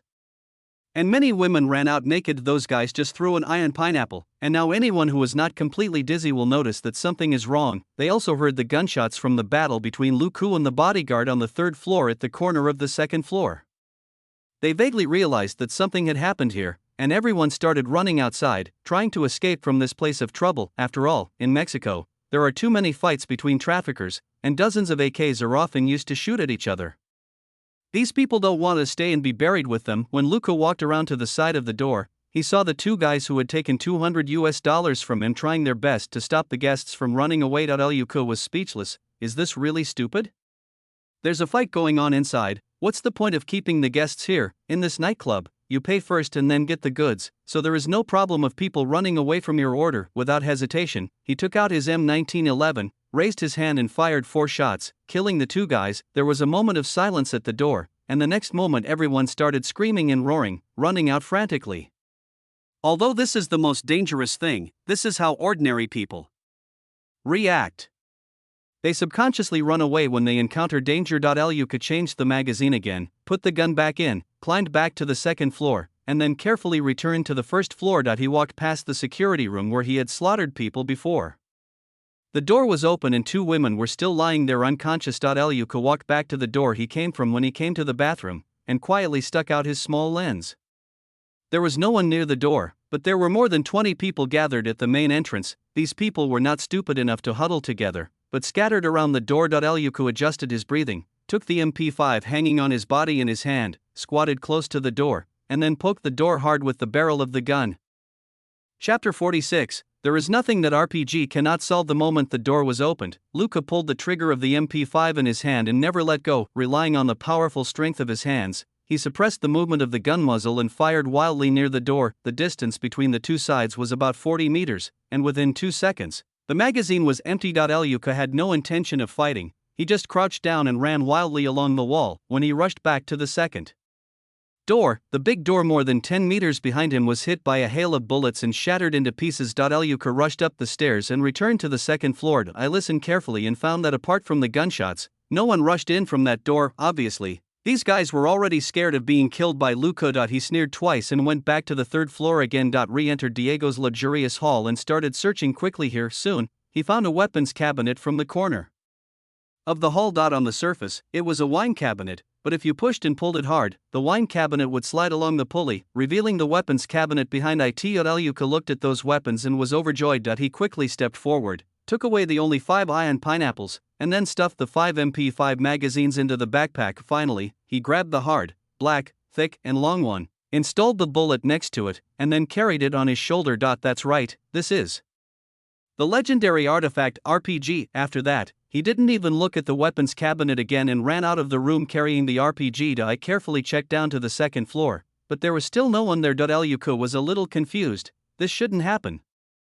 I've been up there for several minutes. Why haven't these guys come up yet? I carefully used the small mirror to look at the staircase to the first floor again, and indeed, I didn't see anyone, but he vaguely heard the sound of light footsteps more than 10 meters away. Luka's heart moved, and he walked down to the first floor with light steps. He took out the small mirror again and looked at himself. He was immediately happy. This group of guys actually squatted against the wall and moved towards the stairs little by little. Of course, the 5 or 6 people in front were trembling with fear, as if they had lost their parents, and were obviously extremely reluctant. They knew that more than a dozen of their companions in the security room had all been killed, and 5 more were killed when they went downstairs. The 2 guards at the door were also beaten to death. While they were guarding against the attack outside the door, an attacker appeared again from a door in the hall behind them and killed the 6 people gathered near the door. And now, their number is less than 20. According to the attacker's previous record, they wouldn't be able to hold out for more than a few minutes. Unfortunately, there is a leader behind them. Antonio Carlos, Diego Carlos' cousin and an important figure in the family, gave the order to attack, and these unlucky guys had no choice but to execute it. Luka took out an iron pineapple, pulled out the safety pin, and threw it into the passage, shouting, "Fire in the hole!" When the thugs in front of them in the passage heard the sound and saw the iron pineapple suddenly flying out, they were so scared that they fell to the ground. They were already in the middle of the passage and couldn't run away at all. They could only pray that the thing fell behind them. A dozen or so people who were a little further behind were also startled and turned around and ran away. At the same time as Luka threw the grenade, he had already moved sideways and pulled the trigger of the RPG on his shoulder towards the dozen people retreating behind him. The moment the rocket was launched, he immediately threw away the hard and black gun in his hand, hid behind the wall, and quickly stepped back a few steps. Boom! Boom! 2 explosions sounded closely together, one after the other, and a shocking heat wave swept through the passage beside him. A few seconds later, Luka stretched out a small mirror and looked out from the corner. I found that there was no one standing in the passage, and even the door had disappeared. There were only a few twisted bodies lying in the passage, and a large amount of smoke and dust spread in the passage. Luka returned to the second floor. jumped out of the window again, and went back to the front door. He took a peek through the open front door and saw a few figures struggling inside.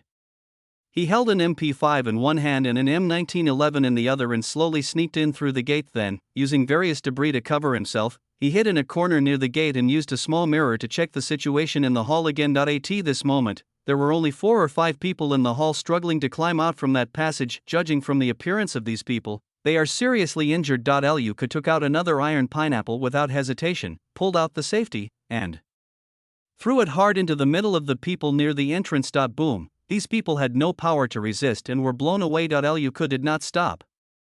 He took out another iron pineapple and threw it directly into the passage with greater force. A moment later, there was a loud bang and a large amount of smoke and dust poured out of the passage again. This time, Luca quickly bent down and began to search the hall. It took him 10 minutes to check the place thoroughly, but he didn't find any intact members of the Black Gang. He picked up the M1911 and walked past the thugs on the ground one by one, shooting each of them in the head, even those in the passage that had been hit by 2 iron pineapples and a rocket. After doing all this, Luca threw away the weapons in his hands, keeping only an M1911, and turned and left. Outside the door, Luca held the electronic key of an F-150 in his hand and pressed a few buttons around.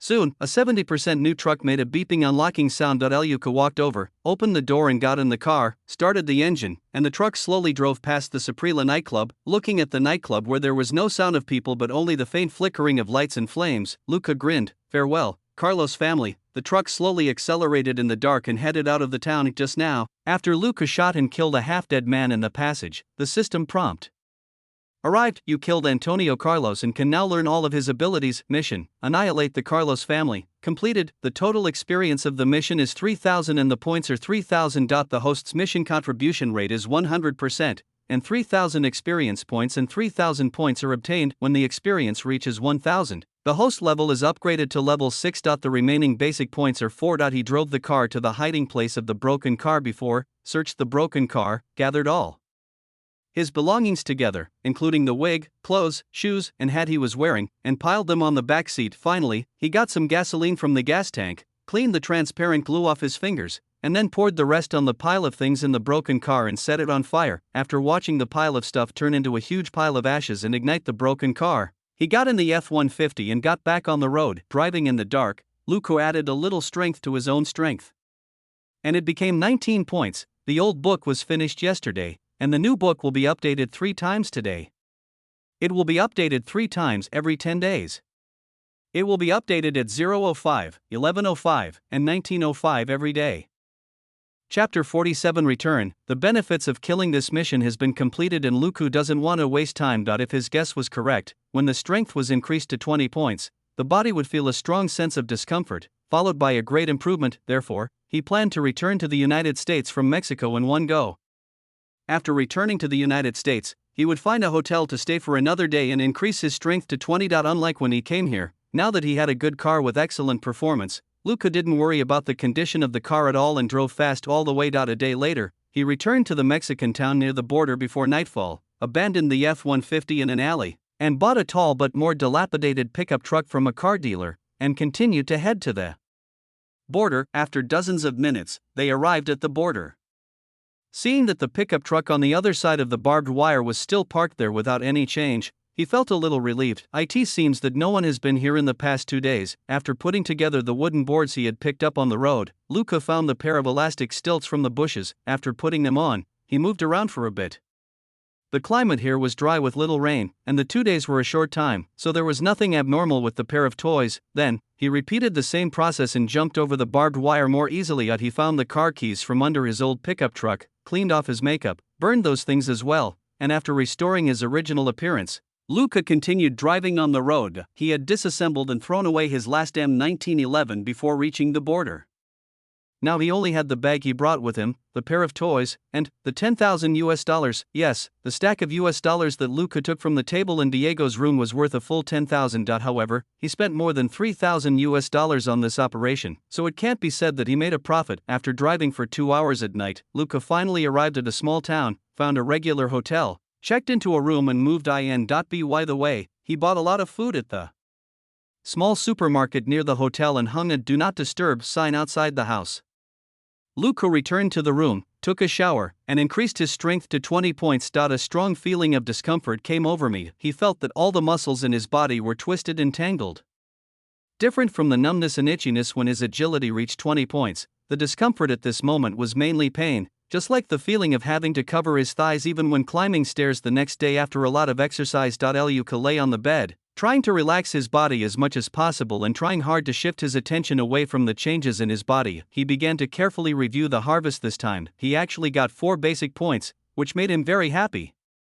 This meant that the basic points he got with each upgrade might increase, and he would be able to grow faster. With joy, he looked at other system prompts. System, you killed Ortega Mendoza and can learn all of his abilities. You have killed Salazar Gonzalez and can now learn all of his abilities. You have killed Camacho Santos and can now learn all of his abilities. You killed Diego Carlos and can now learn all of his abilities.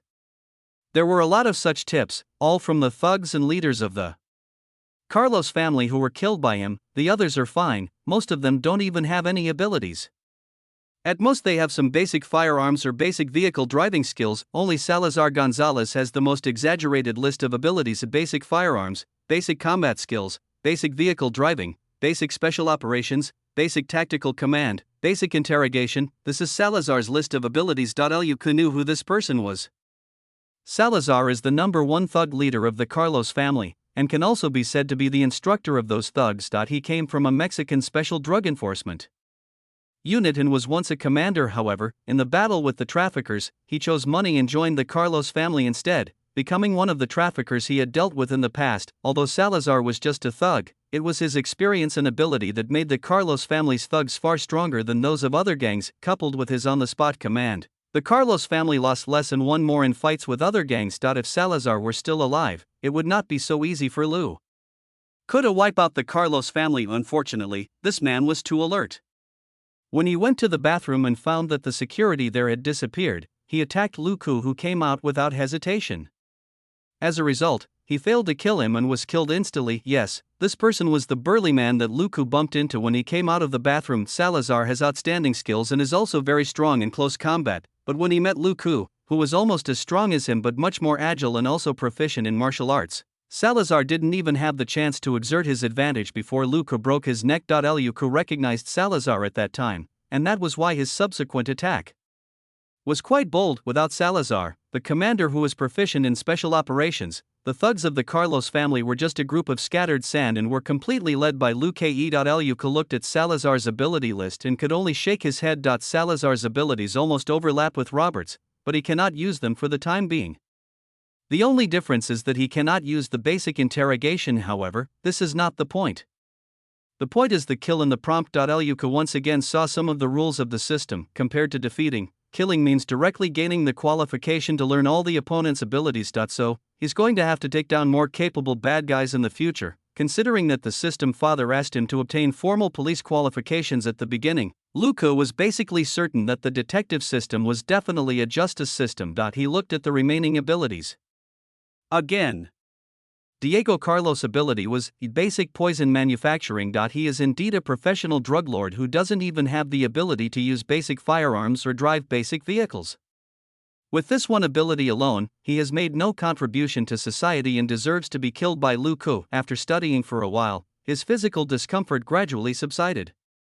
That was because his physique became stronger and stronger after the transformation, and the pain decreased exponentially. Luca could no longer control his sleepiness and fell into a deep sleep. Luca woke up at noon the next day and felt very hungry. He packed up, went downstairs to check out, then went to a fast food restaurant to pack 10 hamburgers and continued on his journey. Half a day later, he returned to the city where he rented the car and returned it. The car rental company clerk even asked with a smile, "How was your trip?" Luca smiled and said, "Well, there is still room for fun around here. It's suitable for camping." Then he put on his backpack and boarded the Greyhound bus for the return trip. A day later, Luca returned to the town of Shackford. Chapter 48, Two Sisters, Two Girlfriends, and Gifts. After getting off the bus, he walked slowly towards his home. Less than 5 minutes later, he heard an alarm behind him. Luca turned his head and saw Selena leaning out of the car window with a smile on her face. "Handsome, do you want me to give you a ride?" Luca, "Oh, thank God, you are a helpful angel." As he said that, he walked around to the co-pilot seat, threw the bag into the back seat, and then sat down. Selena asked as she drove, "Why are you back so soon?" Luku, just relax. Come back when you feel better. I'll take my leave early so I can accompany you on patrol. Selina, I believe everything you said.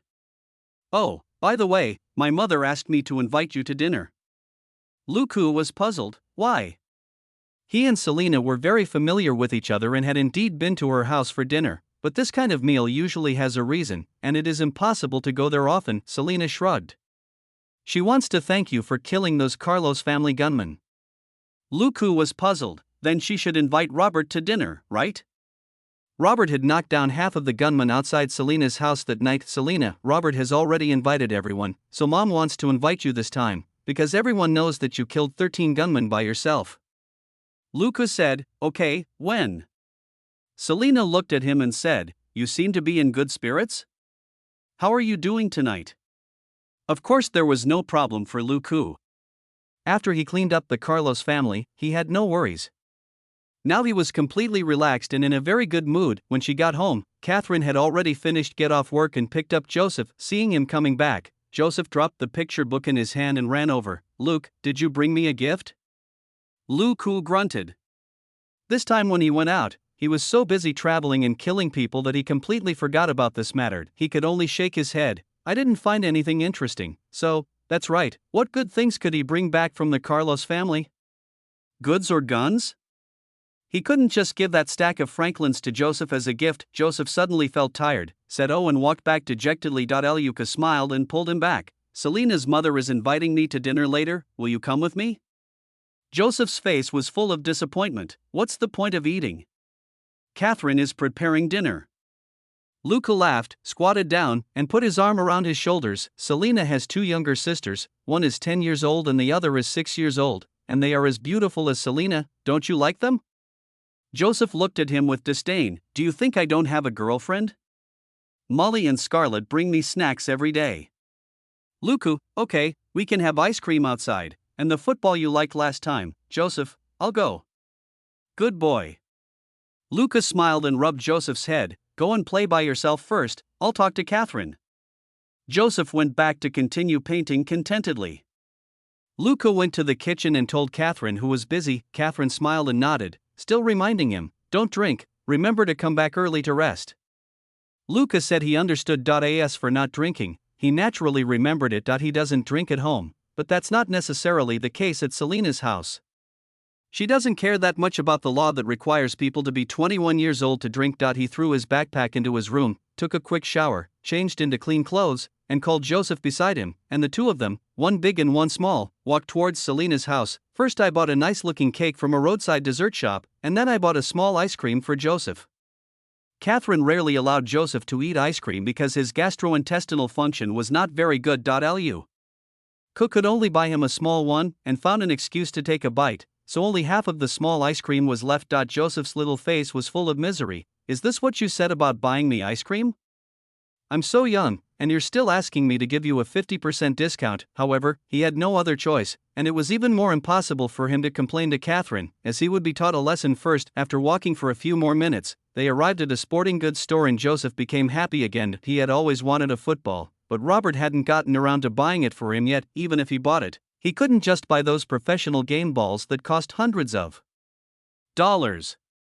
Robert would buy it to keep it as a decoration. Luka didn't care. He is a bachelor and stays at home after work. He doesn't spend much on food, clothing, housing and transportation. This time I went to Mexico, I finally brought back some small specialties. Also, he has to do a little testing. After entering, Luka greeted the store owner, list, and directly bought the store's treasure, the rugby ball below. It's the store's treasure, an NFL game ball, a limited edition deluxe commemorative model. The price tag of $8,888 on this luxurious golden football is enough to blind people's eyes. If he buys this thing, Luka will be scolded, and the ball will be confiscated by Robert, and Joseph may get beaten. As for the one below, it is much cheaper, $59. It is a size 7 ball used for NFL flag football training, which is more suitable for a kid like Joseph. After getting the football he had been thinking about for days, Joseph finally smiled happily. He was a little small compared to the football, but he insisted on holding it himself. Luka didn't say anything too much.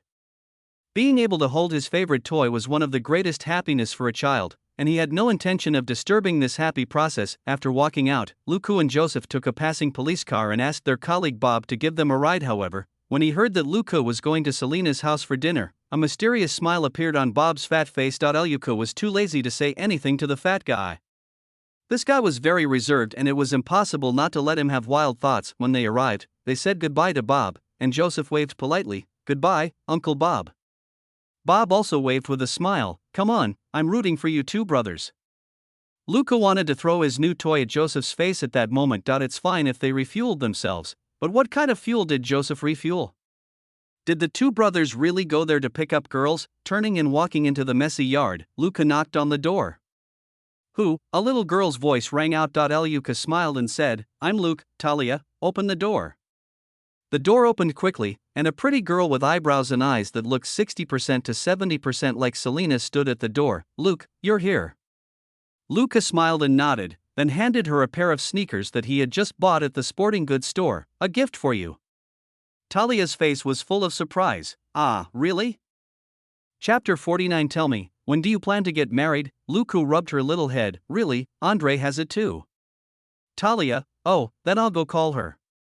Then she ran away. Luca shrugged, called Joseph in and closed the door. Compared to Robert's house, this is just a bungalow and a bit narrow. Here live Selena's parents, 2 sisters, and a brother. Together with her, there are 6 people living in this bungalow of more than 100 square meters. So, Talia soon arrived with her younger sister Andrea. The 6-year-old girl also happily accepted the gift. This time, the 2 sisters remembered to say thank you before running back to their room. Listening to the chirping sounds inside, it was obvious that the 2 little ones were trying on their new shoes. With a bang, a door not far away opened and Selena came out wrapped in a bath towel. Seeing Luca, she just nodded. "Come on, sit down first, I'll go get dressed." Luca smiled and nodded, but his eyes were not polite as he watched the thin but fit body walk back to the room. Joseph lowered his head and played with the football in his hand, not caring at all that a half-naked beauty just walked by. After a while, Selena didn't come out, so Talia and Andrea ran out. Luke, come and take a look. Do these shoes look good on us?" Luca lowered his head and put his hand on his forehead. "Who laces this shoe?" The 2 sisters pointed at each other. "Her." Well, apparently both kids knew that the shoelaces were not to be looked at. Impatient but eager to wear new shoes, they just roughly passed the laces through the shoelace holes, pulled them a few times in a random manner, and then tied them into an awkward knot. Luca could only call the younger Andre over, ask her to sit down, take off one of her shoes, then pull out the bundled shoelaces, thread them neatly through the holes one by one, and tie a beautiful bow. "Come on, try them on and see how they work." Luca grabbed the little girl's feet, pushed them into the shoes with force, and put the shoes on her. Andrea looked at the shoe carefully. Luke, you are so smart, much smarter than Talia." "She is so stupid, she made a mess of my shoelaces." Talia was dissatisfied. "You're still blaming me." "Look, aren't my shoelaces messed up by you?" Luca smiled and shook his head. No wonder they were pointing at each other just now. It turned out that they were taking turns helping each other to tie their shoelaces. The little sisters started chattering again, arguing about who was dumber. This time, Selena came out wearing a loose t-shirt and heated pants. After hearing the content of the quarrel between the 2 sisters and looking at the shoes on their feet, I immediately frowned. "Why did you buy such expensive things for them?" The shoes Luca bought for his little sisters were not cheap. They were new summer models from New Balance, on sale for just $99. Luca, because your mother invited me to dinner. Selena, nonsense, all the dishes she ordered tonight are not worth a pair of shoes. Luca, are you belittling your mother's labor like this? Selena, okay, I was wrong. It was the cost of the materials for the dinner. Luca shrugged, but I don't think I helped her in any way, so it's not normal to give her a small gift. Selena, that's not normal. Take the shoes back and return them later. I checked and the labels on the shoes haven't been cut off. Lister should accept the return. Luca sneered. Okay, I'm too lazy to look at Lister's ugly face. At most, you owe me a favor. Selena, my favor is worth $200? Oh, no, it's $198? Luca smiled and shook his head, pointing to the table next to him. Selena looked and saw a beautiful cake. Just by looking at the packaging, Selena knew it was from the dessert shop in town. She has said several times that she wants to eat this cake. Unfortunately, this cake is big and expensive, costing $80 each. Selena couldn't bear to spend so much money on a cake. She narrowed her eyes, stared at the cake for a moment, then looked at him for a moment, and suddenly smiled. Okay, for the sake of this cake, I owe you this favor. Luku actually remembered that she said she wanted to eat the cake, so she didn't want to care about other things. Moreover, as Luka's partner, she knew that Luka spent almost no money. At most, next time you invite him to dinner, just make it clear and don't bring any gifts. During this conversation, Selena's mother Sandra also came out. Selena's mother really doesn't look old at all. She gave birth to Selena at the age of 16 and is only 40 years old this year. She is full of mature charm, or this may be because she and her husband were lucky. They got green cards in the past few years and had a daughter who was even more promising. She became a small-town policeman at an early age and had a stable income compared to other people from Mexico. Her life can be described as happy and stable. As for the incident a while ago when she shot and killed the intruder, it was nothing. She didn't care much about the fact that Luco brought gifts for all three daughters. It was not until her youngest son Julio got a baseball and a baseball glove that she looked at Luku in surprise. Tell me, when are you going to marry Selena? Luku, huh? Selena laughed at the side. Now you know why I asked you not to bring so many gifts? Because Sandra will think you are trying to please me. Sandra, isn't it? Luca smiled bitterly and shook his head. No, we are partners. It's not strange to give a gift, right? Sandra pouted. What was the name of Selena's previous partner? Oh, Hank. That guy came to our house for several meals, but never brought any gifts. He even packed food to take home. He even said he wanted to pursue Selena. Is this how you police officers pursue your partners? Luca was shocked and looked at Selena. Did Hank really do this? Selena nodded, so I rejected him harshly and told him to wake up and stop dreaming. Then, he resigned. Luca. Hank is single based on his own ability. There's nothing wrong with that. Mother and daughter, ah? After chatting for a while, Selena asked her two sisters who were still showing off to bring out the dishes, and dinner began. Luca asked, Where is Marino? This is Selena's father, Sandra. He has been resting in the pasture recently. Several cows are about to give birth and he can't leave. Luca understood. Marino works as a cowboy on a ranch outside town. His salary is average, but it is stable. As long as the ranch doesn't go bankrupt, this old cowboy will have food to eat. But as the ranch became busy, he didn't have time to go home every day. It was also because of this that when the Carlos family came to take revenge last time, Sandra was the only one at home to protect the two younger daughters and son. Chapter 50. You have changed. Have you become stronger? More handsome? This meal was quite casual. Mexicans are the kind of people who value family, and it is a habit for family members to chat at the dining table. Several little ones gathered together and whispered.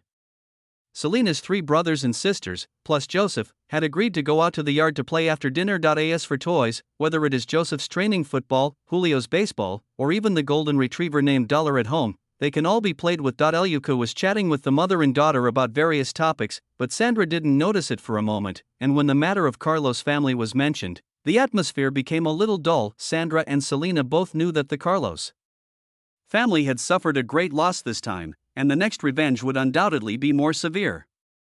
At that time, they might have no choice but to move away, but moving requires a lot of money, especially when a large family moves, and you lose your job. Without a job, what would happen to the three children? They would have to live off their savings until they found new jobs. Most people here in the United States don't have savings and don't have that habit. Although Selena's family has only come here in recent years, they have also developed this habit.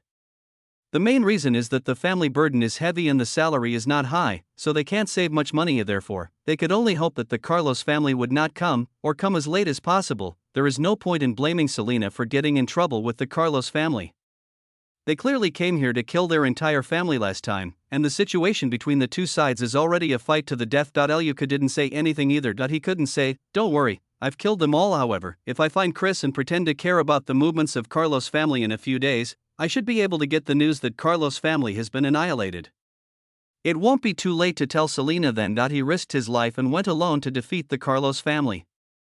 Now let him keep a low profile for a while. Anyway, no one will die if you worry for a few days. After a not-so-happy dinner, Selena followed Luca and Joseph out and drove them home. There was some silence in the car until they were almost at Luca's house, when Selena suddenly spoke up, "You've changed a little." Luca didn't care too much. "Oh? Have you become more handsome?" Selena chuckled twice. "No, you have become more calm." Luca glanced at her and said, "Thank you." Selena sighed softly. "Actually, I like you better the way you were before, like a sunny boy. Now, you look a bit like Robert." Luca rolled his eyes. "Forget it, I'd rather you say I've become more handsome. I don't want to become like Robert, which would lower my appearance." Selena smiled again. "It's okay, at least when you joke with me, it's still the same as before." The car arrived outside the yard at this time. Luca got out of the car and picked up Joseph, who was beginning to doze off. The little guy had just had a lot of fun with the three siblings and now he couldn't hold on any longer. "Don't worry, I'm still me." Luca stood next to the car and said to Selena, who was looking over, then he waved, "Good night, be careful on the road." Selena just nodded and watched him walk in silently. What she didn't say was that what she felt from Luca was not calmness, but the smell of blood. The feeling was very similar to Robert's killing spree that night. Selena didn't know why Luca had changed so much after just a few days of not seeing him. This feeling was very strange and she didn't want to mention it to anyone. And no matter what, Luca was her partner, a partner who was willing to risk his life to save her. Based on this reason alone, she will not say bad things about him to anyone, even if there is only a slight possibility. This is not love, but friendship between partners. After Luca entered the house, he watched Selena's car slowly turn around and leave outside the window. I sighed in my heart. As expected, killing too many people still has a very obvious impact on me. Even Selena noticed it. So what about Robert?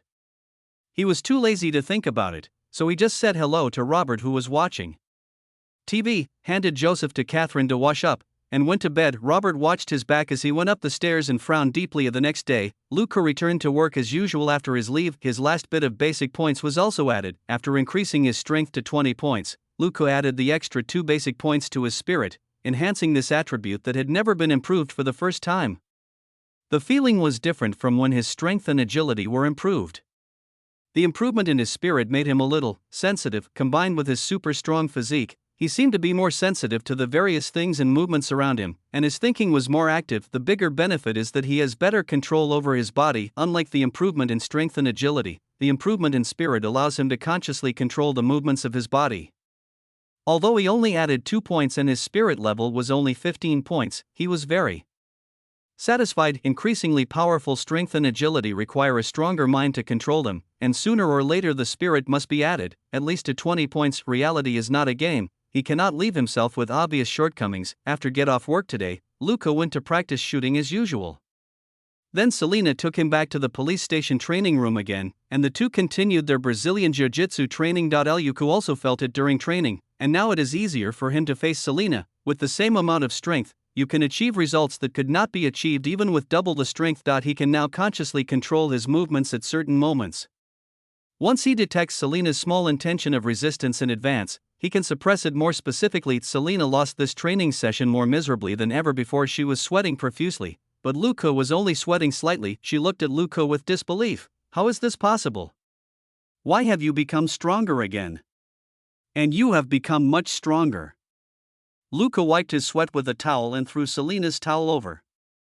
He had enough energy left to deal with several more Selenas, so he was responsible for fetching towels and water. He thought for a moment and replied, "Maybe I am gifted." "Selena, so you mean I'm stupid?" In the following days, peace returned again. Without waiting for Luca to call Chris, the FBI team leader called Robert and informed him of the news of the demise of Carlos' family. Yes, the Carlos family is finished. Luca didn't actually kill all of their direct members that night, but there was another family gang in that town, and when they found out that the Carlos family's military force was almost destroyed, they did not hesitate to add insult to injury. This is everyday gang behavior in Mexico. Within 3 days, the remaining descendants of the Carlos family were all captured and killed. Their bodies became props for their enemies to show off and intimidate them, and everyone in that town knew that the Carlos family was finished. Chapter 51, Taking the Blame, Changing Jobs, Guessing Luck. For various reasons, a rival gang to the Carlos family claimed responsibility for the massacre at the Saprera nightclub, saying that it was done by its own gunmen. When Luca heard the news, he was a little stunned, and then he was secretly happy with this scapegoat. After a while, all the doubts and clues in the downfall of Carlos' family will disappear. And no one will link it to him. Chris also expressed his helplessness. They had launched so many actions against the Carlos family, but in the end it was the enemies of the Carlos family that benefited. This was really unpleasant, however. They also contributed to the collapse of the Carlos family. It would take at least several years for other Mexican gangs to rebuild the Carlos family's line, therefore, their contributions are still considerable. Robert has been a little silent recently, and his eyes were complicated when he looked at Luco. Robert had a lot to say, but he couldn't say a word. If Selena could notice it, why wouldn't he know? Selena hasn't heard any news from Chris yet, but Robert knows.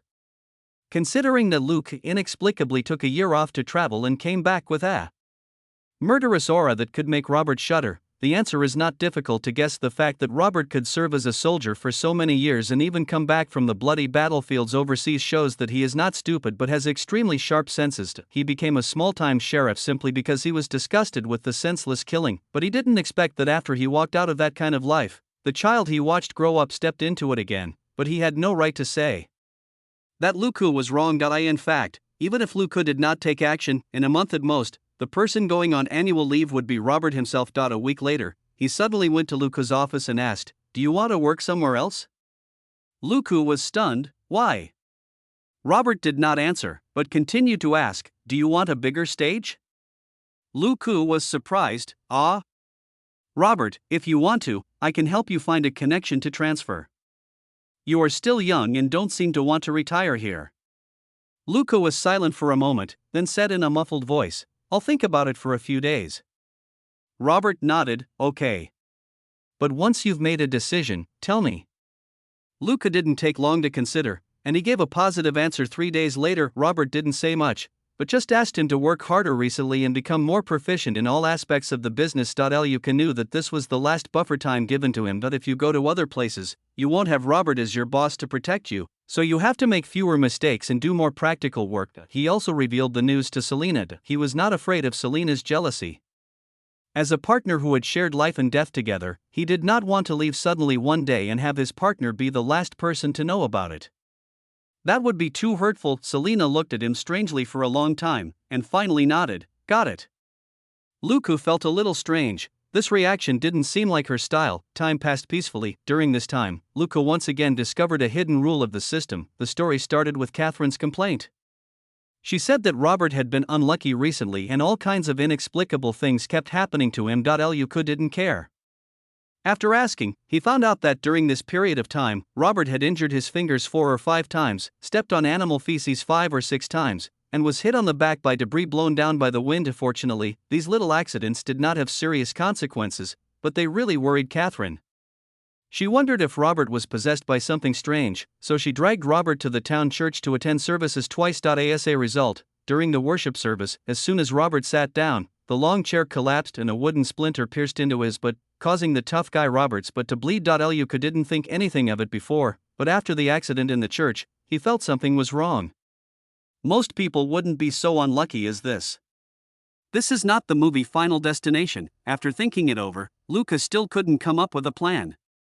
Until one day when Robert was watching a game, he wanted to make a bet with him again, but Luka refused. Robert was dissatisfied. "I have been unlucky recently, and I don't need you to give in to me. I don't believe that I will always lose if I bet with you." Luka didn't pay much attention to it at the time, but when he returned to his room and lay down at night, a vague inspiration was floating in his mind. Just before he fell asleep, an idea suddenly occurred to him and he sat up abruptly. Could this be the reason? So 2 days later, while watching a football game, he made another bet with Robert and deliberately chose a weak team. As expected, the team chosen by Luka lost. This time, basic special operations dimmed in Robert's ability list. In Luka's system, his qualifications were clearly insufficient, and Robert's abilities automatically became invalid. Luka didn't care, but paid attention to Robert's situation. As a result, Robert's bad luck suddenly improved.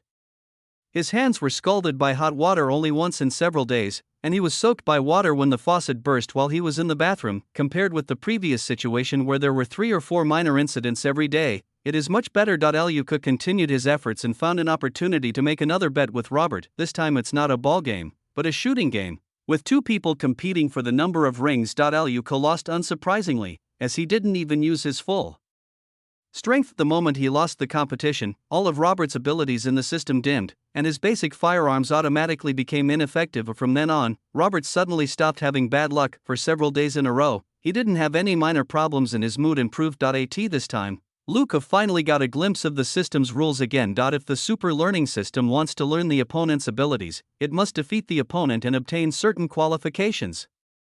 If the qualifications are not enough, it cannot use points to buy the opponent's abilities. However, before Luca went on a killing spree in Mexico, the abilities of those dead gang thugs were all revealed and could be purchased at any time. What is the difference between them and Robert? The answer is simple.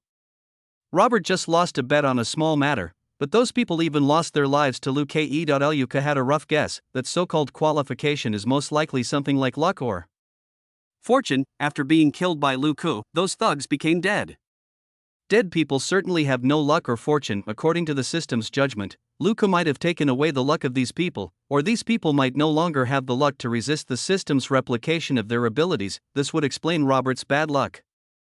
Chapter 52, Houston, Transfer Order, Departure. Of course, this is just his speculation, but Luca felt that in the future, he only needed to find a bad guy, try to defeat him again and again without killing him, and then see whether this person would start to have bad luck, and he would get an intuitive result. After the bad luck went away, Robert's work efficiency also increased. 4 months after Luca joined the company, Robert called him and Selena into the office, watching Luca casually close the office door. Robert picked up 2 documents from the table, one in each hand, and handed them to the 2 men. After browsing the documents, Luca was surprised. "You finished it so quickly?"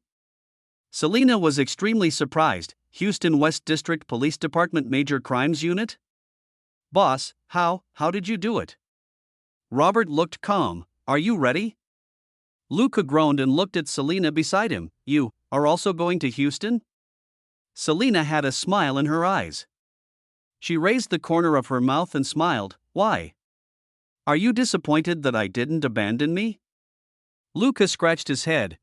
Just not sure whether you are willing to leave here." Selena was surprised. "That's Houston, a big city. More importantly, the salary there is much higher." Luca was speechless. There is nothing wrong with saying that most people want to work where the pay is better. Robert watched the 2 finish their conversation, then said, "Okay, there's no need to say anything more. Just do your job well when you get over there, and don't embarrass our Shackelford Police Department." "Selena, when are we going there?" Robert, "Anytime, but no later than 5 days. You can't let your future boss wait for you." Selena laughed. "I'm fine, I can leave in 3 days at most." Then she looked at Luca. Luca hesitated for a moment, then nodded. "We will set off within 3 days." Robert didn't say anything else, just nodded and waved his hand to signal the 2 to get out. Holding the transfer order, the 2 men left the police station and got into the car. Selena looked at Luca, who was a little distracted, and asked, "What are you thinking about?" Luca uttered an ah and looked like he had come to his senses. "Nothing, I just didn't expect Robert to get our transfer order done so quickly." Selena also nodded in agreement. "Yes, he asked me to be prepared before, and I thought it would take at least a few months, or even half a year." "Luca, will it take that long?" Selena chuckled. "If I were transferred to Houston to be an ordinary police officer, driving a patrol car or even a motorcycle every day, 10 days would be enough. But we were transferred to the serious crime team. The salary alone is much higher than that of ordinary police officers." Luca chuckled. "So you only remember about the salary increase, not to mention the farewell party that took place at the police station afterwards. There weren't many jealous colleagues in the small-town police station. After all, most of them were old police officers in the small town and had no intention of going to Houston to start over. There are advantages and disadvantages to living in big cities. Police officers there are in higher danger, have heavier workloads, and face greater competitive pressure. Unlike here in a small town, you only have to work overtime a few times a year, and as long as you don't make any mistakes, you can continue to be a police officer." Besides, Luca and Selena were able to get there not just because of their connections. Just in the last Carlos family revenge incident, the 2 of them performed very well, facing a sudden attack by 10 gunmen armed with AKs. Not only did they not get turned into a hornet's nest, but they even wiped out all the enemies. Even Selena, who was not a big player, shot and injured a gunman, not to mention that at the beginning of the gunfight, she dared to shoot at 6 or 7 gunmen alone. In that situation, an ordinary rookie would have been scared to death long ago, and even a timid old policeman would not dare to show his head under 6 or 7 AKs. Luca was even more exaggerated. A high school graduate who had only been employed for more than 2 months, he killed 13 gunmen by himself. One of them is the leader of the other side, and none of the gunmen he targeted survived, and those who were injured but not dead would be shot again by him. With this resume, other than Robert, the pension expert, no other police officer in the small-town police station is qualified to compete with him. Besides, Lu Ku is Robert's child. If Robert wants to send his own child away, who cares? Regardless of his ability or connections, Lu Ku was the toughest one in the small-town police station.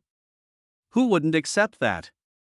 Even if he didn't accept it, he would keep it to himself. Lu Ku didn't care much about other people, only Catherine and the two little ones needed his comfort. After waking up in this world, he has been living with Robert's family. He never called Robert and Catherine dad and mom because Catherine was his biological aunt. In fact, the relationship between the family members is no worse than that of other normal families. Here we have Robert's generosity and Catherine's kindness and intelligence, who always maintain a good family atmosphere. But now, it is finally time for Lu Ku to move forward alone. He had thought about this day many times, but he was not sure which day it would be. According to the original plan, he would continue to study in college for a few more years.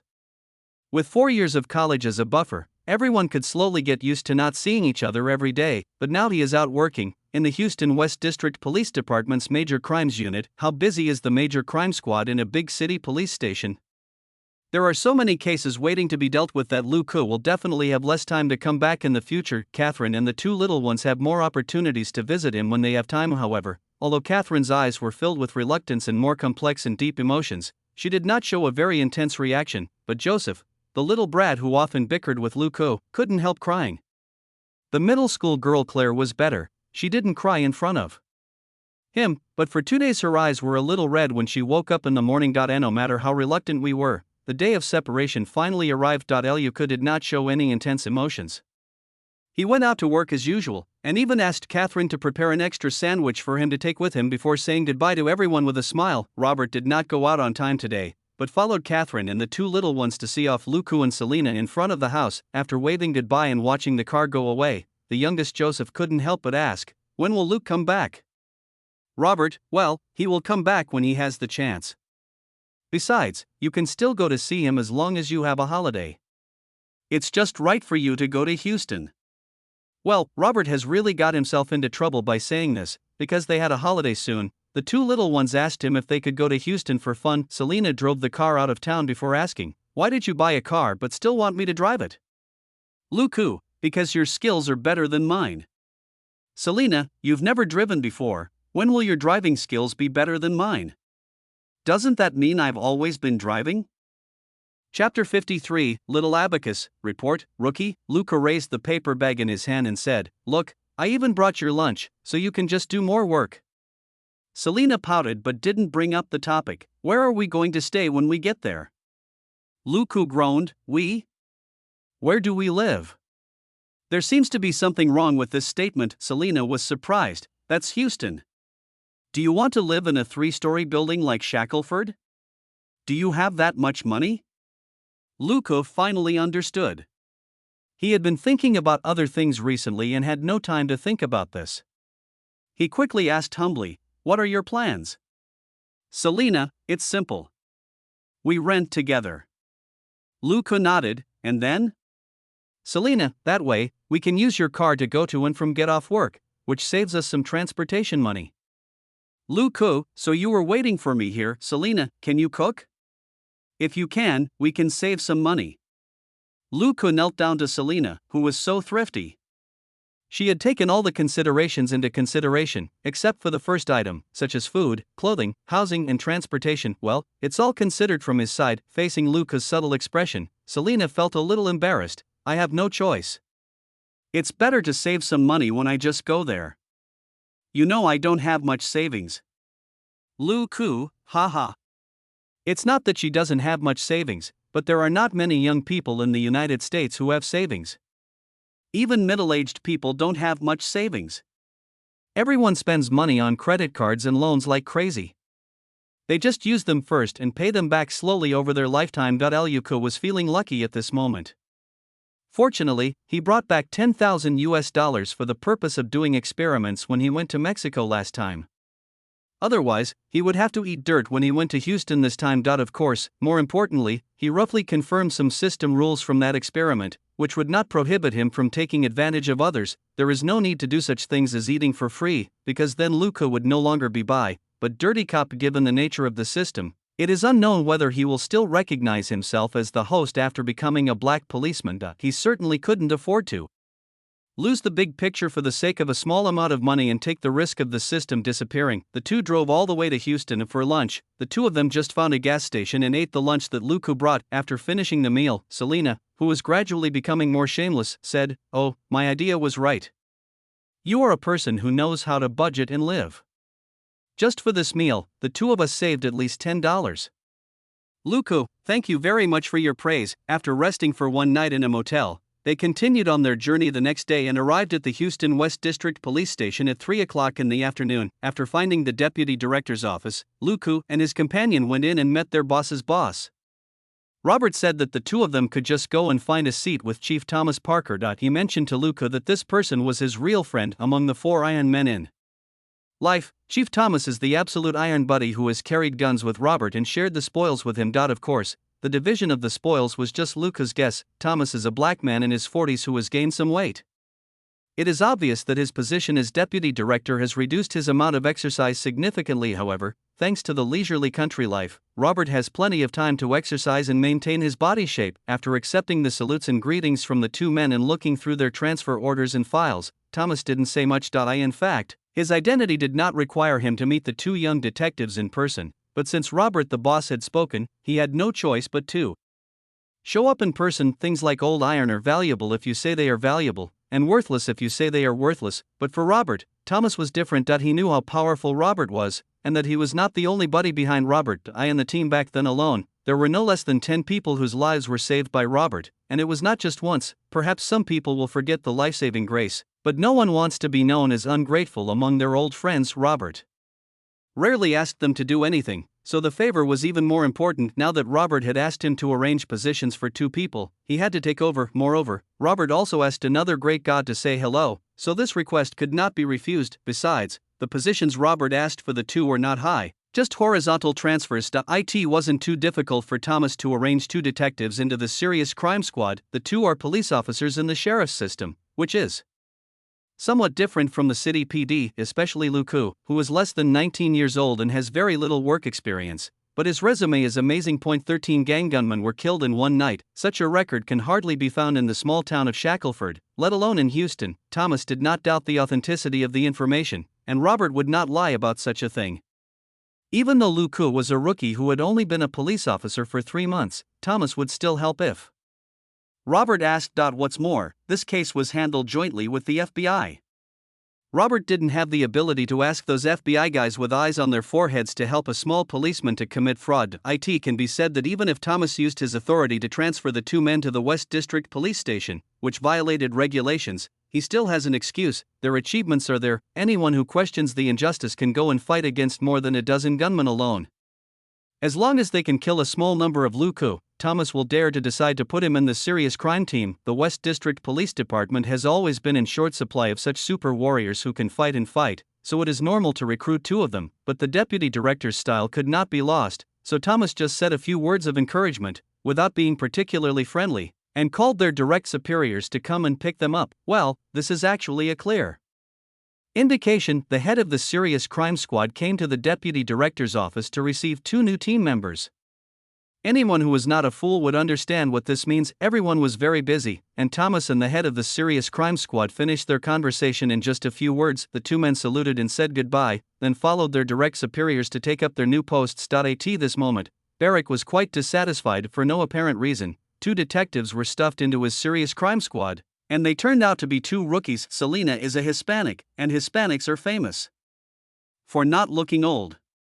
At the age of 24, she looks younger than many 20-year-old white girls. Lots of exercise and the comfortable environment of rural Texas make her full of energy, not to mention Luka. After his physique was strengthened, his skin became delicate and fair, making him look younger and more like a high school student. Is this boy really a policeman? Is he just a rookie who has only issued a few tickets? With this feeling of dissatisfaction, Boric walked into the Serious Crime Team office with a dark face. Chapter 54, Troublemaker, Request, or Partner. Although Boric was dissatisfied, Deputy Chief Thomas had made it clear that he supported the two new detectives. It was impossible for him to target them for no reason. The Serious Crime Squad is always busy, so it's okay to have two rookies. We can just send them to follow up on some less serious cases. The decisive Boric came in and called a female police officer to arrange seats for the two of them. Then he turned to look at the two of them. Selina, you go with Barkley. Luke, you go with Farino, and let Millie take you there. Just follow and learn more, and don't mess around. After saying that, he wanted to leave. Luca spoke up. Captain Boric, can we just team up as a group? Boric's face darkened. He hated this kind of troublemaker the most, especially the one who came in through the back door, but with Chief Thomas's clear instructions, he could only suppress his anger and ask, why? Luca's face was calm, because Selina and I were originally partners, and we work very well together. Boric's expression remained unchanged, but he asked, oh, she cooperated well? Did she applaud when you issued the ticket? Luca smiled and said, no. More than a month ago, we teamed up to kill 10 Mexican gunmen who attacked us. Boric was stunned. What did you say? Luca, the details of the case are in our files. I don't mean to brag, but I think you must understand, sir, how important it is for a police officer to have a partner who can trust his back. Boric frowned, hesitated, and finally said, then you guys take care of other things first and come to my office before you get off work. The two then followed the policewoman named Millie to go through various procedures. This includes collecting your police uniform, ID, and money. The money is used to purchase a series of equipment, such as a gun, which you can buy yourself. Batons, belts, holsters, and even riot spray were all purchased with this money anyway. As long as it complies with police regulations, the police don't care which store you buy it from. Then the two of them returned to their desks, asked Millie for cleaning tools, and started cleaning themselves. The two of them were in sync and chose a group of seats in the corner again. The lighting here is not very good, so there are two sets of tables empty. The two chose the innermost group, which was 4 or 5 meters away from the nearest group, so it was relatively more private. At least Selina thought that if she put the two chairs together, she could hide in the innermost one and sleep. Both of them moved very quickly. Luca's strength and agility were beyond ordinary people. He was also good at cleaning up and finished the cleaning work in less than half an hour. Selina went to return the cleaning supplies on her own initiative. She packed less than half of what Luca had packed, so she could only be more diligent in running errands. After reading the information of the two people, Boric's eyes were filled with shock. 13 AK-wielding gang gunmen were killed in one night. This achievement was actually achieved by a child who was less than 19 years old? It is simply unbelievable, but he had to believe it. The file clearly stated that the FBI was in charge of this case and Luca's police station was only assisting. Therefore, if it was not true, the FBI would never give the credit to a young man like Luca. In comparison, Selina's information seems a lot more normal. However, under the sudden attack of 10 gunmen, this beautiful policewoman in her 20s was able to fight back with a gun. Not only was she not killed on the spot, she even injured one of the gunmen. No female police officer in Boric's Serious Crime Squad has such courage and ability. There may be 1 or 2 men who can do this, but they must be veteran detectives with at least 10 years of experience. Unexpectedly, the two people who were squeezed in this time were not the kind of incompetent ones. He is not just a second-generation gilded talent, but a truly capable person. When the Serious Crime Squad is investigating a case, it is certainly not enough to just be able to fight. The Major Crime Squad would definitely welcome any subordinates who might be beaten. With Luca's combat record, he will be sent out in future major operations to deal with fierce criminals. Don't talk about killing 13 at one. Killing 2 or 3 stubborn opponents at the critical moment is guaranteed to make most criminals' psychological defenses collapse. Thinking in his mind, Boric didn't care about Luca's recklessness just now. The Serious Crime Unit is not a place where you can gain a foothold by flattering others. The first thing to look at here is strength, followed by the ability to handle things. If it comes to capable subordinates, Boric might give them a beating or target them, but he won't simply drive them away. That's something young people would do. As long as he can still control it and it's useful, Boric doesn't mind tolerating Luca's weird temper. Besides, Deputy Director Thomas is standing behind him. Let them try first. Thinking of this, Boric looked outside the office and soon found the two people in the corner. It was just when the two were about to finish cleaning up. Boric saw that the two rarely talked to each other, but they worked in perfect harmony and finished cleaning up quickly, and then the two of them didn't talk at all. After Luca finished cleaning up, he threw the supplies away and sat down. However, Selina naturally took the cleaning supplies, put them together and took them away. Boric sighed inwardly, this Luke is really not bragging. With such a tacit understanding between the two, they would certainly prefer to continue to work together rather than adapting to a new partner. Withdrawing his gaze, Boric made a decision and called Millie to ask them to come in. After the two came in, Boric didn't waste any words. He just said that they could continue to work together, but if they didn't perform well, they would have to separate and follow the old detective to learn how to handle cases. This time, Boric did not ignore the two men as he did before, but paid attention to their expressions. Selina looked happy, but Luca smiled and said thank you. Looking at Luca's performance, Boric was surprised. He is the leader of the Serious Crime Squad and is very good at observing others and finding flaws. Now that he was really paying attention to the two of them, he easily discovered that the young man Luca was the dominant one among them. Similarly, Luca was obviously the calmer of the two. Even his smile was just a mask. There was no real emotion in it. It was more like pure courtesy. In his mind, Boric labeled Luca as someone who needed further observation, while Selina just paid a little attention to him before letting the two leave. The two had just arrived in Houston and still had to figure out where to live. Regarding these matters, Boric directly asked the two men to ask Millie, the female police officer who was a civilian and specialized in handling these logistical tasks. Millie was indeed a professional. She didn't even look for anyone else.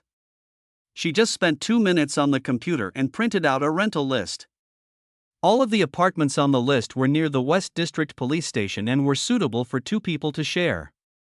Chapter 55, Moving to a New Home. First murder case. The two thanked Millie and left the police station together. The police station will give them 3 days to deal with all the trivial matters, and then they will officially start work. Because the serious crime team is so busy, it would be very troublesome to deal with trivial matters once they start working officially, so they are given such loose time. The two of them did not waste any time and drove around 7 or 8 candidate locations in the afternoon. In the end, they chose a 1-bedroom apartment with 2 bedrooms that was not too far from the West District Police Station. The biggest advantage of this place is its quietness. There is no huge traffic or crowds around. There is also a small street behind the apartment, which makes it very quiet. The apartment is a bit old, but it is still clean. The 2 bedrooms are very small, only about 10 square meters. The living room is also not big, about 20 square meters.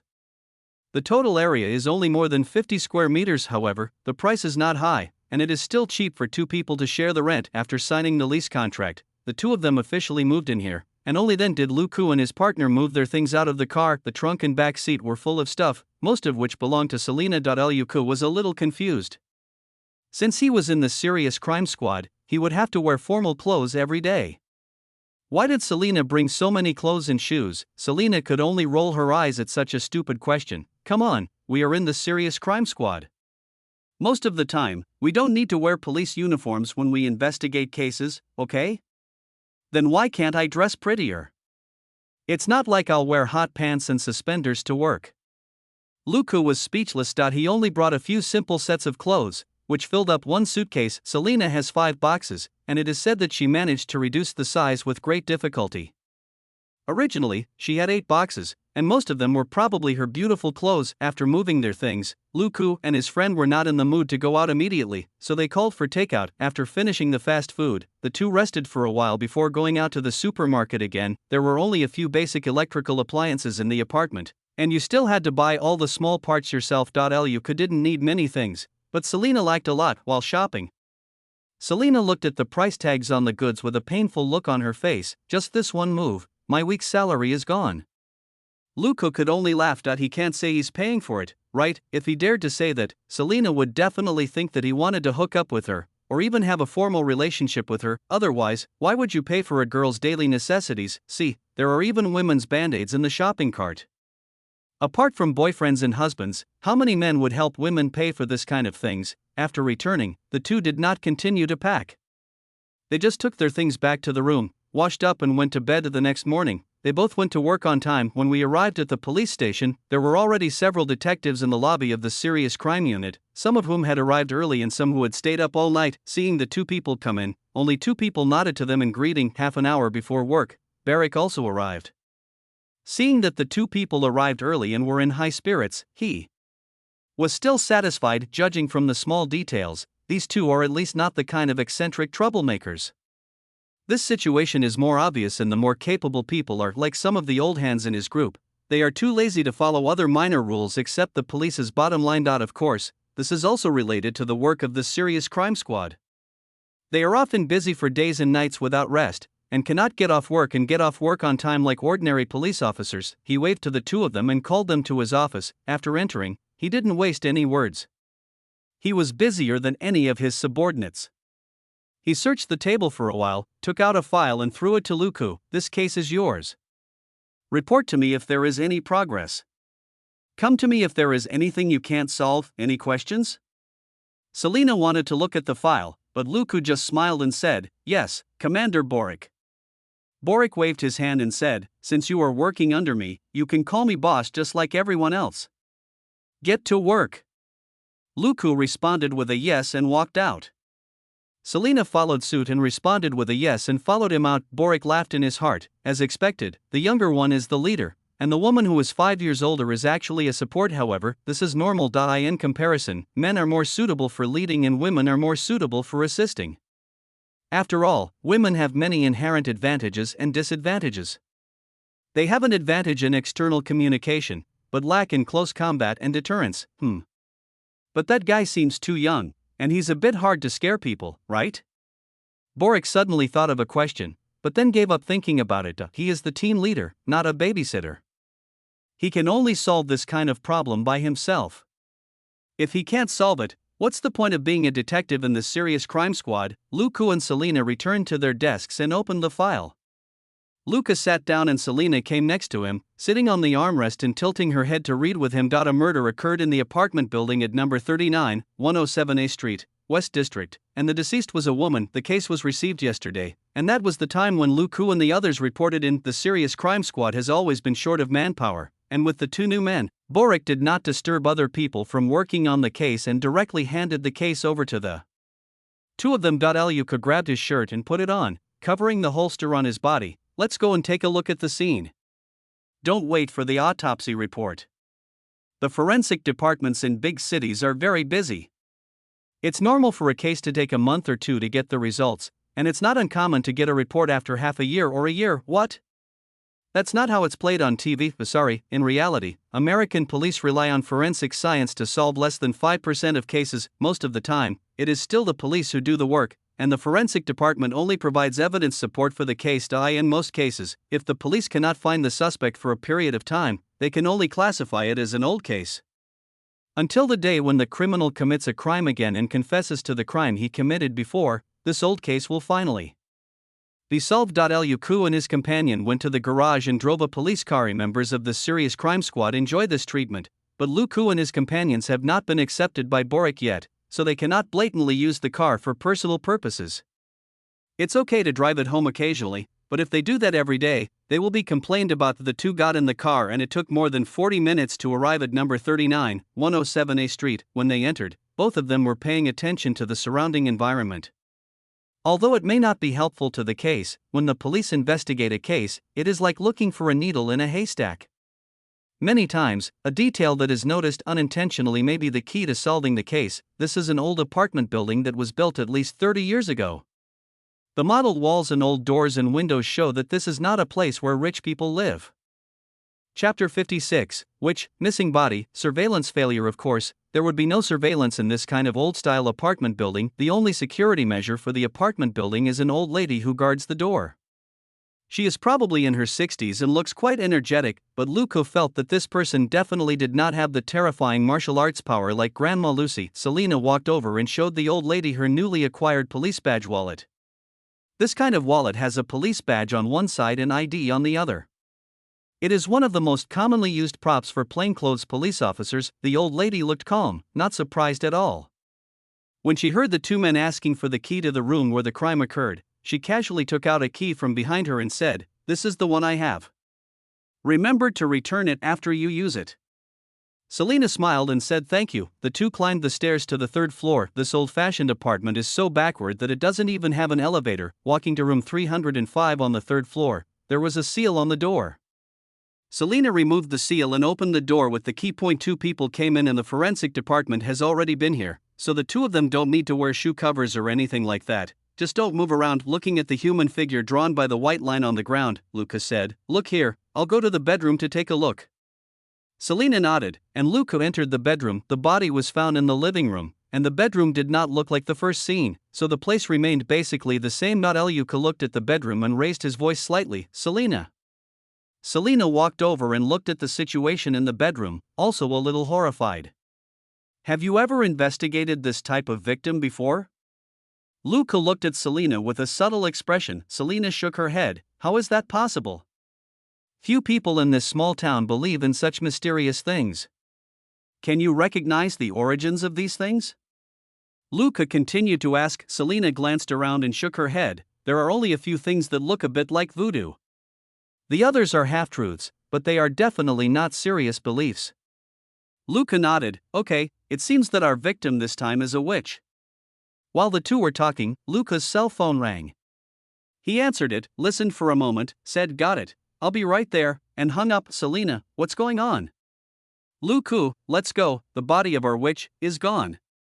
Selina, what? She went downstairs and returned the key to the old lady who was guarding the door. She also handed her a business card and told her that if she had any problems or remembered anything, she could call the number above. Then the two of them went out and got in the car. Selina then asked, what happened? Why did the witch disappear? Luca, okay, actually the medical examiner wanted to go to the bathroom before performing the autopsy. When he came back after the autopsy, he found that the body was gone. Selina, where's the surveillance? Luca, I don't know. We have to go and see for ourselves. It was Boric who called just now and asked us to take over this case as well. After all, the disappearance of the victim's body is likely related to her murder. Selina was disappointed. I thought she suddenly came back to life and used magic to teleport away. Luca, if that's the case, I think we might have to hand the case over. Selina said, hand it over to whom? FBI? Luca's expression was a little subtle. No, maybe it's S.H.I.E.L.D. Selina was surprised. What game? Luca, nothing, just focus on driving. After arriving at the forensic center in Houston, Luca and his companion swiped their police officer ID cards to enter. When I arrived at the morgue, I found a forensic doctor named Tom and explained my purpose. This Tom is a middle-aged white man, but he feels a bit feminine. It would be an exaggeration to say that he is quite chic, but he does feel a bit soft. Even when facing Luca and the other two detectives who looked like rookies, he didn't show any tough attitude, but just recounted the whole process honestly. Actually, there is nothing much to say. What Luca just heard Boric say was almost the same as what Tom said for 3 minutes. When he went to work in the morning, he drank a cup of coffee before starting work, went to the toilet because he had to pee urgently, and when he came back, he found that the body on the autopsy table was missing. Luca didn't say anything and let Selina communicate with forensic Dr. Tom. The forensic doctor is also a man. It is definitely more pleasant to face a beautiful woman who speaks softly than to be interrogated by a dark-faced man. What about surveillance?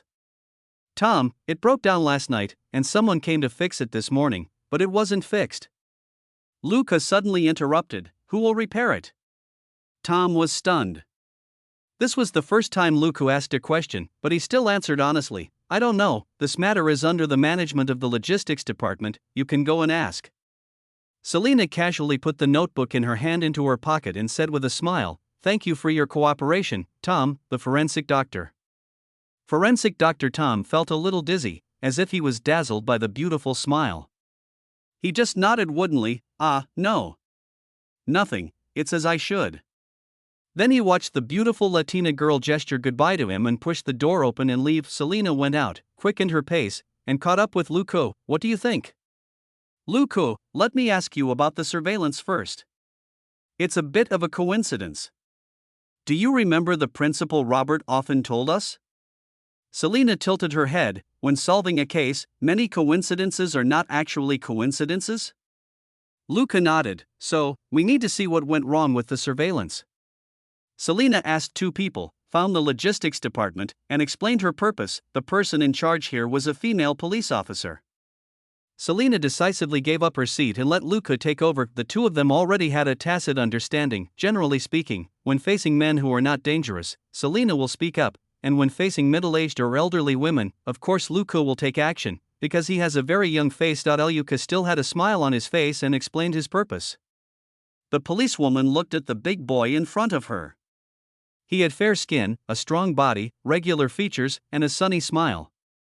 He was not stunning, but it was easy for people to feel friendly with him. After looking at the police officer's ID, she gave the name of the company. Wells Dalit Electronic Communications. This is the name of the company responsible for maintaining the surveillance in this building. Luca borrowed the landline from the female police officer and dialed the number directly. After revealing his identity, he asked a few questions, waited for a moment, and listened to the answer from the other end with a strange look on his face. After hanging up the phone, he thanked the policewoman again before turning and leaving. Selena, what's going on? Luca, the front desk of that company told me that they did not receive a call from the forensic center yesterday, and no maintenance personnel were sent this morning. Selena, huh? Luca chuckled. Interesting, let's. Chapter 57. The case is gone, and the dead are walking on the roadside at this moment. His cell phone suddenly rang. After picking it up and saying a few words, Luca hung up. Suddenly, he fell silent. Selena drove the car and glanced at him. What's wrong again? Luca had a subtle expression. Director Thomas just called me and said that our case has been transferred and we don't need to investigate anymore. Selena, who did you hand it over to? Luca, I heard it was the FBI. The two returned to the police station and just saw 4 people coming out of the police station, 1 in front and 3 behind. All 4 of them were wearing black suits and black sunglasses, with indifferent expressions, looking like they were in a nightclub. The 4 of them passed by Luca and the other man. The 2 entered the lobby of the Major Crimes Unit and went to Barrick's office. Seeing the 2 men coming back, Boric asked casually, "Did you find out anything?" Luca looked strange. Team leader, this case has been transferred by Director Thomas. We are reporting to you. Boric was stunned. Transfer? Why didn't I know? Did the deputy director inform you directly? His face looked a little unhappy. It was against the rules for the deputy director to interfere in the cases under his charge. If the higher-ups are involved in everything, what's the point of having the department heads below? They're just puppets. Luca pondered for a moment and said, in fact, when we first arrived at the forensic center to investigate the missing victim's body, we received a call from the deputy director, asking us to stop interfering. Boric nodded slightly. He felt a little better. At least these 2 were not insiders. He casually found a file on the table and said, then you go and follow up on this case. After saying that, he waved his hand to signal the 2 of them that they could leave. Luca and the other person agreed and left the office. Selena said in a low voice, it seems that Boric is very unhappy. Luca hummed, but it shouldn't be directed at us. Don't think about that, let's take a look at our new case. The 2 returned to their desks, opened the files and took a look. Selena was immediately shocked. What does Boric mean by this? He asked us to follow up on this case, and you still say he didn't target us? Luca was not excited. He looked at the information in the file and whispered, not necessarily. At least this is Houston. Even if these people are involved in arms smuggling, they are not to the point of fighting with the police. And, did you notice that the arms here eventually went to Mexico? Selena thought about it, but still felt dissatisfied. Although we have fought with Mexican gunmen before, it doesn't mean we are familiar with that place. How could such a case be thrown to us? This is only our first day at work. Where did we get the information? Luca nodded. Now we don't have Robert to back us up, so we have to figure it out on our own. If we don't have intelligence, we can find it ourselves. It takes more than a day or 2 to train an informant. Selena suddenly thought of something, stuck out her tongue and kept silent. In fact, the main reason why the 2 had no source of intelligence was because Luca had previously asked them to continue working together. Otherwise, the 2 of them could each follow an old detective, use each other's resources first, and then slowly cultivate their own informants and intelligence. Luca had anticipated this. Of course he would rather be with Selena because he believes that Selena will support him unconditionally. In that case, after solving the case, the credit between the 2 people in the police station will be shared equally, but he can get more experience and points from the system. If he were to partner with an old detective, he would have to listen to the old detective and he would definitely gain much less experience after solving the case. The 2 didn't delay too long and drove out again. That's what detectives in the Major Crimes Unit do. If you want a promotion and a raise, work hard and there will never be enough work to do. The two of them went out and went to a fast food restaurant to eat. However, this is Mexican fast food. The must-have dish is Mexican corn noodles. Well, it's actually a cornmeal pancake with a special filling and a spicy sauce. It was a delicious meal for both of them. Selena's parents are authentic Mexicans, and most of the food they cook at home is Mexican style. Luca was a Chinese from Bashu in his previous life. He had a natural talent for spicy food and he loved it forever. Selena ate 2 special tacos and Luca ate 4. It took them almost 40 minutes to finish them. After getting in the car, Selena asked, "How is it? Did you find anything?" Luca, "Well, the tortillas here are pretty good, but a little worse than Sandra's." Selena rolled her eyes at him and said, "Okay, my mother isn't here, so stop trying to please me." Despite saying that, she was still happy in her heart. Luca chuckled and stopped talking about this. On the surface, there is nothing wrong. Of course, we are just here to have a meal. If it is so easy to find the problem, others would have solved the case long ago. Let's go and take a look around here. The case the two men were involved in was an arms smuggling case, and the suspects were a Mexican gang. This is also the reason why Selena felt that Boric was playing a trick on the two of them. This kind of gang, with at least dozens and at most hundreds of people, is simply not something that 2 young detectives with no experience and no connections can handle, but Luca didn't think so. Perhaps Boric had some intention of trying to intimidate them, but he certainly didn't intend for the two to solve the case immediately. If the secret was revealed, what would those detectives under Boric be? Useless. It has been more than 2 months since the news of this case was received. The detectives previously in charge have been transferred to handle other more urgent cases. Obviously, everyone feels that it is difficult to make any progress in this case. Selena was driving the car, and Luca was sitting in the passenger seat observing the surrounding situation. Suddenly, his face froze, and a somewhat familiar strange face seemed to pass by his sight. He said it was familiar because he seemed to have seen this face before. When he said stranger, he couldn't remember who this person was at all, so he must be a stranger. After driving a few dozen meters, Luca suddenly said, "Turn around and go back." The good thing about the tacit cooperation was that Selena didn't hesitate at all and turned around and just asked, "What did you find?" At this moment, Luca finally remembered the owner of that face, and his expression suddenly became strange. "Just now, I seemed to see a dead person walking on the side of the road." Selena did not doubt that it was a lie, but was surprised. "Who?" Luca took a deep breath and said, "Do you remember our case this morning? The victim, the witch, she just walked by the side of the road." Selena's hands trembled and she almost drove the car to the side of the road. WTF? This is a bit scary. How could a dead person be walking on the roadside? Was this a ghost? But she immediately steadied the car, slightly increased the speed and drove forward, searching the roadside with her eyes. Chapter 58, Our Own People, the FBI? A flash of red appeared in Luca's sight, and he immediately turned his head to look. "Slow down." She entered the small street on the left just now. Selena was much more normal this time.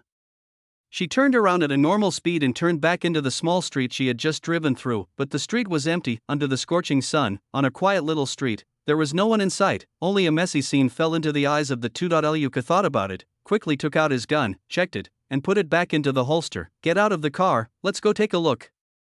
Although the case has been transferred, but resurrection of the dead, how could Luca miss such a magical thing? He let Selena follow behind him while he led the way. "Selena, where?" Luca looked towards an old iron door. "She just went in from here." "Selena, shall we go in too?"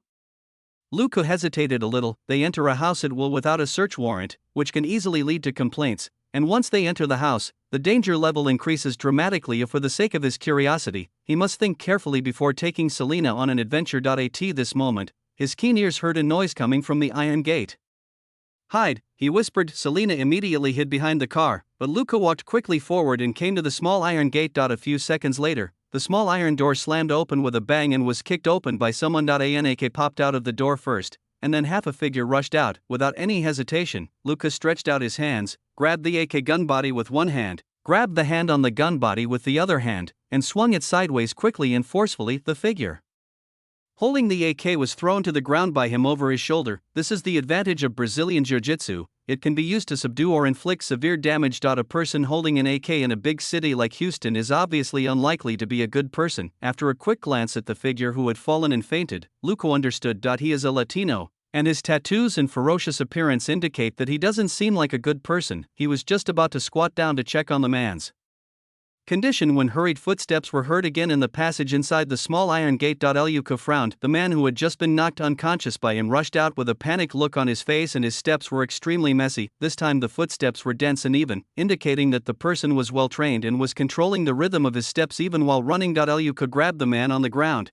blocked him in front of him, and listened to the approaching footsteps. Then the footsteps suddenly disappeared. Luca's heart moved, and he counted twice silently in his mind, and quickly pushed the person in front of him over. Just then, a figure suddenly jumped out and collided with the person who threw it over, and the two of them immediately rolled into a ball. Luca raised the AK in his hand. HPD. Don't move.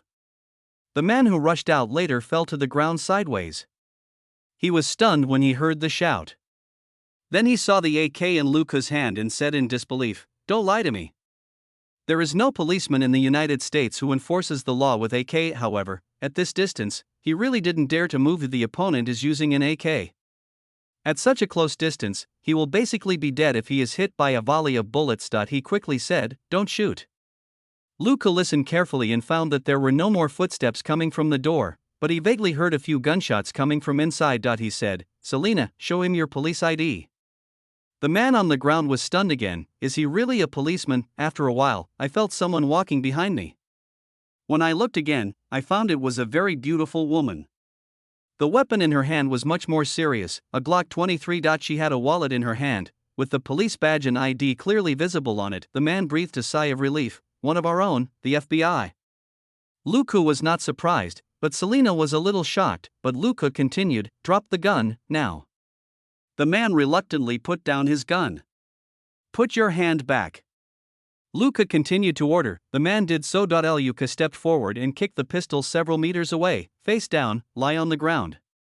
This person felt annoyed. "Can't you let me show you my ID?" Luca, no. "Get down." The man remained silent and could only lie down obediently. Luca suddenly stepped forward, grabbed the man, put his hands behind his back, took out handcuffs and handcuffed him. The man's arm was in pain and he could only say, "I have my ID. It's in my breast pocket."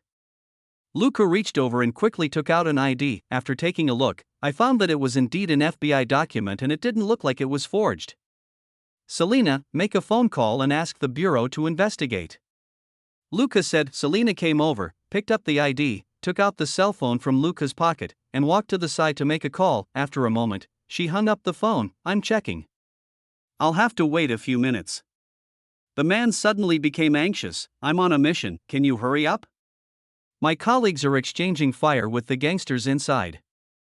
Luca kept his ears open to the movements inside the small door, and from time to time, a few gunshots were heard. In fact, he now knows who this person is. Luca stood there, looking at the man lying on the ground, his heart churning. Unexpectedly, I met one of the real masters of this era system. You defeated Cheney Spike and can learn his abilities. Cheney Spike's ability list: basic firearms, basic fighting skills, basic intelligence analysis. None of this matters. The important thing is that whenever Luca has nothing to do, he will harass the system and test the various rules of the system. Although the progress has been slow, he has managed to find out some hidden details. For example, there can actually be an explanation after the ability is acquired, but Luca needs to make the request himself. For example, after Robert's basic firearms, there will be a brief description, produced by the U.S. River Crab, military, and after Salazar's basic special operations, there will be a brief description, produced by the U.S. Special Police Force. At this moment, the black-clad man's ability list was as follows: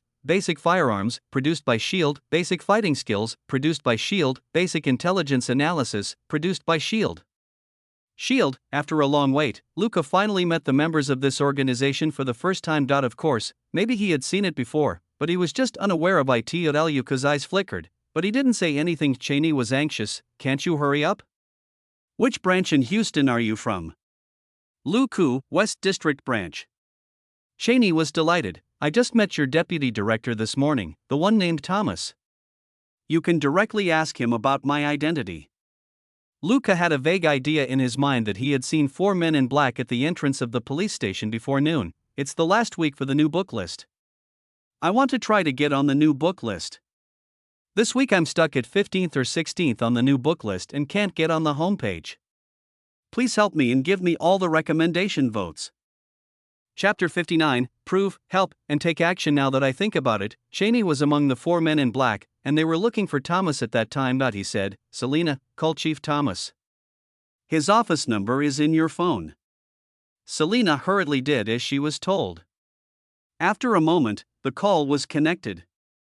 She said a few words, turned on the speakerphone, and leaned in front of Cheney. Cheney quickly said, Director Thomas, I am Agent Charles from the FBI. I came to see you this morning with our team leader John. We are now arresting the suspect. Can you please let your police officers cooperate with our work? Thomas on the phone asked, Where is your team leader? Let him talk to me. Thomas had no choice. He had never talked to this Agent Charles and couldn't recognize his voice at all. Luca suddenly interrupted, Chief Thomas, my name is Luke. At about 10:50 this morning, I saw a group of 4 people, all wearing black suits, just coming out of our police station. The one in front of me was following a white middle-aged man who was about 40 years old, 1.82 meters tall, and had a beard. After hearing this, Thomas was finally sure that Cheney on the other side was from that department, because he sent these 4 people away at around 10:40. That's no problem, let him go. After hesitating for a moment, Thomas said, if possible, try to assist them. Luku, okay, Chief.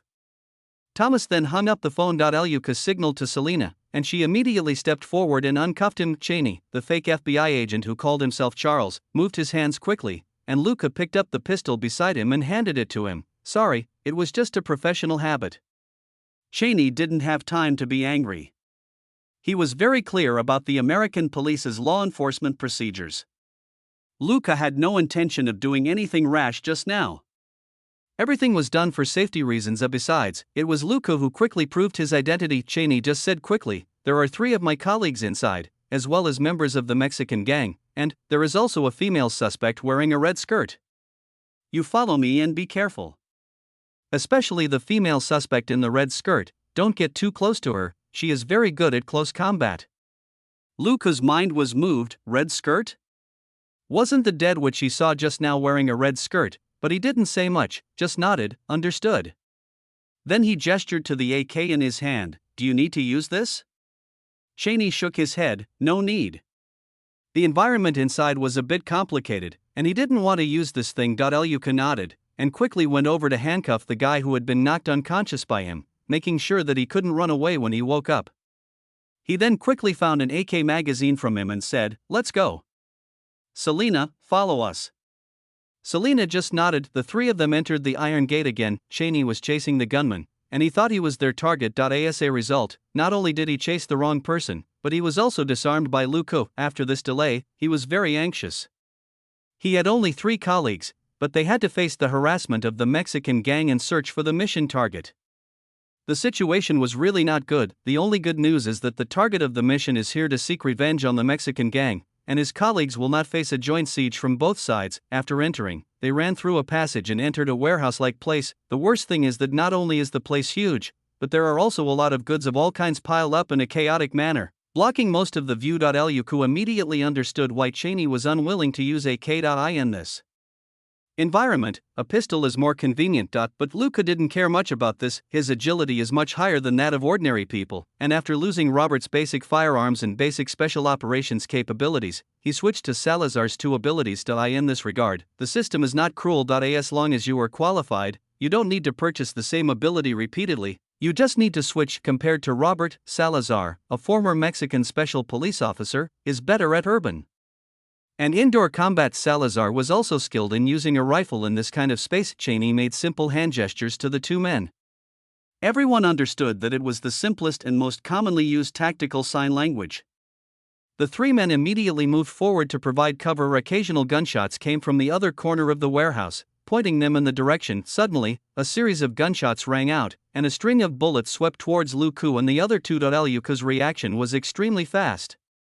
He noticed the other party leaning forward and raising his gun just before the other party opened fire. Without hesitation, he kicked Cheney in the butt, causing the fake agent Charles to fall to the ground. He also fell backwards with the force, and through a crack in the ground, he saw 2 feet 7 or 8 meters away the feet of the shooter. Bang, bang, bang, 3 shots in a row. 2 bloody holes immediately appeared on the soles of the big feet, and the opponent immediately screamed and fell to the ground. Luka did not hesitate and hit the opponent twice with a bang. The opponent's screams disappeared immediately, but he had hit him in the head. Bang, bang, bang, bang. A series of gunshots rang out, this time directed at Luka. Apparently he had stirred up a hornet's nest by killing the gangster. Luka rolled over and over on the ground, moving away from his previous position. There he was hit by a hail of bullets, sending debris flying everywhere. Luka's face remained calm, and he fired the AK in his hand again. Bang, bang, bang. Bang, bang, bang. After 2 consecutive shots of 3 rounds, the gunfire stopped in an instant, but the 2 bandits who opened fire were knocked down by him again. When it comes to indoor gunfights, Salazar is a professional and even Robert can't compare to him. For a moment, there was silence in the room. Cheney didn't dare to move on the ground. The exchange of fire just now came quickly and ended even faster, which made him a little scared. Luka did not stop, but squatted in a strange posture, moving his legs quickly like a frog. There were more than 2 people who fired at him just now, changing direction again and moving away from the dangerous position just now. Luka quickly gestured to Selena behind him. Selena understood immediately, and started firing continuously at the place where the gangster was hiding. The gangster was not professional at all. He just stretched out his gun and started firing. Bang, bang, bang, bang, bang, bang, bang, bang. The unlucky guy fell to the ground again, but was moved to the side by Luka. He fired 3 shots in a row, hitting his upper body again. Several puffs of blood mist burst out, and he fell to the ground without a sound. Bang, bang, bang, bang. Another series of retaliatory shots swept towards Luka's position. Selena seized the opportunity, changed her position, and fired several shots in succession. A gangster screamed and fell to the ground, holding his shoulder. It's the last week for the new book list. I want to try to get on the new book list. I'm asking for this week's recommendation votes. Please help me and give me all the recommendation votes. Chapter 60, Shoot and Kill, Close Combat. Luka was changing his position when he saw a screaming head appearing not far away, lying sideways. Bang. He reflexively gave it a double hit, knocking the flying head off again. The warehouse suddenly fell into silence. This time, no one dared to show up and shoot in retaliation. In less than a minute, 5 bandits were killed. It was simply a nightmare. They didn't understand who they had offended and why so many enemies suddenly appeared. Cheney was hiding in the corner, speaking in a low voice. Luka didn't listen carefully, as he didn't know how many bandits were in the warehouse. He continued to move in that odd crouching position, but the AK in his hand was very steady. Suddenly a figure appeared in his field of vision. Luka almost opened fire, but he reacted at the last moment and quickly retracted his body. Bang! 2 gunshots were heard, and the bullets hit the cargo at the corner. Luka cursed inwardly. The person who fired the shot was not a gangster, but Cheney's colleague, who was very easy to recognize in his black suit. But can't you just look carefully before you hit me?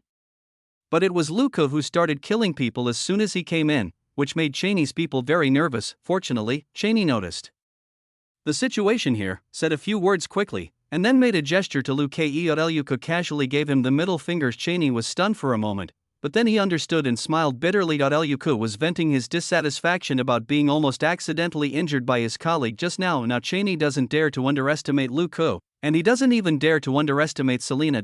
In just less than 2 minutes, Luka took the lead in the attack, and Selena cooperated with him. Almost every shot hit the target, killing 5 people in a row. This killing efficiency was simply terrifying. Cheney was wondering, where did these police officers come from? Is the Houston West District Police Department so powerful? Luka quickly stuck his head out and looked over there, and found that Cheney's colleagues had moved their guns away and pointed them at the other side. Moreover, this guy was a bit unlucky. He was shot in the thigh and could only lean against the shelf. No wonder he reacted so excessively just now. Luka waved his hand and made a gesture. The man saw his gesture, immediately understood, nodded slightly, then stretched out the gun from the shelf and fired several shots at a certain spot. Luka paid attention to the movements in the warehouse and found noises in 2 places. Dynamic vision immediately caught the tiny changes that flashed across his line of sight. Luka did not hesitate and fired 3 shots in quick succession at one spot.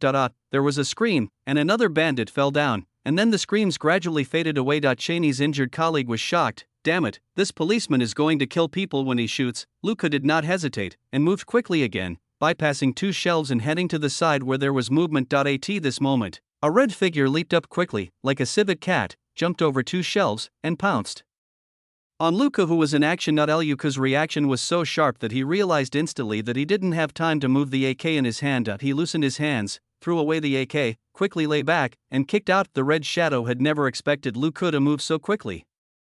He was kicked in the abdomen and crashed into the shelf with a loud bang. Luka also saw the red figure clearly, and immediately whispered, "HPD, don't move." His hand quickly reached for the holster at his waist, pulled out the gun and pointed it at the other party. The red figure seemed to be stunned for a moment, and then Luka pointed a gun at his head. "Carol Mira?" Luka spoke in a lower voice. The red figure covered his abdomen and gasped with difficulty, "You are a policeman?" Luka felt the system's prompts. With a feeling of surprise in his heart, he said calmly, "Yes, West District Police Station, Detective Luke Coulson." The woman in Carol's red dress had a struggling look in her eyes. "Are you here to arrest me too?" Luka hesitated and shook his head. "No, I'm just here to investigate an arms smuggling case." Carol's expression relaxed. "Then, can you let me go?" Luka's mind raced as he recalled the information in the file he had read. He quickly came up with an answer without saying anything. However, his hand quickly pointed in one direction. Carol looked and saw that it was Selina's side. Luka waved his hand, signaling her to hurry up. Carol's face lit up, she nodded slightly, and said in an imperceptible voice, "Thank you." Then, she struggled to stand up, crouched down and ran towards Selina. She had just been kicked by Luka and felt as if her stomach had been kicked through. Fortunately, she had special abilities that allowed her to recover her ability to move so quickly. At this moment, Luka was still pointing a gun at her and she had no power to resist at all, so she was no longer afraid of Luka shooting. Luka quickly gestured to Selina, and Selina quietly made way. She had been guarding behind Luka, which was the passage they came in from. Carol glanced at her quickly, nodded her thanks, and ran off. Luka watched Carol run out of the warehouse, sighed slightly in his heart, and focused his attention on the warehouse again. He moved around and found Cheney. "Where are your colleagues? The environment here is too complicated. Just now, a woman in a red dress attacked me. I kicked her and she hit again. Look, should you ask your colleagues to retreat? Otherwise, I'm afraid I'll beat them to death."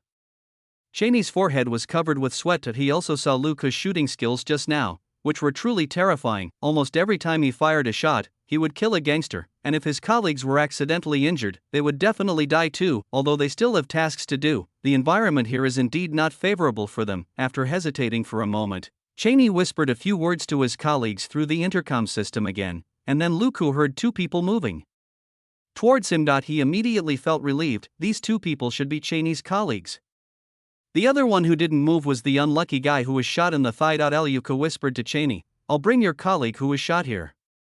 Remember to tell him not to shoot again." Cheney nodded awkwardly and spoke a few words into the intercom again. Luka quickly found the unlucky guy who was shot in the thigh, and carefully made sure that the other party could see him clearly before moving over. After he passed, he just said, "Don't point the gun at me again and keep quiet."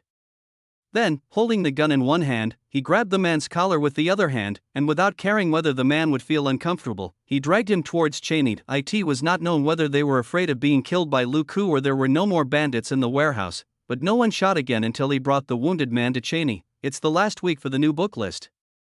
I want to try to get on the new book list. I'm asking for this week's recommendation votes. Please help me and give me all the recommendation votes." Chapter 61 SWAT? DEA? IRS? Sheriff, the four people on Cheney's side finally gathered together.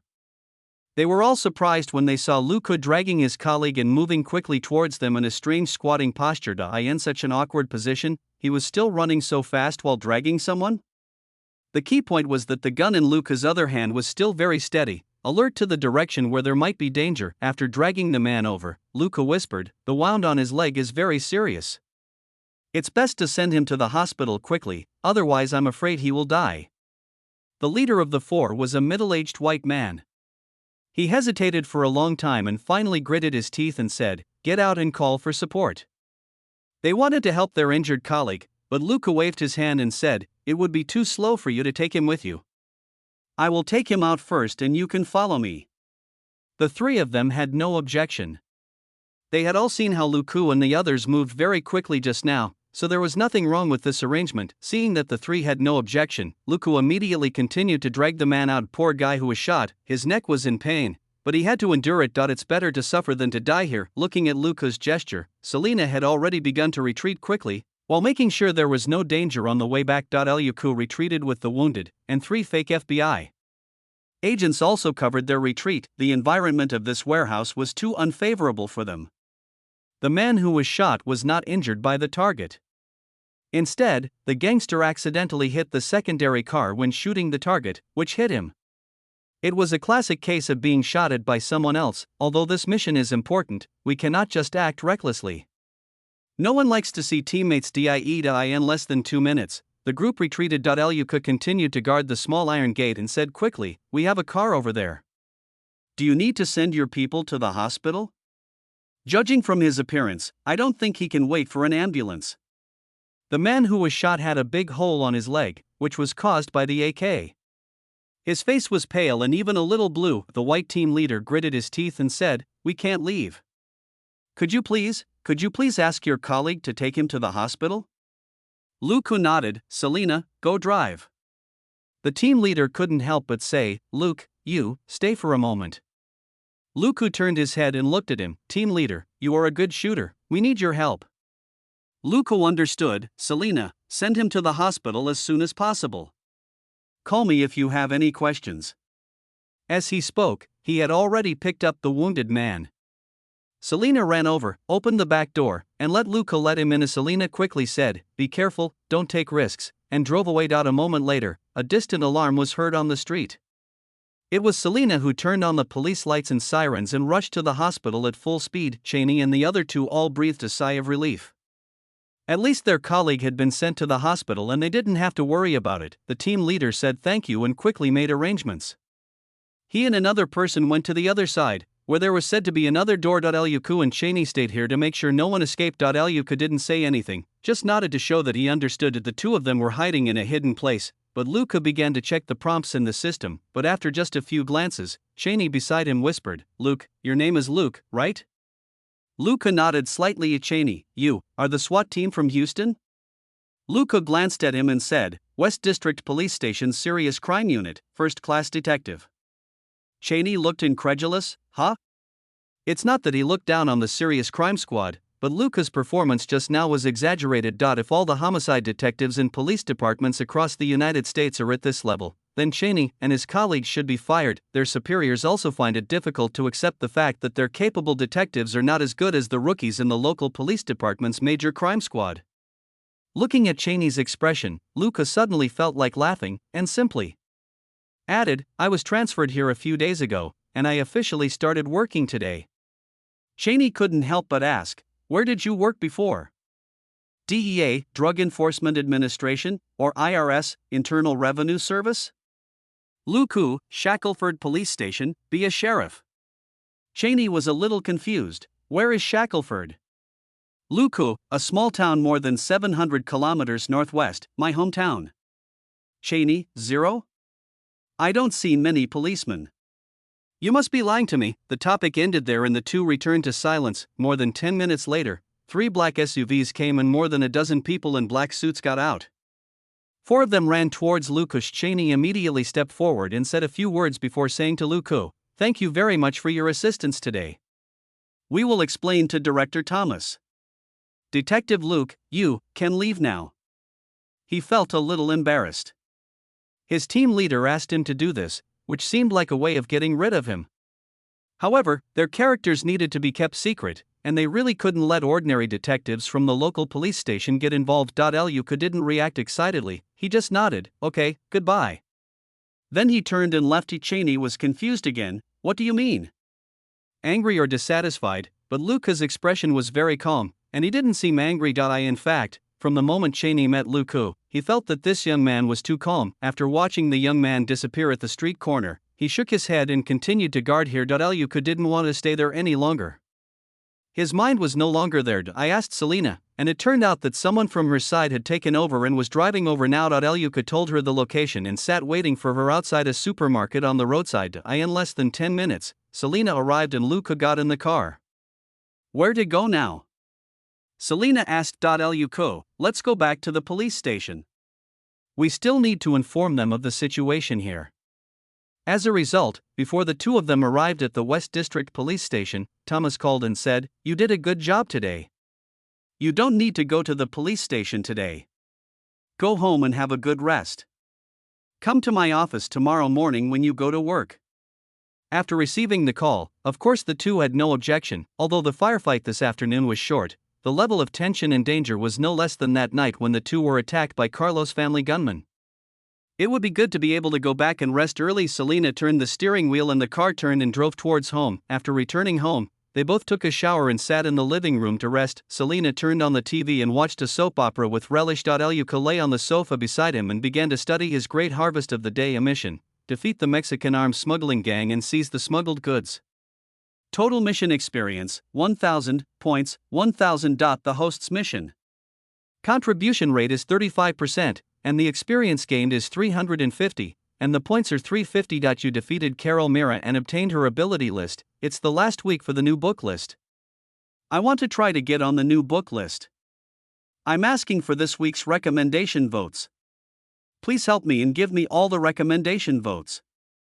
Chapter 62, Carol's Gratitude, Great Harvest, Cooking System. You have gained Carol Mira's gratitude and can learn all of her abilities. Carol Mira ability, primary self-healing, X gene, prerequisite, strength attribute reaches 40 points, requires 10,000 points. An involuntary smile appeared on Luke's face. Why didn't he catch Carol and leave her away to escape? Because Carol gave him a big surprise. Carol Mira was the first case he took over in the morning, an ordinary woman who was shot dead in her apartment. Carol was just a waitress in a restaurant and had no criminal record or suspicious points, which was one of the reasons why he let her go. As for why Cheney and his group of S.H.I.E.L.D. arrested Carol, it is obvious: Carol was able to come back to life.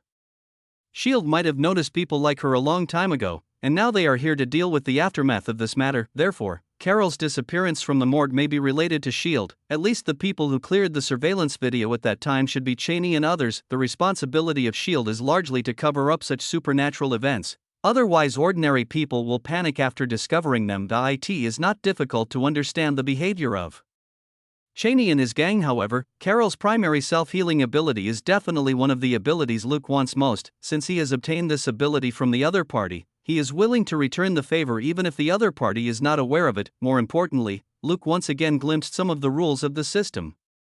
Carol Mira's gratitude actually allowed him to directly unlock the qualifications to learn her abilities. This makes Luke very excited, because it means that he can get abilities from more than just bad guys. It's okay to be a good person, as long as the other person is grateful to you. Connecting this to the idea of luck, Luke once again hypothesized that perhaps learning qualifications were not a matter of acquiring luck. Carol's situation is very telling. Luke was a policeman, not a fake FBI agent who came to arrest her. After he let her go, he received her gratitude. This time, Carol's subconscious mind actively activated a certain defense mechanism, allowing him to gain abilities. The second situation is that Luke wins the bet against Robert. This is to forcibly lower Robert's defense mechanism. If this defense mechanism is lowered to a certain level, he can also learn his abilities, but in this process, Robert's defense mechanism inevitably declined, and he continued to have bad luck. The third situation is when Luke killed the gangsters.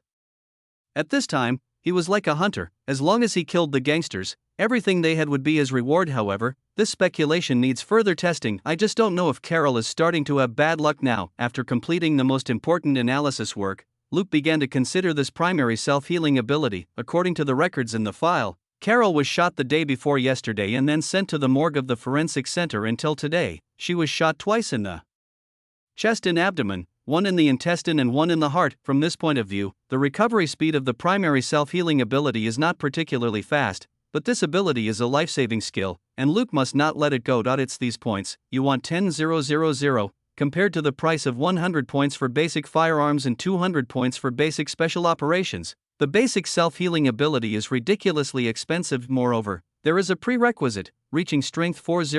In other words, primary self-healing ability has very high requirements on physical fitness. Starting from level 6, there are 4 basic points at level 1, and to increase all strength you need to upgrade to level 5 again. Now that the experience required for upgrading is getting higher and higher, Luke is not sure when he can increase his strength to 40 points. Luke thought for a long time. Selena beside him called out, "Hey," and he opened his eyes and looked. Selena was lying on the sofa next to him in a more slumped posture than him, with her feet facing Luke. Under her loose t-shirt, she was only wearing a pair of tight sports panties. Luke's angle is just right, and the curves are clearly visible. What are we having for dinner? I don't want takeout, Selena began. Luke was in a good mood, and with Selena's generous gift of welfare pictures, he stood up with a smile. I'll cook, you wait and eat. Selena's eyes widened in surprise. You can cook? In the United States, most people don't know how to cook, or should I say, they are too lazy to cook. There are a lot of finished and semi-finished foods. You can buy a lot and take them home, heat them up in the microwave and eat them, like the apartment they live in. Although there is a kitchen, there is no gas stove, let alone a range hood, but there is an oven. Luke chuckled. Wait. Selena was full of anticipation as she watched Luke rummaging through the refrigerator for a while before entering the kitchen. A few minutes later, Luke came out. Selena looked at his empty hands. What about dinner? Luke, it's still cooking. You'll have to wait a while. If you're hungry, eat something else first. Do you want some potato chips? They have garlic cheese flavor. Selena said with disgust. No, if I eat it, I will feel like I am lying in a pile of garlic in my dreams. Luke shrugged and threw the bag of odd-flavored potato chips that he had accidentally bought under the coffee table, continuing to use it as a decoration. 40 minutes later, a beeping sound came from the kitchen, and Luke finally turned his eyes away from the laptop in front of him and got up and went into the kitchen. Then there was a noise, and 10 minutes later, Luke came out again. Wait another 10 minutes, and then we can have dinner. Selena had already sat up. I'll go take a look. Luke laughed but didn't stop her. Selena went and came back in seconds. When she entered, she saw a used chopping board with some crumbs on it and a steaming rice cooker. She could only walk out disappointedly. What did you do? I can't see anything. Luke, just wait. Luke bought the rice cooker. Houston has a Chinatown, with many Chinese people living here, and a considerable part of Chinese food culture can be found here. It is not like what most Chinese people think, that Americans cannot eat Chinese food. On the contrary, there are quite a few authentic Chinese restaurants in Texas, and their business is pretty good. The supermarket that Luke and his companions had visited before was owned by a Chinese, so it was not difficult to buy an electric rice cooker there, and they also bought a lot of condiments from China. A few minutes later, Luke entered the kitchen, and this time Selena followed him in. Luke took out 2 big bowls, then opened the rice cooker, put a wooden spoon in it, mixed the rice a few times, picked up a bite with chopsticks and tasted it, and felt that the saltiness was a little light. He took some light soy sauce from the side, poured some into the rice cooker, stirred the rice a few times, and took another bite. It's the last week for the new book list. I want to try to get on the new book list. I'm asking for this week's recommendation votes. Please help me and give me all the recommendation votes. Chapter 63. I am blind to American comics and half blind to superhero movies. After adding light soy sauce, the taste is almost the same. He divided the rice in the rice cooker equally into 2 large bowls, making 2 large bowls with pointed tops. Selena looked at the rice, a little confused. This color, does it look pretty? Luke, this is for eating, not for you to see. If you don't want to eat it, keep it. I'll take it for lunch tomorrow. There's a sandwich in the fridge, you can eat that. Selena shook her head decisively. No, it may look a little ugly, but it smells good. I want to eat this. Luke shrugged and casually picked up a small spoon and put it into a bowl. This bowl is yours. Then he took his bowl of rice to the living room, and Selena quickly picked up the bowl and followed. The 2 of them sat in the living room. Luke picked up the meal and started eating, and casually switched the TV to the news channel. Selena was already busy eating and had no time to watch TV. On TV, several hosts were talking nonsense in a serious tone, saying that the economic situation was great and that everyone should invest quickly, and that real estate was a good option. Luke chuckled. In a few years, a large number of people will be cheated by the U.S. real estate market. The 2 largest mortgage companies, Fannie Mae and Freddie Mac, almost went bankrupt, and in the end, the U.S. government took the blame. He changed the channel again. A host was talking quickly and there was a portrait of a man with a mustache on the screen. Luke was stunned. Recently, Tony Stark will be traveling to Houston to hold talks with several companies to discuss new space development plans. Luke, are you kidding me? Why would this guy develop space technology? Shouldn't his favorite thing to play with be those tin men? Although he thought so in his heart, he still listened to the news carefully. It's not that he has any fondness for Tony Stark, or that he wants to cling to this super rich man like countless other time travelers before him, but that Tony Stark is a weather vane. As long as you keep an eye on the news about him, you will know the exact time when the great era will arrive. Unfortunately, in his previous life, Luca had no interest in American comics.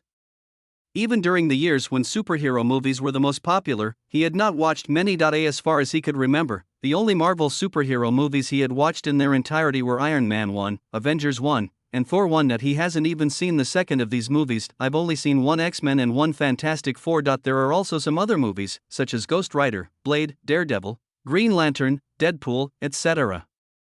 He is not sure whether they will appear in this world, and his memory of these movies is even more vague. It can be said that Luca was blind to American comics and half blind to superhero movies. Luca remembered that Marvel movies started with Iron Man 1. However, he did not intend to follow the storyline like his predecessors who traveled through time before and seek benefits. To illustrate this world with a simple example, the current president of the United States is a Hispanic woman, number 1. On the Chinese side was not the person that Luca remembered. Although many things are still the same as in the original world, and even many major events are the same, there are always various subtle differences in specific events. For example, now, Luca checked a long time ago and found that there was no Apple company here. Forget about the dream of getting rich by buying Apple stock. Google is still there, but it is not the only dominant search engine. Another search engine called Ego occupies more than 30% of the market and has never been able to dethrone Google. It is possible to get rich by relying on the memory of certain precise events in a past life, but there is also a great possibility that he will lose everything. Where does Luca get the money? This is also one of the reasons why Luca lived honestly until he was 18 years old but did not make any big name for himself. On the other hand, this is no ordinary world. The result of messing around may be that you end up in front of a supervillain or even Hydra. Before the system was activated, Luca had been living a low-key life. His mind was full of thoughts, but he heard Selena calling him, "Luke, dear." Luca looked at her strangely. What's the matter? Being called dear by Selena was not a good thing. Usually, when she called him that, it meant she wanted something from him. Selena licked her lips, but her eyes fell on his hands. You don't seem too hungry? Then give me some more? Luca, huh? Only then did he see that Selena had actually finished the entire bowl of rice. You don't feel full? He asked suspiciously. This big bowl of rice is really a bit too much. He hasn't steamed rice for a long time, so the portion is a lot larger. Selena made a difficult decision. Just give me a little more, it's really delicious. Luca was speechless and could only give her a little more rice from his bowl. Don't push yourself too hard. I'll cook for you when I have the chance. Selena nodded repeatedly and picked up the spoon to eat again. Luca looked at her and took another bite, savoring it for a moment. Well, it's just average, not particularly delicious. Selena, oh, I don't think so. Ah, it's delicious. Luca chuckled. This is done by using an electric rice cooker to stir-fry ham cubes, green peas, mushroom cubes, carrot cubes, peanut oil, light soy sauce, oyster sauce, and garlic, then taking the mixture out and steaming the rice until it is half cooked. Finally, put the stir-fried hodgepodge in and continue steaming it until cooked. Stir it before serving and it becomes a kind of bibimbap. Luca also fried 2 eggs in the rice cooker and put them in the bowl. The rice is slightly yellowish, which is the color of soy sauce and oyster sauce, which is why Selena said it doesn't look good. Bibimbap itself is not something that wins by its appearance. It is a fast food for lazy people. If you want to be lazy, you don't even need to stir-fry them. Just cut the ingredients into small pieces and steam them in the rice. Apart from the slightly worse taste, nutrition and convenience are guaranteed. In his previous life, Luca was rather lazy, but he didn't like the taste of food from restaurants or takeout, so he read about the so-called compendium of lazy rice cooker meals and the like. Basically, an electric rice cooker can make enough daily dishes to last a lifetime. In his previous life, he was not good at knife skills and cooked slowly, and now that he is extremely strong and agile, cutting vegetables is no longer a problem for him. It only takes him less than 10 minutes to prepare a pot of this bibimbap. Looking at Selena's satisfied yet painful expression, Luca laughed in his heart. It seems that cooking at home won't be too troublesome in the future. This girl is still very easy to satisfy. Moreover, Americans still eat bibimbap and fried rice. Their own recipes include fried rice made with chicken offal, which is called dirty rice. Of course, this should be considered a weird delicacy in the minds of Americans. Many people can't eat it, let alone cook it. This is the last week for the new book list. I want to try to get on the new book list. This is the only week left. Please help me and give me all the recommendation votes. Chapter 64, Chef, Confidentiality Agreement, Promotion Documents. After Selena finished eating the small bowl of bibimbap, She was still greedy, but her stomach was really full. She could only lie there and watch Luke eat. After watching for a while, she asked curiously, "Why don't you use a spoon? Are these chopsticks? Why are you able to use them so well?" It cannot be said that Americans are born without the ability to use chopsticks, but most of them have never used them since childhood, and it is rare for them to be able to use them well. Luke, maybe I was a Chinese in my previous life. Selena thought about it and nodded. Indeed, I know a few Chinese friends. Most of their fathers can cook, and they cook very well, better than their mothers. Luke was puzzled. They all can do it?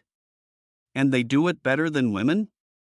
This situation is not common even in China. Selena, well, it seems that their family all owns Chinese restaurants around here.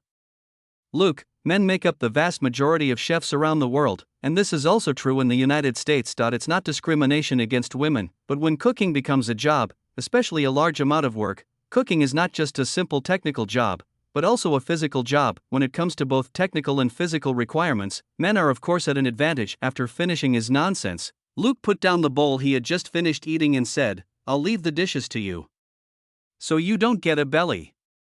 Selena said oh and finally got up and took the 2 bowls to wash. There are very few men here who cook, and even fewer who wash dishes. Luke cooked, so it was too much to ask him to wash the dishes. Besides, Selena still has to wash the dishes at home. Luke went to rinse his mouth and came out to continue checking the news on his laptop. He just saw Tony Stark, and now he took the opportunity to see what this guy was doing in Houston. It's a joke to say that this playboy's hobby is making tin. MENIT was only 2003, and Tony had no intention of researching the Tin Man. Today's Stark Industries is essentially an arms company. Strictly speaking, space technology is several blocks away from his company's main business. What is this guy doing in Houston? This is a little weird, but after checking some news online, Luke gave up on delving into the cause. Tony is now a playboy, and there is not much logic and rationality in his behavior. Luke has no intention of clinging to this person, so there is no need to pay attention to his actions. The next day, they went to work as usual. Today they will go to Chief Thomas's office first. After knocking on the door and entering, Thomas had already put down his work and looked at the 2 of them. After a moment, he said, "I've read your files before and know that you are capable. But I have to admit that I didn't expect you to be able to achieve results on your first day at work." Neither of them said anything, they just stood there obediently. Thomas waved his hand. "Sit down." The 2 of them went to sit on the guest sofa. Thomas picked up several documents from the table, walked over, and handed each person a copy. "Sign the confidentiality agreement first." Luke signed the contract without even reading the contents. Selena originally wanted to watch, but she noticed Luke's actions out of the corner of her eye and immediately followed suit. Thomas was satisfied. These 2 people are indeed a natural pair. After watching the 2 of them sign the confidentiality agreement, he handed over the 2 documents in his hand again. "Sign this one too." Luke opened it and immediately signed again. Selena did the same. Thomas did not take back the 2 documents either. "You can look at the contents now. If you have any questions, you can ask me here, but once you leave this door, you can no longer talk about what happened yesterday." The 2 of them then began to look at the 2 documents. Luke didn't have to think too much about the confidentiality agreement. It must have been something done by S.H.I.E.L.D., but the document at the back is a promotion document. Before, Selena was just an ordinary police officer in the small town, and Luke was able to enter with the green light from Robert, so he was at most a trainee police officer. Robert took advantage of this transfer and used his relationship with a certain great man to get the 2 men's police ranks promoted, and now both of them have become second-level detectives after only 1 day at the Houston West District Police Department. This speed of promotion would definitely make most police officers jealous. Selena was so excited that her face turned red, and she was obviously drunk with this sudden promotion. Luke was much calmer. His real grand prize was announced yesterday, and this one in front of him is just a side bonus. After reading the promotion documents, he understood what was going on. The FBI sent a notice about yesterday's joint investigation of the case, and Luke and Selena were credited with its contribution, but Cheney and his gang are just pretending to be FBI. Their real identity is S.H.I.E.L.D. An organization like S.H.I.E.L.D. certainly cannot come out and give rewards to Luke and the others, so they used the FBI's cover to send a notice here, which confirmed the contributions of the 2.at the same time. In order to keep the mouth shut, the credit has to be even greater. After all, Luke saved their people and assisted them in killing several gang members. Such friendly forces cannot be treated like passers-by by simply issuing a gag order, but benefits must be given to them. Luke took a look at the promotion documents and roughly understood what happened yesterday. For some reason, the resurrected Carol found the Mexican gang, Just at this time, Cheney's gang tracked her whereabouts and rushed into the Mexican gang's back warehouse. As a result, the three parties started to fight in the warehouse, and a melee broke out. Carol must have a grudge against the gang, but Cheney and his men want to catch her. The gang had to deal with Carol as the attacker, but they could also see the cop vibe in Cheney at a glance. Although Cheney and his men were targeting Carol, they could not face the gangsters shooting without fighting. Backed in this way, the three parties were entangled with each other and came to a stalemate in the warehouse until Luke went in. He cleared out the gang of gangsters in a few minutes, released Carol, and withdrew with the SHIELD team. With this big mess is finally over, Carol was fine, she was just kicked by Luke and escaped safely. One person from SHIELD was seriously injured, but the other three were fine. The gang members were in trouble.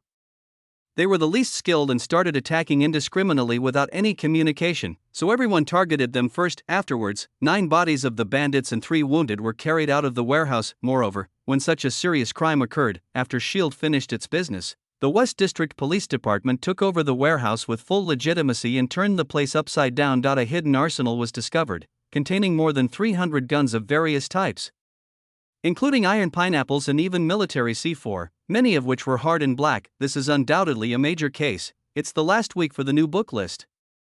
I want to try to get on the new book list. I'm asking for this week's recommendation votes. Please help me and give me all the recommendation votes. Chapter 65, Exile, Punishment, and Cold Treatment. But here comes the problem. Luke and Selena took over the case from the Serious Crime Squad. Then, the two had a gunfight with the gangsters in the warehouse and rescued an FBI agent. This also allowed the West District Police Department to justifiably block and search the warehouse and find the hidden arsenal. Whether from a logical or procedural perspective, Luke and Selena are definitely the first contributors to solving this arms smuggling case. Even when the arms were found, both of them were fast asleep at home. The promotion documents were also issued with this reason.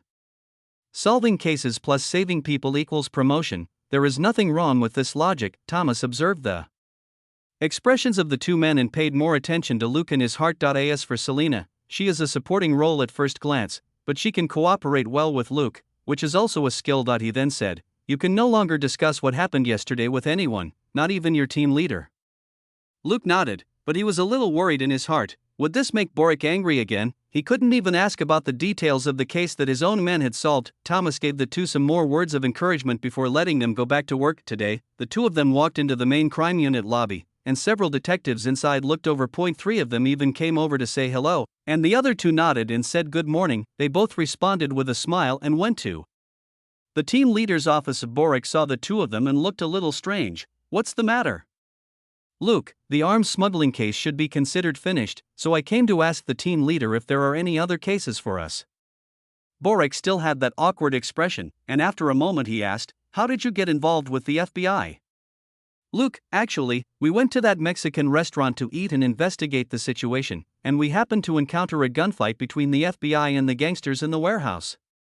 Boric was speechless. What kind of shitty luck is this? He was able to solve the case like this for a moment. Boric didn't know how to arrange these 2 people, give them another big case. The 2 were promoted too quickly, which was not in line with his rule of punishing newcomers. Give him a small case. Anyone with a discerning eye would know that he had something to hide. If he didn't use such a capable person properly, what else could he do but suppress him? The key point was that Luke and the other 2 were under the protection of Chief Thomas, and Boric had no way of dealing with them like this. After hesitating for a long time, Boric rolled his eyes and asked the 2 to sit down. Then he searched in his cabinet for a long time and finally found a file. He opened it and took a look. "That's right." He blew away the dust on the file and handed it to Luke without blushing or beating his heart.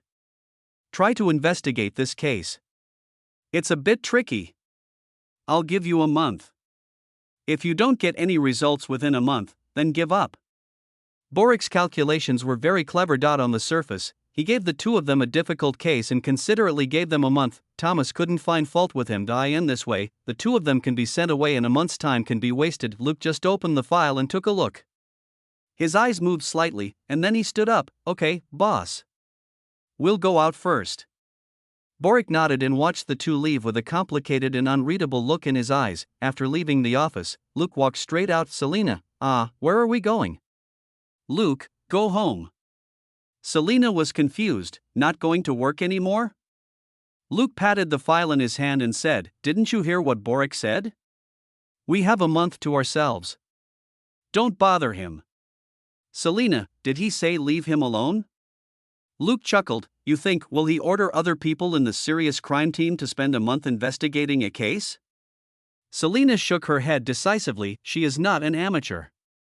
In the serious crime squad of a big city, they would like to have one detective to do the work of two. A case will be reduced in importance after a few days at most and become a case that can be investigated slowly. Unless a case has a huge social impact and everyone is paying close attention to it, each team in the serious crime squad will have at least 2 or 3 cases in progress, plus countless old cases that have been pushed into the archives. 1 case a month?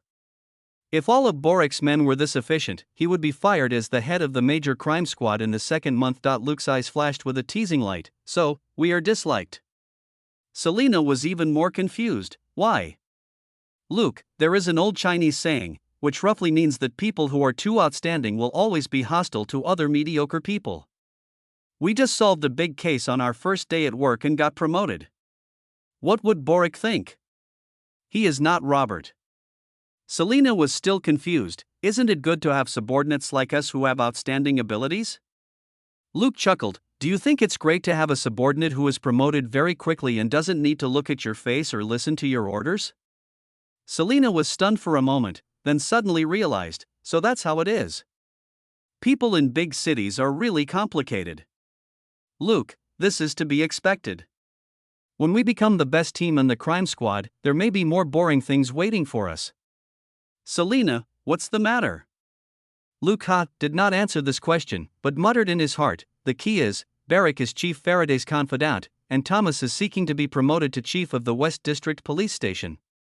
The backers of both sides are real enemies. Thomas might have other intentions in assigning the two to the serious crime squad. Selina should just be happy.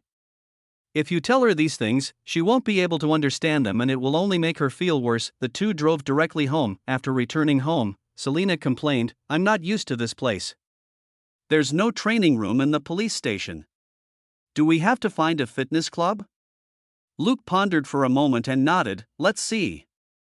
If it's suitable, we can find a martial arts gym or something like that where we can practice sparring. It would be even better if there is a private room. Selina frowned, but it costs money again.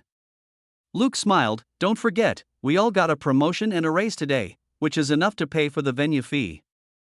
Selina thought about it and happily went to the side to watch TV. When she is at home, she has to do a lot of chores when she gets home, such as helping to wash and dry clothes and bedding, washing dishes, and playing with her younger brothers and sisters. Although it's only occasionally, it's never too idle. Here, it was just her and Luke wouldn't care about her. As long as it wasn't a bad habit, she could watch soap operas or read gossip at home. Luke sat down on the sofa on the other side and continued to look at the file in his hand. Half an hour later, Luke put down the file, and Selina asked directly, how is it? It's the last week for the new book list. I want to try to get on the new book list. I'm asking for this week's recommendation votes. Please help me and give me all the recommendation votes. Protagonist name change reminder. From now on, the protagonist will be uniformly called Luke. The reason is in the pinned post. Students with obsessive-compulsive disorder can click on the app to download the book again, and the previous name will be updated to Luke. Chapter 66, Dinner, Unexpected Visitor. Shall we eat together? Luke closed his eyes for a moment and shook his head. To summarize briefly, a Houston police officer went back to his hometown of Raccoon City for vacation, but disappeared for no apparent reason. The department wanted to intervene in the case as a way of showing concern for its officers. Selina was full of disbelief. The Raccoon Police Department would let the Houston Police Department enforce the law in their territory? Which idiot came up with this idea? Luke glanced at her and said, don't say this outside, because this person is our big boss, Chief Thomas. Selina stuck out her tongue, knowing that if she said this outside, she would be in big trouble. Luke continued, but you're right. The Raccoon City Police Department directly rejected the West District Police Department's proposal for a joint investigation, and the matter came to a standstill. And because of this proposal, the Raccoon City Police Department is not very active in investigating the disappearance of the police officer. Now a month has passed, and there is still no progress. If it turns out to be unexpected, this case will become an old case and be put in the bottom of the archives. Selina kicked around on the sofa angrily. Her slender brown thighs were very attractive. Damn it, what can we do? Luke admired the long legs without hiding his feelings. He said, Barak's intention is very clear. He wants us to stay in Raccoon City for a month. By the time we come back, the limelight we caused yesterday will have almost passed. It was Deputy Director Thomas who asked us to come in. He can't suppress us openly, so he can only use this delaying tactic. Selina basically understood, but her eyes rolled. Thomas is our backer? What is his relationship with Robert? Luke chuckled. He and Robert are old comrades. However, we are not his biological sons after all. Therefore, he can only protect us from malicious suppression. We have to solve other problems by ourselves. For a case like this, we can only investigate the case honestly. If we contact Thomas privately, it will only make everyone in the serious crime team dislike us. Selina was curious, why do you dislike us? Luke, would you like a subordinate or colleague who would immediately complain to his superiors when he was wronged? If you don't want to become a thorn in the side of the serious crime unit, it's best not to go to Thomas even once. Selina said. Oh, Luke reminded her again, don't tell anyone about what we discussed today, including the relationship between Thomas and us. Remember this. Selina nodded. She was already very skilled at listening to Luke, because Luke was always right. After working together for a few months, she always felt that Luke didn't look like he was 19 years old, but more like a 30-year-old man. She was like having a new brother. Are we really going to Raccoon City to investigate a case? Selina asked. Without the other party's permission, the two had no law enforcement power at all, and it was not even as convenient for them to investigate cases as private detectives. Private detectives can also use a lot of shady methods. If they do that, once they are caught, they may lose their jobs. Luke nodded. We'll go tomorrow. Since we can't solve the case, it won't be a big loss for us. We can just treat it as a trip to Raccoon City. I heard the environment there is pretty good. Selina thought about it and felt better. She had just been promoted and was feeling very happy, so she didn't feel anything about Barak's little trick. After all, she had been a police officer in the small town for 4 years. She had been working with Luke for 4 months and had even been promoted twice. What was there to be dissatisfied about? Luke cooked again in the evening. He will go to Raccoon City tomorrow, and this time he is obviously being sent there to have nothing to do, so he feels very relaxed that he took the promotion less seriously than Celine did. His detective system is more suitable for frontline work, and promotion to a management position will not be of much benefit to him. The IT would be better to slow down your promotion speed appropriately. Barak's approach as a workplace trick. It was not excessive, and he would not bear a grudge against Barak. However, Barak and he would definitely not become friends, and their relationship was destined to be just a business one. Luke had enough time to prepare today, so he simply drove out, bought a bunch of things from the supermarket, and then started cooking in the kitchen by himself. When it was time to eat, Selina looked at the food on the table and was extremely shocked. You didn't really learn cooking, did you? Selina wasn't surprised by the bibimbap that Luke made last night. It was, to put it bluntly, a hodgepodge, but today, Luke prepared 2 formal dishes, plus 2 large bowls of fried rice. Luke makes egg fried rice by beating the eggs and then coating the rice grains with egg liquid instead of separating the egg and rice. Therefore, the golden pile of fried rice is pleasing to the eye. Both dishes are simple. Shredded beef with sweet pepper and scrambled eggs with tomatoes. Okay, it might seem a little weird to have fried rice with scrambled eggs and tomatoes, but Luke likes the taste of scrambled eggs and Selina certainly won't object. Luke put the dishes on the table when someone suddenly knocked on the door. The two looked at each other and both felt strange. The two had just moved in. They were not familiar with their colleagues, and had never seen any of their neighbors. How could someone come to their door? Selina took the initiative to open the door. After all, Luke had just finished cooking. After opening the door, Selina exclaimed, "It's you. What are you doing here?" Luke turned his head and saw a woman holding a baseball cap and smiling shyly. "Hello, thank you for yesterday." Who else could this person be but Carol? Luke responded quickly, "Come in and talk." Selina closed the door. After a moment, Luke and the other man looked at Carol in front of them, and the three of them were speechless for a while. The aroma of food wafted over and Carol's stomach growled.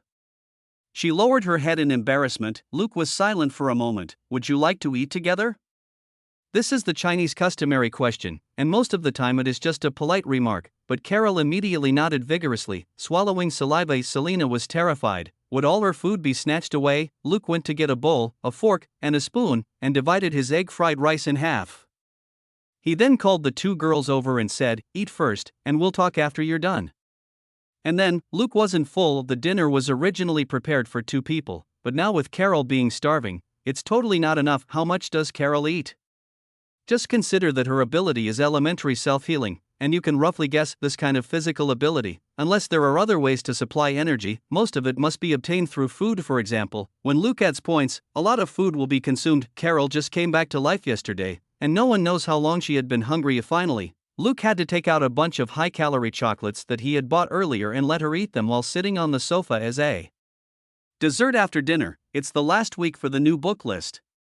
I want to try to get on the new book list. I'm asking for this week's recommendation votes. Please help me and give me all the recommendation votes. Chapter 67, Help, Life, and US Dollars. Carol finally came to his senses from his frantic eating, with an embarrassed look on his face, but he never stopped chewing. He finished 3 bars of chocolate in a few minutes and was already eating the 4th. Luke made some tea himself, authentic Chinese green tea that he had just bought at the supermarket. Selena continued to drink her Dr. Pepper, and Carol got a can of energy drink. Luke took a sip of tea and said, "Miss Carol, why did you come here?" Carol paused for a moment and lowered her head slightly. I don't really have any ideas. I just want to say thank you in person." "Luke, but you are being hunted by the FBI. If you come to my place, you will be easily discovered. This is not a wise choice." Carol stammered, I don't know where to go." Luke was silent for a moment, various thoughts turning in his mind, and finally he made a decision. "Carol, in fact, if you fall into the hands of the FBI team yesterday, your fate may not be too bad. But if you fall into the hands of the military, you might as well die directly." Carol exclaimed and looked at him in surprise. Luke had no intention of explaining, so he continued, "You're a mutant, right?" Carol stood up suddenly, took a few steps back quickly, and took an alert posture. Luke remained calm. "Don't be surprised, I just guessed. Now, I want to ask you some questions. You must answer me truthfully, then I will tell you a way out. Are you willing?" Carol hesitated for a moment, but finally nodded. She had always been an ordinary girl and had no way of dealing with her current predicament. Luke pointed to the sofa and said, "Sit down." Carol sat down obediently. Luke asked, "Actually, we went to investigate the case of your shooting yesterday, so I know your general situation. Can you tell me why you went to the warehouse of the Mexican gang?" Carol gritted his teeth and said, "They sent someone to kill me. I know the man who came to kill me. His name is Franco, and he is in cahoots with the manager." "Luke, why should I kill you?" Carol, "Because when I got off the night shift, I saw them transporting drugs to the warehouse behind. I was scared and ran away. Who knew they could see me clearly? I had only been away from work for 3 days when Franco broke into my apartment and killed me." Selena's face was full of confusion. It was so weird to listen to a living person saying in front of me that he was murdered. "Luke, then what are you doing in the warehouse?" "Carol, I want revenge. If I can find Franco there, I'll kill him. If their cargo is still there, I'll burn it." Luke hee. Women's desire for revenge is indeed very strong. Hearing this, what Carol said basically matched the information he knew. However, Luke still asked, "Where do you get the courage to seek revenge on the Mexican gangs? You were killed by them just now." Carol hesitated, then said, "I don't know either, but when I woke up again, I found that my body had changed. It was very strong and my movements were very flexible." Luke understood. Although the name of the self-healing ability suggests that it only affects physical recovery, think about who are the mutants who possess this ability: Sabretooth, Wolverine, Deathly Hound, Deadpool, etc. Almost all of them are masters of melee combat. It would be strange if the self-healing ability did not add any bonus to physical strength and agility. Carol may have awakened her X gene when she was on the verge of death, and her self-healing ability has just emerged. Her strength and agility are only slightly more than twice the normal level, otherwise Luke would not have been able to defeat her so easily. Of course, this is already terrible. Carol is a young girl, weighing no more than 40 kilograms. Her strength and agility are twice that of an ordinary person, which is enough for her to easily jump 3 or 4 meters high. Luke nodded. "Okay, I have no problem with that. If you want to escape from your current predicament, there is only one way. Go to Westchester, New York, find Xavier's School for Gifted Youngsters, and let Professor X take you in. Then you will be safe." Carol was stunned. Teenagers? Luke looked at her and couldn't help but smile. I've read your information. Although you are 23 years old now, you have just awakened. You can still seek help. After all, they have students, but they also need teachers and even auxiliary teaching staff. They are basically all mutants there, and no one will discriminate against you. Carol was a little bit incredulous. Really? There really is such a place? Luke nodded. So, your problem is actually just how to enter Xavier's school for gifted youngsters safely. It's actually a public location for some institutions. The FBI that arrested you should also have surveillance personnel there. Carol's face suddenly became sad. Luke thought about it, walked back to his room, and came out a moment later with a stack of US dollars in his hand. He put the money in Carol's hand and said, "There are about 8,000 US dollars here. Take the money and go to places where there are no surveillance. You can buy a black car or take a ride. Remember not to go into big cities, avoid all possible surveillance, and cover your appearance at all times. In addition, if you arrive in New York, you must also pay attention to concealment and never approach Xavier's school for the gifted at will. My suggestion is to observe from a distance, and it is best to ask for help from several powerful mutants in the school when they are out. Among them, Professor X is called Charles, and now, he should be a bald old man in a wheelchair. Storm Araro is a young black woman with white hair, Cyclops Scott is a white young man wearing a special eye patch, and Dark Phoenix Jean Grey is a young white woman." The two women were stunned. After a moment, Selina asked, "How do you know so much?" "Could it be?" Luke shook his head. "I'm not a mutant, but don't forget Robert." Selina suddenly realized, "Oh, Robert knows so many people. Did you hear it from him?" Luke smiled but said nothing. He then continued to say to Carol, who was still in a daze, "Remember, concealment is the most important thing. You should understand how difficult it is for the FBI chasing you. Once they catch up with you, you won't be able to escape." Carol looked at the stack of US dollars in his hand, and asked after a moment, "Why, did you help me?" She glanced at Selina subconsciously. Selina is a hot Latin American beauty and a police officer. She has a lively and heroic, sexy, and capable temperament. Carol is just an ordinary white woman, at most pretty. In terms of overall appearance, she is at least one level lower than Selina. It's unlikely that Luke helped her like this just because she was beautiful. It's the last week for the new book list. I want to try to get on the new book list. I'm asking for this week's recommendation votes. Please help me and give me all the recommendation votes. Chapter 68. There are no raccoons in Raccoon City. Luke hesitated for a moment and said, "I am a policeman. Although the FBI wants to arrest you, I know it is because of your ex Jean. You have done nothing wrong and are even a simple victim. You are innocent. I don't need to sacrifice an innocent person in exchange for a promotion and a raise. This is a matter of my personal principles and has nothing to do with you." Carol was silent again, and for some reason she felt like crying. What a hell of a life she's been living these days. He was inexplicably shot by someone who broke into his house, and when he woke up he found himself in a morgue. He was so scared that he ran away, unable to contain her anger. She ran to take revenge on the Mexican gangs, which resulted in a scuffle with the gangsters and the men in black suits in the warehouse, and she was almost caught. In the end, Luke let her go and now even showed her a way out, although the stack of US dollars in his hand was only more than 8,000 US dollars. A young policeman like Luke could only earn 50,000 or 60,000 US dollars a year at most.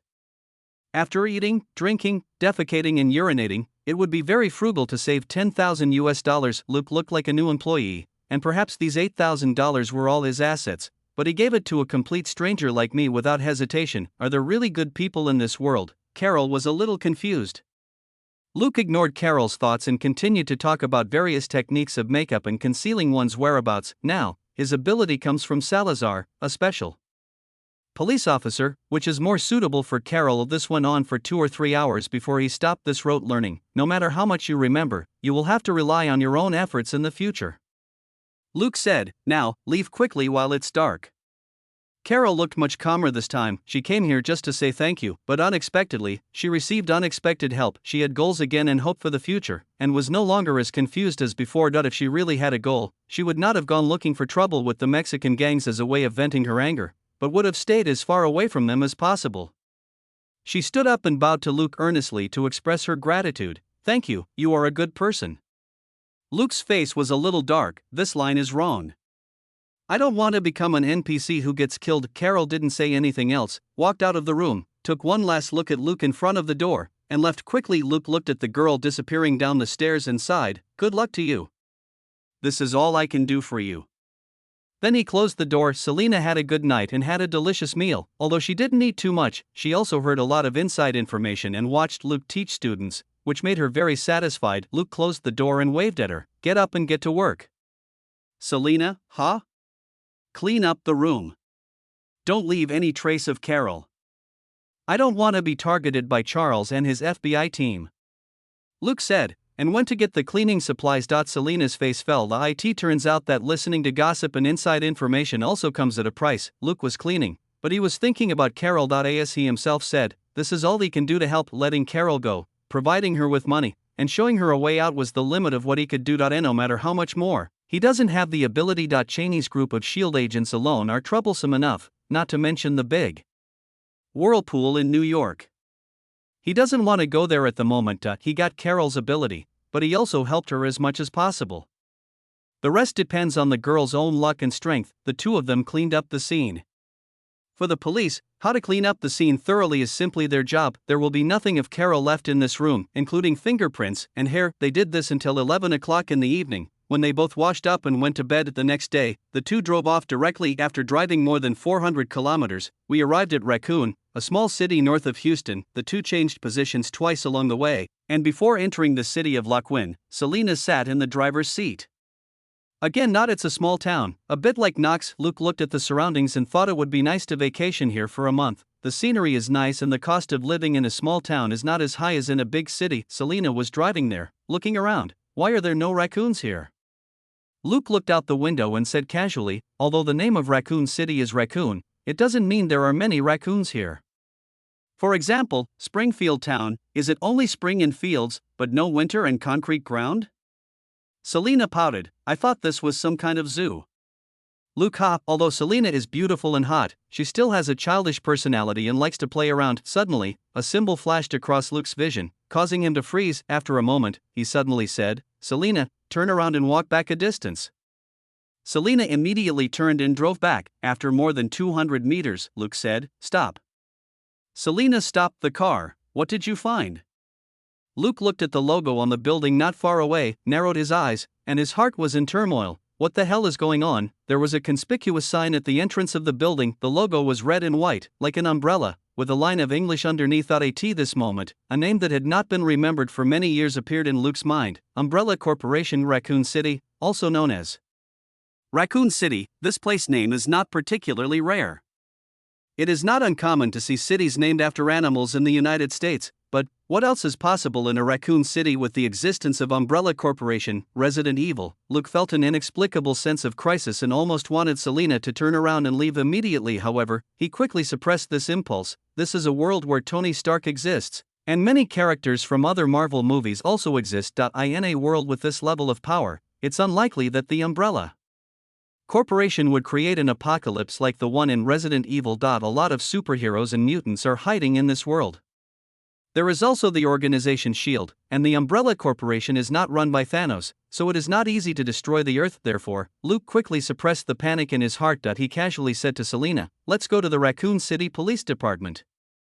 Selena didn't ask any further questions and just drove away. Luke fell into deep thought again. All this time, he thought he was living in the Marvel Cinematic Universe. After all, Tony Stark looks like the one in the movie, about 80% similar, and other collected intelligence also points to this possibility. It's the last week for the new book list. I want to try to get on the new book list. I'm asking for this week's recommendation votes. Please help me and give me all the recommendation votes. Chapter 69, Jill, Natural Enemy, Car Accident. Now, Luke suddenly discovered that the world he was in might not be the Marvel movie world. Or in other words, it's not just the Marvel movie world, then this world would be very interesting. How many movie worlds are merged into this world? This is really an exciting and thrilling question. There is no need to guess about other movies for now, but which one is this Raccoon City and this Umbrella Corporation, movies or games? Luke hadn't played many Resident Evil games, but he had watched most of the movies and roughly remembered the plots. If this were a movie, what abilities would Alice, the Girl of Destiny, have? Luke was thinking like this all the way as they arrived at the Raccoon City police station. After entering, the two asked about the location of the chief's office and showed their police officer IDs, which earned them a subtle look from the receptionist. She then said directly that the chief was not available and asked them to make an appointment if they wanted to meet him. Of course, Luke made the appointment. I made an appointment, but the other party refused to meet me. That's because the director is too arrogant, and if Luke doesn't leave the appointment record, it means he is not doing his job carefully when he returns. These are two completely different issues. After registering, Luke said goodbye. As soon as I turned around, I saw a female police officer coming in at the door. She had short brown-black hair that reached her shoulders, slightly tough facial features, a light blue tight-fitting tube top, a black short skirt, and a holster tied to her thigh, but her bulging chest, slender and toned thighs, and slightly lazy and tired expression reveal a charm that is different from that of ordinary women. Well, Luke knew that this outfit was the favorite of a lot of game geeks. She has breasts, legs and a gun. What else is there to be dissatisfied about? Luke turned around again and asked casually, that female police officer seems to be called Jill, right? The female police officer who received her took a quick look and didn't pay much attention. Oh, yes, that's her. It is not surprising that police officers know each other. Even if they are in two cities hundreds of kilometers apart, they will communicate for various reasons. For example, Luke and Selena came from Houston. Luke asked again, well, as I recall, her full name seemed to be Jill Valentine? The policewoman didn't even raise her head this time. Yes. Luke had a rough idea in his mind which Raccoon City this was. Judging from Jill's face, this should be the world of the movie Resident Evil. The strong black police officer who greeted Jill also looked familiar, and was very similar to one of Jill's colleagues who died in the movie. This made Luke feel fortunate. If it's the game Resident Evil, he knows almost nothing except the names of a few protagonists. Moreover, the protagonists in the game don't seem to have such things as superpowers. In the movie Resident Evil, Alice's abilities really made him excited, for example, telekinesis, without going up to say hello to Jill, the goddess of many game geeks. He and Selena left the police station. After getting in the car, Luke said, walk around the police station and pay attention to the situation around here.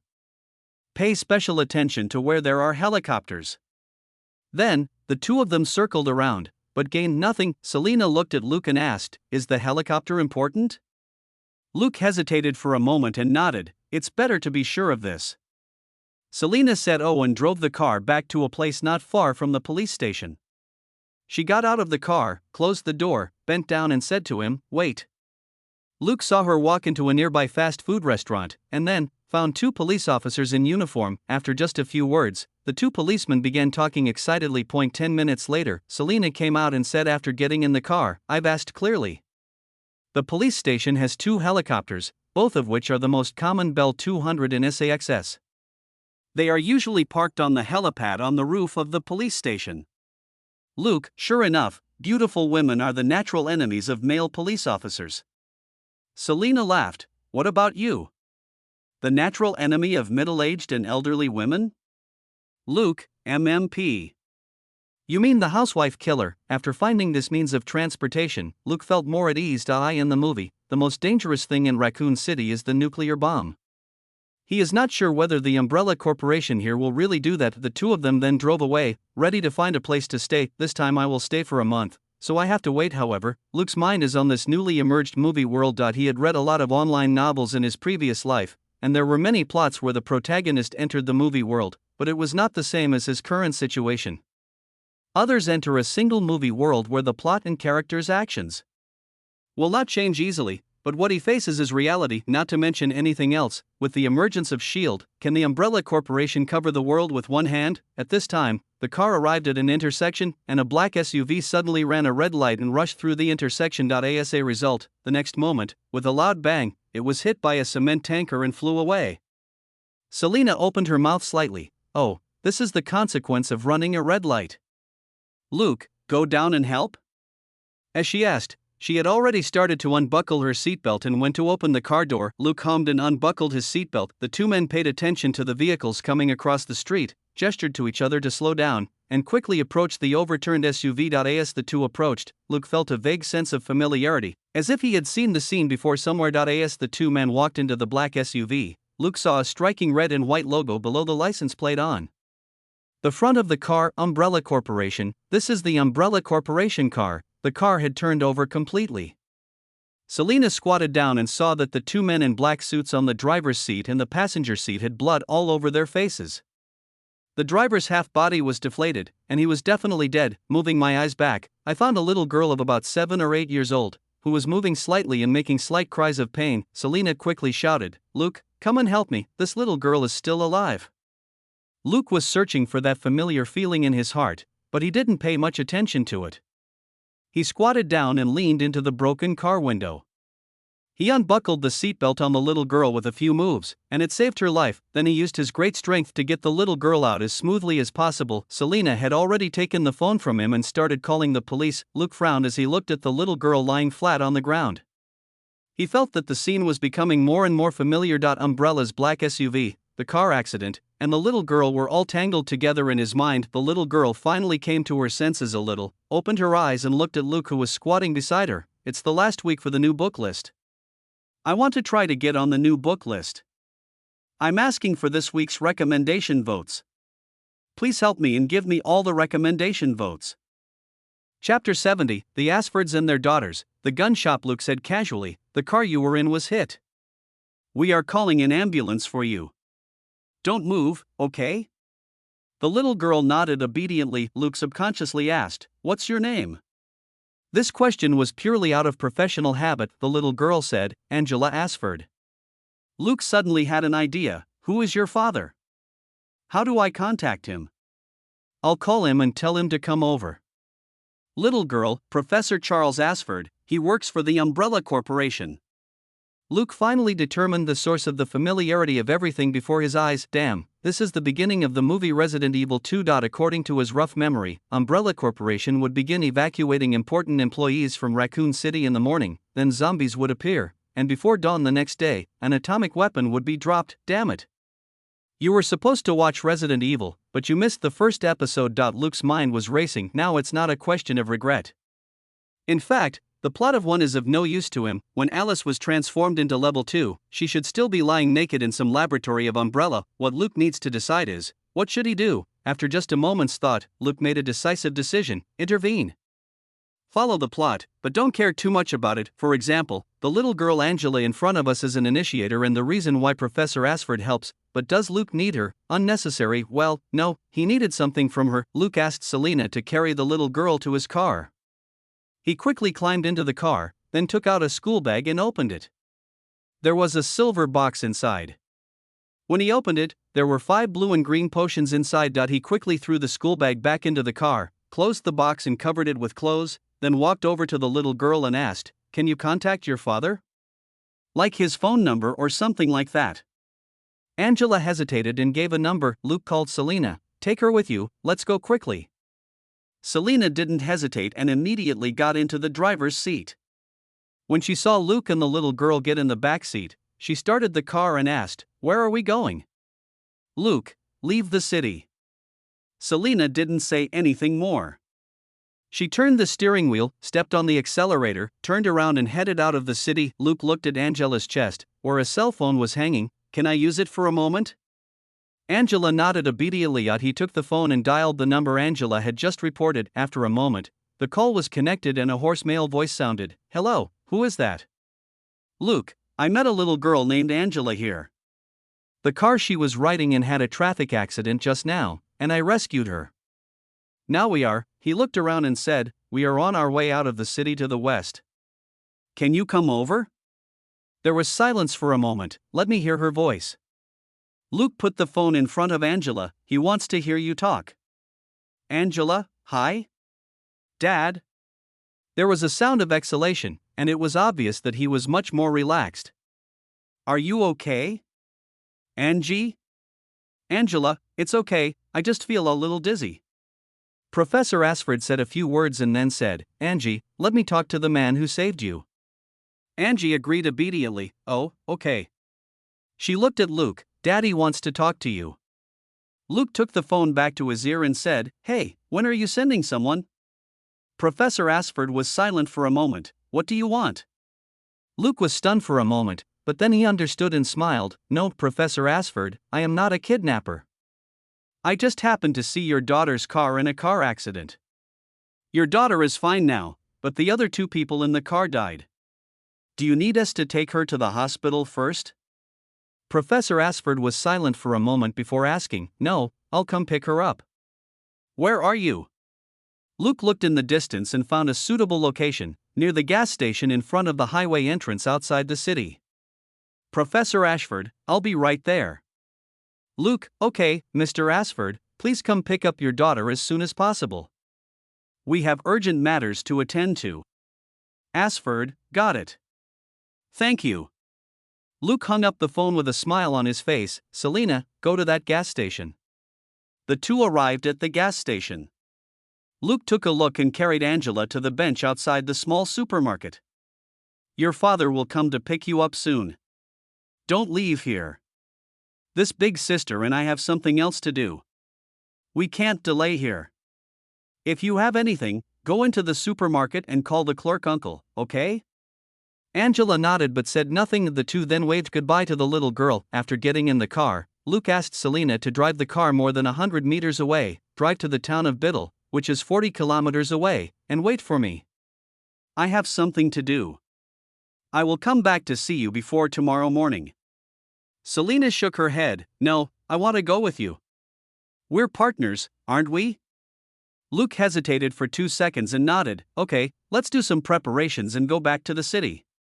Soon, the two returned to the city again. At the moment, the small town is still peaceful and nothing seems to have changed, but Luke knew that at noon or afternoon, the infected people here would turn into zombies and start biting the residents on a large scale, creating more zombies. Luke, have we seen a gun store near the police station?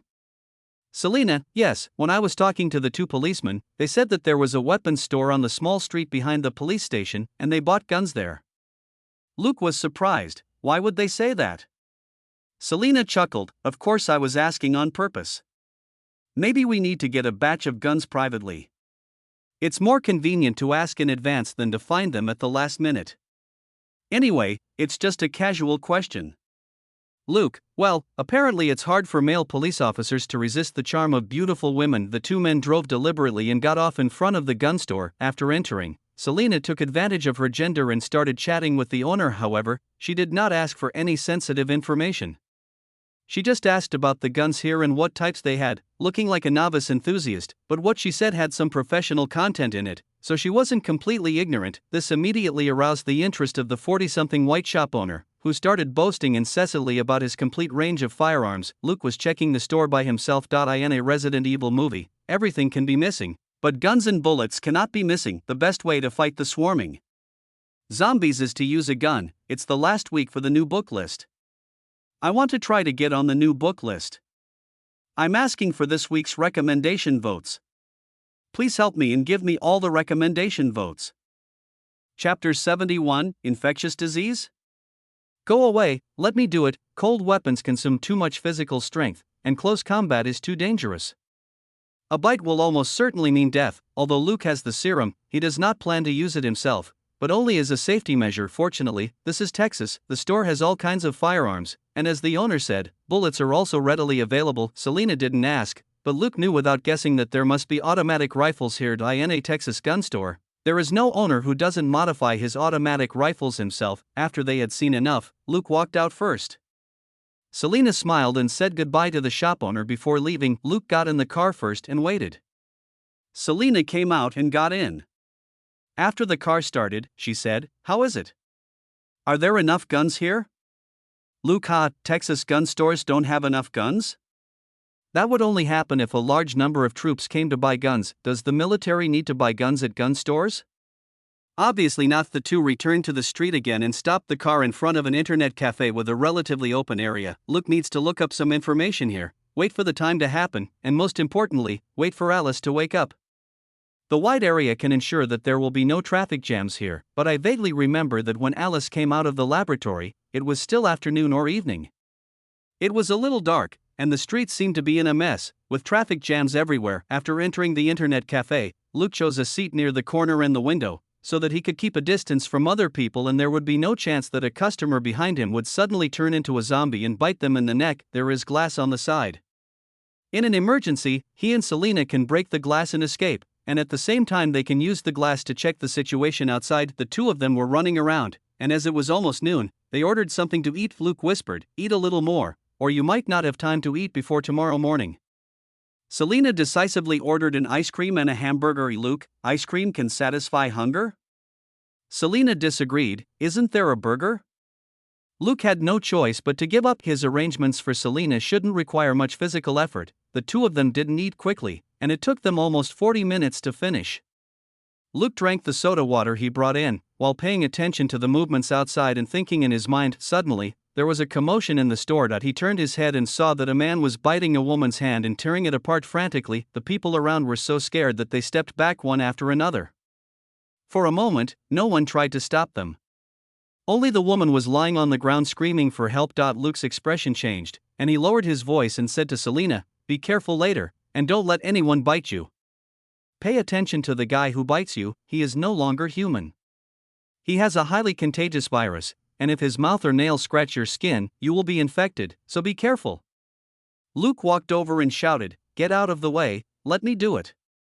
He didn't think these people were blocking the way, but he was afraid that another infected person would suddenly jump out among them and bite Selena. In comparison, his agility made the situation less dangerous. He grabbed a chair nearby, strode over, and swung it at the infected person's arm. With a click, everyone saw that the infected person's arm had become concave in shape, and was definitely broken.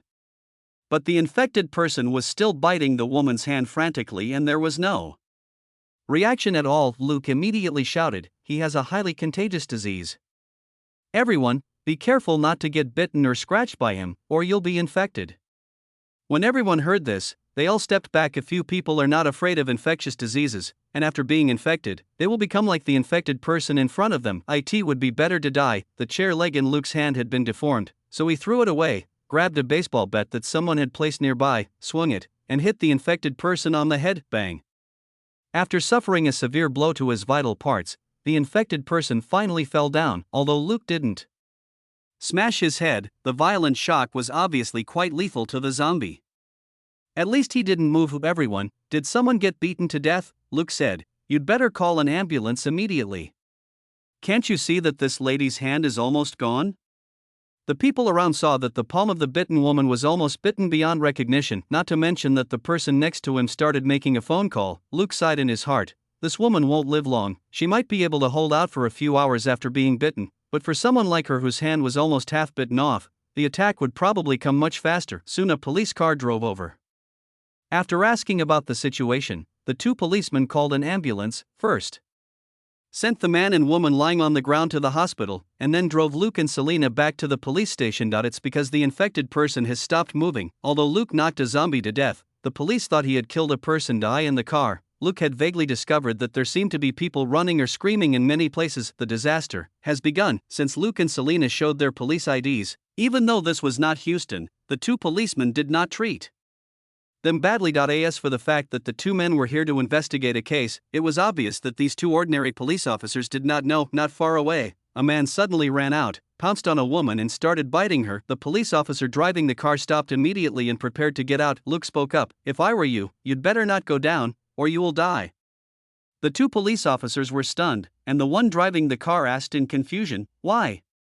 "Luke, I just said that this kind of person is infected and will bite anyone he sees, just like the guy I just beat up in the fast food restaurant. You will definitely shout and dissuade him, but he has no rationality at all, and can't even be considered a human being. If you go over to him, he will just change his target and bite you." The police officer didn't believe it at all. The two looked at each other and got out of the car. Luke also came down and took back the baseball bat that the police had confiscated as a weapon. The two policemen immediately became alert. "What do you want to do?" "Luke, you too, we are also police officers. We are not stupid enough to attack you. You can try, but I will never touch this kind of monster with my hands. If I get bit, I will definitely get infected. Besides, if I want to deal with you, won't I use the gun on me?" As he said this, he lifted his clothes, revealing the handle of the gun under his armpit. "It's the last week for the new book list. I want to try to get on the new book list. I'm asking for this week's recommendation votes. Please help me and give me all the recommendation votes." Chapter 72. Return to the police station. Escape. The two police officers felt the same way. They really didn't think that the other party, who were also members of the police system, would attack them on the street. Moreover, from before until now, These two people have not behaved in any abnormal manner, except that they are too calm, which does not look like they have just killed someone. However, Luke's reminder alerted the two policemen, and they finally stopped foolishly from approaching and pulling the woman. Instead, they shouted from a distance, "Sir, don't move. Please don't continue to attack that lady." But the zombies would not listen to him and continued to bite madly. Luke spoke again, "You can shoot now. But I want to remind you that shooting him will not work. His only weak spot is his head. You can also break his neck." The two police officers also became nervous. They had seen Luke and Selena's police IDs and found out that they were detectives from the Houston Homicide Squad. Those who can become detectives in the Serious Crime Squad have a stronger intuition about danger than ordinary police officers like them, because they carry out more dangerous tasks and face more dangerous criminals. The two police officers immediately drew their guns and quickly warned again. The situation was just as Luke said. The other party was not moved at all and even raised his head in response to their warning. The two were shocked when they saw the man's condition, because they could see clearly that there was a big hole in his chest and even his internal organs could be seen. This guy didn't die. The two police officers became nervous. The zombie roared, crawled up with blood on his face, and pounced towards them. Bang, bang, bang, bang, bang. A series of gunshots rang out, but the two police officers were horrified to find that their bullets could only make the other person's body tremble, but could not stop him from rushing over. The two men were at a loss, and it seemed that the guns in their hands were too heavy to lift. This is a normal human reaction when facing danger. The two police officers were obviously not experienced detectives. Even with their guns in hand, they were frightened by the zombie's weird and brutality. Seeing the zombie rushing towards them, the two police officers retreated repeatedly. Luke yelled, "Back off, don't shoot." The two police officers seemed to have found a backbone. The detectives from the Houston Major Crimes Squad must be more powerful than them.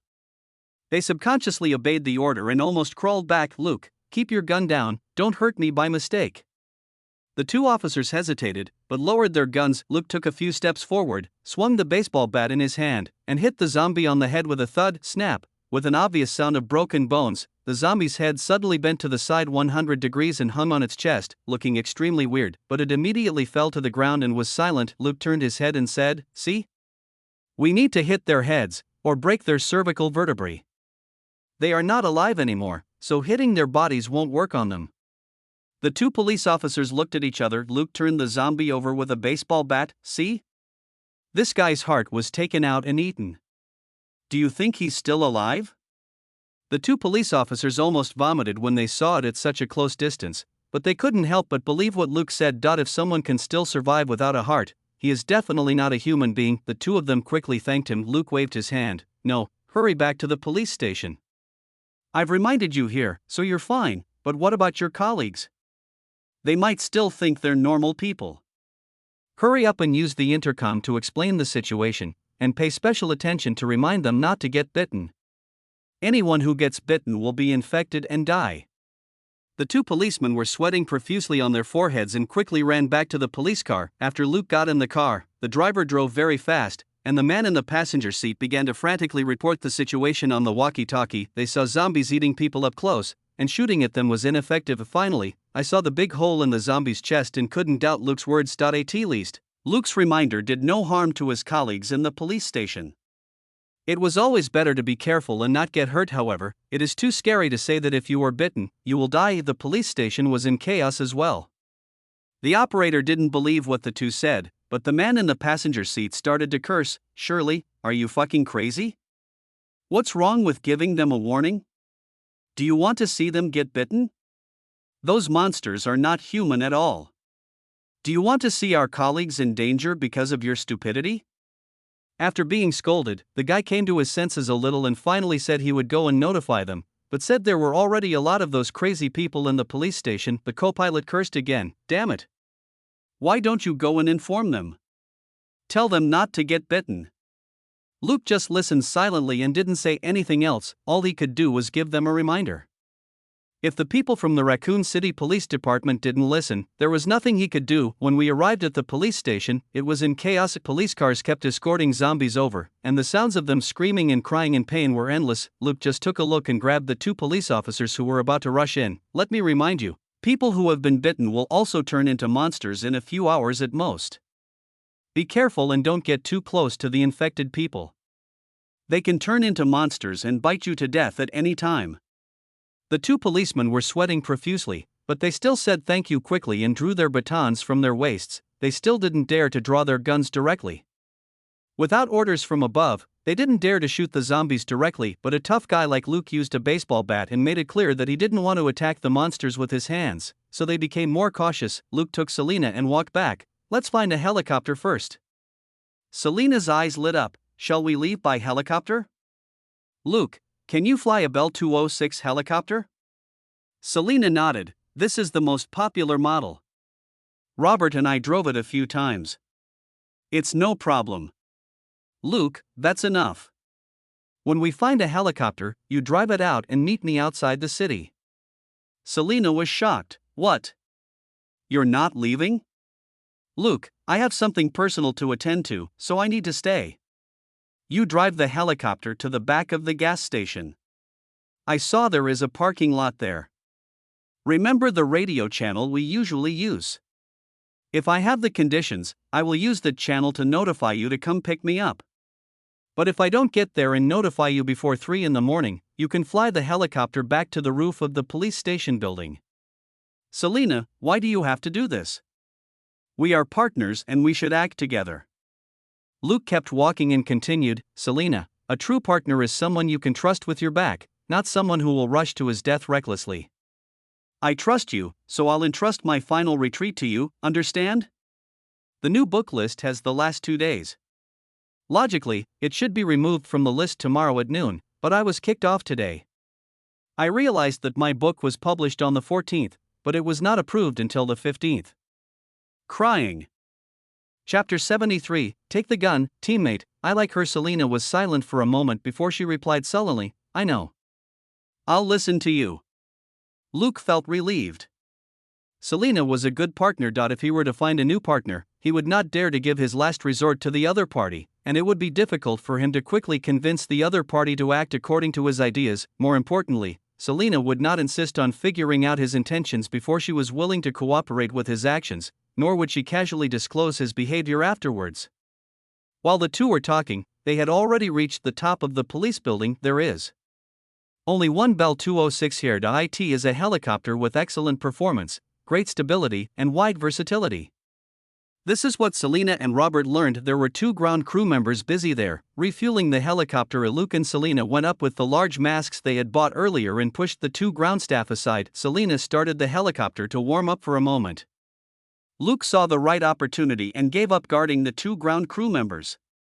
He got on the helicopter, and Selena immediately took off the helicopter. After Luke went up, he took a look and found 2 ropes on it, which were used for special police rappelling operations. He said, drive the helicopter to the gun store on the side street behind. After I rappel down, you go directly to the gas station. If I'm not here at 4 in the morning, you come here to pick me up. Don't land. As long as I'm not waiting for you here, you can just fly away. Do you understand? Selena, don't you want me to land and wait for you? Luke shook his head. Without anyone to cover you, I'm afraid that if you land, you won't have time to take off again. You're my last choice, so if I don't come, it means I found another way out. Don't take risks. You know I never do anything rash. Selena couldn't help but complain, you went alone and killed all the members of the Carlos family. Do you call that never doing anything rash? Luke, this is just your guess. Selena, you dare to say that it wasn't you who did it?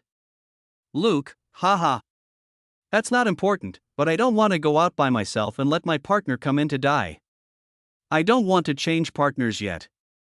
Selena remained silent. In just the time it took to say a few words, the helicopter had already hovered over the small street behind the police station. Fortunately, there are a lot of low buildings here, so there is no need to worry about the helicopter hitting anything. Luke patted Selena's head and said, remember, don't take risks.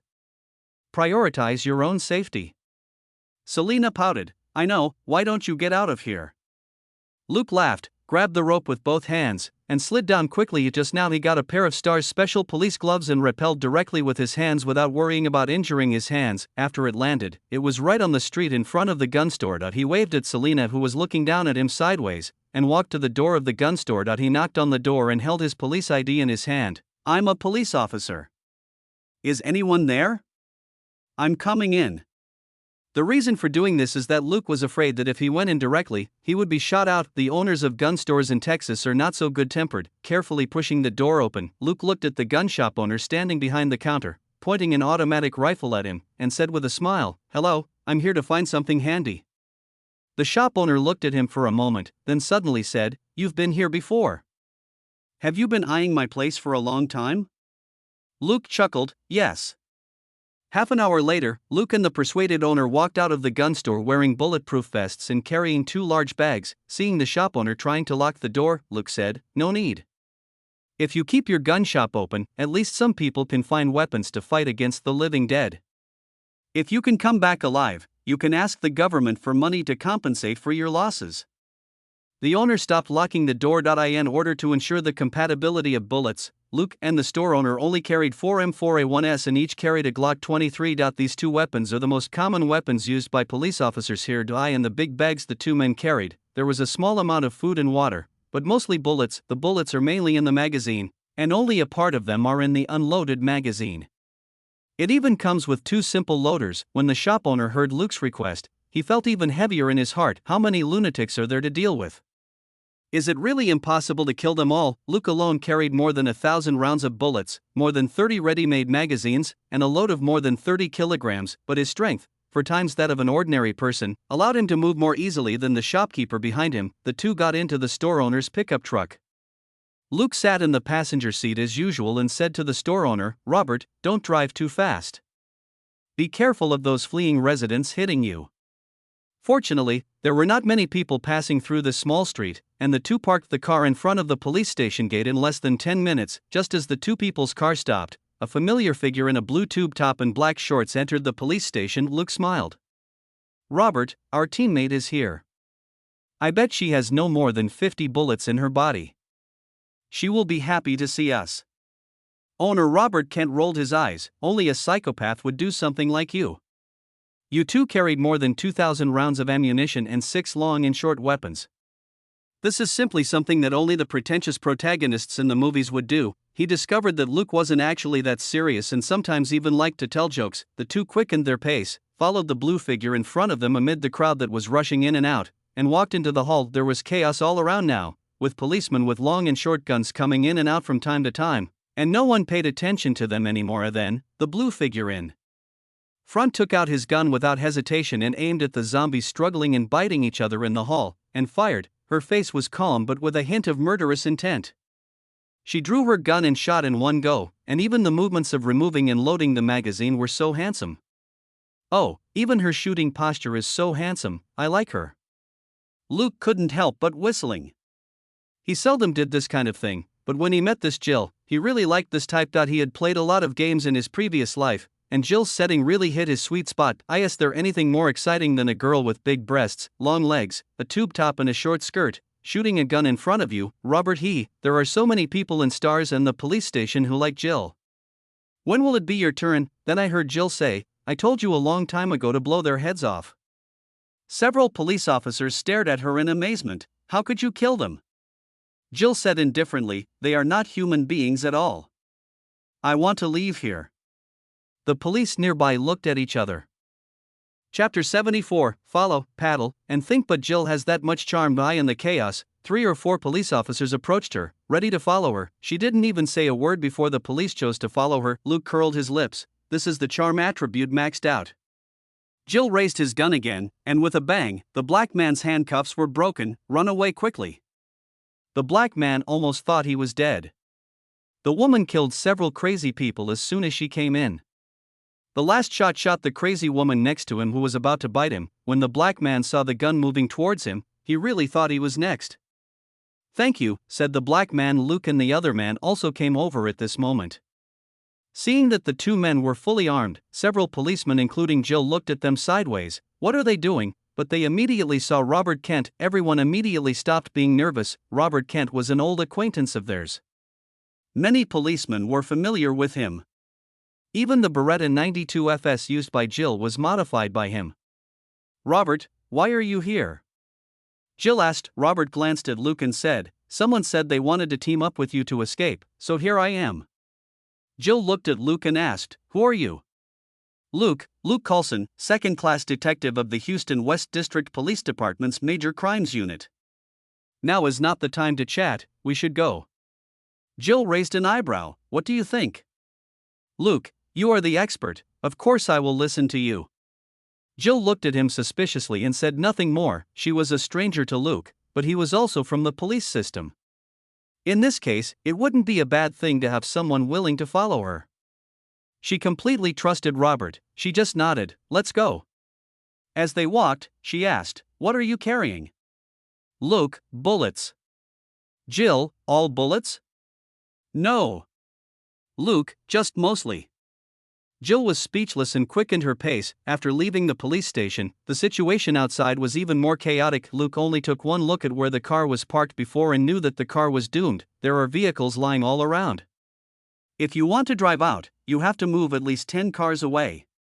Then when you get to the street, you will face more abandoned vehicles. In the chaotic social situation, the roads have completely become car graveyards, with abandoned or crashed cars everywhere. Jill led the way, walking down the road. After walking less than 500 meters, Jill had used up all the bullets in his Beretta 92F. There are too many zombies.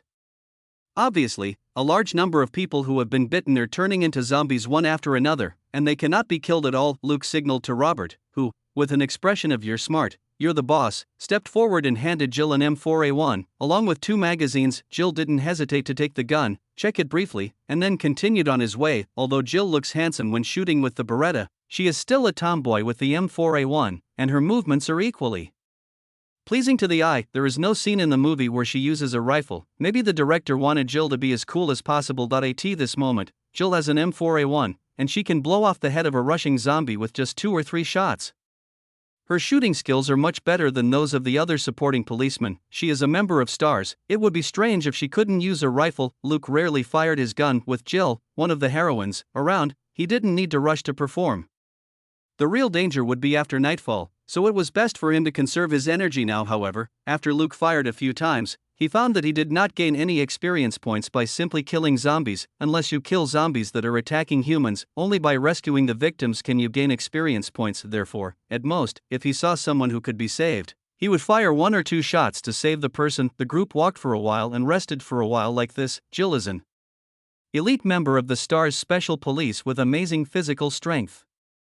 Luke has a strength of 20 points, and he can still move normally while carrying a bag weighing dozens of kilograms, but the policeman and Robert obviously had not trained their endurance, so Luke finally found 2 bicycles nearby and let Robert and the people who were tired ride on them. Riding a bicycle is undoubtedly much easier than walking, especially since Robert carries nearly 20 kilograms of weapons and ammunition that he has to take care of, and, in this way, Robert became an ammunition carrier. Whenever Jill emptied her magazine, he would come forward and give her a new one, and the other police officers would take the empty magazines back. Robert had realized how right Luke was in demanding a large number of bullets. Along the way, Jill emptied 10 magazines and killed 70 or 80 zombies, but it seemed that the zombies were endless, popping out in groups of 3 or 4 from the surrounding streets and buildings. He took the opportunity to ask Luke, "Can we still get out?"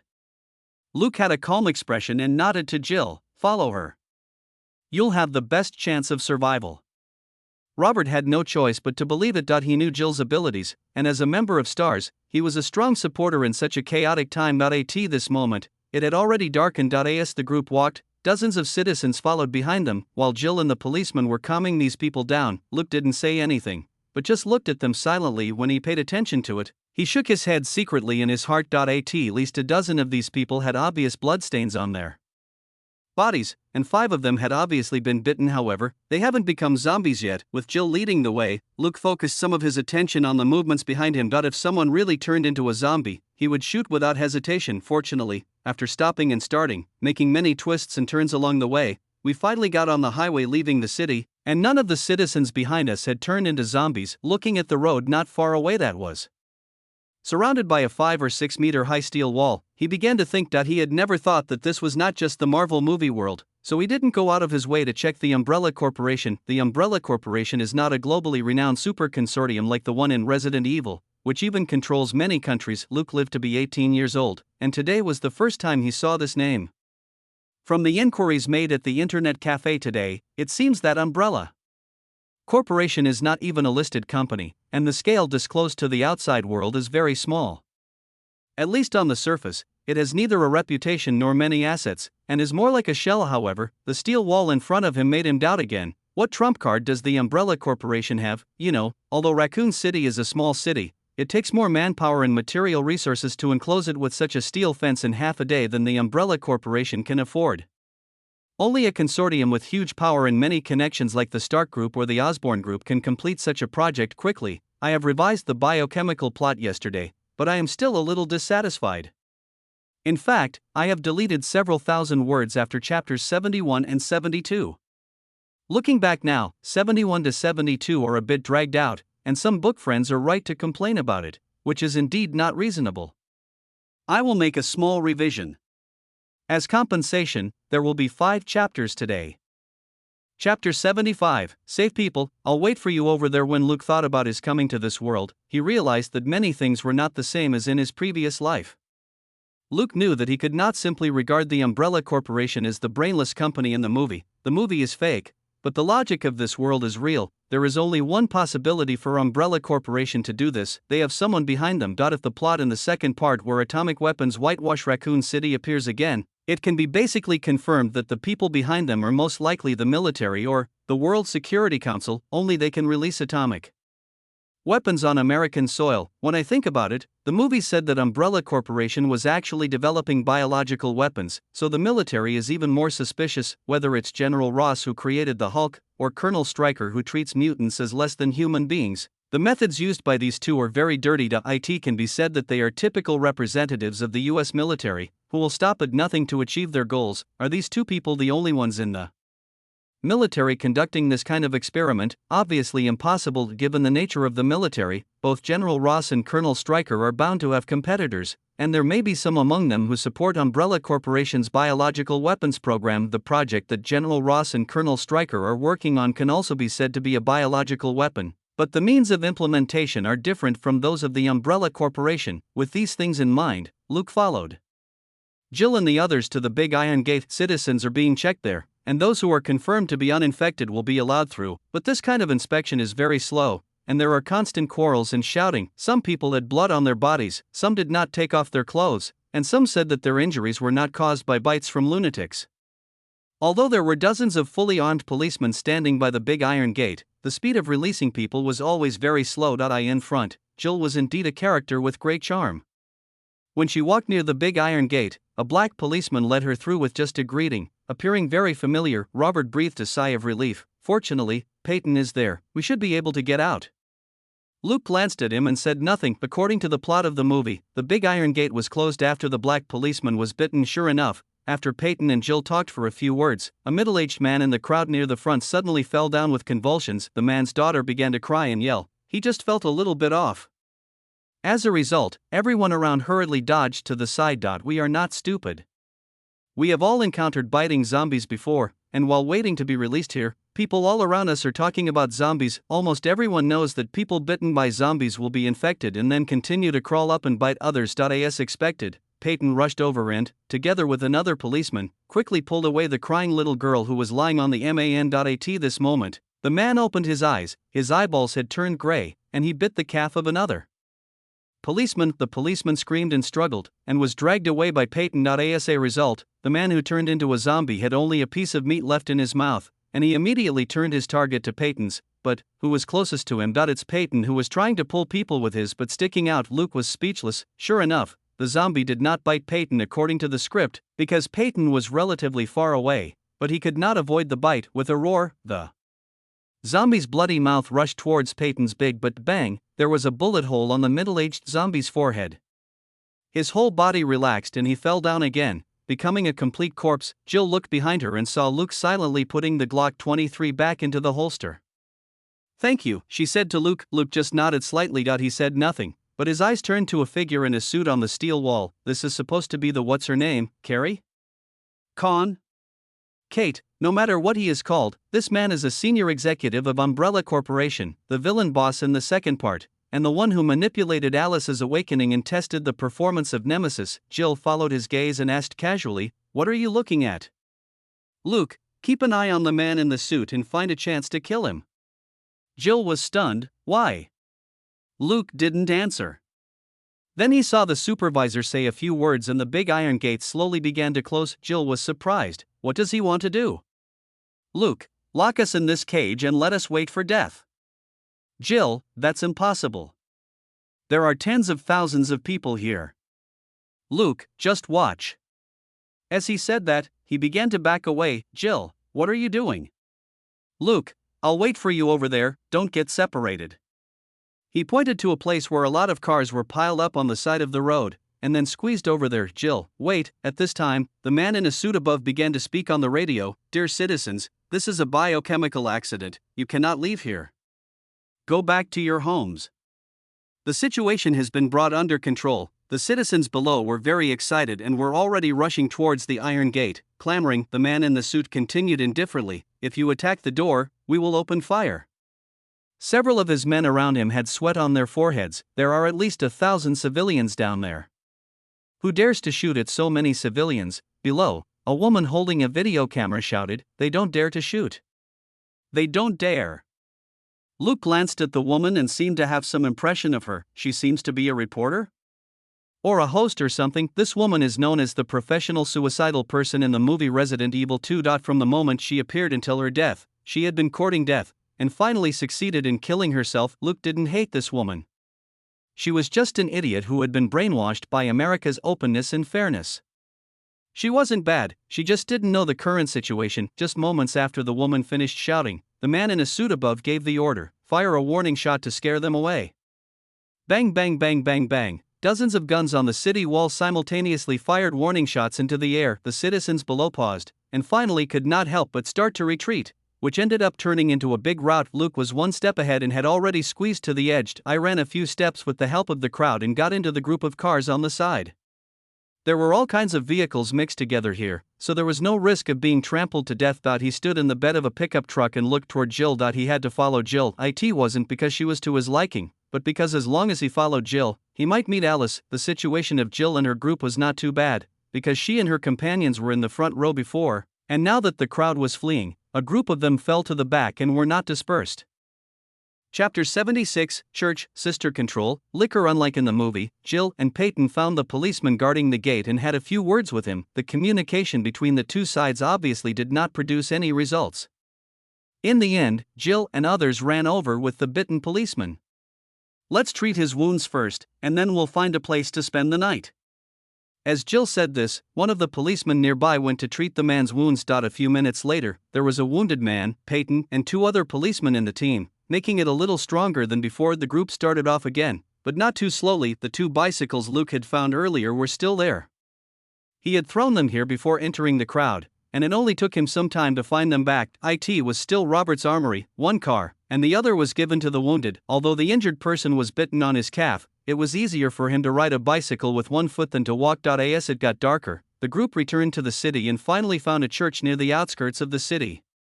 Compared to most American houses, this church is made of brick and stone, without low doors and windows, and the main door is made of heavy wood. No wonder Jill and his friends in the movie chose this place to spend the night. After knocking on the door, Jill once again showed her hidden charm as a heroine, and with a few words she managed to scare the bento man into opening the door. After the door was closed, everyone breathed a sigh of relief. No one was in the mood to talk. I had just been traveling for an hour or two, and not only was I physically exhausted, but I was also driven back in front of the main gate. Even a few policemen were in a bad mood because the people from the umbrella company had no intention of letting them go. It can be said that the police under the city walls have also been abandoned by them. Robert came over quietly and stuffed in 2 high-calorie chocolate bars and a small bottle of mineral water. This is what Luke reminded Robert to put into his backpack before they set off.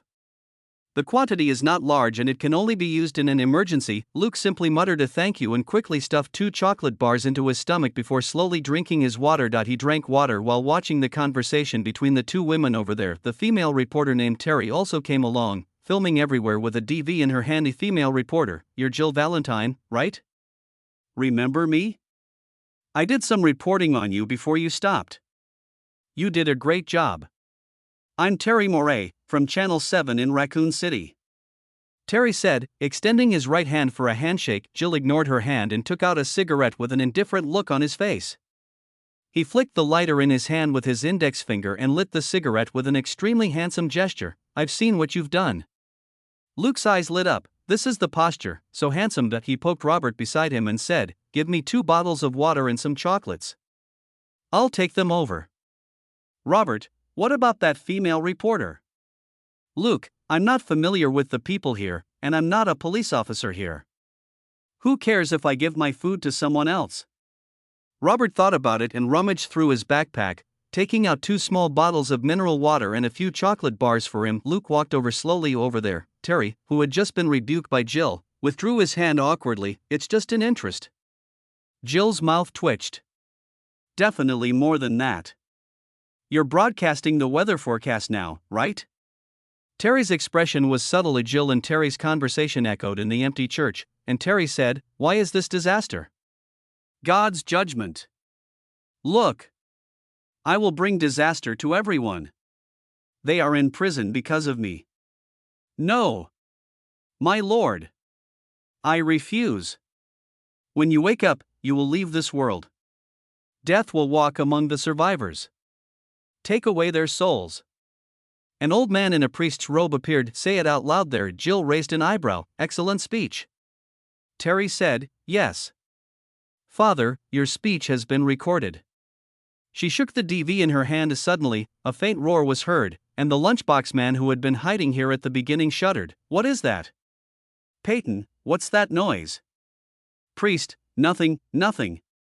How could he hide his expression from everyone? Almost everyone here is a professional and they could tell at a glance that he was guilty. Jill ignored him, gestured to Peyton, and took Peyton to the small room behind the choir. As soon as the priest appeared, Luke stopped, quickly stepped back, and pulled Robert to a corner. Only when they stood in the corner did Robert ask in a very low voice, "What's the problem?"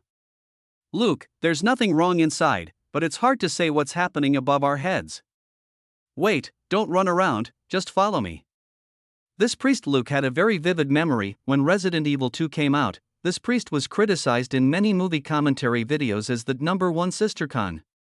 Tying up a sister who was turned into a zombie and feeding her human flesh is a very strange behavior. In the end, this man with a sister complex died at the hands of his sister, and the ending was full of absurdity. Sure enough, there was a scream and 2 gunshots from inside, and Jill and Peyton came out with ugly looks on their faces. What they had just seen and heard was so disgusting that they didn't know what to say.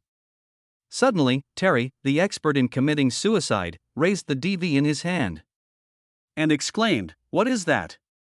Damn, is the DV in your hand an infrared camera?" Luke complained in his heart and raised the gun in his hand, aiming at the high ceiling. "There's a monster on the ceiling. Be sure to protect Jill and Peyton," he said carefully to Robert beside him. Robert raised the gun decisively and turned on the tactical flashlight on the gun to shine over. A huge and ferocious figure was revealed under the strong light. Everyone gasped in unison. "What the hell is this?" Luke said nothing and did not fire. These things were targeting Jill and the others, so there was no need for him to attract their attention. Besides, they were all killed, and Alice felt that they were not in danger, so she might as well leave. Jill fired first. The pistol this female special police officer is holding is not the small pistol you see in the movies. In terms of firepower, sustainability, and power, the M4A1 is far ahead of the Beretta. She fired without hesitation. Peyton beside her automatically cooperated and also opened fire with the M4A1 in his hand. He was not bitten this time, and he kept his rifle on his back. The 2 rifles immediately fired fragments of the ceiling everywhere. The unlucky Licker just posed when he was hit by more than 10 bullets and screamed. He dared not pretend anymore and moved quickly on the ceiling. Robert wanted to open fire, but Luke stopped him. "Don't shoot. There is more than one monster. Be ready to support them at any time." Chapter 77, The Queen of Cheats, Double Kill. Of course Robert understood. The gun shop owner was also a retired veteran with quite a bit of combat experience. He immediately used his flashlight to scan the area above Jill's head. In less than 20 seconds, after a long roar, the first exposed Licker was knocked down by 2 M4A1s firing at full speed. Its regenerative ability allows the body to regenerate quickly, but it does not mean it is invulnerable. After being attacked by concentrated fire, it suddenly lost control of its body for a moment, slipped and fell from the ceiling, knocking down a bunch of chairs. Jill showed his fierce nature.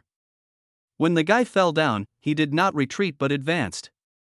The M4A1 with a new magazine in his hand opened fire again, instantly smashing the exposed brain of the licker into pieces. The licker roared madly and struggled on the ground, its tongue sweeping out like a whip. Peyton, who had been in a supporting position, noticed something was wrong and slammed into Jill. The terrifying tongue brushed across the bodies of the two men and finally hit the shivering bento man beside them.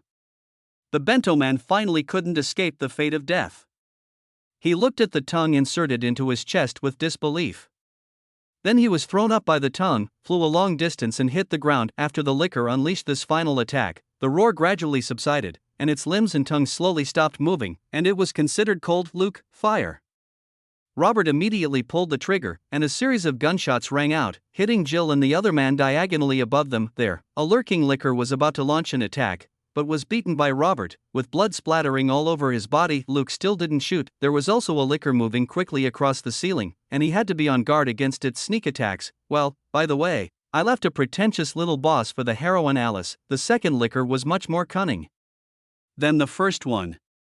After being shot a few times, it began to run around in the sky. In the dark environment, Jill and his two companions were unable to kill the licker. The other two policemen only fired a few shots before they had to stop shooting. Their level was far inferior to that of Jill and Peyton, and their ammunition was not as sufficient as Robert's. More than 10 bullets were fired, but all of them missed the target. Suddenly, Luke's ears moved and he heard the faint sound of a motorcycle. The motorcycle is here. Can Alice be far behind? Luke was excited that he is not a fan of Alice, not even a fan of nudity, so when he watches the Resident Evil movies, it is purely because of the zombies, not the vital parts of Alice that must be exposed in the first 3 movies, but Alice is the queen of cheats in the Resident Evil movies every time he appears. He is as handsome and cool as he can be. If Aura could be materialized, most otakus would be so overwhelmed by her presence that they would piss themselves. Of course, whether it is excitement or fear is a matter of opinion. Sure enough, a few seconds later, the church's retro glass skylight suddenly shattered, and a figure with a motorcycle under his crotch flew in like a storm. What was even more unbelievable was that the motorcycle rushed in and directly knocked the huge cross behind the choir away. Just then, Jill and his companions forced the second licker to jump down. As soon as the licker landed on the ground and let out a pretentious roar, a huge cross flew towards it, like a giant sword, and directly pierced the licker's head into the ground. A headshot. Luke was screaming all over. This is the feeling. This is the appearance style of Alice, the queen of the first generation. This is the correct way to open the Girl of Destiny. The last licker seemed to be in sync with the second licker, and at the same time as the second licker jumped down, it also started jumping down from the air. Then, it was hit in the face by a flying Harley motorcycle. Boom! With a loud bang, the last licker roared and was pressed to the ground by the motorcycle. Struggling to get up, Alice, with blonde hair, was already standing in front of it. She stretched her hand behind her back, took out a Benelli shotgun, and pointed it at it with indifference. The licker roared and stuck out its long tongue, trying to attack the person in front of it. Boom! Brain and blood splattered everywhere, and the last licker died, except for Luke. Everyone had a dazed look on their faces.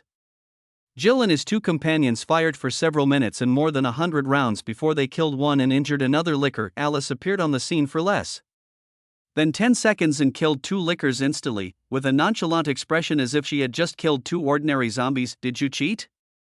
Almost everyone thought so. Jill was a heroine after all. She was stunned for a moment before she came to her senses and asked, "Who the hell are you?" Alice said calmly, "Alice." "Jill, who are you? Why are you here?" Apparently, her professional police disease kicked in, and she wanted to interrogate anyone she saw with extraordinary skills. Alice was silent for a moment. "I just heard the gunshots by accident." Jill wanted to continue asking questions, but Luke and Robert had already come over with water and food in their hands. Robert stuffed Peyton with a bottle of water and a few chocolate bars. "Eat something first to replenish your strength." Luke gave Jill the same thing first. He took out another one and held it out in his hand, looking at Alice. "Do you need some?" Alice was silent for a moment, then reached out and took the bottle of water and chocolate bar from him. "Thank you."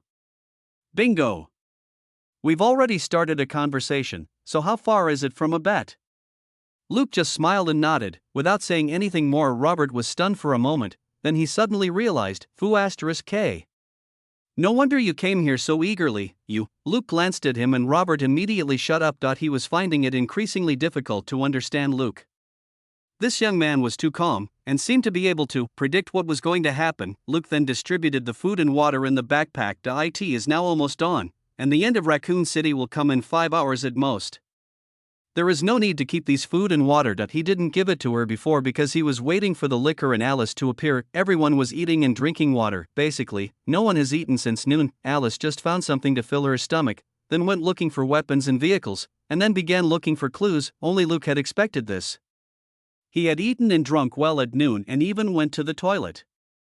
Now he was in the best condition among everyone. After the food and water were distributed, Luke and Robert's backpacks were almost half empty. Luke took out the simple loader and started reloading the empty magazine. Alice quickly finished a few chocolate bars on the side. This biochemical plot is indeed quite boring, so I will continue with 5 updates tomorrow to speed up the process of getting through this plot.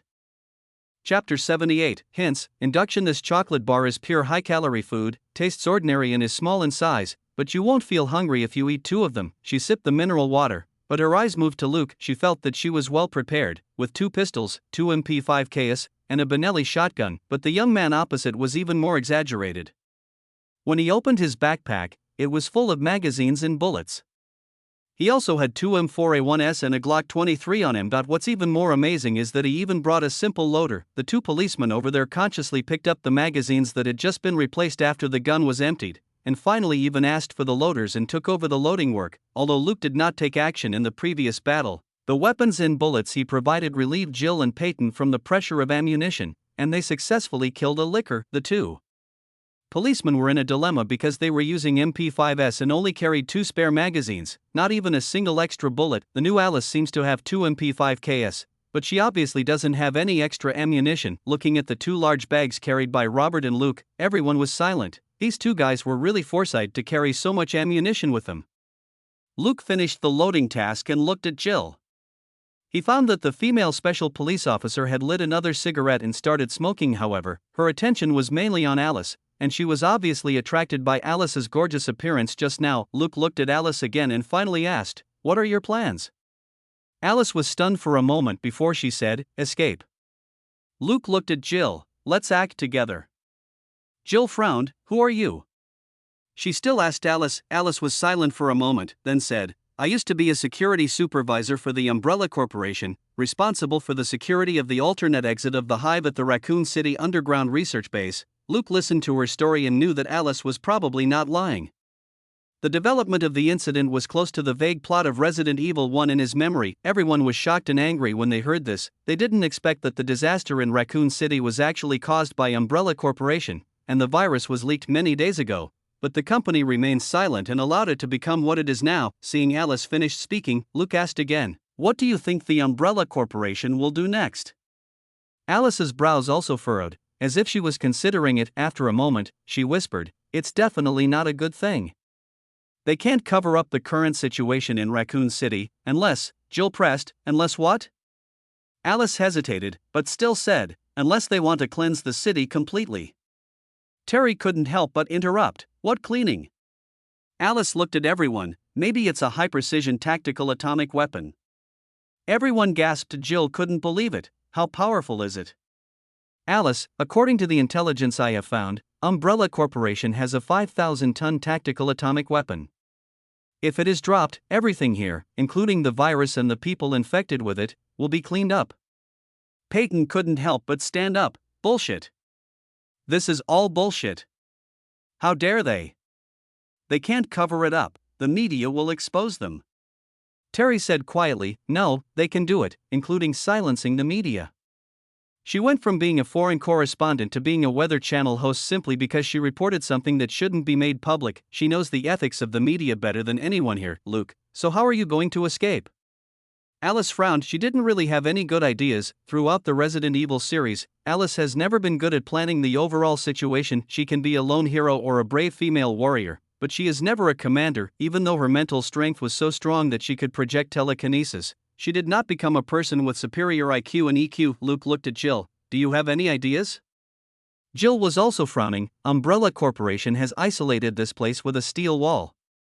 It is impossible to force our way in, unless we find a helicopter." Peyton's face didn't look good. He had been on duty at the entrance of the Big Iron Gate and was familiar with the various movements of the Umbrella Company. He also knew the situation on the police side. It's difficult.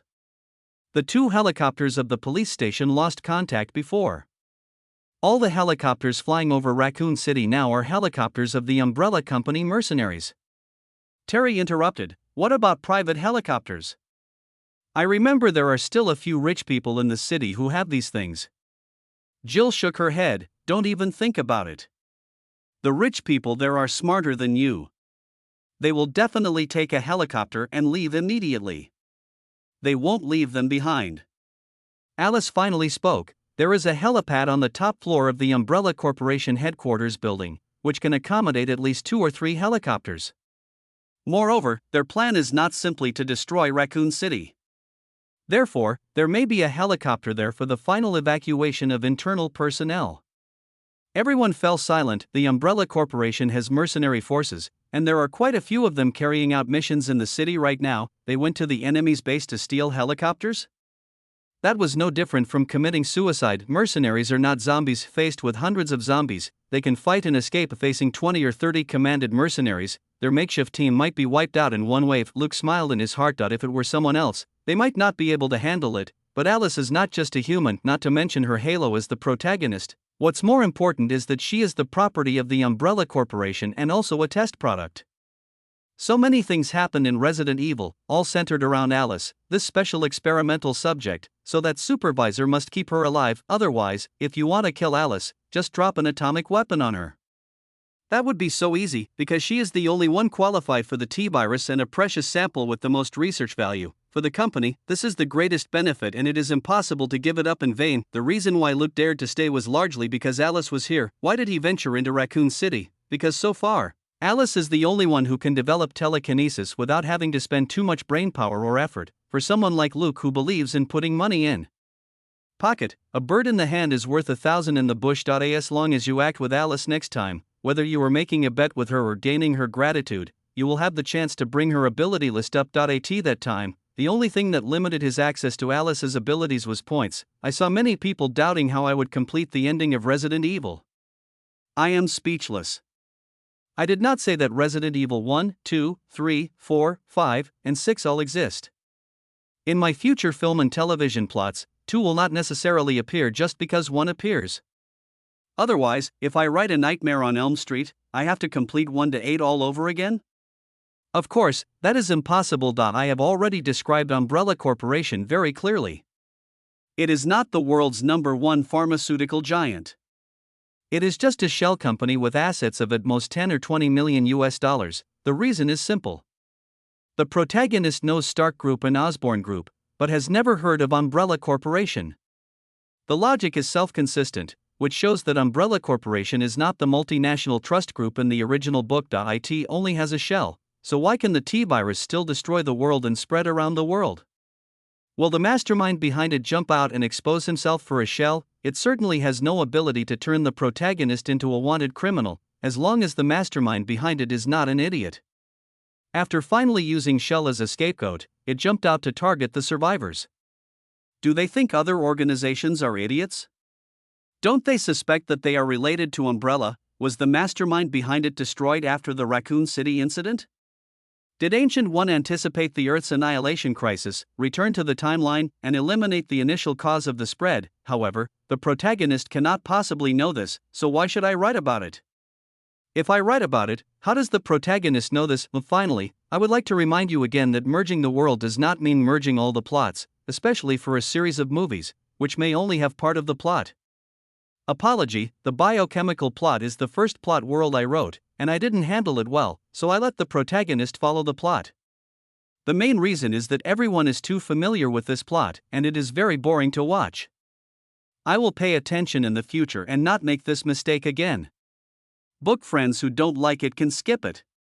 This plot will probably end the day after tomorrow. I will not write this kind of cliched plot again. Chapter 79. You attack. We support you. Originally, it was Professor Ashford who would offer them a deal and point out the location of the helicopter, but Luke's intrusion sent Angela out of the city early. Professor Ashford would never appear again, so he could only guide these people's thinking on his own. Fortunately, there are no stupid people here. Jill, Peyton, Terry, and Alice know most of the situation in Raccoon City, from ordinary people to the police station, from the rich to Umbrella, so they quickly thought of the last way out, although that was a loophole deliberately left by the director of Umbrella as a test to give them the last hope. But Luke didn't care. Even at the end, he still had Selena's helicopter trump card, which at least ensured the survival of the main characters. Although the Bell 206 only has 5 seats, it is still possible to squeeze in 7 or 8 people and take off. Luke checked the gun in his hand, put it behind his back, stood up and said, "Let's go. Let's go to the Umbrella Corporation building. There is at least a glimmer of hope. If we stay here, we can only wait for death." Alice also stood up. She would not let the Umbrella Corporation go. No matter what choices these people make, she will go there to find an answer. Jill and Peyton looked at each other, stood up, and everyone set off. Seeing Robert and the wounded man riding on the bicycle, Alice couldn't help but ask, "How did you come up with this thing?" "Jill, that guy named Luke found it. It's light and convenient. I can carry it with me in an emergency." Alice, it was a carbon fiber bicycle, weighing less than 10 kilograms. It was not much heavier than carrying a rifle when running, so it was certainly very convenient. The group set off, moving forward along the quiet street. The zombies here seemed to have been lured away. Everyone came out without encountering any zombies. The surroundings were dead silent, like a ghost town. When they reached a certain viaduct, Alice suddenly stopped and said, "Wait. Jill, why don't you leave?" Alice's face was solemn. "There is something waiting for us ahead." "Everyone, underscore?" Only Luke gestured to Robert a few times, and the old man rode his bike backwards quickly. He now trusts Luke more and more, which is definitely a sign of trouble. Luke also began to move, looking for cover. The one who came must be the evil god of vengeance. Umbrella has high hopes for this guy, but Luke doesn't know where to start complaining. With its huge size and equipped with a single-person rocket launcher and a 6-barreled Gatling gun, it would be a bully for it to attack ordinary infantry units. What is there to test? As for the battle test between the god of vengeance and Alice, it is even more ridiculous. Alice is a special experimental subject, and vengeance is a common commodity on the battlefield. To use an inappropriate metaphor, the combat test between the two is like letting a strategic missile vehicle and a tank confront each other head-on, which is totally meaningless. However, many things in the movie do not stand up to scrutiny, but things in reality have other possibilities. Perhaps, the Umbrella Corporation is using this desperate situation to force Alice to grow quickly and become a more valuable experimental subject. Luke had already shouted, "Hide yourselves, don't stand together." Everyone reacted quickly to this shout except for the female reporter Terry, who looked at the people who were fleeing in all directions in a daze and was finally pulled to the corner of a building nearby by a policeman. Everyone else hid away. Only Alice, the goddess of war, stood in the middle of the road in a very cool manner, shouting, "It's coming for me, you go first." Luke laughed in his heart. Only a fool would leave. If he didn't improve her favorability now, when would he do so? He immediately said, "Everyone, stay hidden. Alice, you take the lead and we support you." Alice was stunned for a moment, feeling something was wrong. How come someone suddenly becomes the commander-in-chief? However, the evil god of vengeance on the opposite side will not hesitate. A moment later, a huge figure walked out from the shadows under the viaduct. Both hands have a hard, thick, black and long gun, but one is a single-person rocket launcher, and the other is a 6-barreled Gatling gun. Everyone gasped. "This is cheating, right? Our people only have a few M401s with the strongest firepower, but they have to face this dual-wielding heavy firepower monster." But Luke spoke again, "It's wearing armor. Try to focus your fire on its head, or the weapon in its hand." Seeing the big guy over there raising his individual rocket launcher, Alice immediately started running quickly. This is Alice's best positioning skill. With this skill, she was able to kill dozens of zombie dogs alone in Resident Evil 1. Alice, who had been strengthened by the T-virus, ran very fast.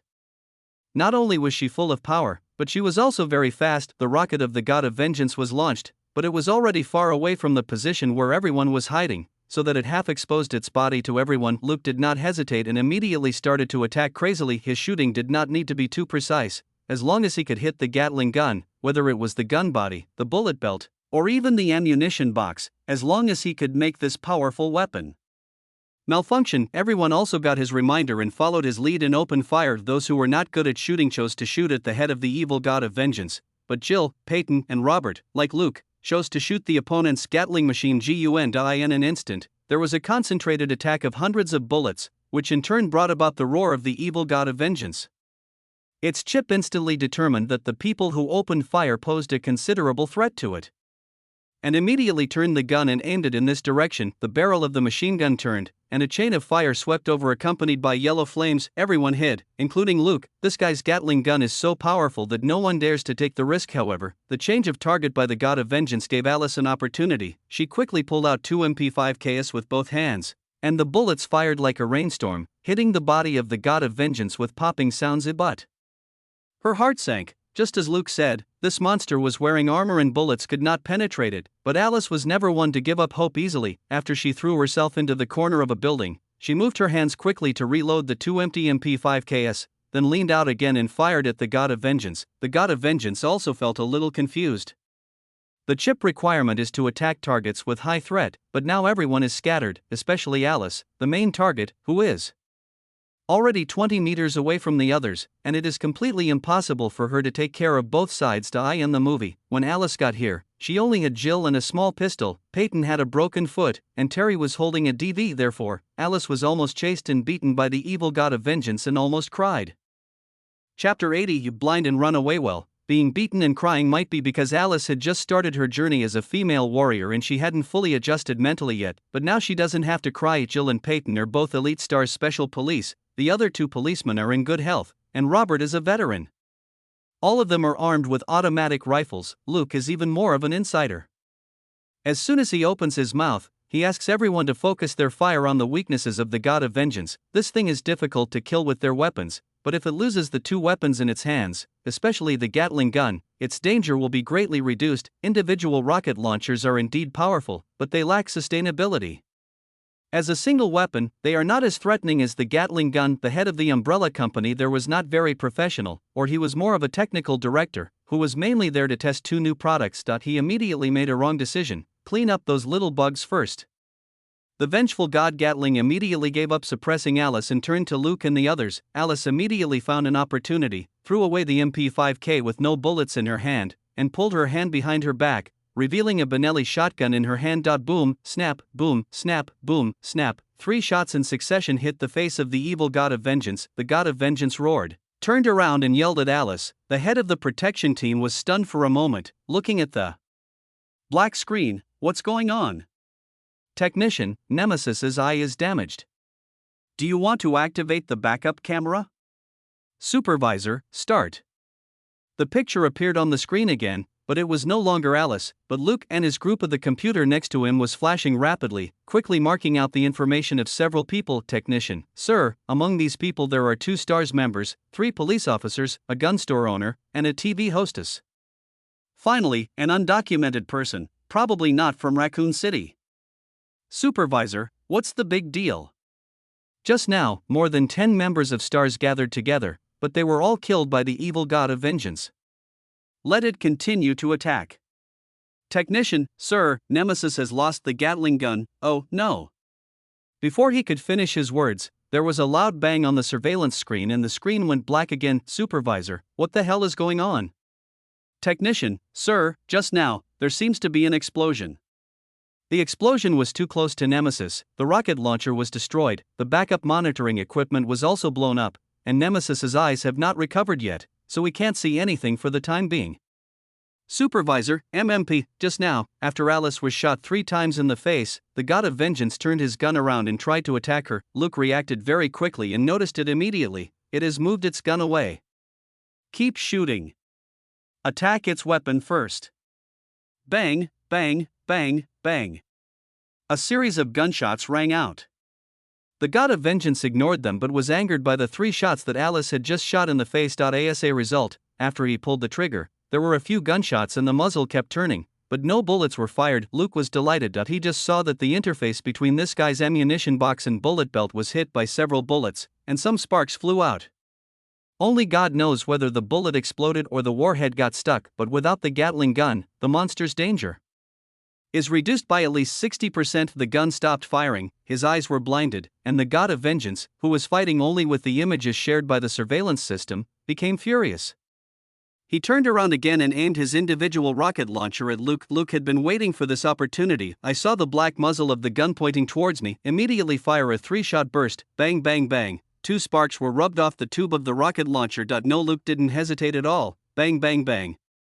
The second 3-point shot was launched the moment he fired the gun. He had a vague feeling he had hit the target. Boom, a violent explosion occurred 2 meters in front of the God of Vengeance, and even the huge monster was rushed down. Luke immediately yelled, "Alice, go.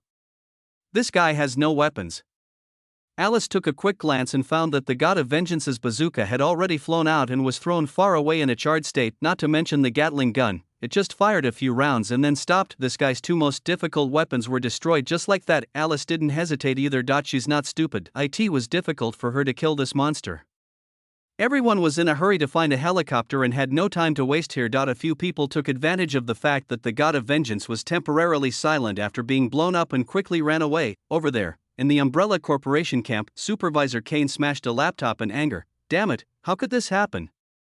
The God of Vengeance was a research direction that he was very optimistic about, but when it was put into testing, a group of stragglers were taught a lesson. With this performance, no one would believe in its combat effectiveness. You can't even defeat a few policemen and civilians, and you still want to go to the battlefield as a biological weapon.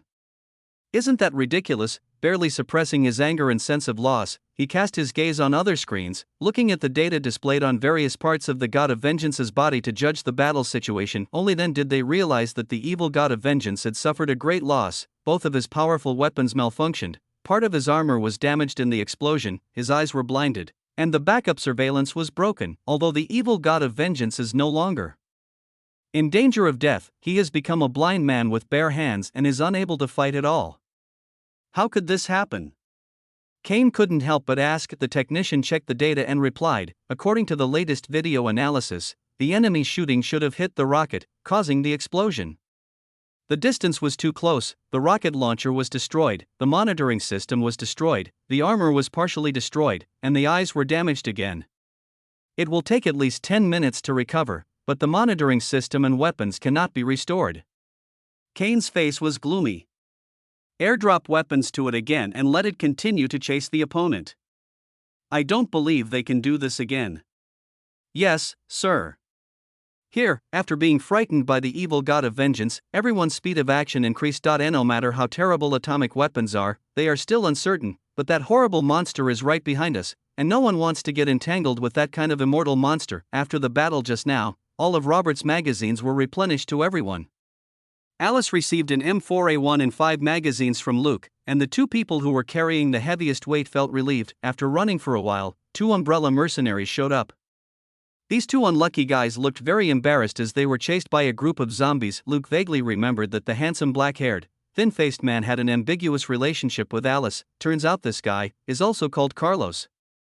Chapter 81, Attack Trap. It's showtime. Another blonde mercenary named Nicholas was killed very quickly in the movie. Luke only knew about it when he heard them introduce themselves. Alice originally disliked the 2 mercenaries, but Luke spoke up to help her out. Weren't you also an employee of the Umbrella Corporation before? Why do you hate them so much now? Alice was silent. Luke looked at Carlos and the other man again. Do you still want to work for the Umbrella Corporation? Carlos smiled bitterly and gestured with his hand. We asked the company's helicopter for help, but they ignored us. Now, we are worthless garbage to them. We just want to escape now. Luke nodded. He knew that Carlos was a man with limits. At the beginning of Resident Evil 2, there is a scene where he persists in saving a civilian woman. With such a cool posture and accurate shooting skills, he can be the male lead in Resident Evil 2. With the addition of 2 guys with good fighting ability, the team continued to move forward. It took more than 40 minutes to reach the Umbrella headquarters building. Luke knew that the evil God of Vengeance would have recovered after so much time, and might even have replaced his equipment, so there was no need to waste time. After stopping not far from the headquarters building, Luke quickly arranged tasks for everyone. At this point in the movie, the only 3 people in the group who are still capable of fighting are Alice, Jill, and Carlos, so their battle is very risky. There are special police, mercenaries, police, and veterans in the group now, all of whom are guys with good fighting capabilities, so of course there is no need to be so anxious. Luke went upstairs to control the snipers and replaced them to provide covering fire for everyone. In the movie, Alice killed a sniper and then ran down. It was cool, but there was nothing she could do about it. After all, They had no one. We have sufficient manpower now, and the sniper position cannot be left vacant. There is also a helipad on the roof of the Umbrella Corporation's building.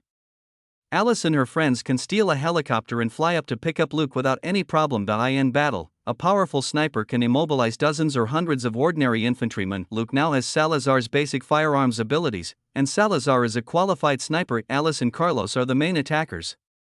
Both of them are extremely skilled, especially in rappelling from high altitudes using only a rope and performing fancy moves. They are exactly the same. Jill, Peyton, and Nicola assisted, while Robert and the other 3 policemen dispersed and only provided fire support. After all, Robert is too old, and the 3 policemen are much inferior to the mercenaries and special police in quality. One of them is injured and is not suitable for mobile warfare. Terry has been filming there with a DV. Now she just needs to continue to be the spectator and the filmer. While the arrangements were being made, several policemen had quietly reloaded the empty magazines with ammunition using loaders and distributed them to everyone. Alice and her friends needed to attack the opponent's defense, so the more ammunition the better. Everyone took 5 magazines. Luke gave his rifle to Carlos, as he was going to grab the sniper position. It was useless to hold the rifle anymore, so he gave all the magazines to them and set off with only a Glock 23 on him. Watching Luke's back disappear into the darkness, Alice was silent for a moment before she said, "This guy carried so many bullets and weapons, but in the end he gave them all to us. Is he a good person?" Everyone was speechless and found it difficult to understand. Luke and Robert had 2 large bags, most of which contained ammunition, and a small portion contained drinking water and chocolate bars, and now that it's all been distributed to everyone, it's really a bit weird. Only Robert had a subtle expression. He was the one who had followed Luke from the beginning. Luke gave him the impression that he was not just a good person. Jill checked the weapon in his hand and said, "At least, he's not a bad guy." Having been a police officer for many years, she is very sure of this. Robert distributed several intercom headsets he carried in his bag to everyone, but there were not enough, only 5. Luke took one, Robert took one himself, Alice, Jill, and Carlos each took one, and the rest just followed the instructions of the others. More than 10 minutes later, Luke's voice rang through the headset, "Done. I've taken the sniper position, it's showtime." The Umbrella Corporation's helicopter is right downstairs, between the 2 buildings, which not many people noticed in the movie, but to Luke, this was an obvious trap. If you want to shoot down a helicopter, you have to enter a wide parking area, which means you will be surrounded. He now had a headset in each ear, and the sniper's headset became a good tool for him to understand the movements of Umbrella.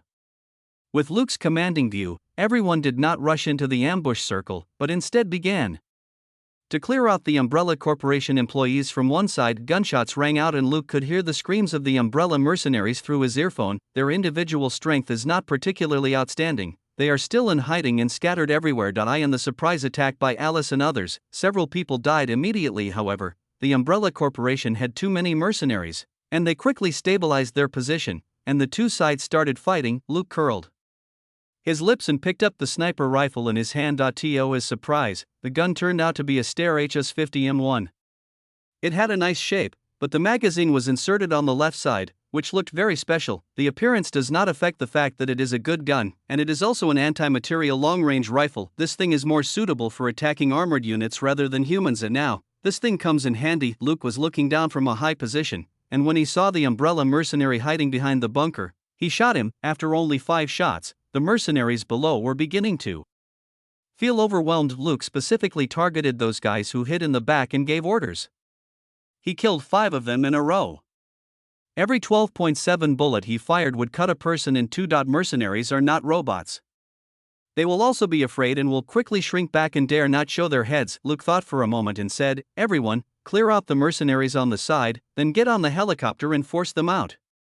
I'll cover you." The role of a sniper is to deter. There are quite a few people from Umbrella here now, but the total number will not exceed 50. Enemies of this number would still be afraid of sniper rifles. Alice and the others below also acted according to Luke's words, move sideways and clear out the 7 or 8 mercenaries on one side. In less than 10 minutes, the group was dealt with by the extremely brave Alice.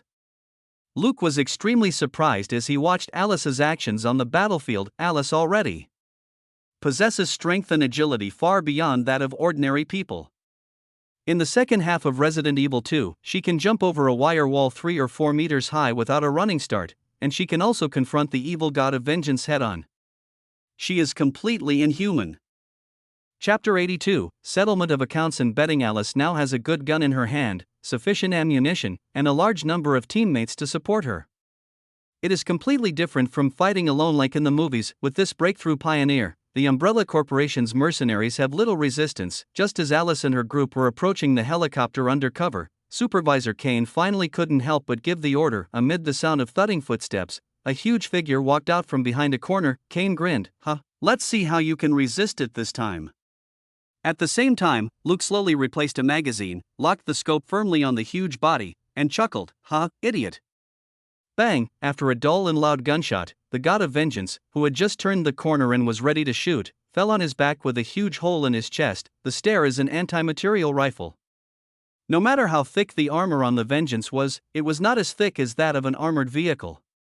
It was penetrated by one shot and the bullet shot into its chest. The huge impact force knocked the monster to the ground, making it easier for Luke to shoot. Bang! The left hand of the God of Vengeance holding the Gatling gun suddenly exploded and turned into a pile of rotten meat, and the Gatling gun rolled to the side. Bang! Its right hand then exploded, and the rocket launcher fell to the ground. Kane was stunned. WTF? Where is the battlefield weapon? Is this the end? Luke has always felt that Umbrella Corporation's development goals are wrong. Biological weapons are simply not a good thing for head-on combat.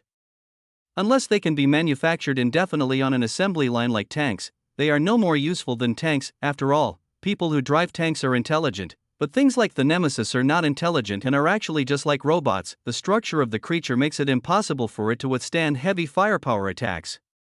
A few snipers with anti-material rifles can take care of it, and the cost-effectiveness is extremely low. On the contrary, individuals like Alice, who have outstanding strength, agility, quick reactions, and fully human intelligence and appearance, are more practical. Umbrella's decision to bring out the God of Vengeance to fight Alice is simply a stupid move. Luke fired 3 shots in a row before he said into the intercom, "Remember to pick up that individual rocket launcher. This thing doesn't seem to be a single-shot one. It would be nice if it could be used." He remembered that Umbrella Corporation had more than one helicopter here. Kane on the other side watched Alice and her group rush into the helicopter, and was so angry that he smashed another computer. A staff member asked cautiously, "What should we do now? Should we ask the people left behind to shoot down the helicopter?" Kane, Fu*K. Are you stupid? Alice is on top. She is our most important experimental subject. The anger in his eyes gradually faded, and he said gloomily, "Let them go, all the remaining personnel evacuate, get on the helicopter and follow them, and arrest them after they land." Although this is a huge trouble, Kane cannot lose Alice. Without Alice, he has no value. The Umbrella Corporation is full of cold-blooded monsters, and no one will care about someone who has lost his value. The helicopter flew to the roof, picked up Luke, and then took off. Luke looked into the distance through the slowly closing rear door and vaguely saw 2 flashing red dots. He knew that it was the Umbrella Corporation's helicopter following him. Everyone breathed a sigh of relief at this time. Now on the helicopter, his life should be saved. However, the policeman who was bitten had turned into a zombie. He who had been staying at a distance rushed into the battlefield after the transformation and was shot in the head by an unknown side. This was something that everyone had expected. Only Jill and the other policeman felt sad for a moment, but the others had no reason to be sad. This half-day, the city is full of these infected residents, and no one can sympathize with them enough. The one flying the plane is Nicola, a mercenary who specializes in this. Luke looked at everyone, thought for a moment, and asked, "I don't like the supervisor on the umbrella wall. Does anyone want to take him down?" Alice didn't think twice. "Count me in." Jill was silent for 2 seconds, then said, "Count me in, too." "Peyton, I want to go too. I'm going to kill that bastard." The others' eyes flickered, but they said nothing. Luke didn't give them any time to hesitate. "Okay, the rest of you don't have to go, we will send you to a safe place first." Robert couldn't help but say, "Luke, why don't we leave together? There are too many of them." Luke smiled and shook his head. "Robert, this has nothing to do with you. I just don't like them. You are old now. Now that you have opened a gun store, you should stop risking your life." Robert's eyes widened. "I just killed 5 people." Luke laughed and patted him on the shoulder. "But this is just a personal grudge. It has nothing to do with you, right?"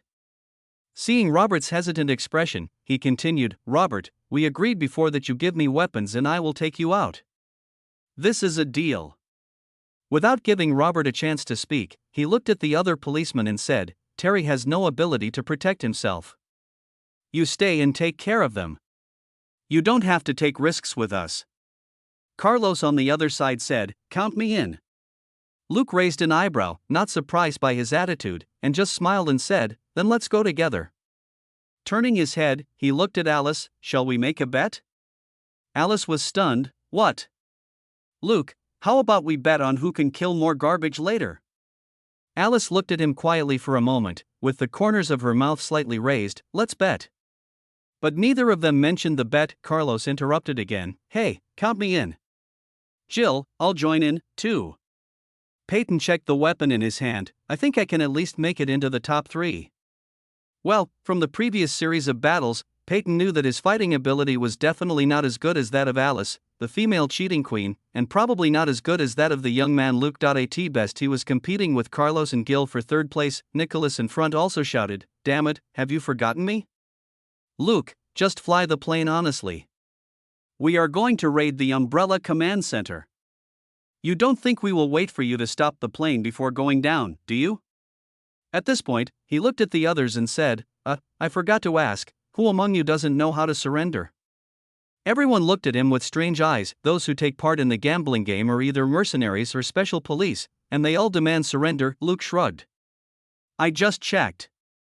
It seems that there are only ropes here. That means we don't have rappelling buckles, belts, or figure-8 rings. We can only rely on our hands." Alice smiled but said nothing. Chapter 83, Nuclear Explosion, Hunting Carlos. Don't underestimate me. Rappelling is also one of our training subjects. I just didn't train much, he added silently in his heart to Jill. Use clothes or towels to replace part of the figure-8 ring, so don't worry about us. While everyone was talking, Nicholas had already flown to the gas station outside the city and stopped the helicopter. Luke sent several policemen and Terry off the helicopter, looked around, and immediately frowned. The Bell 206 was gone. Selena is in trouble? He was a little anxious, but he shouted, "Is there anyone here?" Selena's voice immediately rang out from the woods not far away. "Luke, you." Luke breathed a sigh of relief and quickly interrupted her while running, shouting, "You actually escaped here? That's great, Selena." Selena understood immediately and was delighted. "Yes, it's great to see you again." Luke went forward and hugged her, and asked in her ear, "Why is the helicopter gone?" Selena also whispered in his ear, "2 groups of people tried to steal the helicopter this afternoon, but I scared them away. In order to prevent anyone from trying to steal it again, I drove it to the wasteland nearby."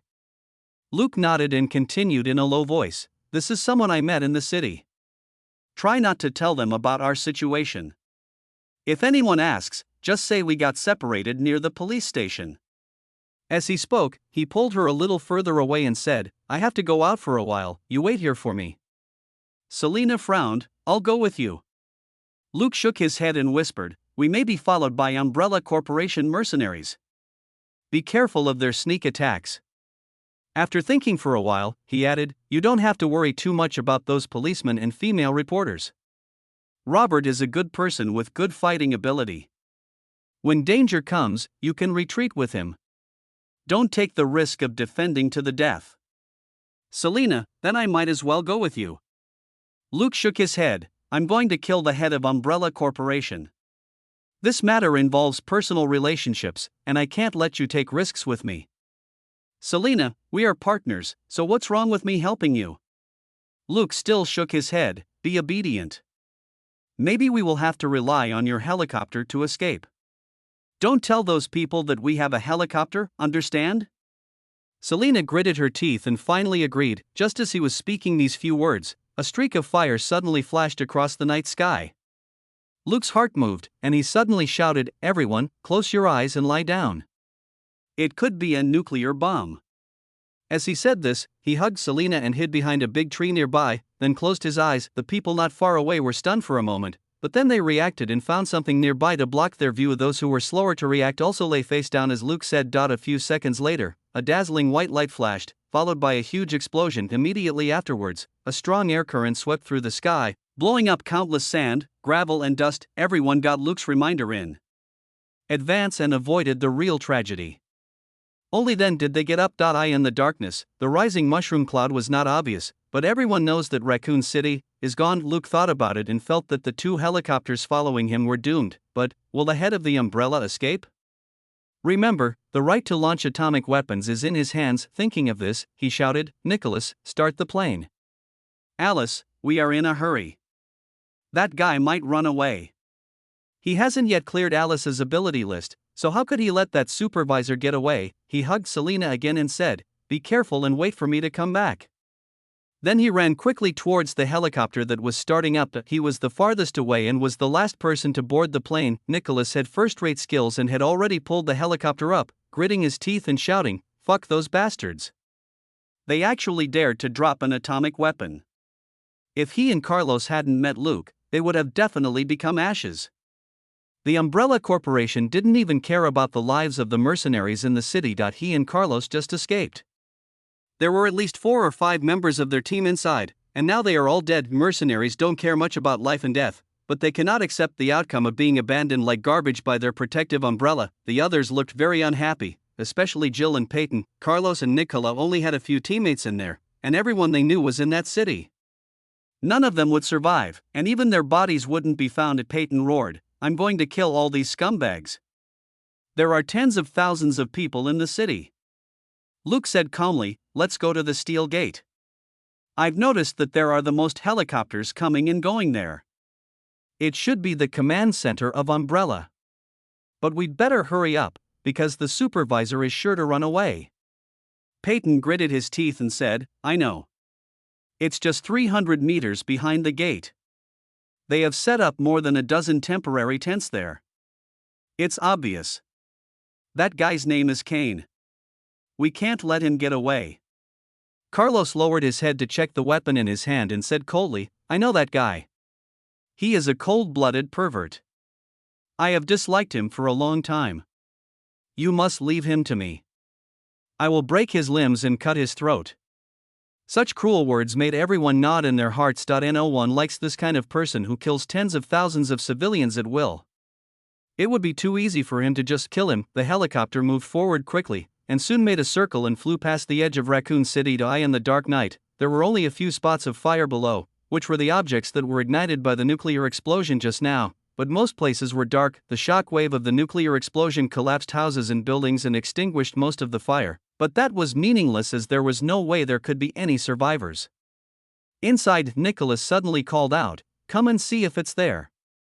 Everyone gathered around and looked out the front window at the ground, where there were more than a dozen white round tents with lights on. Peyton nodded immediately, it's right here. Carlos nodded, it's here. See that helicopter over there? It should be Kane and his team's plane. Jill, hurry up, they're running away. Everybody knows this, because the 3 helicopters below had started their propellers, and people were constantly moving things up from behind Luke, who knows which bazooka. Carlos, I'll do it. Nicola, open the rear hatch and point your butt towards them. Nicholas grinned, I understand, boss, let them also taste the taste of death. Chapter 84, Surrender and Reshoot. Under Nicola's operation, the helicopter drew a large arc in the air, and the open door at the tail was aimed at the airport. Carlos and Nicola are old partners. Almost at the same time as the tail of the plane was oriented, they pulled the trigger of the rocket launcher. Note, Umbrella's special BlackTech individual rocket launcher can be fired from a helicopter. Let's not go into the details of the rocket launcher master. Whoosh, a streak of fire shot out and headed towards the helicopter closest to the side. Boom, the helicopter had no reaction and was turned into a fireball. Carlos didn't stop and pulled the trigger again. Whoosh. Boom, after passing the helicopter in the middle, the helicopter on the other side was also hit and exploded. The cabin is now filled with scorching hot air. This is the disadvantage of using a rocket launcher in a closed space, but no one said anything, only Nicholas laughed crazily. Ha, boss, your shooting skills haven't declined. Damn, my head is a little hot. Everyone glanced at him involuntarily, then immediately turned their heads away and kept silent. Everyone moved to the side of Carlos as he fired the bazooka. Although the rocket launcher had almost no tail flame and airflow, Nicholas, who was flying the plane, was still affected a little, and the hair on the back of his head became a little curled. After this incident, I guess he can only shave his head bald. Luke had already grabbed a rope. Are you ready? Go. As he spoke, he had already grabbed the rope and rode down quickly. Alice reacted the fastest. Almost as soon as he jumped out of the rear hatch, she grabbed the rope and descended with one hand. Foo*K. You cheated. Carlos cursed, threw a towel in his hand, wrapped his hands in the rope, grabbed it and slid down. Jill and Peyton looked at each other and cursed tie in their hearts. These three guys are simply risking their lives, but the two also adopted a similar method to Carlos, wrapping the rope with clothes or towels, holding onto it with both hands and sliding down. As for sliding down with one hand like Alice, stop dreaming. Accidents often happen when special forces are rappelling with a full set of professional equipment.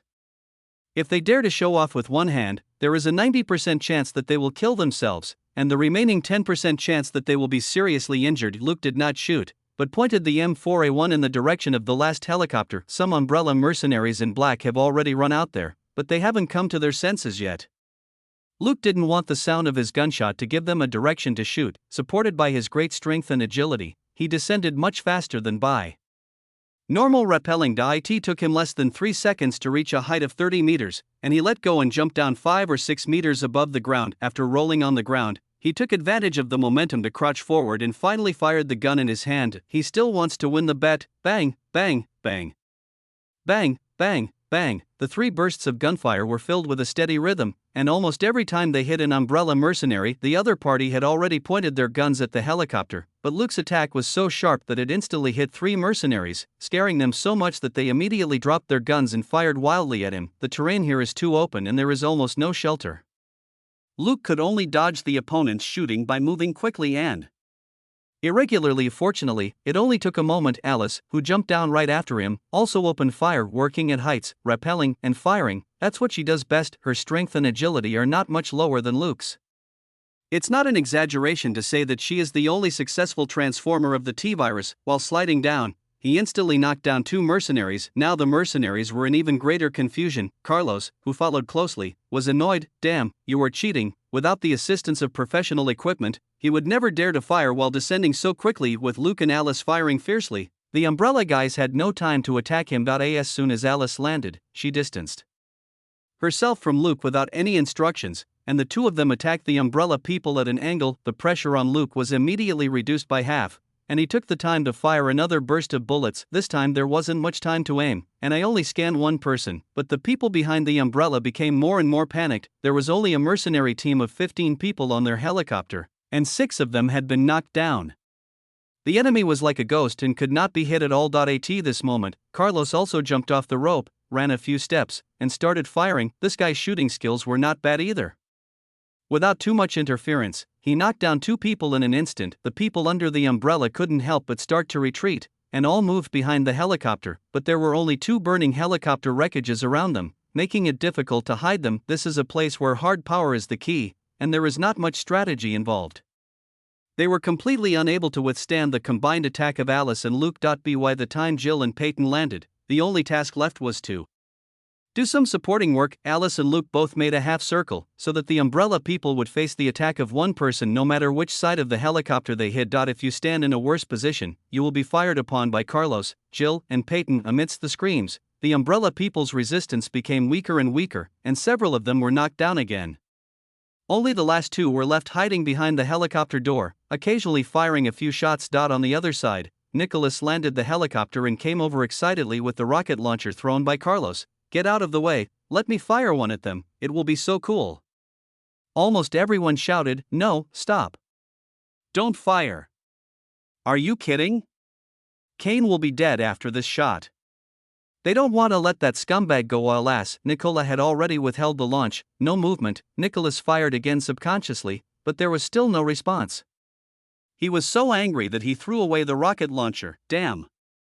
There are no more rockets. Everyone breathed a sigh of relief, but Luke opened fire again, firing a series of bullets, breaking the glass next to the driver's seat and killing the mercenary who wanted to escape in a helicopter. He then said, everyone, move forward slowly and make sure to cover each other. There shouldn't be many people inside. I'll clear the remaining obstacles for you. As he spoke, he fired the gun again, 3 shots in a row. Then the Umbrella soldiers who were already lying down opened fire in the heads one by one. Peyton frowned. What are you doing? Bang, bang, bang. Luke blew up another soldier's head and said calmly, I don't want any threats from behind you. Peyton was speechless. Alice and Carlos couldn't agree more. They didn't care about the lives of these mercenaries. For Carlos, reshooting was a common occurrence. Chapter 85, Ending. Parting. Jill said nothing. She entered the police station in the afternoon. Other policemen still treated zombies as human beings, but she went in and blew off the heads of several zombies inside cleanly and efficiently. Jill never showed mercy when it was time to strike. In just a few words, Luke had already blasted the heads of all the Umbrella mercenaries lying outside before stopping. He never forgot his ultimate goal, that is to get Alice's ability list. The bet we made just now was about who could kill more Umbrella mercenaries. Carlos must have been the first. His 2 rocket launchers sent at least 20 people into the sky, but Luke only needs to beat Alice, and the last shot is to hit the monster with low health and get the kill. Several mercenaries were only seriously injured and on the verge of death, and now their heads were to be counted. The crowd slowly pressed forward, but Luke didn't get too close.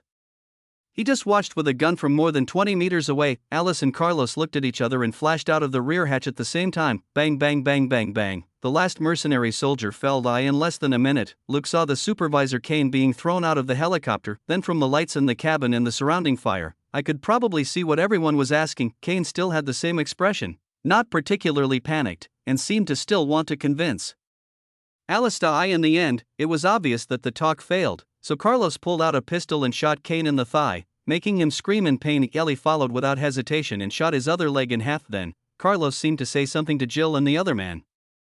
After hesitating for a moment, they shook their heads, put away their guns and walked back. On this side, Nicholas excitedly took out his pistol, and more than a dozen bullets hit Kane's limbs. While firing, he was also yelling, "Ha, rubbish, how are you? Are you feeling good now? Didn't you abandon us? Who is lying here like rubbish now? You bastard, you killed our entire team. You threw them into the city and then left them alone. Do you know how many of them were torn to pieces by that lunatic?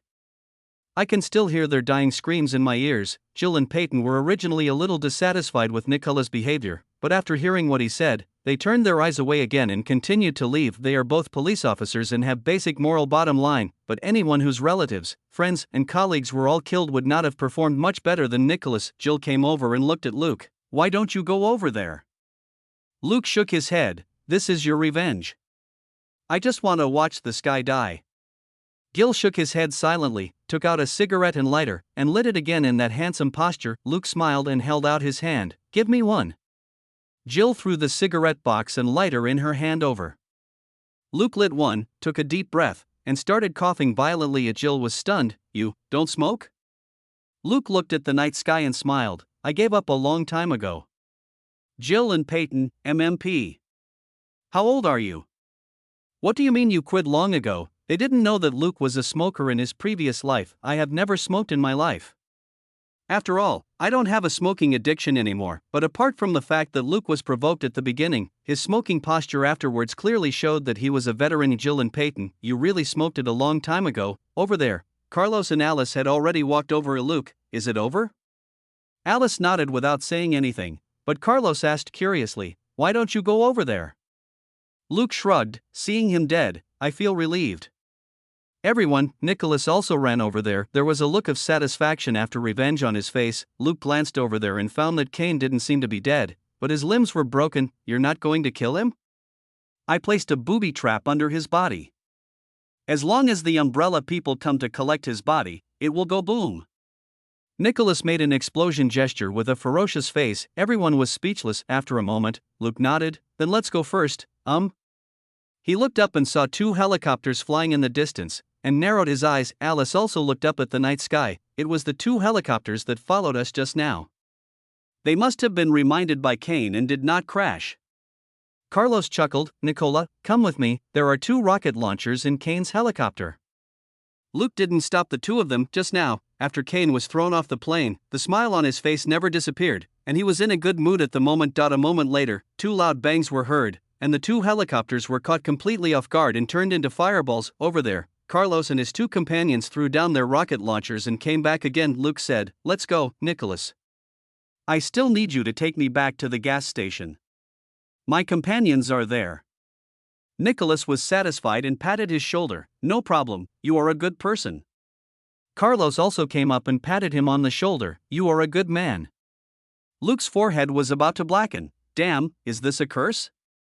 No wonder one of you only survived half an episode." and none of you survived more than 2 episodes. Everyone boarded the helicopter and returned to the gas station. The policeman and Robert had not left yet, and Selena was still there too. Seeing everyone come back, everyone started asking questions, but when Luke came back, he said that it would be best not to mention the matter of killing Kane to these irrelevant people, so as to avoid getting them involved, since these people did not choose to go with them. They naturally did not want to cause trouble and knew that these things would not be good for them. Luke and Selena said goodbye to the others, and Alice's umbrella helicopter, which was a little bigger, took Jill, Peyton, Robert and several police officers to the nearest city to drop them off. When the two sides began to separate, Luke said to Alice and the others, "Okay, let's say goodbye now. We can have a drink together or something when we meet again."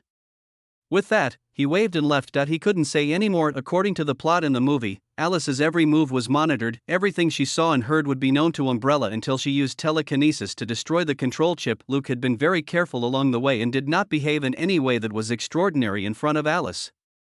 Both his physical fitness in battle and the content of his conversation were within a reasonable range. He doesn't want to be targeted by the Umbrella Corporation and become a test subject. A moment later, the two helicopters took off and went their separate ways. Luke made a phone call on the plane, said a few words, then smiled and said to Selena, "Let's go back to the Houston Police Department."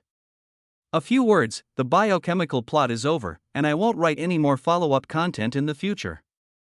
Just think of it as Thanos killing Umbrella to prevent him from collecting the Infinity Stones. Today I saw a comment from a reader in the comment section, which meant that we are here to read books, not to argue with you. I also think this is true. I will read the book reviews in the future, but try not to reply and concentrate on writing books. I have deleted all my previous replies. Readers who can accept it will accept it, and it is useless for me to argue with those who don't accept it. Chapter 86, The Report Cannot Be Written. Whose fault is this? When the two men got off the helicopter, it was already 8:40 in the morning. The early morning sun shone on the West District Police Station building, casting patches of golden light. An agent from the major crime team just bought breakfast and entered through the back door. When he saw the two people getting on and off the plane on the tarmac, he was stunned. "Luke, Selena, you are back?" When Luke and Selena saw this man, they smiled and greeted him. "Oh, Critch, good morning." Creaky looked at the helicopter behind them with a strange look on his face. "How, did you fly this thing back?" Luke chuckled, "I have something urgent to do, so I borrowed it and rushed back." Although Critch was still a little suspicious, he didn't dare to ask any more questions. Everyone's cases are kept confidential unless they have a close enough relationship to chat casually, but Luke and Selena's group had only been here for a few days, and they were just acquainted with each other. So he nodded and went in. Luke and Selena walked into the police station. At the back door, Selena stopped, fumbled around her body, took out a few coins, stuffed them into the vending machine, and operated it twice. Boom, boom. 2 cans of Dr. Pepper. She took a can for herself and gave one to Luke. Seeing Selena drinking happily, Luke shook his head helplessly and could only open the bottle and start drinking as well. He has never been very interested in this thing, and Selena has been trying to make him like it. In her words, partners should share good things together. Last night, Selena listened to him, and not only did she not make any trouble, she also helped him guard the helicopter, and now he could only obediently follow and drink this strange drink. Maybe it was because he smelled too much blood and rotten smell all night, but Luke suddenly felt that this thing tasted pretty good. The two of them drank caramel carbonated drinks all the way to Thomas's office. I knocked on the door and someone called out, "Come in." The two men pushed the door open and Thomas frowned but said nothing. As the deputy director, he actually didn't like his subordinates coming to him directly, even if Luke was his relative. Luke saluted and said, "Chief, we have something to report to you." Thomas frowned, "Then go write a report and send it over." Luke, "No, Chief, this report cannot be written." Thomas, "Why?" Luke, "Because Chief Barrick handed us a case, which was about going to Raccoon City to investigate the missing police officer, so we went to Raccoon City yesterday." Thomas was stunned, "And then?" Luke, "Raccoon City was razed to the ground by an atomic weapon around 5 o'clock this morning. Few of the residents there survived." Thomas was stunned, "What? Are you kidding me?" Luke, "No, Chief. I'm sure you can verify this quickly. I came here just to ask you how to write the report on my case this time." Thomas looked uncertain. "He's not stupid." Luke said this, "If things go wrong we have to drag him in to share the risk, but can he get away with it?" Thinking in his heart, he waved his hand, "Then don't write this report for the time being. In addition, you and Selena will take a vacation for 3 days. Have a good rest. Don't tell anyone about any situation in Raccoon City. Understand? Luke nodded. I understand. Do you want me to tell Chief Barrick? Thomas waved his hand. No, I will notify him. You guys stay in the police station lounge and wait for me to notify you. After the two left, Thomas started making phone calls. In less than 30 minutes, he was sitting in his office with a look of shock on his face. Cold sweat began to appear on my forehead. After a moment, he suddenly came to his senses and cursed. Boric, this idiot, dared to use such a small trick against my people. This guy has little ability, but many tricks. What actually made Thomas angry was that Barrick assigned the case to Luke at such a coincidence. It was a day later, and Thomas wouldn't be so upset now. Well, okay, Thomas was actually a little angry because he was the one who brought this case up in the first place. It wasn't that he was meddling. There would never have been a case of the West District Police Department going to Raccoon City to investigate, who knew that I would get myself into trouble for no apparent reason. God knows how much trouble this will cause.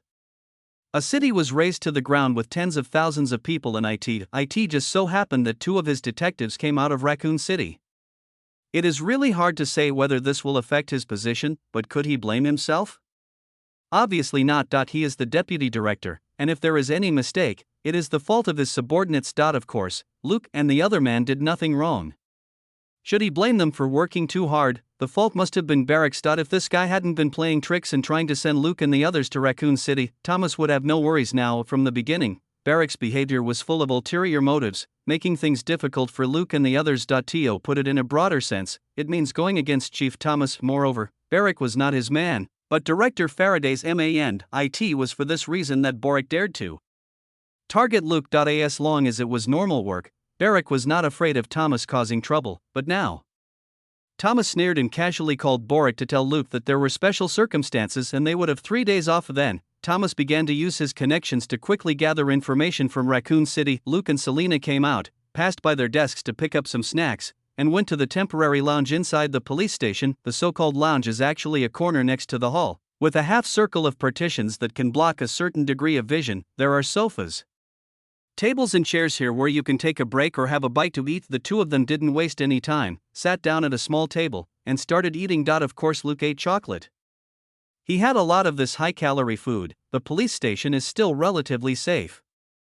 The Umbrella Corporation is not crazy enough to raid the Houston police station. The company's style is different from that of the Black Gangs. From beginning to end, Luke only killed a few Umbrella mercenaries, and he didn't even kill the supervisor. At least 200 Umbrella Corporation mercenaries died in there this time, most of whom were thrown in by Umbrella themselves for testing and died. If Umbrella Corporation were to cause trouble for Luke just for these tools, it would have gone bankrupt long ago. The only thing is that he still has the T-virus and serum in his hands.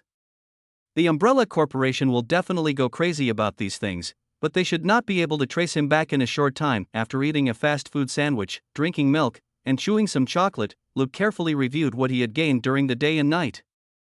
Chapter 87, Harvest, Inquiry from an Old Acquaintance Mission, completed by killing zombies and saving civilians. Gain 50 experience points and 50 points. This is what you got from knocking the zombie to death in the fast food restaurant. Mission, completed by killing the zombies and protecting the police officers. Gain experience 50 points 50. This is what was earned by protecting the 2 police officers in the police car mission. Rescue Angela, completed. Gain experience 20 points 20. This was obtained by saving Professor Asford's daughter Angela. Mission, completed by killing the liquor. Total experience 600 points 600. The host's mission contribution rate is 20%, and experience points are 120, and points are 120. This was provided by the 3 liquors.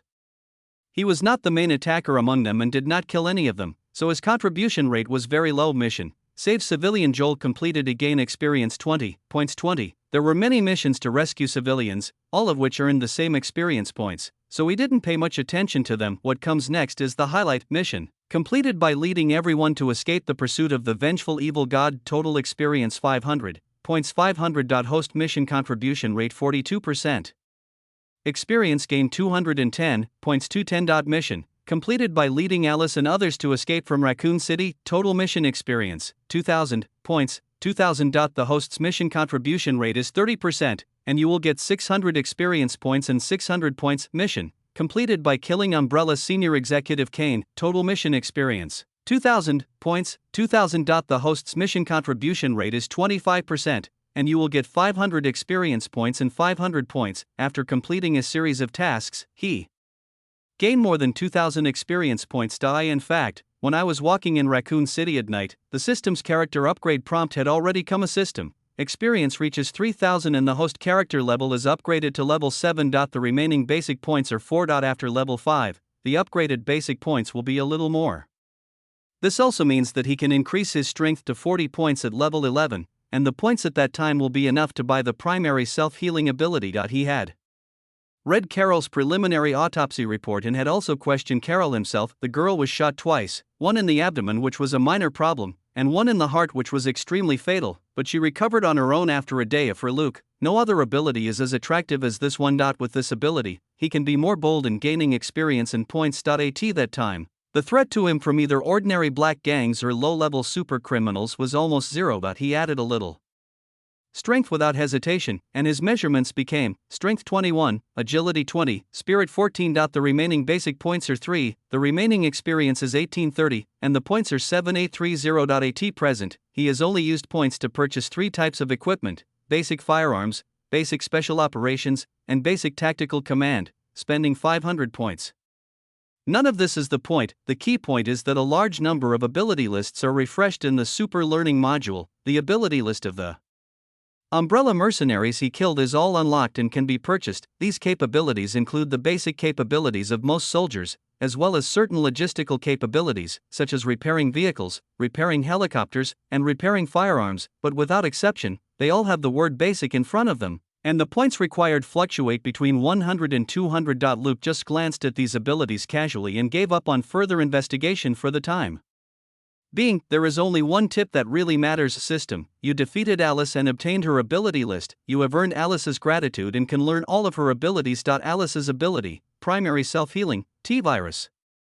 Prerequisite: strength reaches 40 points, requires 10,000 points. Luke looked at this hint and began to ponder. I gained Alice's gratitude after I caught Kane, but the abilities that Alice provided made him a little disappointed. I tried hard to recall the vague plot of Resident Evil in my mind, and vaguely remembered that Alice in the second part did not show telekinesis. It wasn't until the third film that Alice demonstrated her telekinesis consistently. All Luke could do was wait. However, he was not too disappointed, because this is another opportunity to peek into the system rules. Alice doesn't have telekinesis now.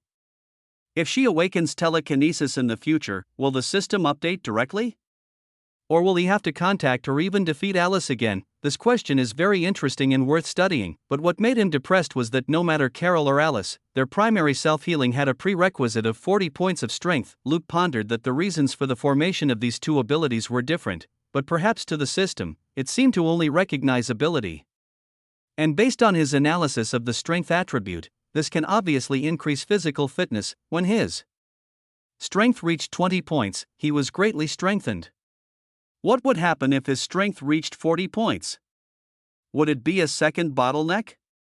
Perhaps at that time, his body would be able to withstand the primary self-healing ability. Besides, it wasn't like Carol and Alice were twice as powerful as him. Therefore, the self-healing ability of this system may not be consistent with the formation principle of the self-healing ability of the two people.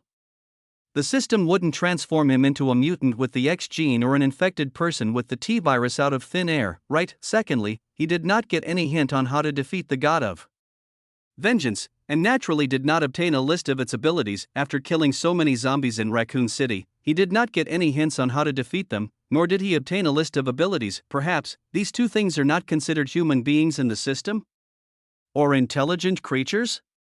He pondered in his mind. As I was thinking about this, I suddenly heard a knock on the door of the lounge. He cast his eyes towards the two men in black at the entrance, with a smile on his face. Captain Wells, Agent Charles, it's nice to see you again.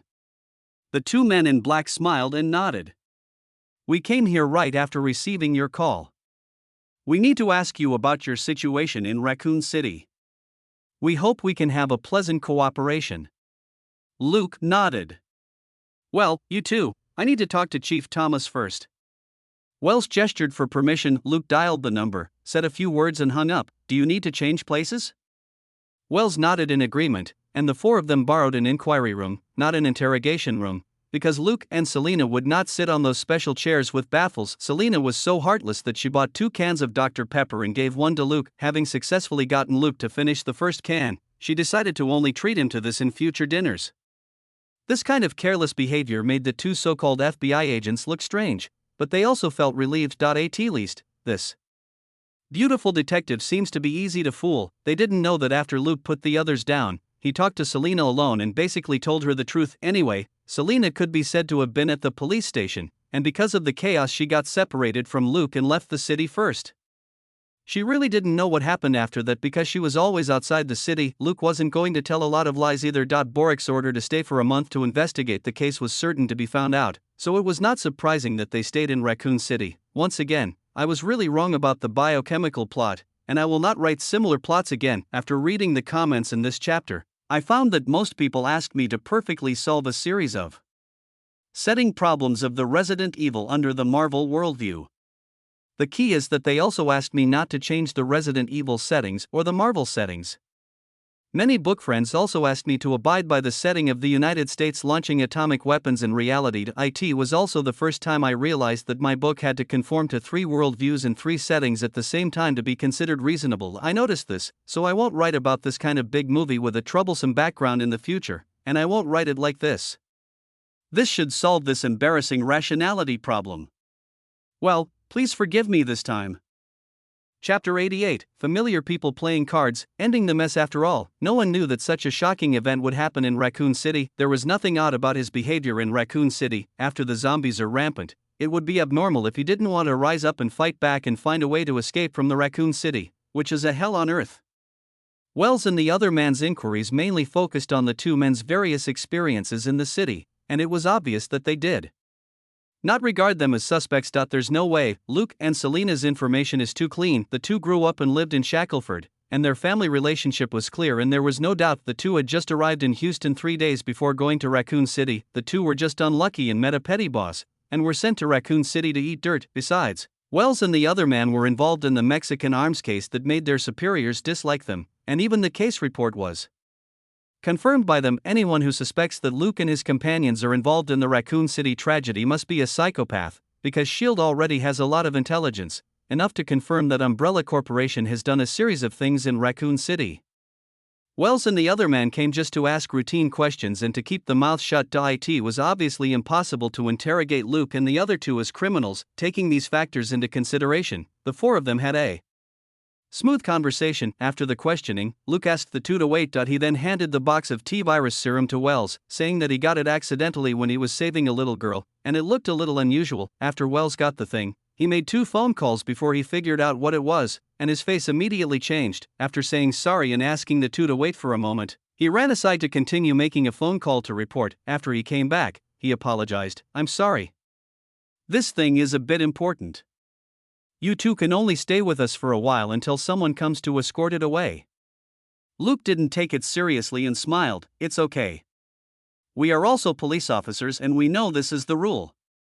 Wells felt even more satisfied. This calm, peaceful, considerate, yet extremely skilled young man seems to be quite suitable for joining S.H.I.E.L.D. Luke rolled his eyes and invited everyone to play poker and chat. Of course, he didn't talk about any sensitive issues, but things like Tony Stark's gossip and the latest inventions of the Osborn Group. At that time, information was not particularly developed, but Wells and the other man were real S.H.I.E.L.D. agents. They could tell Luke a lot of non-confidential information that he could not see in the general news. Therefore, he and Selena also listened with great interest. However, we only played poker for 2 rounds before stopping. It seemed like no one was very interested. Luke looked at the prompts in the system with a smile. "System, you defeated Coolidge Choate and obtained a list of his abilities. Kuliki's ability list: basic firearms, basic combat, basic tactical command. Of course, the most important thing is the small description of the ability. Most of these abilities are followed by a, produced by S.H.I.E.L.D. It would be good if it wasn't produced by Hydra, otherwise I would have to find a solution from Thomas," Luke thought during the conversation. Luke also asked specific questions about the Umbrella Corporation. The S.H.I.E.L.D. team leader, who pretended to be FBI Wells but was actually named Coolidge, was a little hesitant, but finally told Luke not to worry about the problem because the Umbrella Corporation was definitely doomed. Of course, they also asked about the virus. Luke and the other man both came from there, so naturally they didn't have so many concerns. It's transmitted through body fluids, Wells said. Luke, not airborne? Wells looked at him strangely. If Umbrella dared to create an airborne virus, someone would have talked to them as soon as they launched the project, unless you hide in some uninhabited secret base and play by yourself.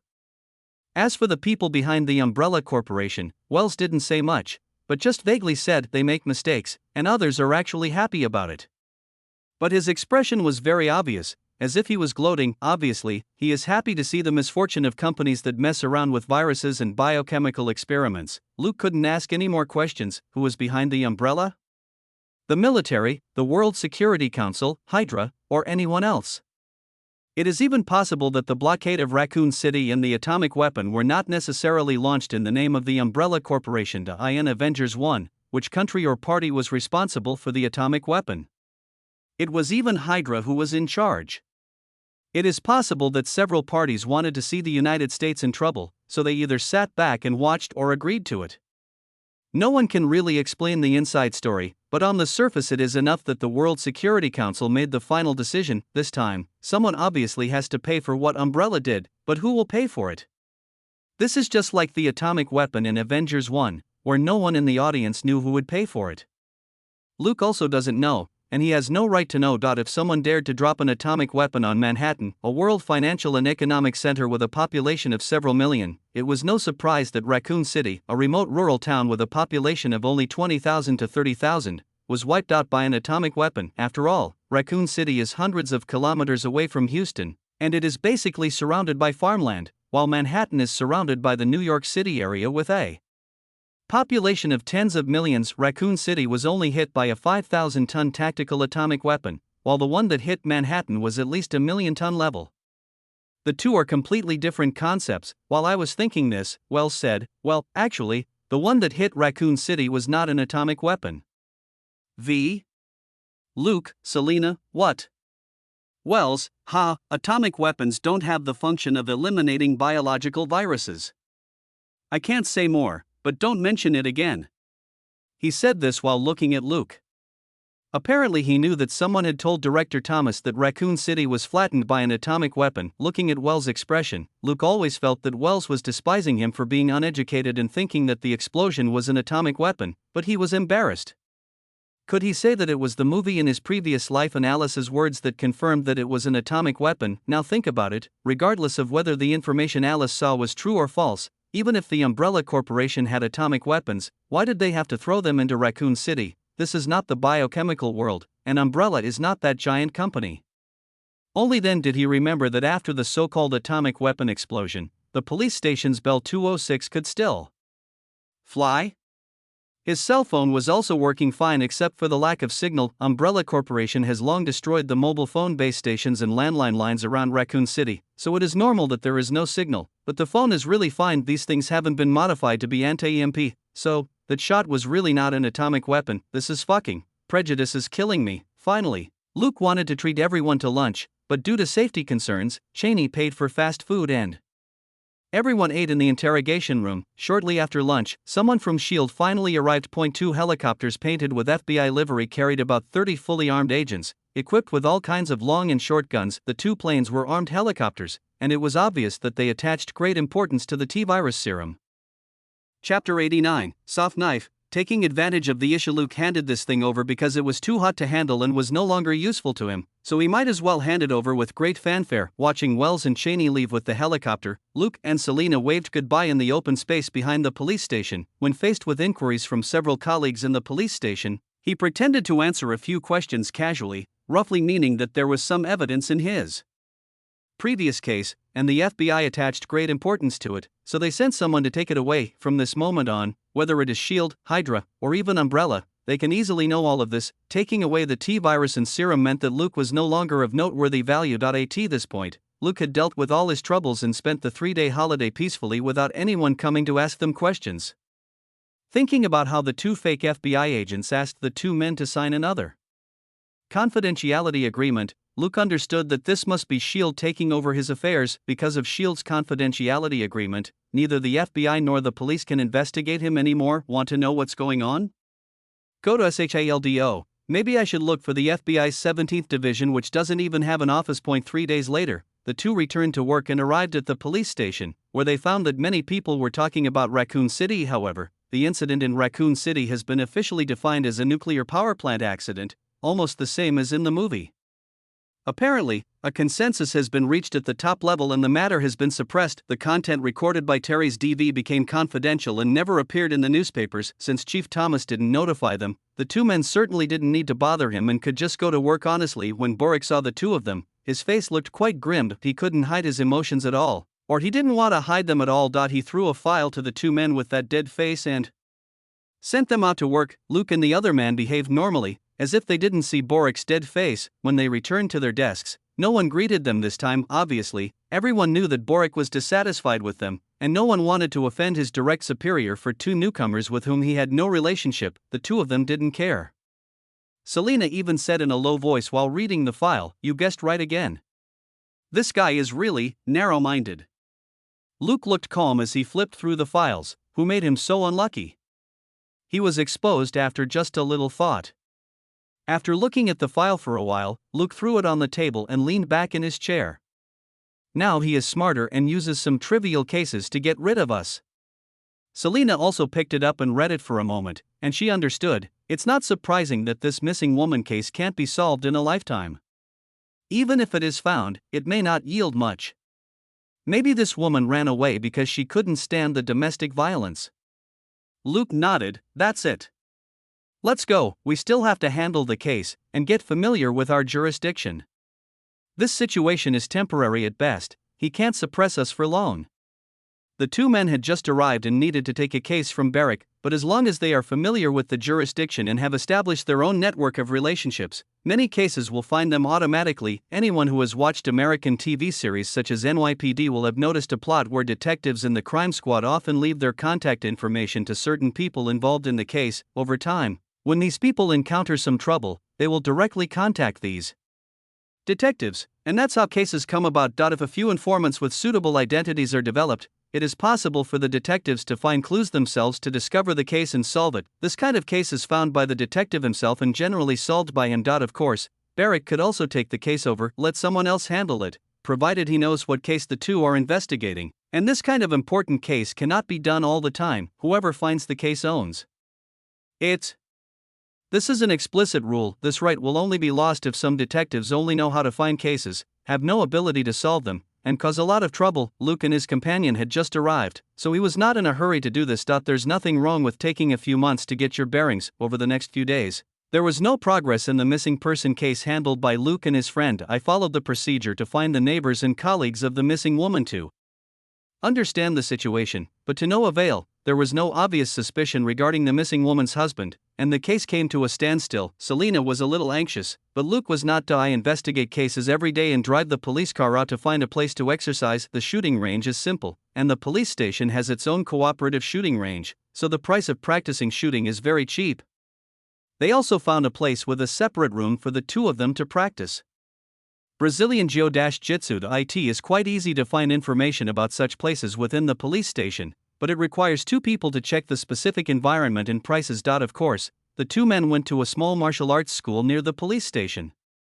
The owner was a middle-aged Chinese man, and it was said that he practiced Hung Gar. Luke didn't care much about this. He just found a room from the small martial arts gym and used it on an hourly basis. The small martial arts school's business was not very good and the room was often empty, so they did not refuse the deal. Well, maybe Selena is one of the reasons. When a beautiful woman speaks, it is much more powerful than when Luke speaks, and the owner can make a small profit, so he is not dissatisfied. The two of them handled the matter, investigating the case at work every day and exercising after get off work. Now that she had a place to vent her energy, Selena's anxious mood calmed down. Every time Boric gave the two a new case, he would pull out a case in which the two had made no progress and use it as evidence to criticize the two for not handling the case seriously.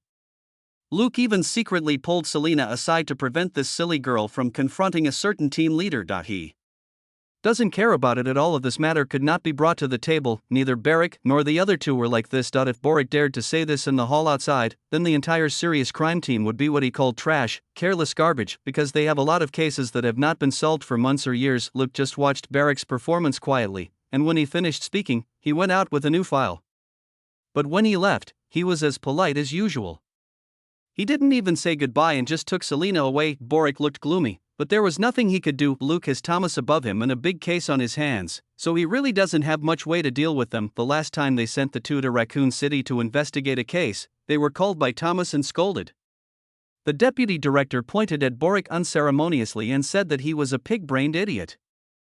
Chapter 90, Out of town again? Missing again?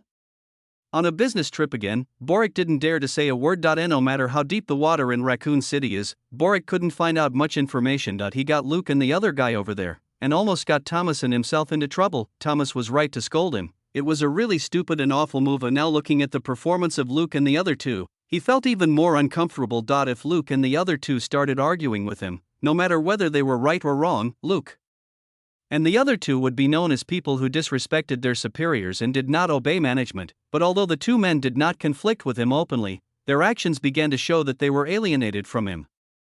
Boric knew that there was no possibility of reconciliation between him and the two men. The young Luke, with his calm expression, seemed to have seen through all his little thoughts, but Boric couldn't turn back. His status and position in the camp prevented him from bowing down to these two new rookies. That afternoon, the two men received another case. After Luke read the file this time, he went to find Boric and said, "Sir, it's not our turn for the Houston Police Department to intervene in this case, right?" What he actually wanted to say was, "Aren't you afraid that the situation in Raccoon City will happen again? This is a case in Wolfkill, east of Houston, where a couple is said to be missing." Boric remained calm and said, "Well, so, you are here to assist in the investigation and are only responsible for providing reference opinions. The local police department will be responsible for solving the case. Is that a problem? Our serious crime team handles many similar cases every year. If you are not satisfied, you can report to Chief Thomas." Luke looked calm. "Okay, I understand. I will report it to the bureau." Then he turned around and left. Boric looked cold and snorted in his heart. "So what if I report it? This case is handled by Deputy Director Sadila. If you have the guts, ask Thomas to go and have a fight with him. Thomas has always wanted to be promoted to chief, but if he offends all the other bigwigs in the police station, his plan to be promoted to chief will basically be ruined." Boric was hoping that Luke would go and make trouble with Thomas. That time, whether Thomas had a conflict with another deputy director, Sadra, or he felt that Luke and the other man were ignorant and were causing trouble for Thomas, it was all a good thing. After thinking for a while, Boric made a phone call and said a few words before hanging up with a sneer. I did give you a heads up in advance, it's not like I didn't help." He actually called the sheriff of the small town of Wolfkill, and his tone was quite domineering and full of superiority. If the sheriff is a normal person, he will not be able to stand this and will definitely teach Luke and the others a lesson. After coming out of Barrick's office, Luke found Selena and the two drove off. Selena looked at the files in the car and complained, "Another missing person case from another city? It can't be Director Thomas again, Luke. Barrick is not that stupid. If there is any problem, it will be after we come back. Now well, forget it. We are here to investigate the case, not to do anything." He remembered the time when he said he wanted to travel to Raccoon City and that the environment was nice, but Raccoon City was bombed to the ground. He's such a pessimist. It's better not to make such a move again. Selena obviously thought of the same thing and nodded in agreement. "Yeah, we have to investigate the case carefully and never travel." "Luke, can you please never say that word again? I have a bad feeling about this." But he was thinking, where is the second Raccoon City? Where is the second Umbrella Corporation? He didn't believe it. "I guess Boric thinks the same way as Selena." Yes, I was wrong." After driving for more than an hour, Luke suddenly frowned and stopped the car. "What's wrong?" Selena asked. Luke looked at the tire. He frowned. "The tire is flat." Selena then changed the tire. "I'll help you." Luke was speechless for a moment before he said, "The problem is, all three tires are flat, and we don't have 3 spare tires on the car." "Selena, what? How is it possible that all 3 tires are flat at the same time?" "Unfortunately, neither of them is an expert at car repair, and no matter how skilled they are, it is impossible for them to repair all 3 tires without tools." Luke looked up and found that the location here was really a bit annoying. It takes 100 kilometers to get back to Houston, and the nearest small village or town is 50 kilometers away. If they go forward, the town of Wolfkill is still 40 or 50 kilometers away. And they are stuck in the middle. He took out his cell phone and looked at it again, but there was no signal at all. Luke thought about it and could only call Selena. "Let's go, get out of the car and walk forward." 50 kilometers was nothing to him. He could walk there slowly even if he carried Selena on his back. The two of them didn't bring anything this time, just a backpack each. After getting off the car, the two walked forward slowly, and not long after we walked, we saw another car on the road ahead. Unlike their sedan, this car was a trailer RV towed by a pickup truck. Seeing the situation next to the RV, Luke and Selena looked sideways. A family was making a lot of noise there, including a middle-aged couple, while a girl of about 17 or 18 was lying on a folding sofa chair, sunbathing in denim shorts and a light blue bikini, while a boy of about 16 or 17 was playing with two dogs beside her. This is really a farce. Luke stepped forward and asked, "Excuse me, are you heading to Wolfkill?" The middle-aged man and woman stopped arguing when the two men came over. The man then stepped forward to answer, "Yes, you too?" Luke nodded and was about to say something, and the middle-aged woman suddenly became happy. "Oh, that's great. Can you help us pass on a message and ask for a tow truck? Our tire is broken." Luke, Selena, the two of them wanted to take this car to Wolfkill together. Anyway, this RV is big enough. As long as the other party doesn't refuse them, they should have no problem hitchhiking. Who knew that the other person also had a broken tire and had to stop here? They both subconsciously looked down at the girl who was still lazily sitting on the side of the road basking in the sun. It was this extremely leisurely posture that made them think that the family was taking a break and coming down to play. Your car broke down in the wilderness with no village or shop nearby, but you are so leisurely. Is this really okay? Luke could only chat with the middle-aged man for a few more words before setting off again with Selena. Since they couldn't rely on this family, they could only keep moving forward. If they really reached Wolfkill, it wouldn't be too much trouble to call a towing company for them. The afterglow of the setting sun was spreading across the sky, and the two of them were not in a hurry to leave. Chapter 91, The Golden Idea Hotel that makes a living on the road. Selena was still smiling. Yeah, this time it really feels like a hiking tour. Luke no longer cared about her using the sensitive word travel and just nodded. There was no one around, only a vast plain and forest in front of me, accompanied by the blood-red sunset, creating a magnificent and desolate beauty. The two walked like this for half an hour, and Selena was suddenly surprised. "Ah, there are houses there?" Luke saw it too and laughed. "Well, at least I can call someone for help." The two walked for more than 10 minutes and arrived in front of the house. It was a bungalow of considerable size with a striking sign, "Hostel." This is a hotel, but it has no name. The two walked into the hotel, and there was no one inside. Luke called out, "Is anyone there?" After a moment of silence, a person emerged from a passage. He was a middle-aged white man with ordinary looks and ordinary clothes, but a little sloppy. Selena frowned. She doesn't discriminate against workers. She grew up in rural Texas and wouldn't care about that, but the man in front of him not only had a messy beard, but his plaid shirt and jeans were also dirty, as if they hadn't been washed for several days. A few meters away, both of them could smell a strong body odor. Opening a hotel like this? She complained in her heart. Luke ignored him and just smiled and asked, "Excuse me, is there a phone here? Our car broke down and we want to borrow the phone to find a towing company." The man said, "There is no phone here." Luke, "Oh, is there a car here? Can you give us a ride?" The man, "My wife drove to Wolfkill to do some shopping, so I don't have a car for the time being." "So, are you guys staying at the hotel?" Luke and Selena looked at each other and vaguely understood what this guy meant. If they didn't pay to stay for a night, there would be nothing in this store. This type of hotel is not unique to any particular country. It is easy to find such strange things in hotels in the wilderness, where you get what you pay for. Looking at the sky outside the window, they realized that even if they went to Wolfkill, it would be late at night, so they still had to find a hotel to sleep. After a while, the two of them checked into 2 single rooms, and Luke asked, "Excuse me, is there a spare phone or car here?" After paying $90 for 2 rooms, the owner should at least tell the truth. The store owner told them that his wife would drive back from Wolfkill the next morning with the goods and could take them there. Then Luke and Selena could only remain silent. Then the two of them went out and walked around the hotel, only to find to their dismay that there were really no cars or telephones here. The hotel is very small and the outside is deserted. Telephone lines can be easily seen, as can cars. There is certainly no cell phone signal. Selena, did we misunderstand him? Didn't he intend for us to stay here for one night? Luke, I can only say that they did a good job. The shop owner can find people to deliver goods and daily necessities at regular intervals, but passing travelers cannot. Thinking back to the fact that his car and the RV had flat tires, he already understood what was going on. If you live by the mountain, you can enjoy the benefits of the mountain. If you live by the water, you can enjoy the benefits of the water. If you live by the road, Of course you can benefit from the passing vehicles, but is this really okay?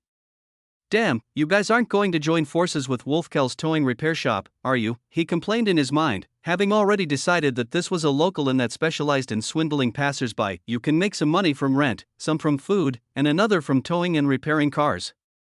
This is a golden idea for getting rich through hard work. This system costs hundreds of thousands of dollars per card. I'm afraid I won't be able to reach Wolfkell. When he got to Wolfker's place, he would definitely report the case to the police station. Even if he couldn't punish them, he would still feel disgusted by these guys who made their fortunes through illegal means. In the end, the two did not dare to order food in the hotel.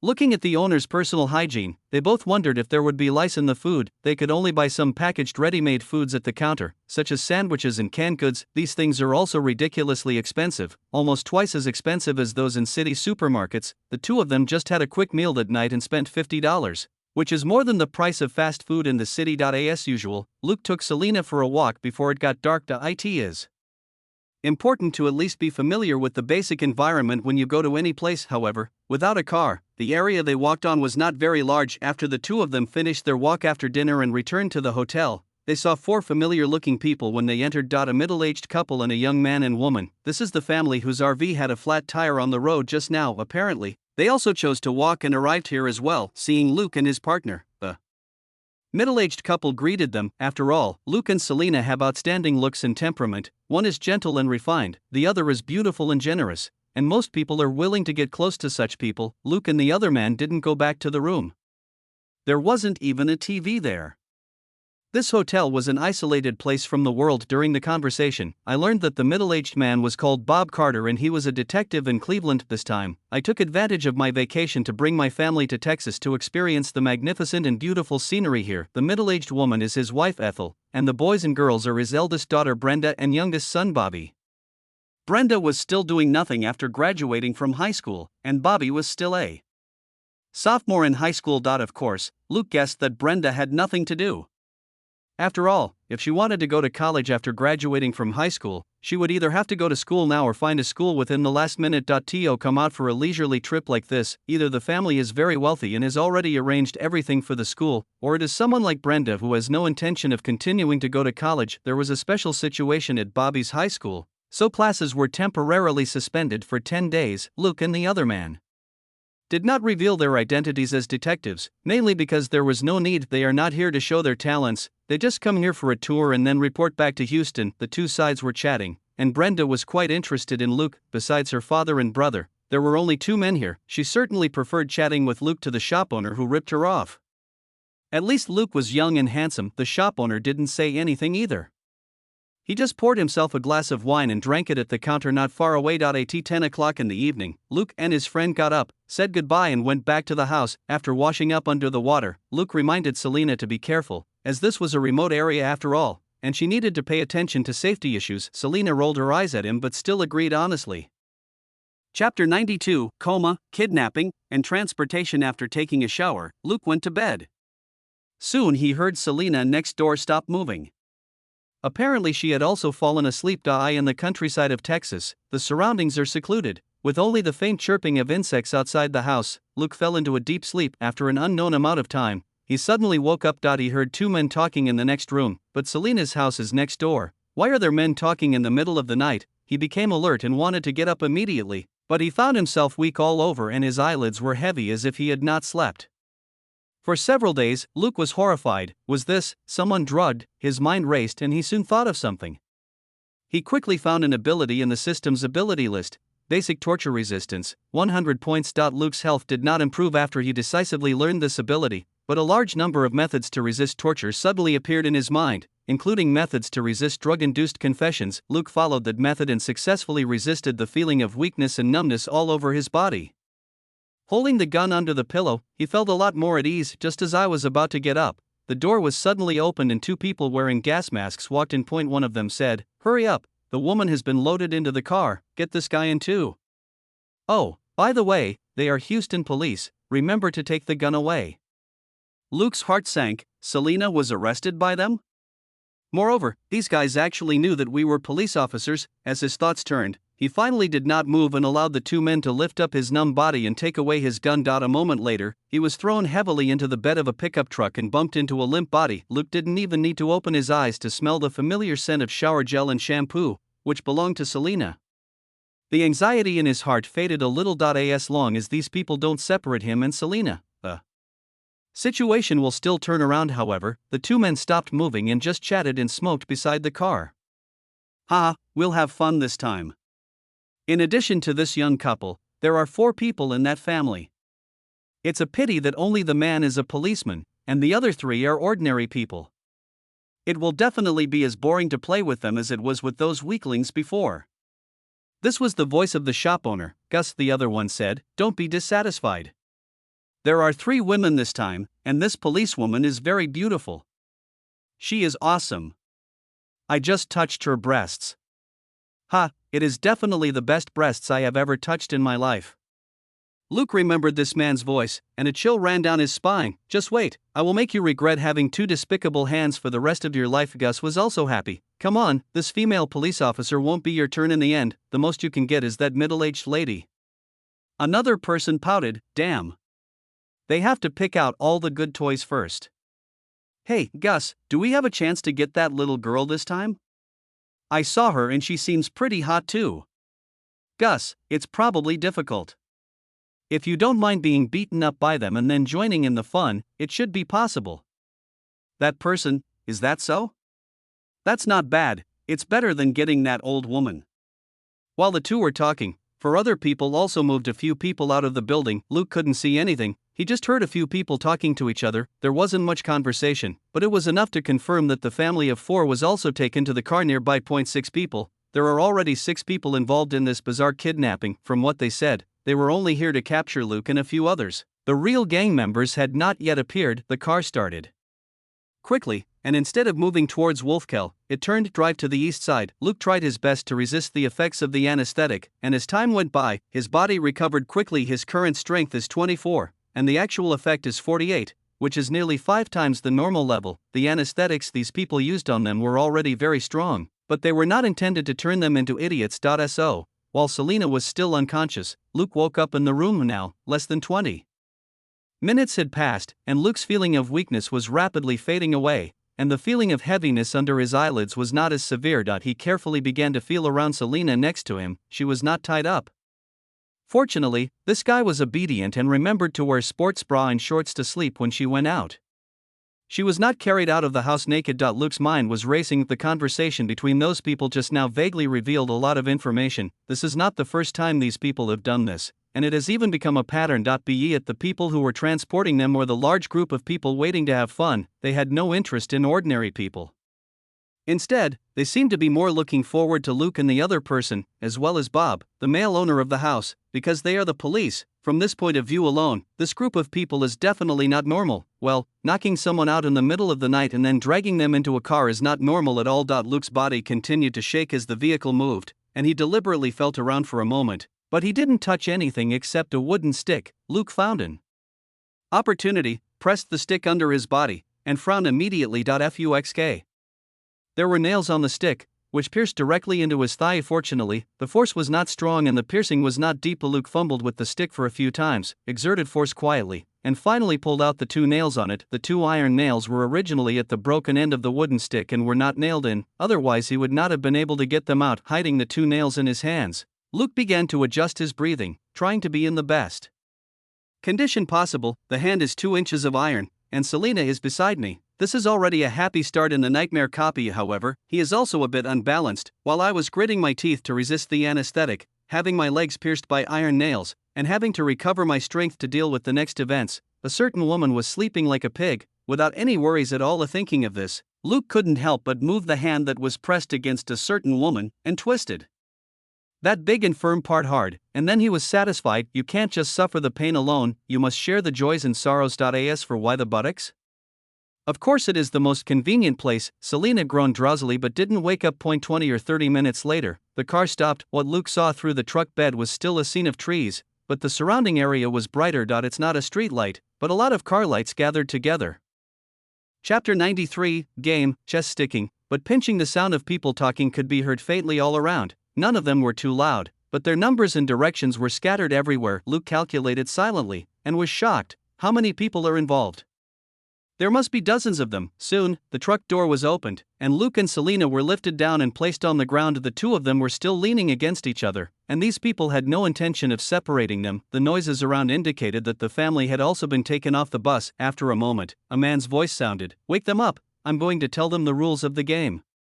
A cool feeling came over him, and Luke felt refreshed. This was cool, clear water, and it made him feel extremely comfortable when sprinkled on his face, but he did not move, but paid attention to the reactions of several fellow refugees around him. It wasn't until Selena began to stir dazedly that he began to react in a similar way. Selena woke up, but it was obvious that she was not fully awake because the anesthetic was not light. She asked vaguely, "What's going on?" The man just now continued, "Welcome to our playground. Detective Selena. Detective Luke. Oh, you also have 4 unexpected teammates, Detective Bob and his 3 family members. You are very lucky, someone is playing this game with you." It was supposed to be just the 2 of you, but Detective Bob suddenly broke in. "Congratulations." Seeing a group of people wearing various masks and hoods in front of her, Selena was still dizzy. "What are you talking about?" Bob also sobered up a little. "Who are you? What do you want to do?" The answer is very simple. Now that you have joined our game, do you want to know what this game is? The man's tone was fanatical and teasing. "Bob, what game? What you are doing is illegal, you know." The man laughed. "Yes, we broke the law. But, who knows? Is it your Cleveland Police Department? Or is it the Houston Police Department of these 2 young detectives?" After a pause, he continued, "Okay, no more nonsense. Congratulations on becoming a participant in the real-life hunting game, and your role is the prey." For a moment, Selena and Bob were silent, and Luke was just pretending to be dead. He is a young policeman who just graduated from high school, he should act a little weak. "Oh, how boring." The man sighed. "I'll tell you straight away. The game will begin in 5 minutes, and you are the prey in this game. Do you understand? Just like a wild boar or an elk, if you don't try hard to escape, you will be killed."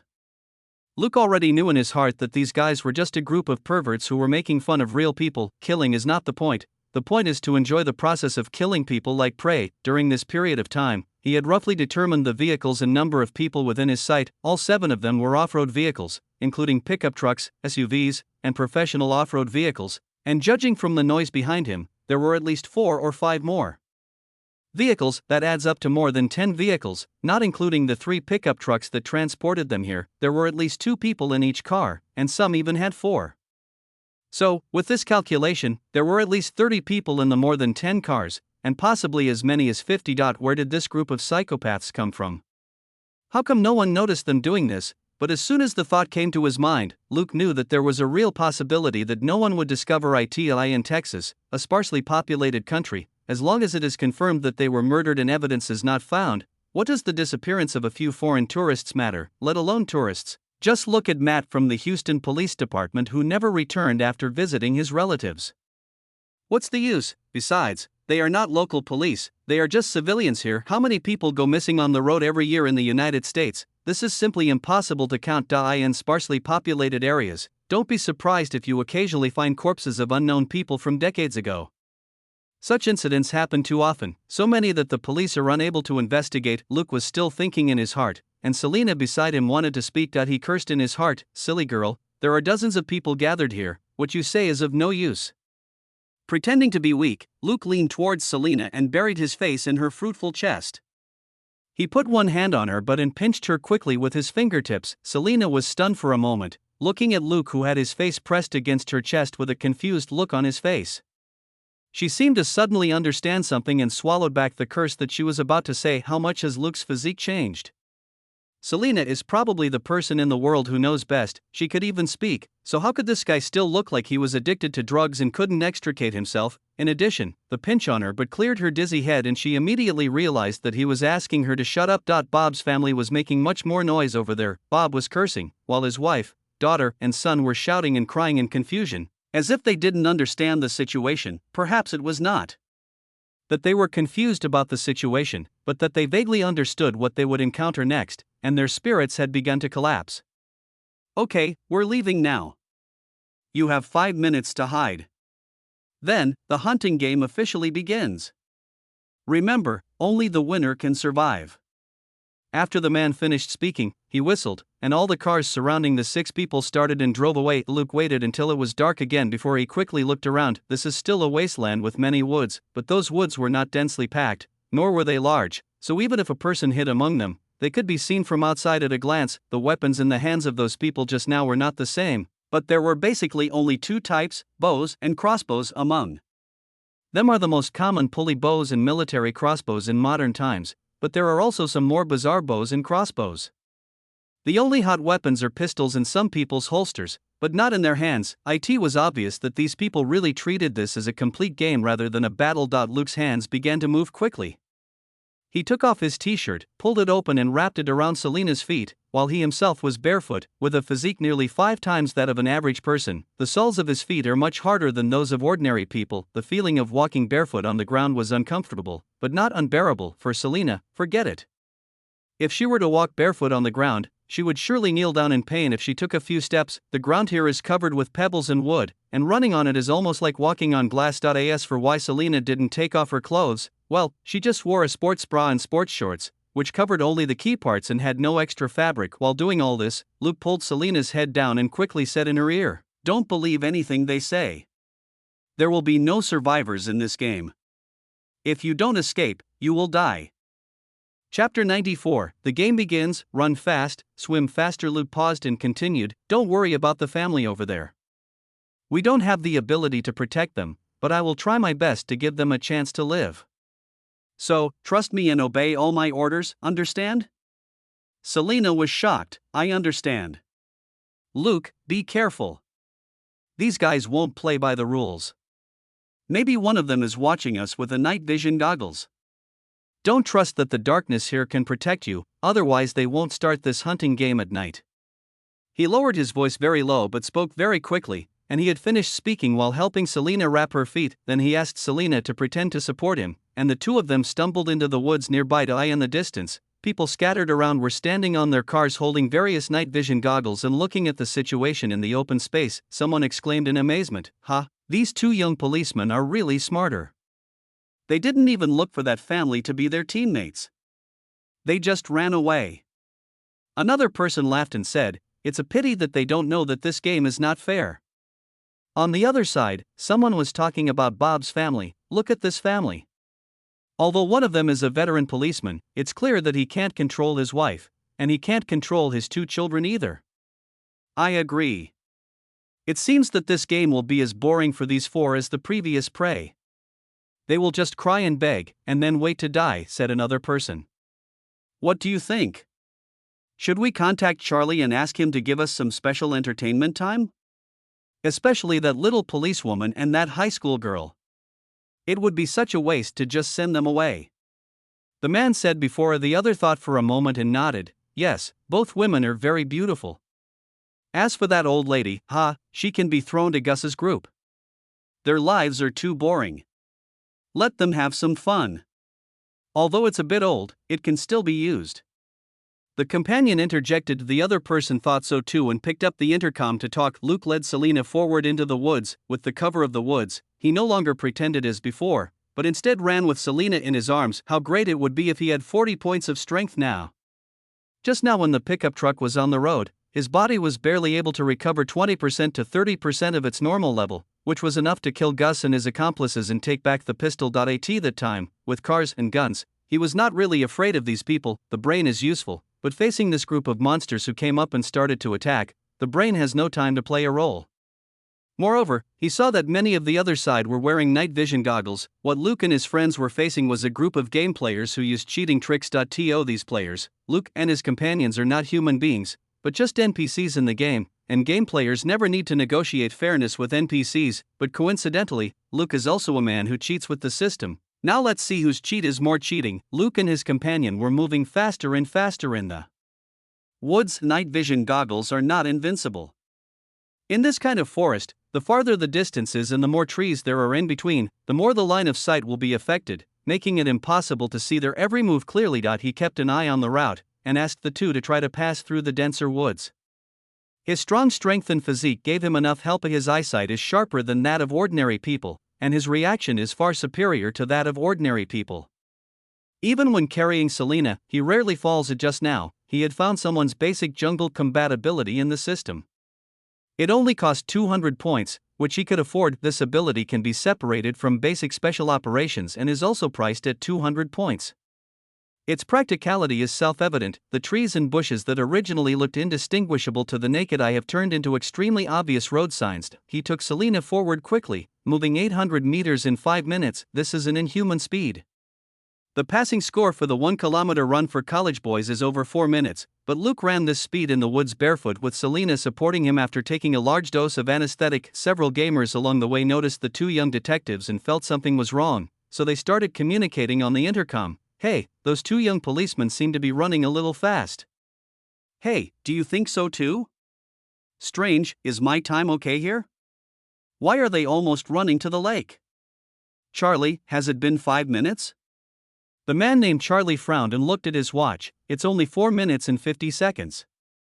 Isn't that how it's displayed in your place?" Everyone was silent. Apparently it was the same time. Fuck. They rushed into the lake. Someone suddenly shouted on the walkie-talkie. Everyone was stunned for a moment, and then they started talking about it. Charlie looked at his watch. 5 minutes to go, the hunt begins. Just a reminder, those two policemen are so outstanding, don't kill them all at once, especially the policewoman. I want her alive, understand?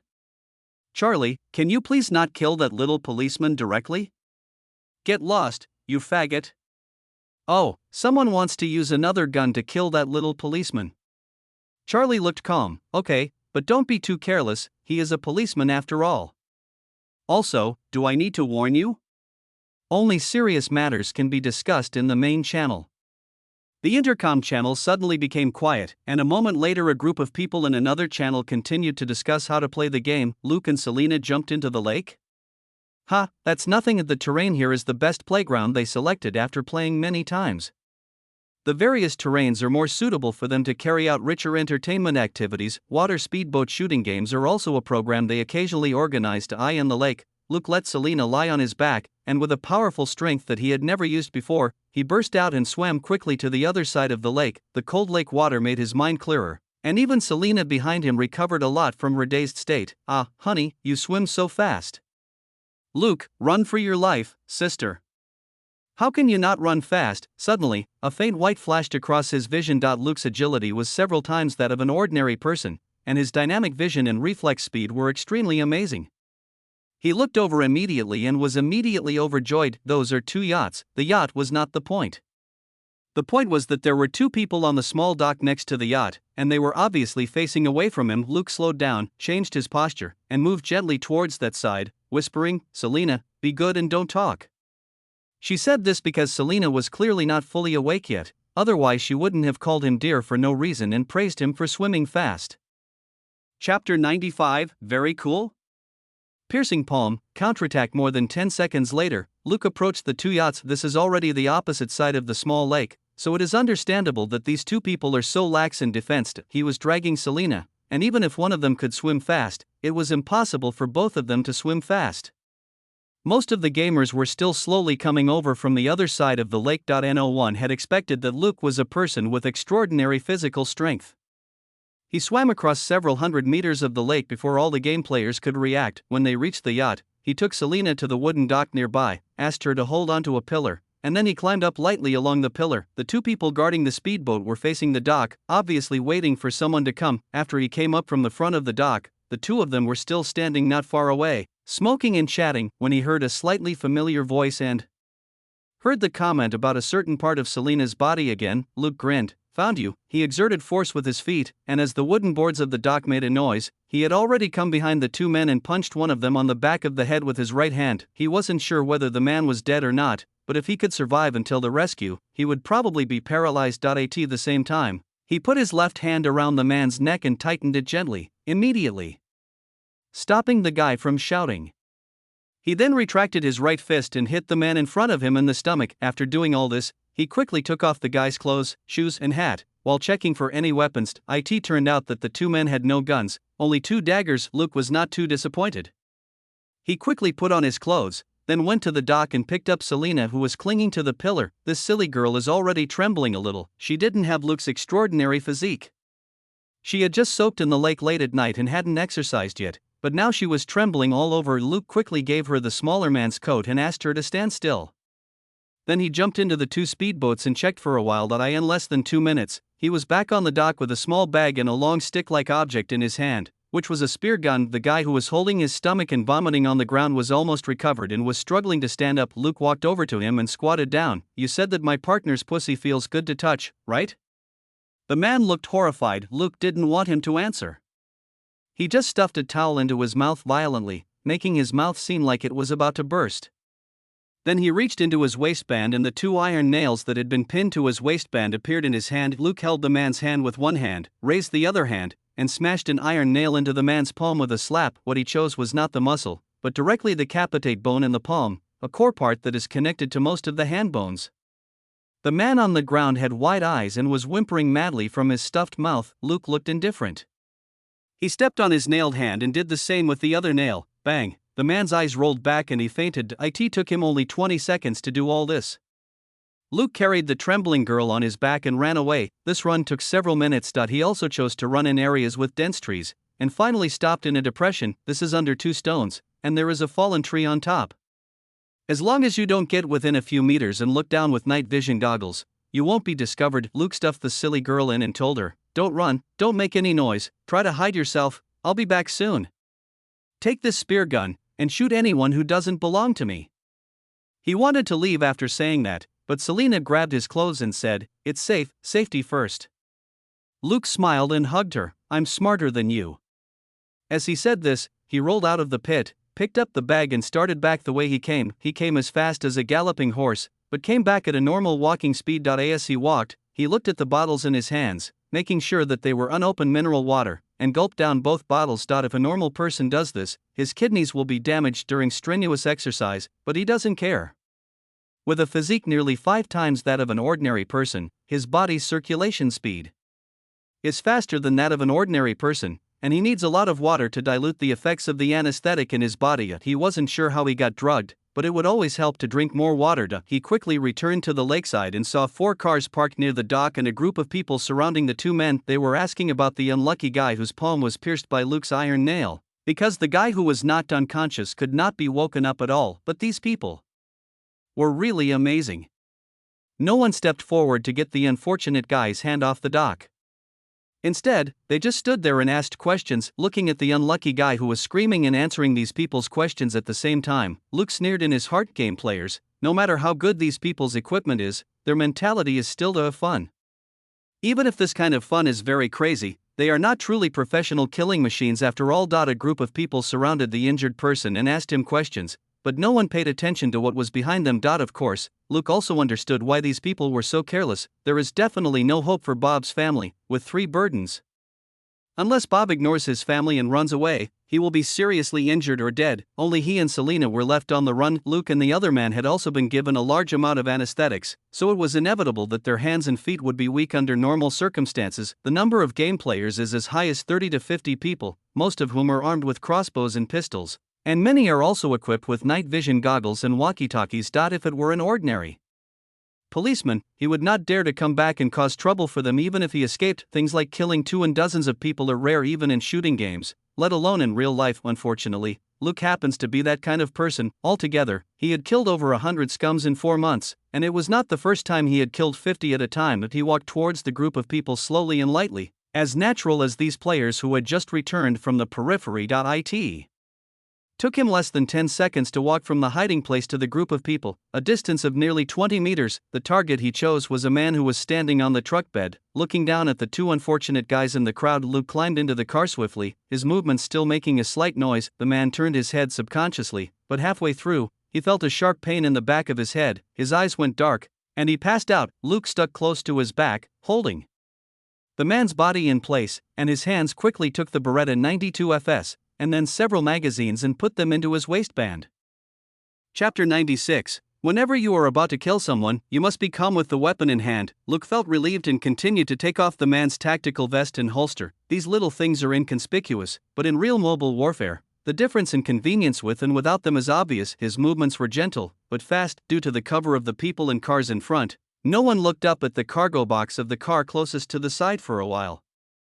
Even the driver in the driver's seat stretched his neck to look ahead. In 1 minute, Luke finished looting the equipment, with a smile on his face. Now, it's hard to say who was the hunter and who was the prey. He got off the truck bed, walked over and looked at the driver in front of him. The man turned his head subconsciously and said, "George, you." Luke swung his arm and punched him in the face like he was slapping him, knocking him back into the driver's seat. Without stopping, he moved sideways and walked to the second car. This driver was more focused than the previous one. He had already opened the car door and was standing on the running board looking inside the circle. The next moment, his neck was strangled by a hand and he was lifted up. Then he was hit hard on the back of his head and was stuffed into the driver's seat. In front were 2 other cars and 7 people surrounding them. Luke approached slowly, Beretta 92 FS raised in his hand.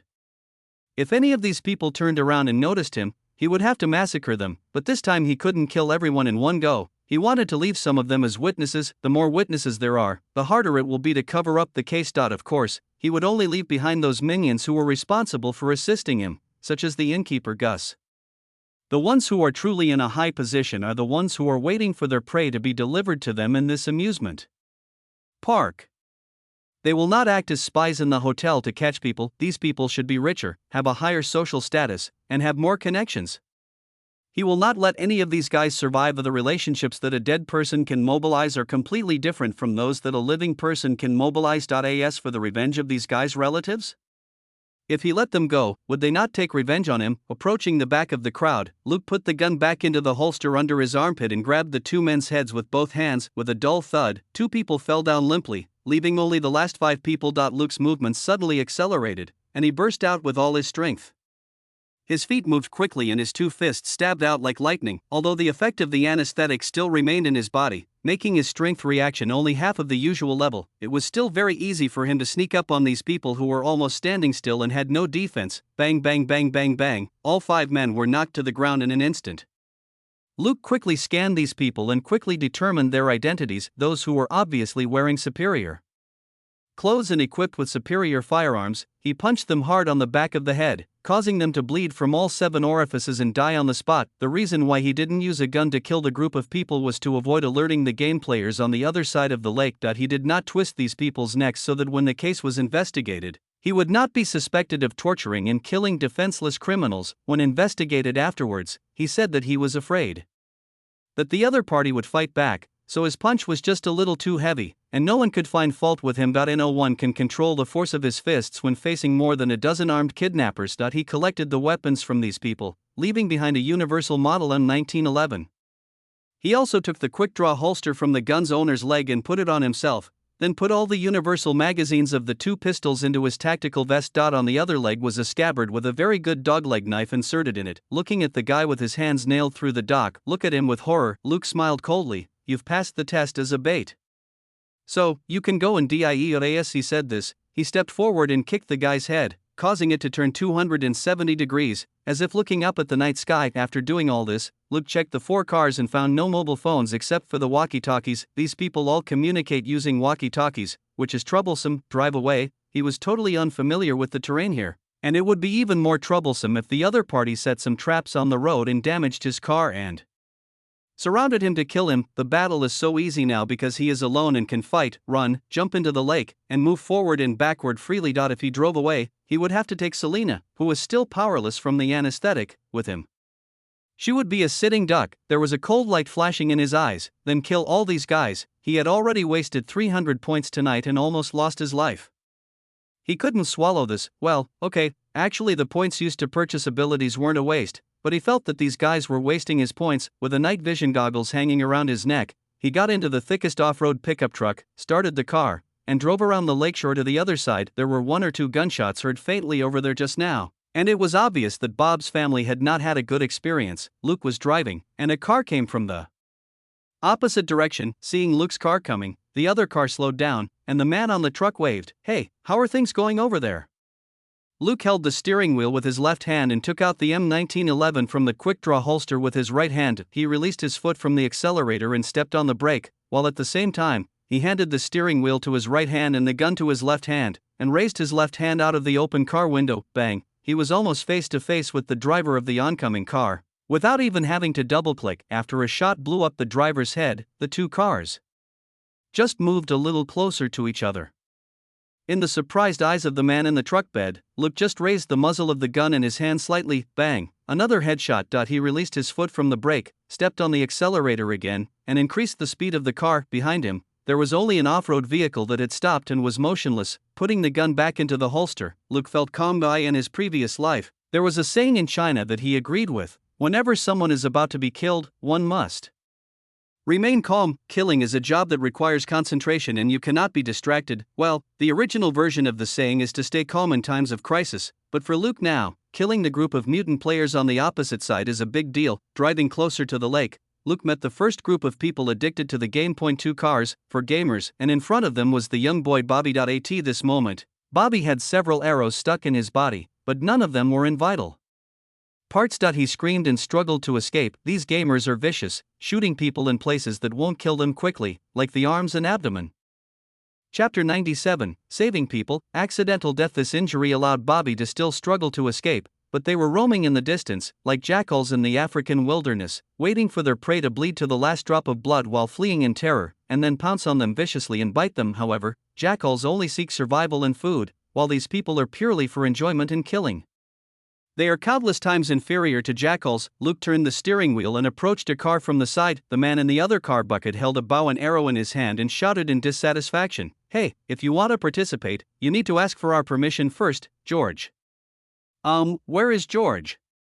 Luke just drove the car until it was level with the slowly moving car and raised his right hand. Bang! The driver, who looked at him in surprise, was shot in the head on the spot. As soon as he stepped on the brakes, he bent down and lowered his head, and the man in the truck bed was exposed to a shooting range. Bang! Headshot again. 2 gunshots were heard, and the intercoms of the two people in the opposite car rang. Hey, who is shooting? Didn't we agree that guns cannot be used for hunting? Luke chuckled, stepped on the accelerator, and the off-road pickup truck quickly moved towards another car. Snap! Snap! Luke's SUV quickly drove in front of Bobby, who was still struggling to escape, opened the door and got out of the car, grabbing the little guy and saying, "Hey, look carefully, it's me." Bobby saw Luke's face clearly and was stunned. You are also in the same group with him? Luke, _ Your train of thought is really unique. With a dark face, he growled, "Are you blind?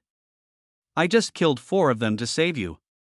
Bobby was stunned and looked at the 2 cars not far away.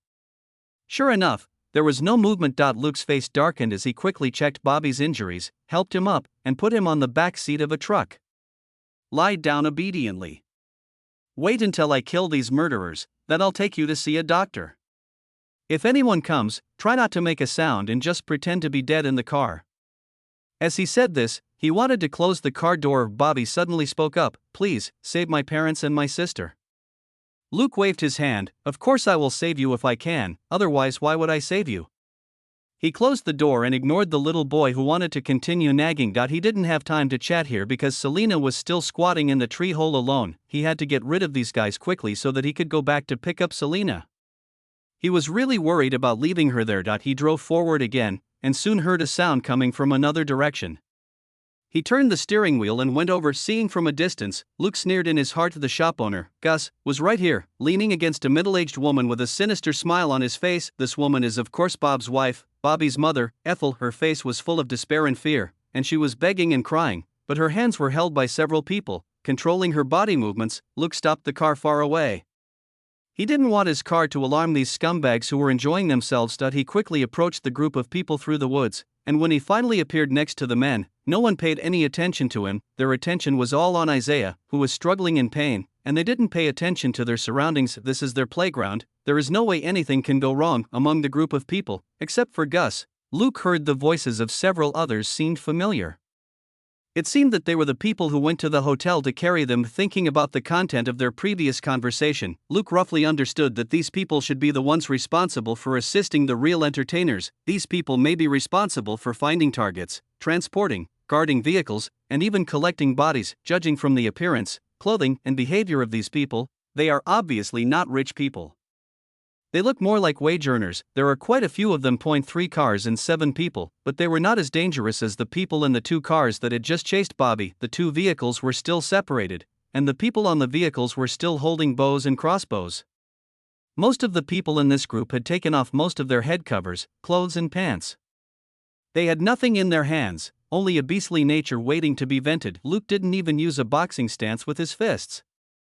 Instead, he used a whacking hamster approach to hit these guys on the back of their heads one by one. When men are doing something, they are very focused, so their reactions to the outside world will be slowed up. That's what these guys are like. Within 2 seconds, they fell to the ground with sinister smiles on their faces. Luke stepped forward and stomped on the feet of these people twice, ensuring that their soles of feet were broken into powder fractures, and then he kicked the unconscious shop owner Gus away. The kick was delivered with hatred, causing the shop owner's lumbar vertebrae to make a crisp cracking sound. Isel was still crying, and Luke grabbed a shirt that someone had taken off and put it on her. "Okay, Isel, I'm Luke."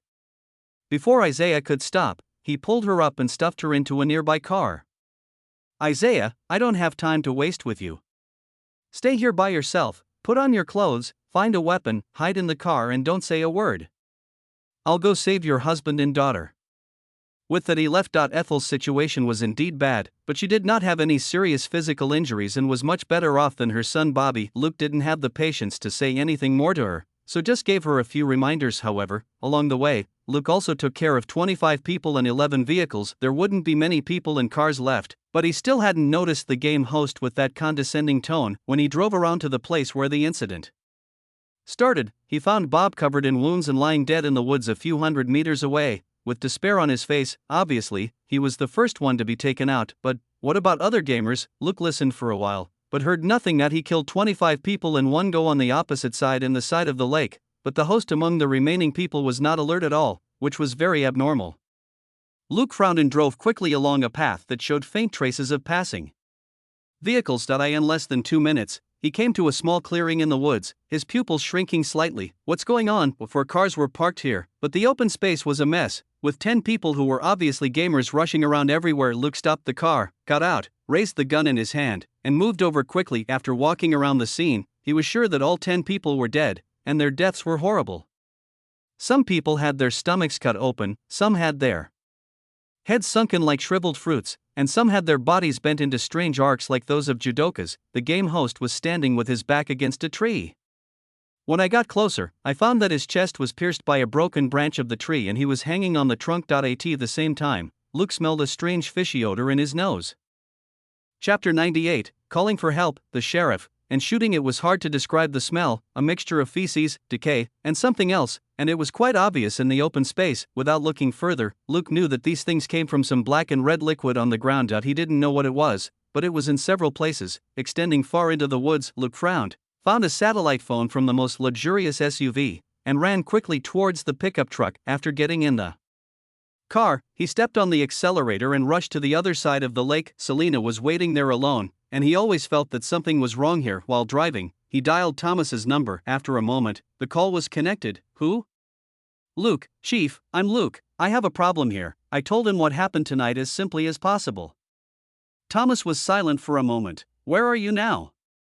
"Luke, I don't know, but we were knocked unconscious and taken away on the road 50 kilometers from Wolfkill, and then we drove for another half an hour or so in the wilderness." "Thomas, keep your phone open, I'll call someone over right away." "Luke, okay, Chief." "Oh, I suspect that the missing couple case we are investigating is also related to these people, and from the tone of those people, it seems that they have done this many times." "Thomas, I understand. I will notify the FBI to come together." Thomas certainly understood why Luke said this. If it was just a simple case, even if it was a homicide, it should be investigated by Wolfkill's police, but if it is a serial homicide involving multiple victims, the FBI has the right to intervene. The advantage of doing this is that even though these people have great power in Wolfkill, they cannot influence the FBI, a national agency. More importantly, the Houston Police Department has no right to investigate this case. After all, this is not the jurisdiction of the Houston Police Department. Thomas called the FBI, it must be his connections. Just think about how much help this can give to Luke. Moreover, Luke had already captured most of the criminals. For the FBI, this case was a great achievement that came right to their doorstep, so Thomas had the confidence to look for his acquaintances. This is not Thomas asking for help, but giving credit to the other party. As long as the other party is not stupid, he will definitely come as soon as possible, Thomas added. Well, you just said there were seriously injured people there, right? Luke was stunned. Did he say that? The seriously injured ones were probably the game players. The only one who was barely seriously injured was the little boy Bobby. Bob's father had already died of serious injuries, but he thought about it and immediately understood. Yes, a high school student was seriously injured and needs immediate treatment. Thomas, okay, I will contact the rescue helicopter from Houston as soon as possible. Luke, thank you, Chief. Thomas didn't say anything, just hummed and hung up the phone that he is indeed Robert's best friend. Luke sighed in his heart. With Thomas's words, the Houston Police Department could legitimately send police officers to follow the rescue helicopter. This means that Luke must be protected first no matter what. Putting down the satellite phone in his hand, Luke sped up. The pickup truck rushed far past where Isel was. Luke just glanced at it and found that there seemed to be no movement over there, so he continued to move forward. The same thing happened when I passed by Bobby's place. For Luke, Selena is the person he needs to ensure safety the most. Bob had saved 2 members of his family, and he had done his best. When they reached the other side of the lake, Luke got out of the car. There was no path in the woods where he had sent Selena.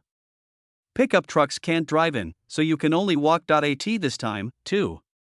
Police cars also drove over from the other side of the lake. They didn't flash their lights or sound their sirens, but Luke heard them coming. He could only stop, stand beside the car and look at the police car. 2 police cars stopped over there and one person got out of each. An old policeman in his 40s spoke up. We are from the Wolfkel Police Department. Stop and don't move, or we will shoot. Luke was helpless. He couldn't just shoot the 2 policemen to death, and the woods were still some distance away.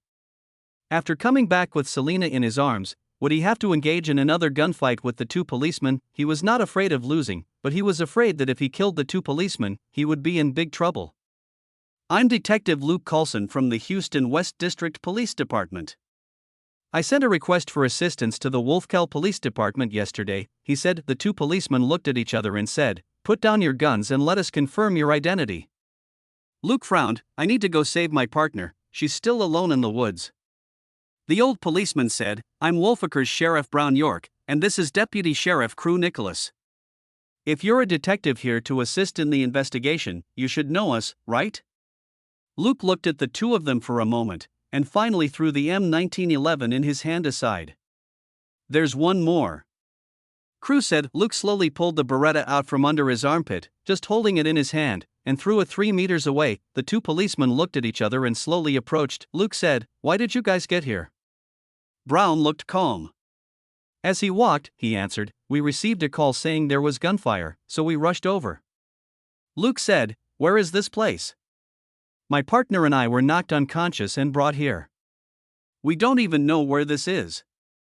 It's about 50 kilometers away from Wolfkel.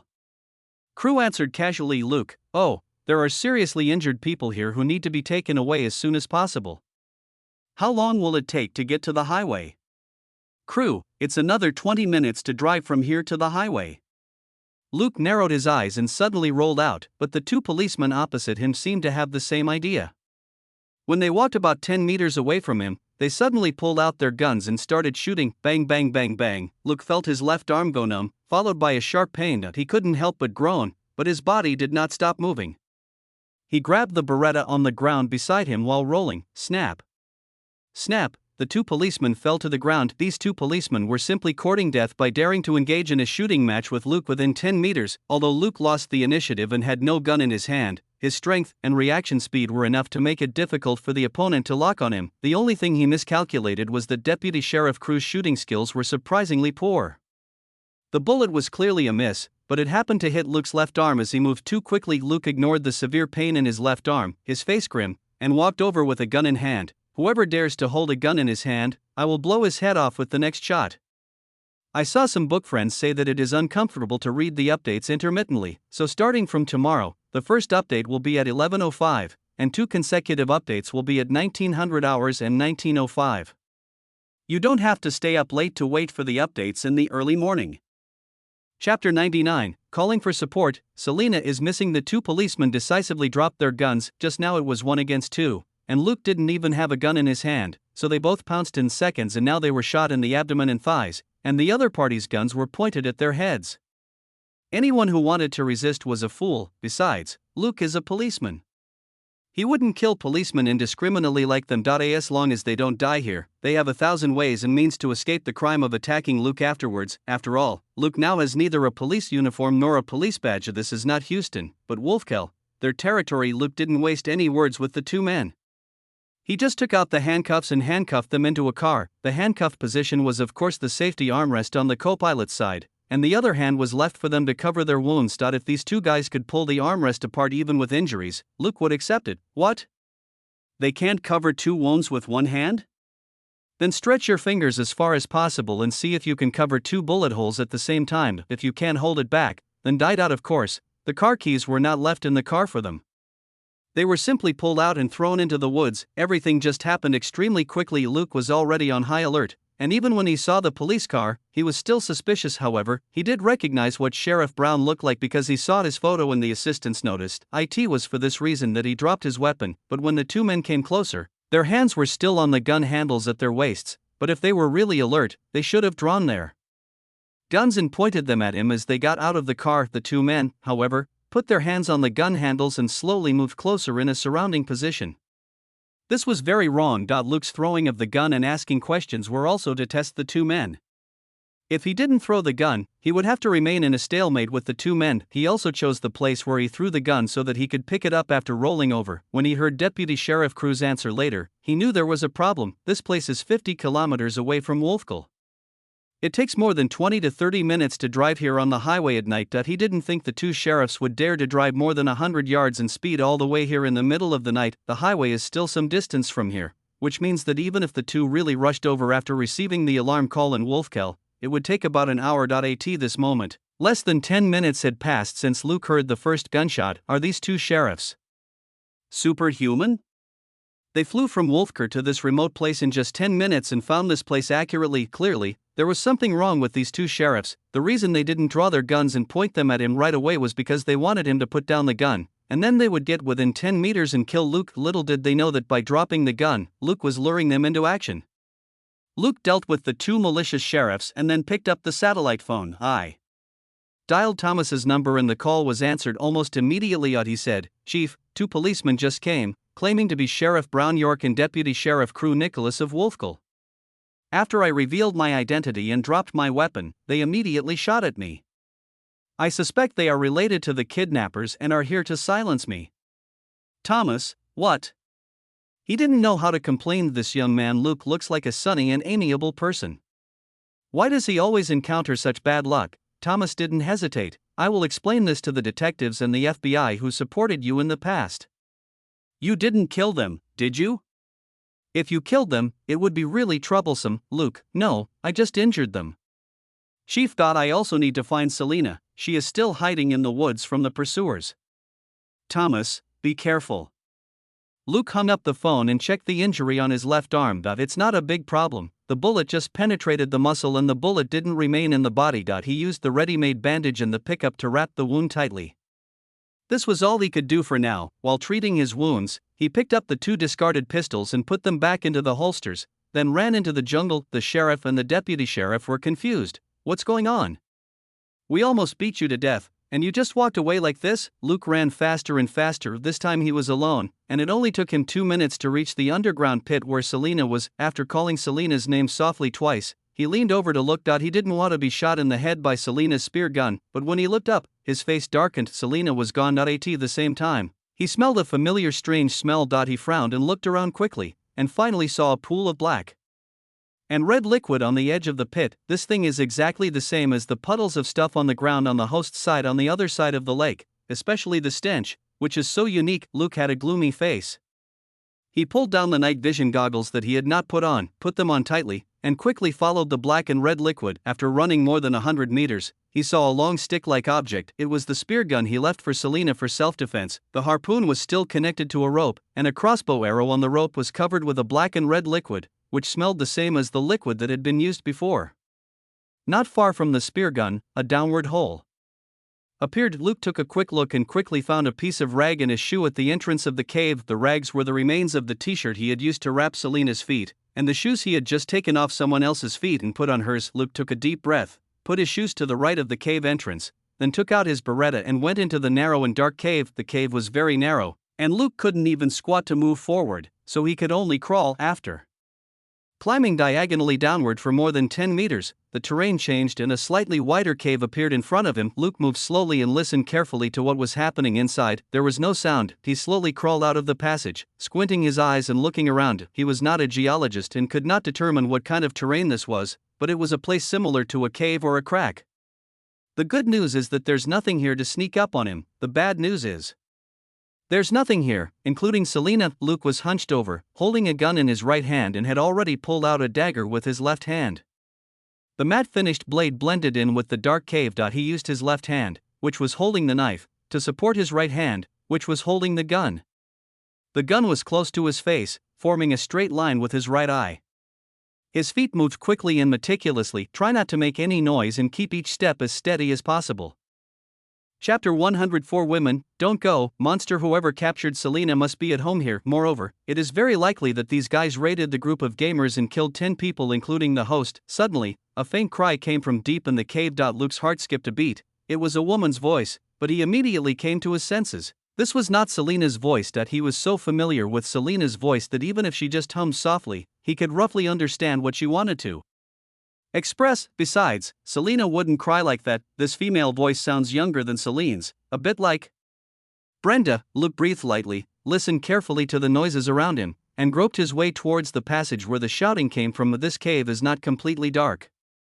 There is a faint light emitted from the walls and stones everywhere. Maybe it was fluorite, or maybe it was something else. Luke didn't know, but the night vision goggles were enough to see the situation in the cave clearly. This time he moved inside for 5 minutes before he arrived at a larger cave. Luke poked his head out slightly and looked into the cave with one eye. Then he saw, for women. Luke was slightly startled, then narrowed his eyes. He knew 3 of the 4 women, not to mention Selina. He didn't even need to look closely at her figure. He could confirm it was her intuitively. The other 2 were Ethel and Brenda, a mother and daughter, but at this moment, the mother and daughter were almost naked, hugging each other and shivering, and Brenda was still crying softly. The other woman was sitting against the wall of the cave like a dead person. Luke saw her head and limbs move, so she was not dead.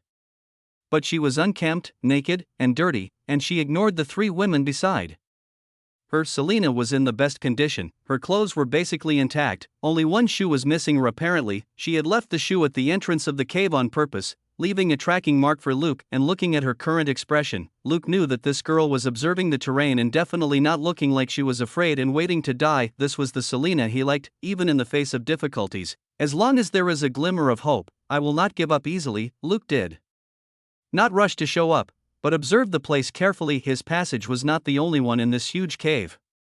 Several dark entrances could be vaguely seen. However, there were only 4 women there, no one else. Luke could smell all kinds of odors at the tip of his nose. The most obvious one was the strange smell mixed with the stench of rotten feces that he smelled outside, followed by a strong smell of blood. In fact, it would be best to go and save people now. Although in movies people who rescue others usually end up in trouble, this is the case in most cases of people being rescued in real life. If we don't save people before the enemies appear, do we have to wait for the enemies to appear? What gave Luke a headache were the other 3 women. Let's not talk about the woman who has always looked like a corpse, but he believed that as long as he showed up, the mother and daughter who were still sobbing together would probably burst into tears and make a fuss. This is not because they are stupid, but a normal human reaction. Calling for help when encountering danger is the instinct of most people. Only someone like Selina who has been trained knows that she should suppress her emotions and not make any noise at this time. What's more troublesome is that even if they didn't scream, how could he get them out? Strength and physical strength are not a problem, but he is just a normal person, not an octopus monster, and it is impossible for him to escape with 3 women in his arms. He didn't think that the mother and daughter would watch him rescue Selina while they just stayed there obediently. Besides, it is difficult for other people to help with climbing out of the cave unless there is someone outside pulling it together with a rope. Luke didn't hesitate too much and tapped the handle of the knife in his hand rhythmically on the stone wall beside him. The mother and daughter who were still crying did not notice the slight movement, but Selina, who had been trying to observe the environment, noticed it. She was startled for a moment, then looked around more carefully. her eyes clearly lingering around the entrance of Luke's cave. When her gaze turned to him, Luke leaned out half of his head and made a few gestures with one hand. It was difficult for Selena to see the gesture clearly, but she could make out vague movements. They were blurry, but enough to tell her the most important information: that was a human being. And a human being who knew Morse code and tactical sign language, and at this moment, here, the only person she could think of who would show up like this was Luke. He is here, after such a long time. The effect of the anesthetic in Selena's body faded a little, and her mind became much clearer. She only thought about it for a moment and understood why Luke didn't come out. This is a cave. Any loud sound will be heard from far away. It's hard to say what will happen to the frightened mother and daughter beside Luke when he comes out. She hesitated for a moment, and finally said to the mother and daughter beside her, "I have to pee urgently." As she said that, she wanted to get up, but Brenda screamed, "Don't go. I'm scared." Her voice was ridiculously loud. "Selena, oh, what do you mean by don't leave?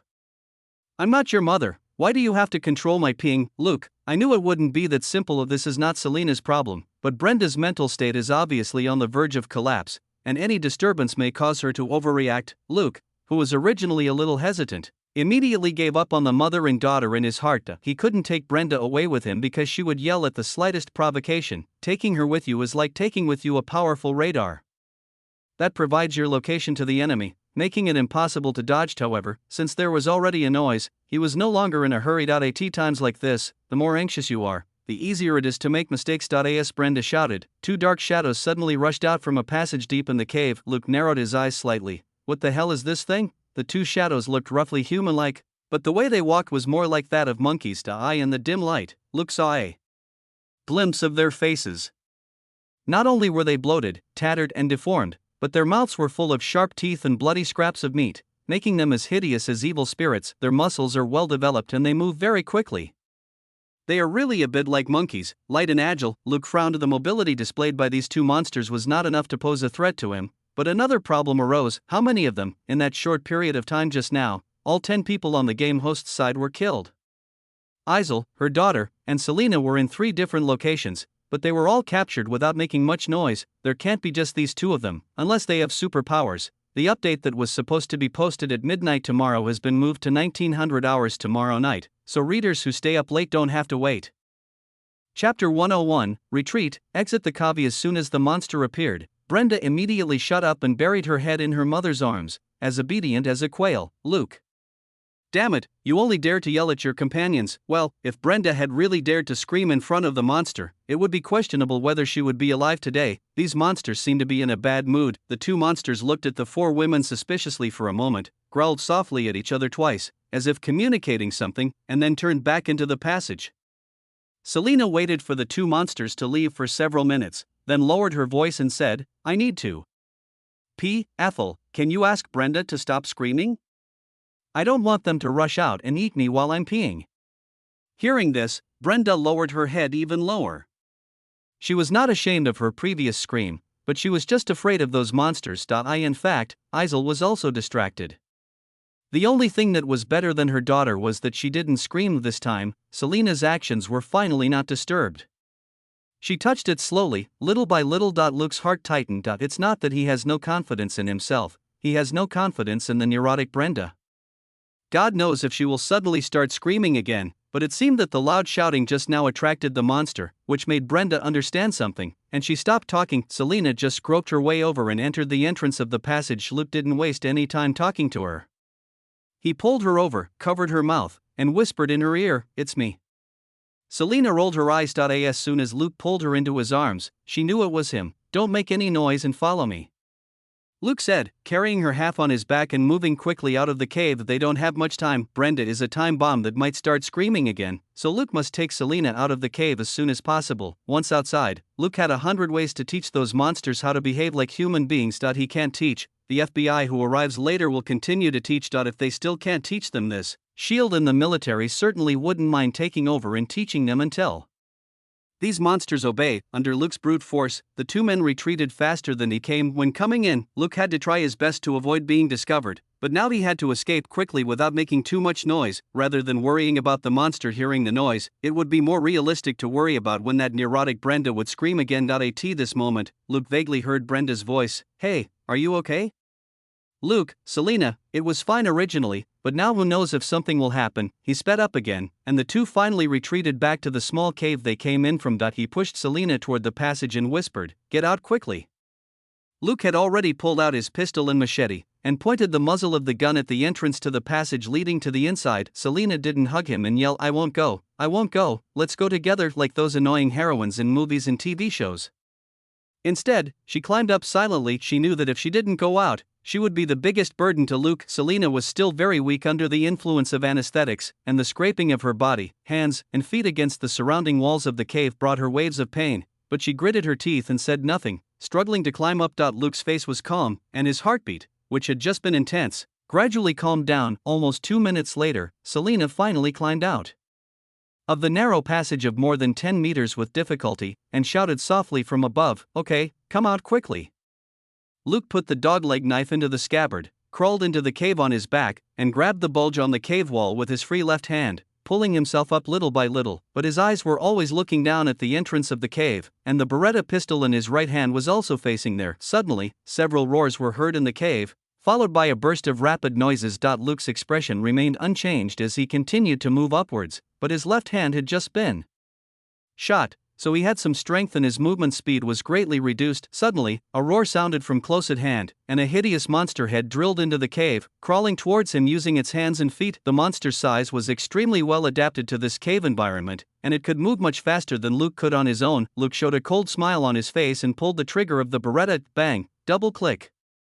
The headshot was unsuccessful. 2 bullets hit the monster's body, splashing 2 balls of blood, but its head somehow dodged away. It opened its mouth and roared, as if stimulated by the pain, and its body accelerated upwards, but its life ends here. Bang, double click on the headshot. This time it didn't dodge.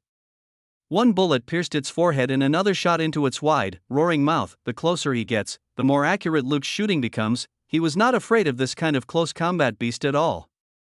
As long as there were bullets in the gun in his hand, and the bullets could still blow off the opponent's head, he would be invincible in this passage where there was no room for avoidance. The only bad thing is that he now has tinnitus. Firing guns in a closed environment, it felt like my eardrums were about to burst. Suddenly, Selena above her head yelled, "Grab the rope."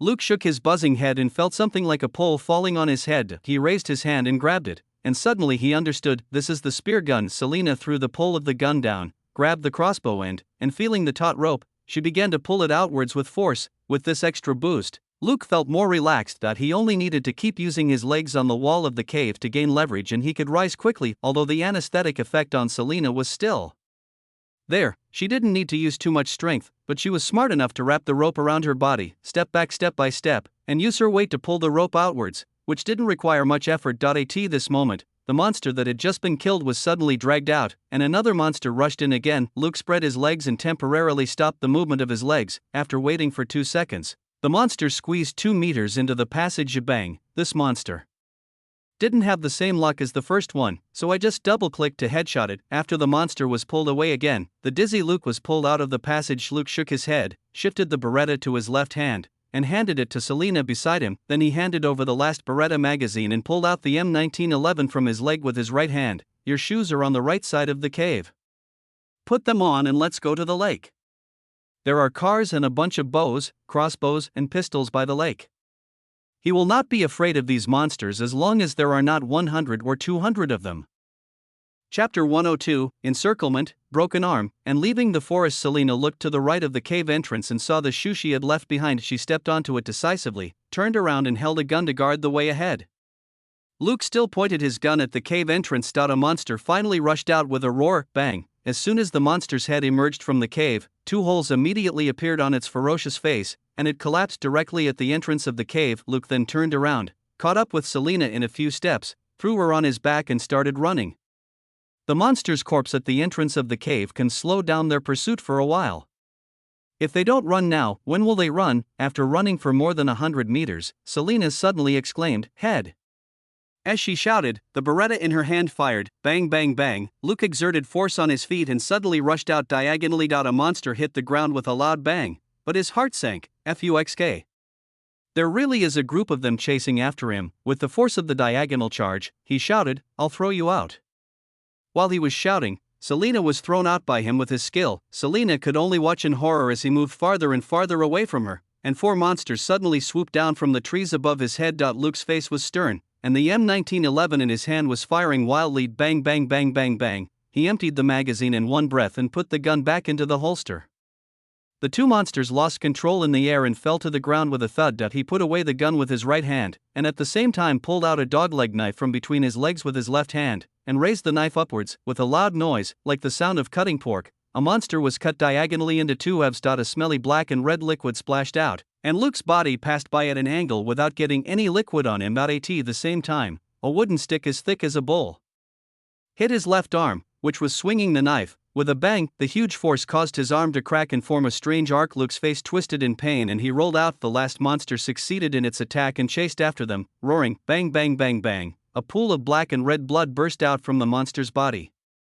It suddenly lost control and rolled to the ground, but it was still struggling desperately and wanted to attack Luke, who was 2 meters away. Luke gritted his teeth, picked up the fallen knife with his right hand, and threw it out. Puff, with tremendous force, the dogleg knife chopped directly into the monster's head, chopping off 1/3 of its head, and then inserted into the ground next to it, leaving only the handle there.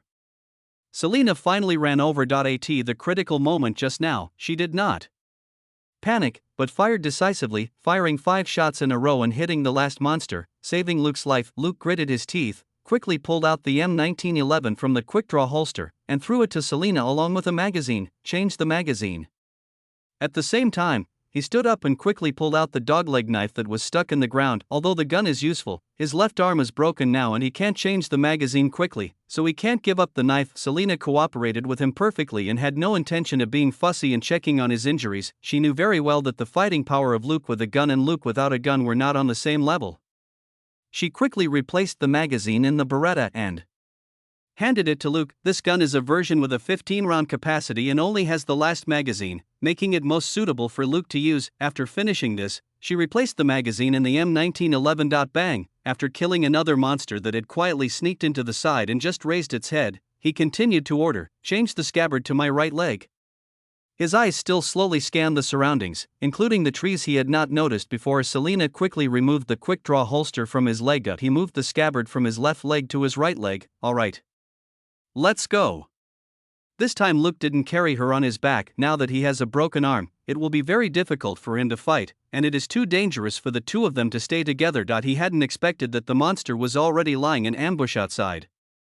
He wanted to get back to the lake as soon as possible, so he carried Selina on his back. Now that he is injured, he may be attacked again later, so he naturally has to prioritize ensuring his own combat effectiveness. The 2 men moved through the woods, but they couldn't move fast without Luke's help. Selina had a hard time walking, but now Luke was on guard all around, and the danger level was no higher than before when he ran away carrying her on his back. A moment later, there was a rustling sound of leaves. Luke said nothing, but raised the gun in his hand. Bang! A monster that swooped down from the sky had its head blown off in midair. "Don't panic, don't stop, keep going," Luke said in a deep voice. Snap! Snap! The 2 monsters that pounced on them from the left and right were shot in the front and back of the head. Luke and the other man did not slow down their movement speed. The 2 monsters rolled and smashed into the road they had just passed. Bang! Luke suddenly turned around and shot dead a monster that jumped out of the bushes in front with 2 shots. Bang! Another monster that attacked from behind had its head blown off 1 meter in front of him. He exerted a little force with his feet and stepped back 2 meters, avoiding the monster's corpse that was pouncing on him. After running a few dozen meters again, 2 monsters rushed out from behind him again. Snap! Snap! Snap! This time Luke finally made a mistake.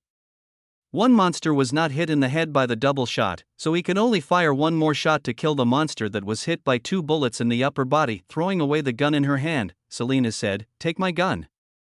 Luke reached out his hand and just took the M1911 she handed over. 2 minutes later, the 2 finally rushed out of the woods. 12 corpses of the chasing monsters fell behind them, but they still kept chasing them relentlessly. Luke sneered in his heart and said, "Go to the 4 off-road vehicles." Snap! Snap! After 2 consecutive double hits, the 2 monsters fell and struggled, and he handed the gun to Selina again. 2 seconds later, he took the M1911 with the magazine changed. "There is a gun next to the SUV on the left. Take it and then go see if there is any heavy firepower in the 2 police cars." "Selina, police car?" She didn't stop when she asked this question. Luke, Wolfgall's sheriff and deputy sheriff are in cahoots with the group of perverts who are playing the killing game. They came here to help silence them. Selina was surprised, but she quickly found an M1911 from a pile of pistols on the ground, picked it up, and ran to the police car. Bang, bang, bang. Luke fired 4 shots again, knocking down 2 monsters that were rushing forward, but he knew in his heart that his hit rate had dropped a lot due to constant fighting and running. For the last few, he didn't dare to double-click to shoot their heads, but instead shot directly at their torsos. Although this won't kill them in one shot, most monsters will lose most of their mobility after being hit by 2 shots. Without their extraordinary speed, their threat would be much smaller. Chapter 103, FBI arrives, treats injuries. Selina looked for the police car and whispered in disappointment, "Damn, they only have 2 shotguns in the car." This gun is actually pretty good, with great power and a high melee hit rate, making it suitable for fighting this kind of monster, but Luke broke one of his hands, so it would be very inconvenient to use it. Luke said calmly, "My pistol is enough. You can use the shotgun yourself. Check all the guns and throw the loaded guns over later." There were 10 people by the lake, and Luke only took away 2 pistols and some magazines. The other 8 guns had at least 100 rounds of bullets in total that could be fired directly, so he didn't even have to change magazines. Selina decisively ran back with 2 shotguns. After coming over, she stuffed her M1911 into his armpit holster, and then put a revolver into his hand to replace the M1911 that had fired 4 rounds. Luke's hand felt heavy and he was stunned for a moment, looking at the revolver in his hand, a Smith & Wesson M500. He had seen this gun just now, but the mere 5-round capacity and the troublesome loading process made him give up on this powerful weapon. But it can be used now. Anyway, it can be thrown away after the attack. This thing called a hand cannon is enough to blast through the bodies of several monsters. A bang, bang, bang. 3 low-pitched gunshots were heard, and a hole appeared on the chest of the 2 monsters that rushed out. They fell to the ground and twitched instantly, without even struggling or roaring. It was his first time using this gun. The second shot missed, and the last shot hit the target point. 2 more monsters rushed out immediately afterwards. Bang, bang. One of these 2 monsters had its head completely blown to pieces, and the other had half of its neck and shoulder missing. They also pounced in seconds, throwing away the M500 in his hand. Luke pulled out the M1911 again. This time, the woods finally became quiet, and Selina's breathing paused for a moment. This seemed to be the prelude to the appearance of a superboss. In the end, it turns out that this movie scene didn't happen. There was no monster leader as big as a hill rushing out of the woods, but a buzzing sound was heard in the air. A few minutes later, Selina looked up and saw 2 red dots flashing in the night sky. Is there a helicopter? Well, once the FBI, who always come out to clean up the mess at the end of a movie, arrives, we'll be safe, Luke said. Selina looked confused. Huh? What do you mean? Luke could only explain, "Before I came to see you, I had already called Director Thomas. He said he would send a rescue helicopter over and notify the FBI. Go adjust the headlights of these cars and point out the open space for them." A few minutes later, 12 people got off 2 helicopters that landed on the flat ground by the lake near the 2 people. 8 FBI agents descended from a helicopter painted with FBI livery. Of the 4 people who got off the rescue painted helicopter, 2 were dressed as doctors, and 2 were veteran detectives from the Serious Crime Squad and Thomas's die-hard supporters. They were in plain clothes. All FBI agents are equipped with bulletproof vests and short and long weapons. When the 2 plainclothes detectives saw Luke and his companion, they immediately drew their guns and ran over to them. An alert, Luke motioned for Selina to come over. Still facing the woods, the FBI and 2 detectives from the Houston Police Department listened to Selina's brief description of the situation. 4 FBI agents covered the edge of the woods and approached the bodies of the monsters that were killed by Luke. After checking for a while, their faces became solemn, and someone quickly returned to the plane to contact his superior. Luke watched the FBI agents take over the defense before he walked to the helicopter, greeted the 2 detectives and said thank you. He waited until the reporting agent finished the call before he spoke. Those monsters killed a group of people on the other side of the lake. When the reinforcements arrive, you can go over and take a look. But with so few people, it's best not to go over there. Those monsters are too difficult to deal with. They are very fast, can move quickly on trees, and are stronger than ordinary people. The agent nodded. Well, thank you for your reminder, we will be careful. Luke shook his head. We should thank you.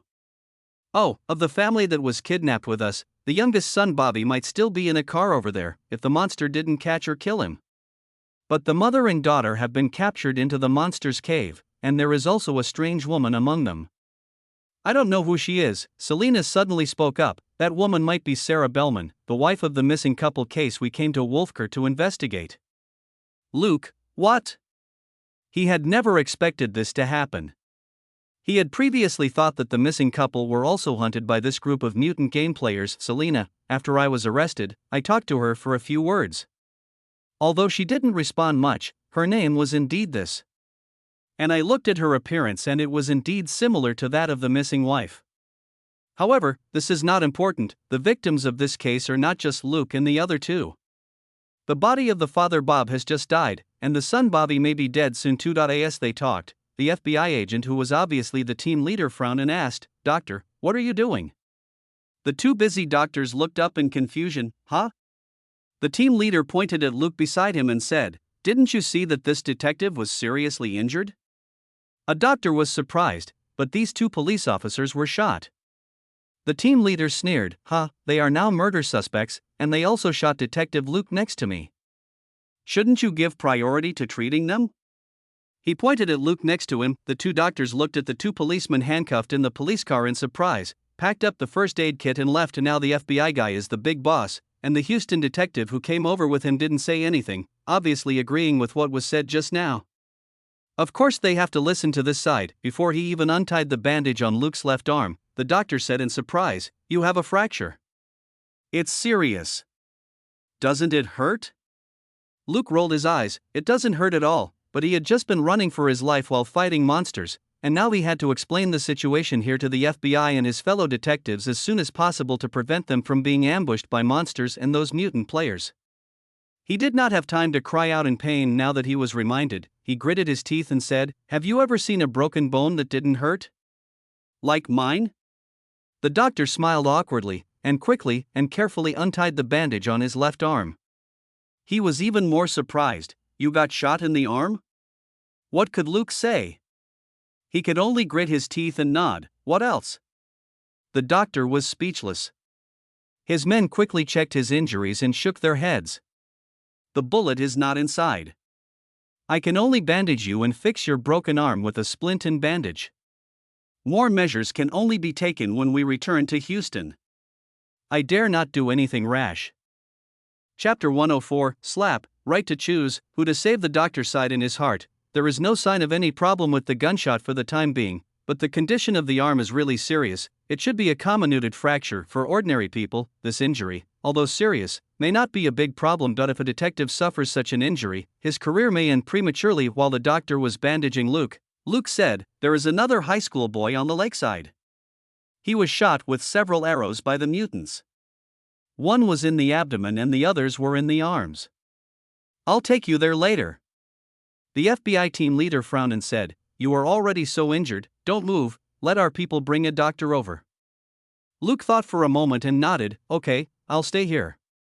At least 4 of your people will have to go over there. And be careful when you get off the car. That kind of monster is too dangerous." The team leader was a little bit grumbling in his heart. "You are just a small policeman, why do you look down on our detectives? Can you be as good as 4 of my men?" The team leader only said this in his heart. For the sake of face, he would not say anything.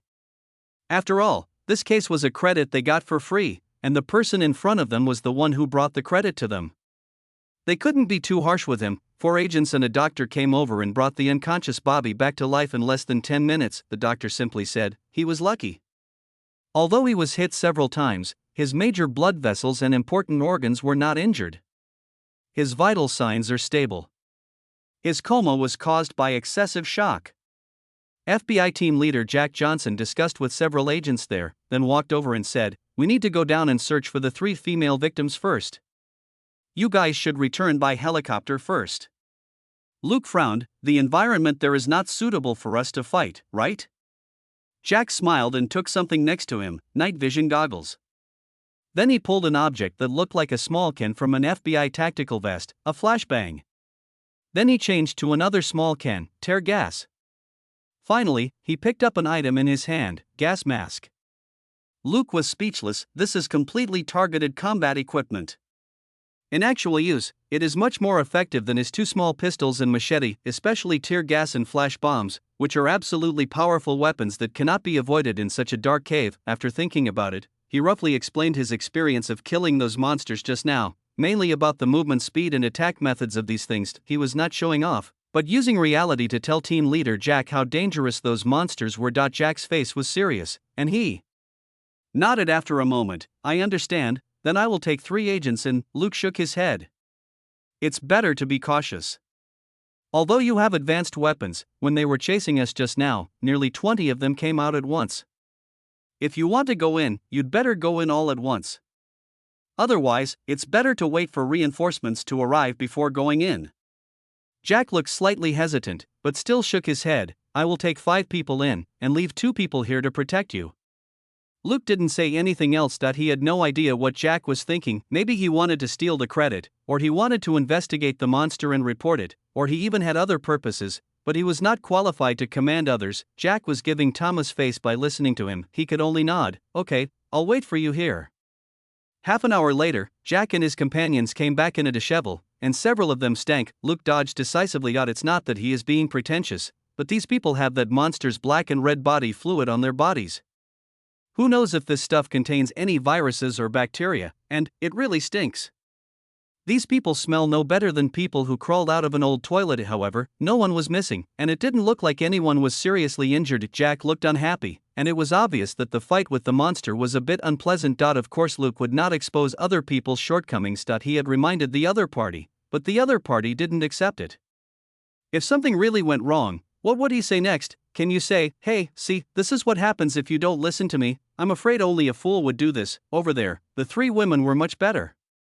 It was obvious that they were protected and did not participate in the battle. There was very little black and red body fluids on their bodies. Suddenly, Brenda rushed over and said, "Ah, you bastard, you actually left us and ran away. I'm going to kill you." She was shouting at Selena. Luke watched coldly until Brenda rushed to Selena and raised her hand, but Selena still had a conflicted look on her face and did not move. He took a step forward and stood between the 2 of them. Brenda's hand slapped his chest. Luke looked at her quietly for a moment before he said, "Can we go home now?" Brenda was stunned for a moment, then she started to yell, "Why? Why could she abandon us and run away?" Luke laughed, "Because she has no ability to save you, nor the obligation to save you, otherwise she wouldn't have been caught by the monster and thrown into the cave, right?" Brenda, liar. You liars, I'm going to kill you. She waved her hands and grabbed Luke's face. Bang! Brenda's face was twisted away by the beating, and she rushed to the side crookedly and fell to the ground, her face full of confusion. "Ah, what happened to me? I feel dizzy." Luke pulled Selena aside and asked in a low voice, "Why don't you get out of the way?" Selena was tangled. "I, after all, left them and ran away." Luke chuckled and shook his finger. "No, I was the one who abandoned them and ran away, not you. You were just the partner I rescued, not the police officer who went in to save them, right?" "Selena, huh?" Luke's face was indifferent, "Because I was the only one in the cave who had the right to decide who to rescue. And you didn't have the right to choose at all. So, what does her being abandoned have to do with you?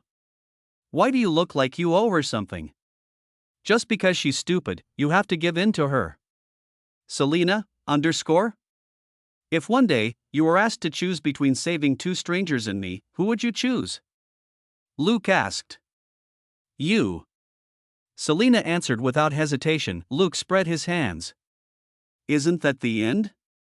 If that day comes, I will definitely not feel the slightest bit of guilt towards those 2 strangers, because this is the choice made by my partner, and I don't want her to feel that this decision is wrong." Selena lowered her head. "I'm sorry." "Luke, no need to say that. Remember, next time someone dares to touch you, just slap them back." Selena is not him.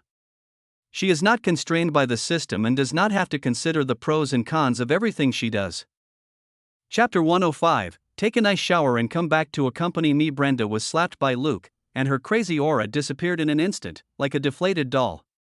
It was her mother Ethel who pulled her back. Unlike this rather silly daughter, Isel is obviously more sober, or more mature. She had seen the miserable state of the men who were beaten by Luke. All of their feet were crushed. A few who were not hit hard started screaming as soon as they regained consciousness. It was this scream that attracted the terrible monster. In the end, all the screaming guys were killed, but she was abducted from the car into an underground cave by the monster, whose car window was broken. Moreover, she learned from her son, who had just woken up, that it was Luke who saved him, compared to her daughter bringing humiliation upon herself by getting slapped in the face. The other person saved her and her son. It can even be said that without Luke, it is unknown whether Brenda and she could get out of the cave alive. It was obvious that these FBI agents were called by Luke. Only a self-righteous little girl like Brenda, who didn't care about the outside world at all, would fail to see this. After the people were rescued, Luke and the others didn't delay any longer and got on the rescue helicopter directly. Jack and his companions entered the cave and came out. It was obvious that there was no large group of monsters inside, so there was no need for him to stay here any longer. The mother and her 2 children, along with Wolfkell's 2 sheriffs, were put on the FBI helicopter. The 2 Houston detectives had to stay here to follow up on the case and collect various evidence to facilitate the later negotiations with Wolfkell. Luke knocked down the sheriff and deputy sheriff, so this is going to be a big trouble. 2 helicopters took off and flew toward Houston. On the plane, Selena withdrew her gaze from the family on the FBI helicopter and turned to look at someone next to her. After a moment, she stretched out her arms, embraced him, and kissed him on the cheek. "Thank you." Luke curled his lips and said, "You're just going to dismiss me for saving your life? Don't people usually ask for lunch for half a year or a year?" Selena decisively said, "I don't have any money. Besides, I'm not thanking you for saving me." Luke was puzzled. Then what is there to thank for? "Selena, of course I thank you for saving me from getting slapped." Luke said, "Oh, Selena, hearing what you said, I also feel that it was unfair to get that slap. If I really got it, I would definitely be so angry that I couldn't sleep when I got home." Luke, hee, how good is your sleep quality? Have you not figured it out after tonight? They carried you in and out of the car like a piglet, but you didn't wake up. So, thank you," Selena said finally, leaning against him, closing her eyes and saying no more. Luke was silent for a moment, then turned his head to look at the night sky with a smile. "A driver in front of me. SHXD, I have to wash my eyes for working an overnight shift. This life is so fucking boring." "And what's wrong with you two? Shouldn't we celebrate our survival by kissing each other deeply? What's the point of just kissing the cheek?" The rescue helicopter sent the 2 to the hospital, and Luke was directly put on a cart and taken away by the doctors and nurses waiting there. Selena was better off. A female doctor was there asking about her physical condition. After examining her body, she treated her abrasions and allowed her to move freely. Selena had no intention of walking, and she had nothing on her body. Even her clothes and shoes were taken from a kidnapper. Luke was quickly pushed into the operating room, and several hours later, he was pushed out of the operating room. Looking at Selena approaching, Luke said helplessly, "Let's talk in my ward."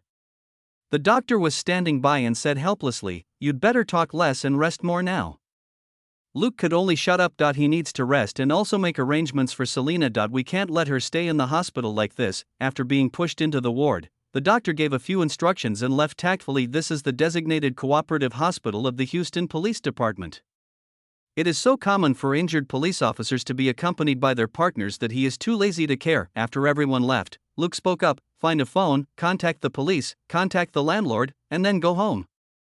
You should at least go back and change your clothes, bring some money and come back, or else you want to starve to death here?" Selena uttered a no but didn't move. Luke was helpless. "Be good, go back and take a shower, clean up your personal hygiene, and come back to accompany me when you smell good, okay?" Selena snorted, "There's a bathroom right here, do I need to go back and take a shower?" "Luke, don't you feel that the clothes you are wearing smell like excrement? Don't forget how smelly that cave is. Do you want to stay with me like this for a night? Bring me some clothes, by the way." Selena then stood up and left. Luke watched her go, chuckled, and shook his head, then looked at his Harvest Tonight mission: eliminate the real-life hunting gang and rescue the victims. Total mission experience, 1,000 points, 1,000. Mission contribution rate 100%, experience gained 1,000 points. 1,000. Mission, eliminate the catacombs and rescue the victims.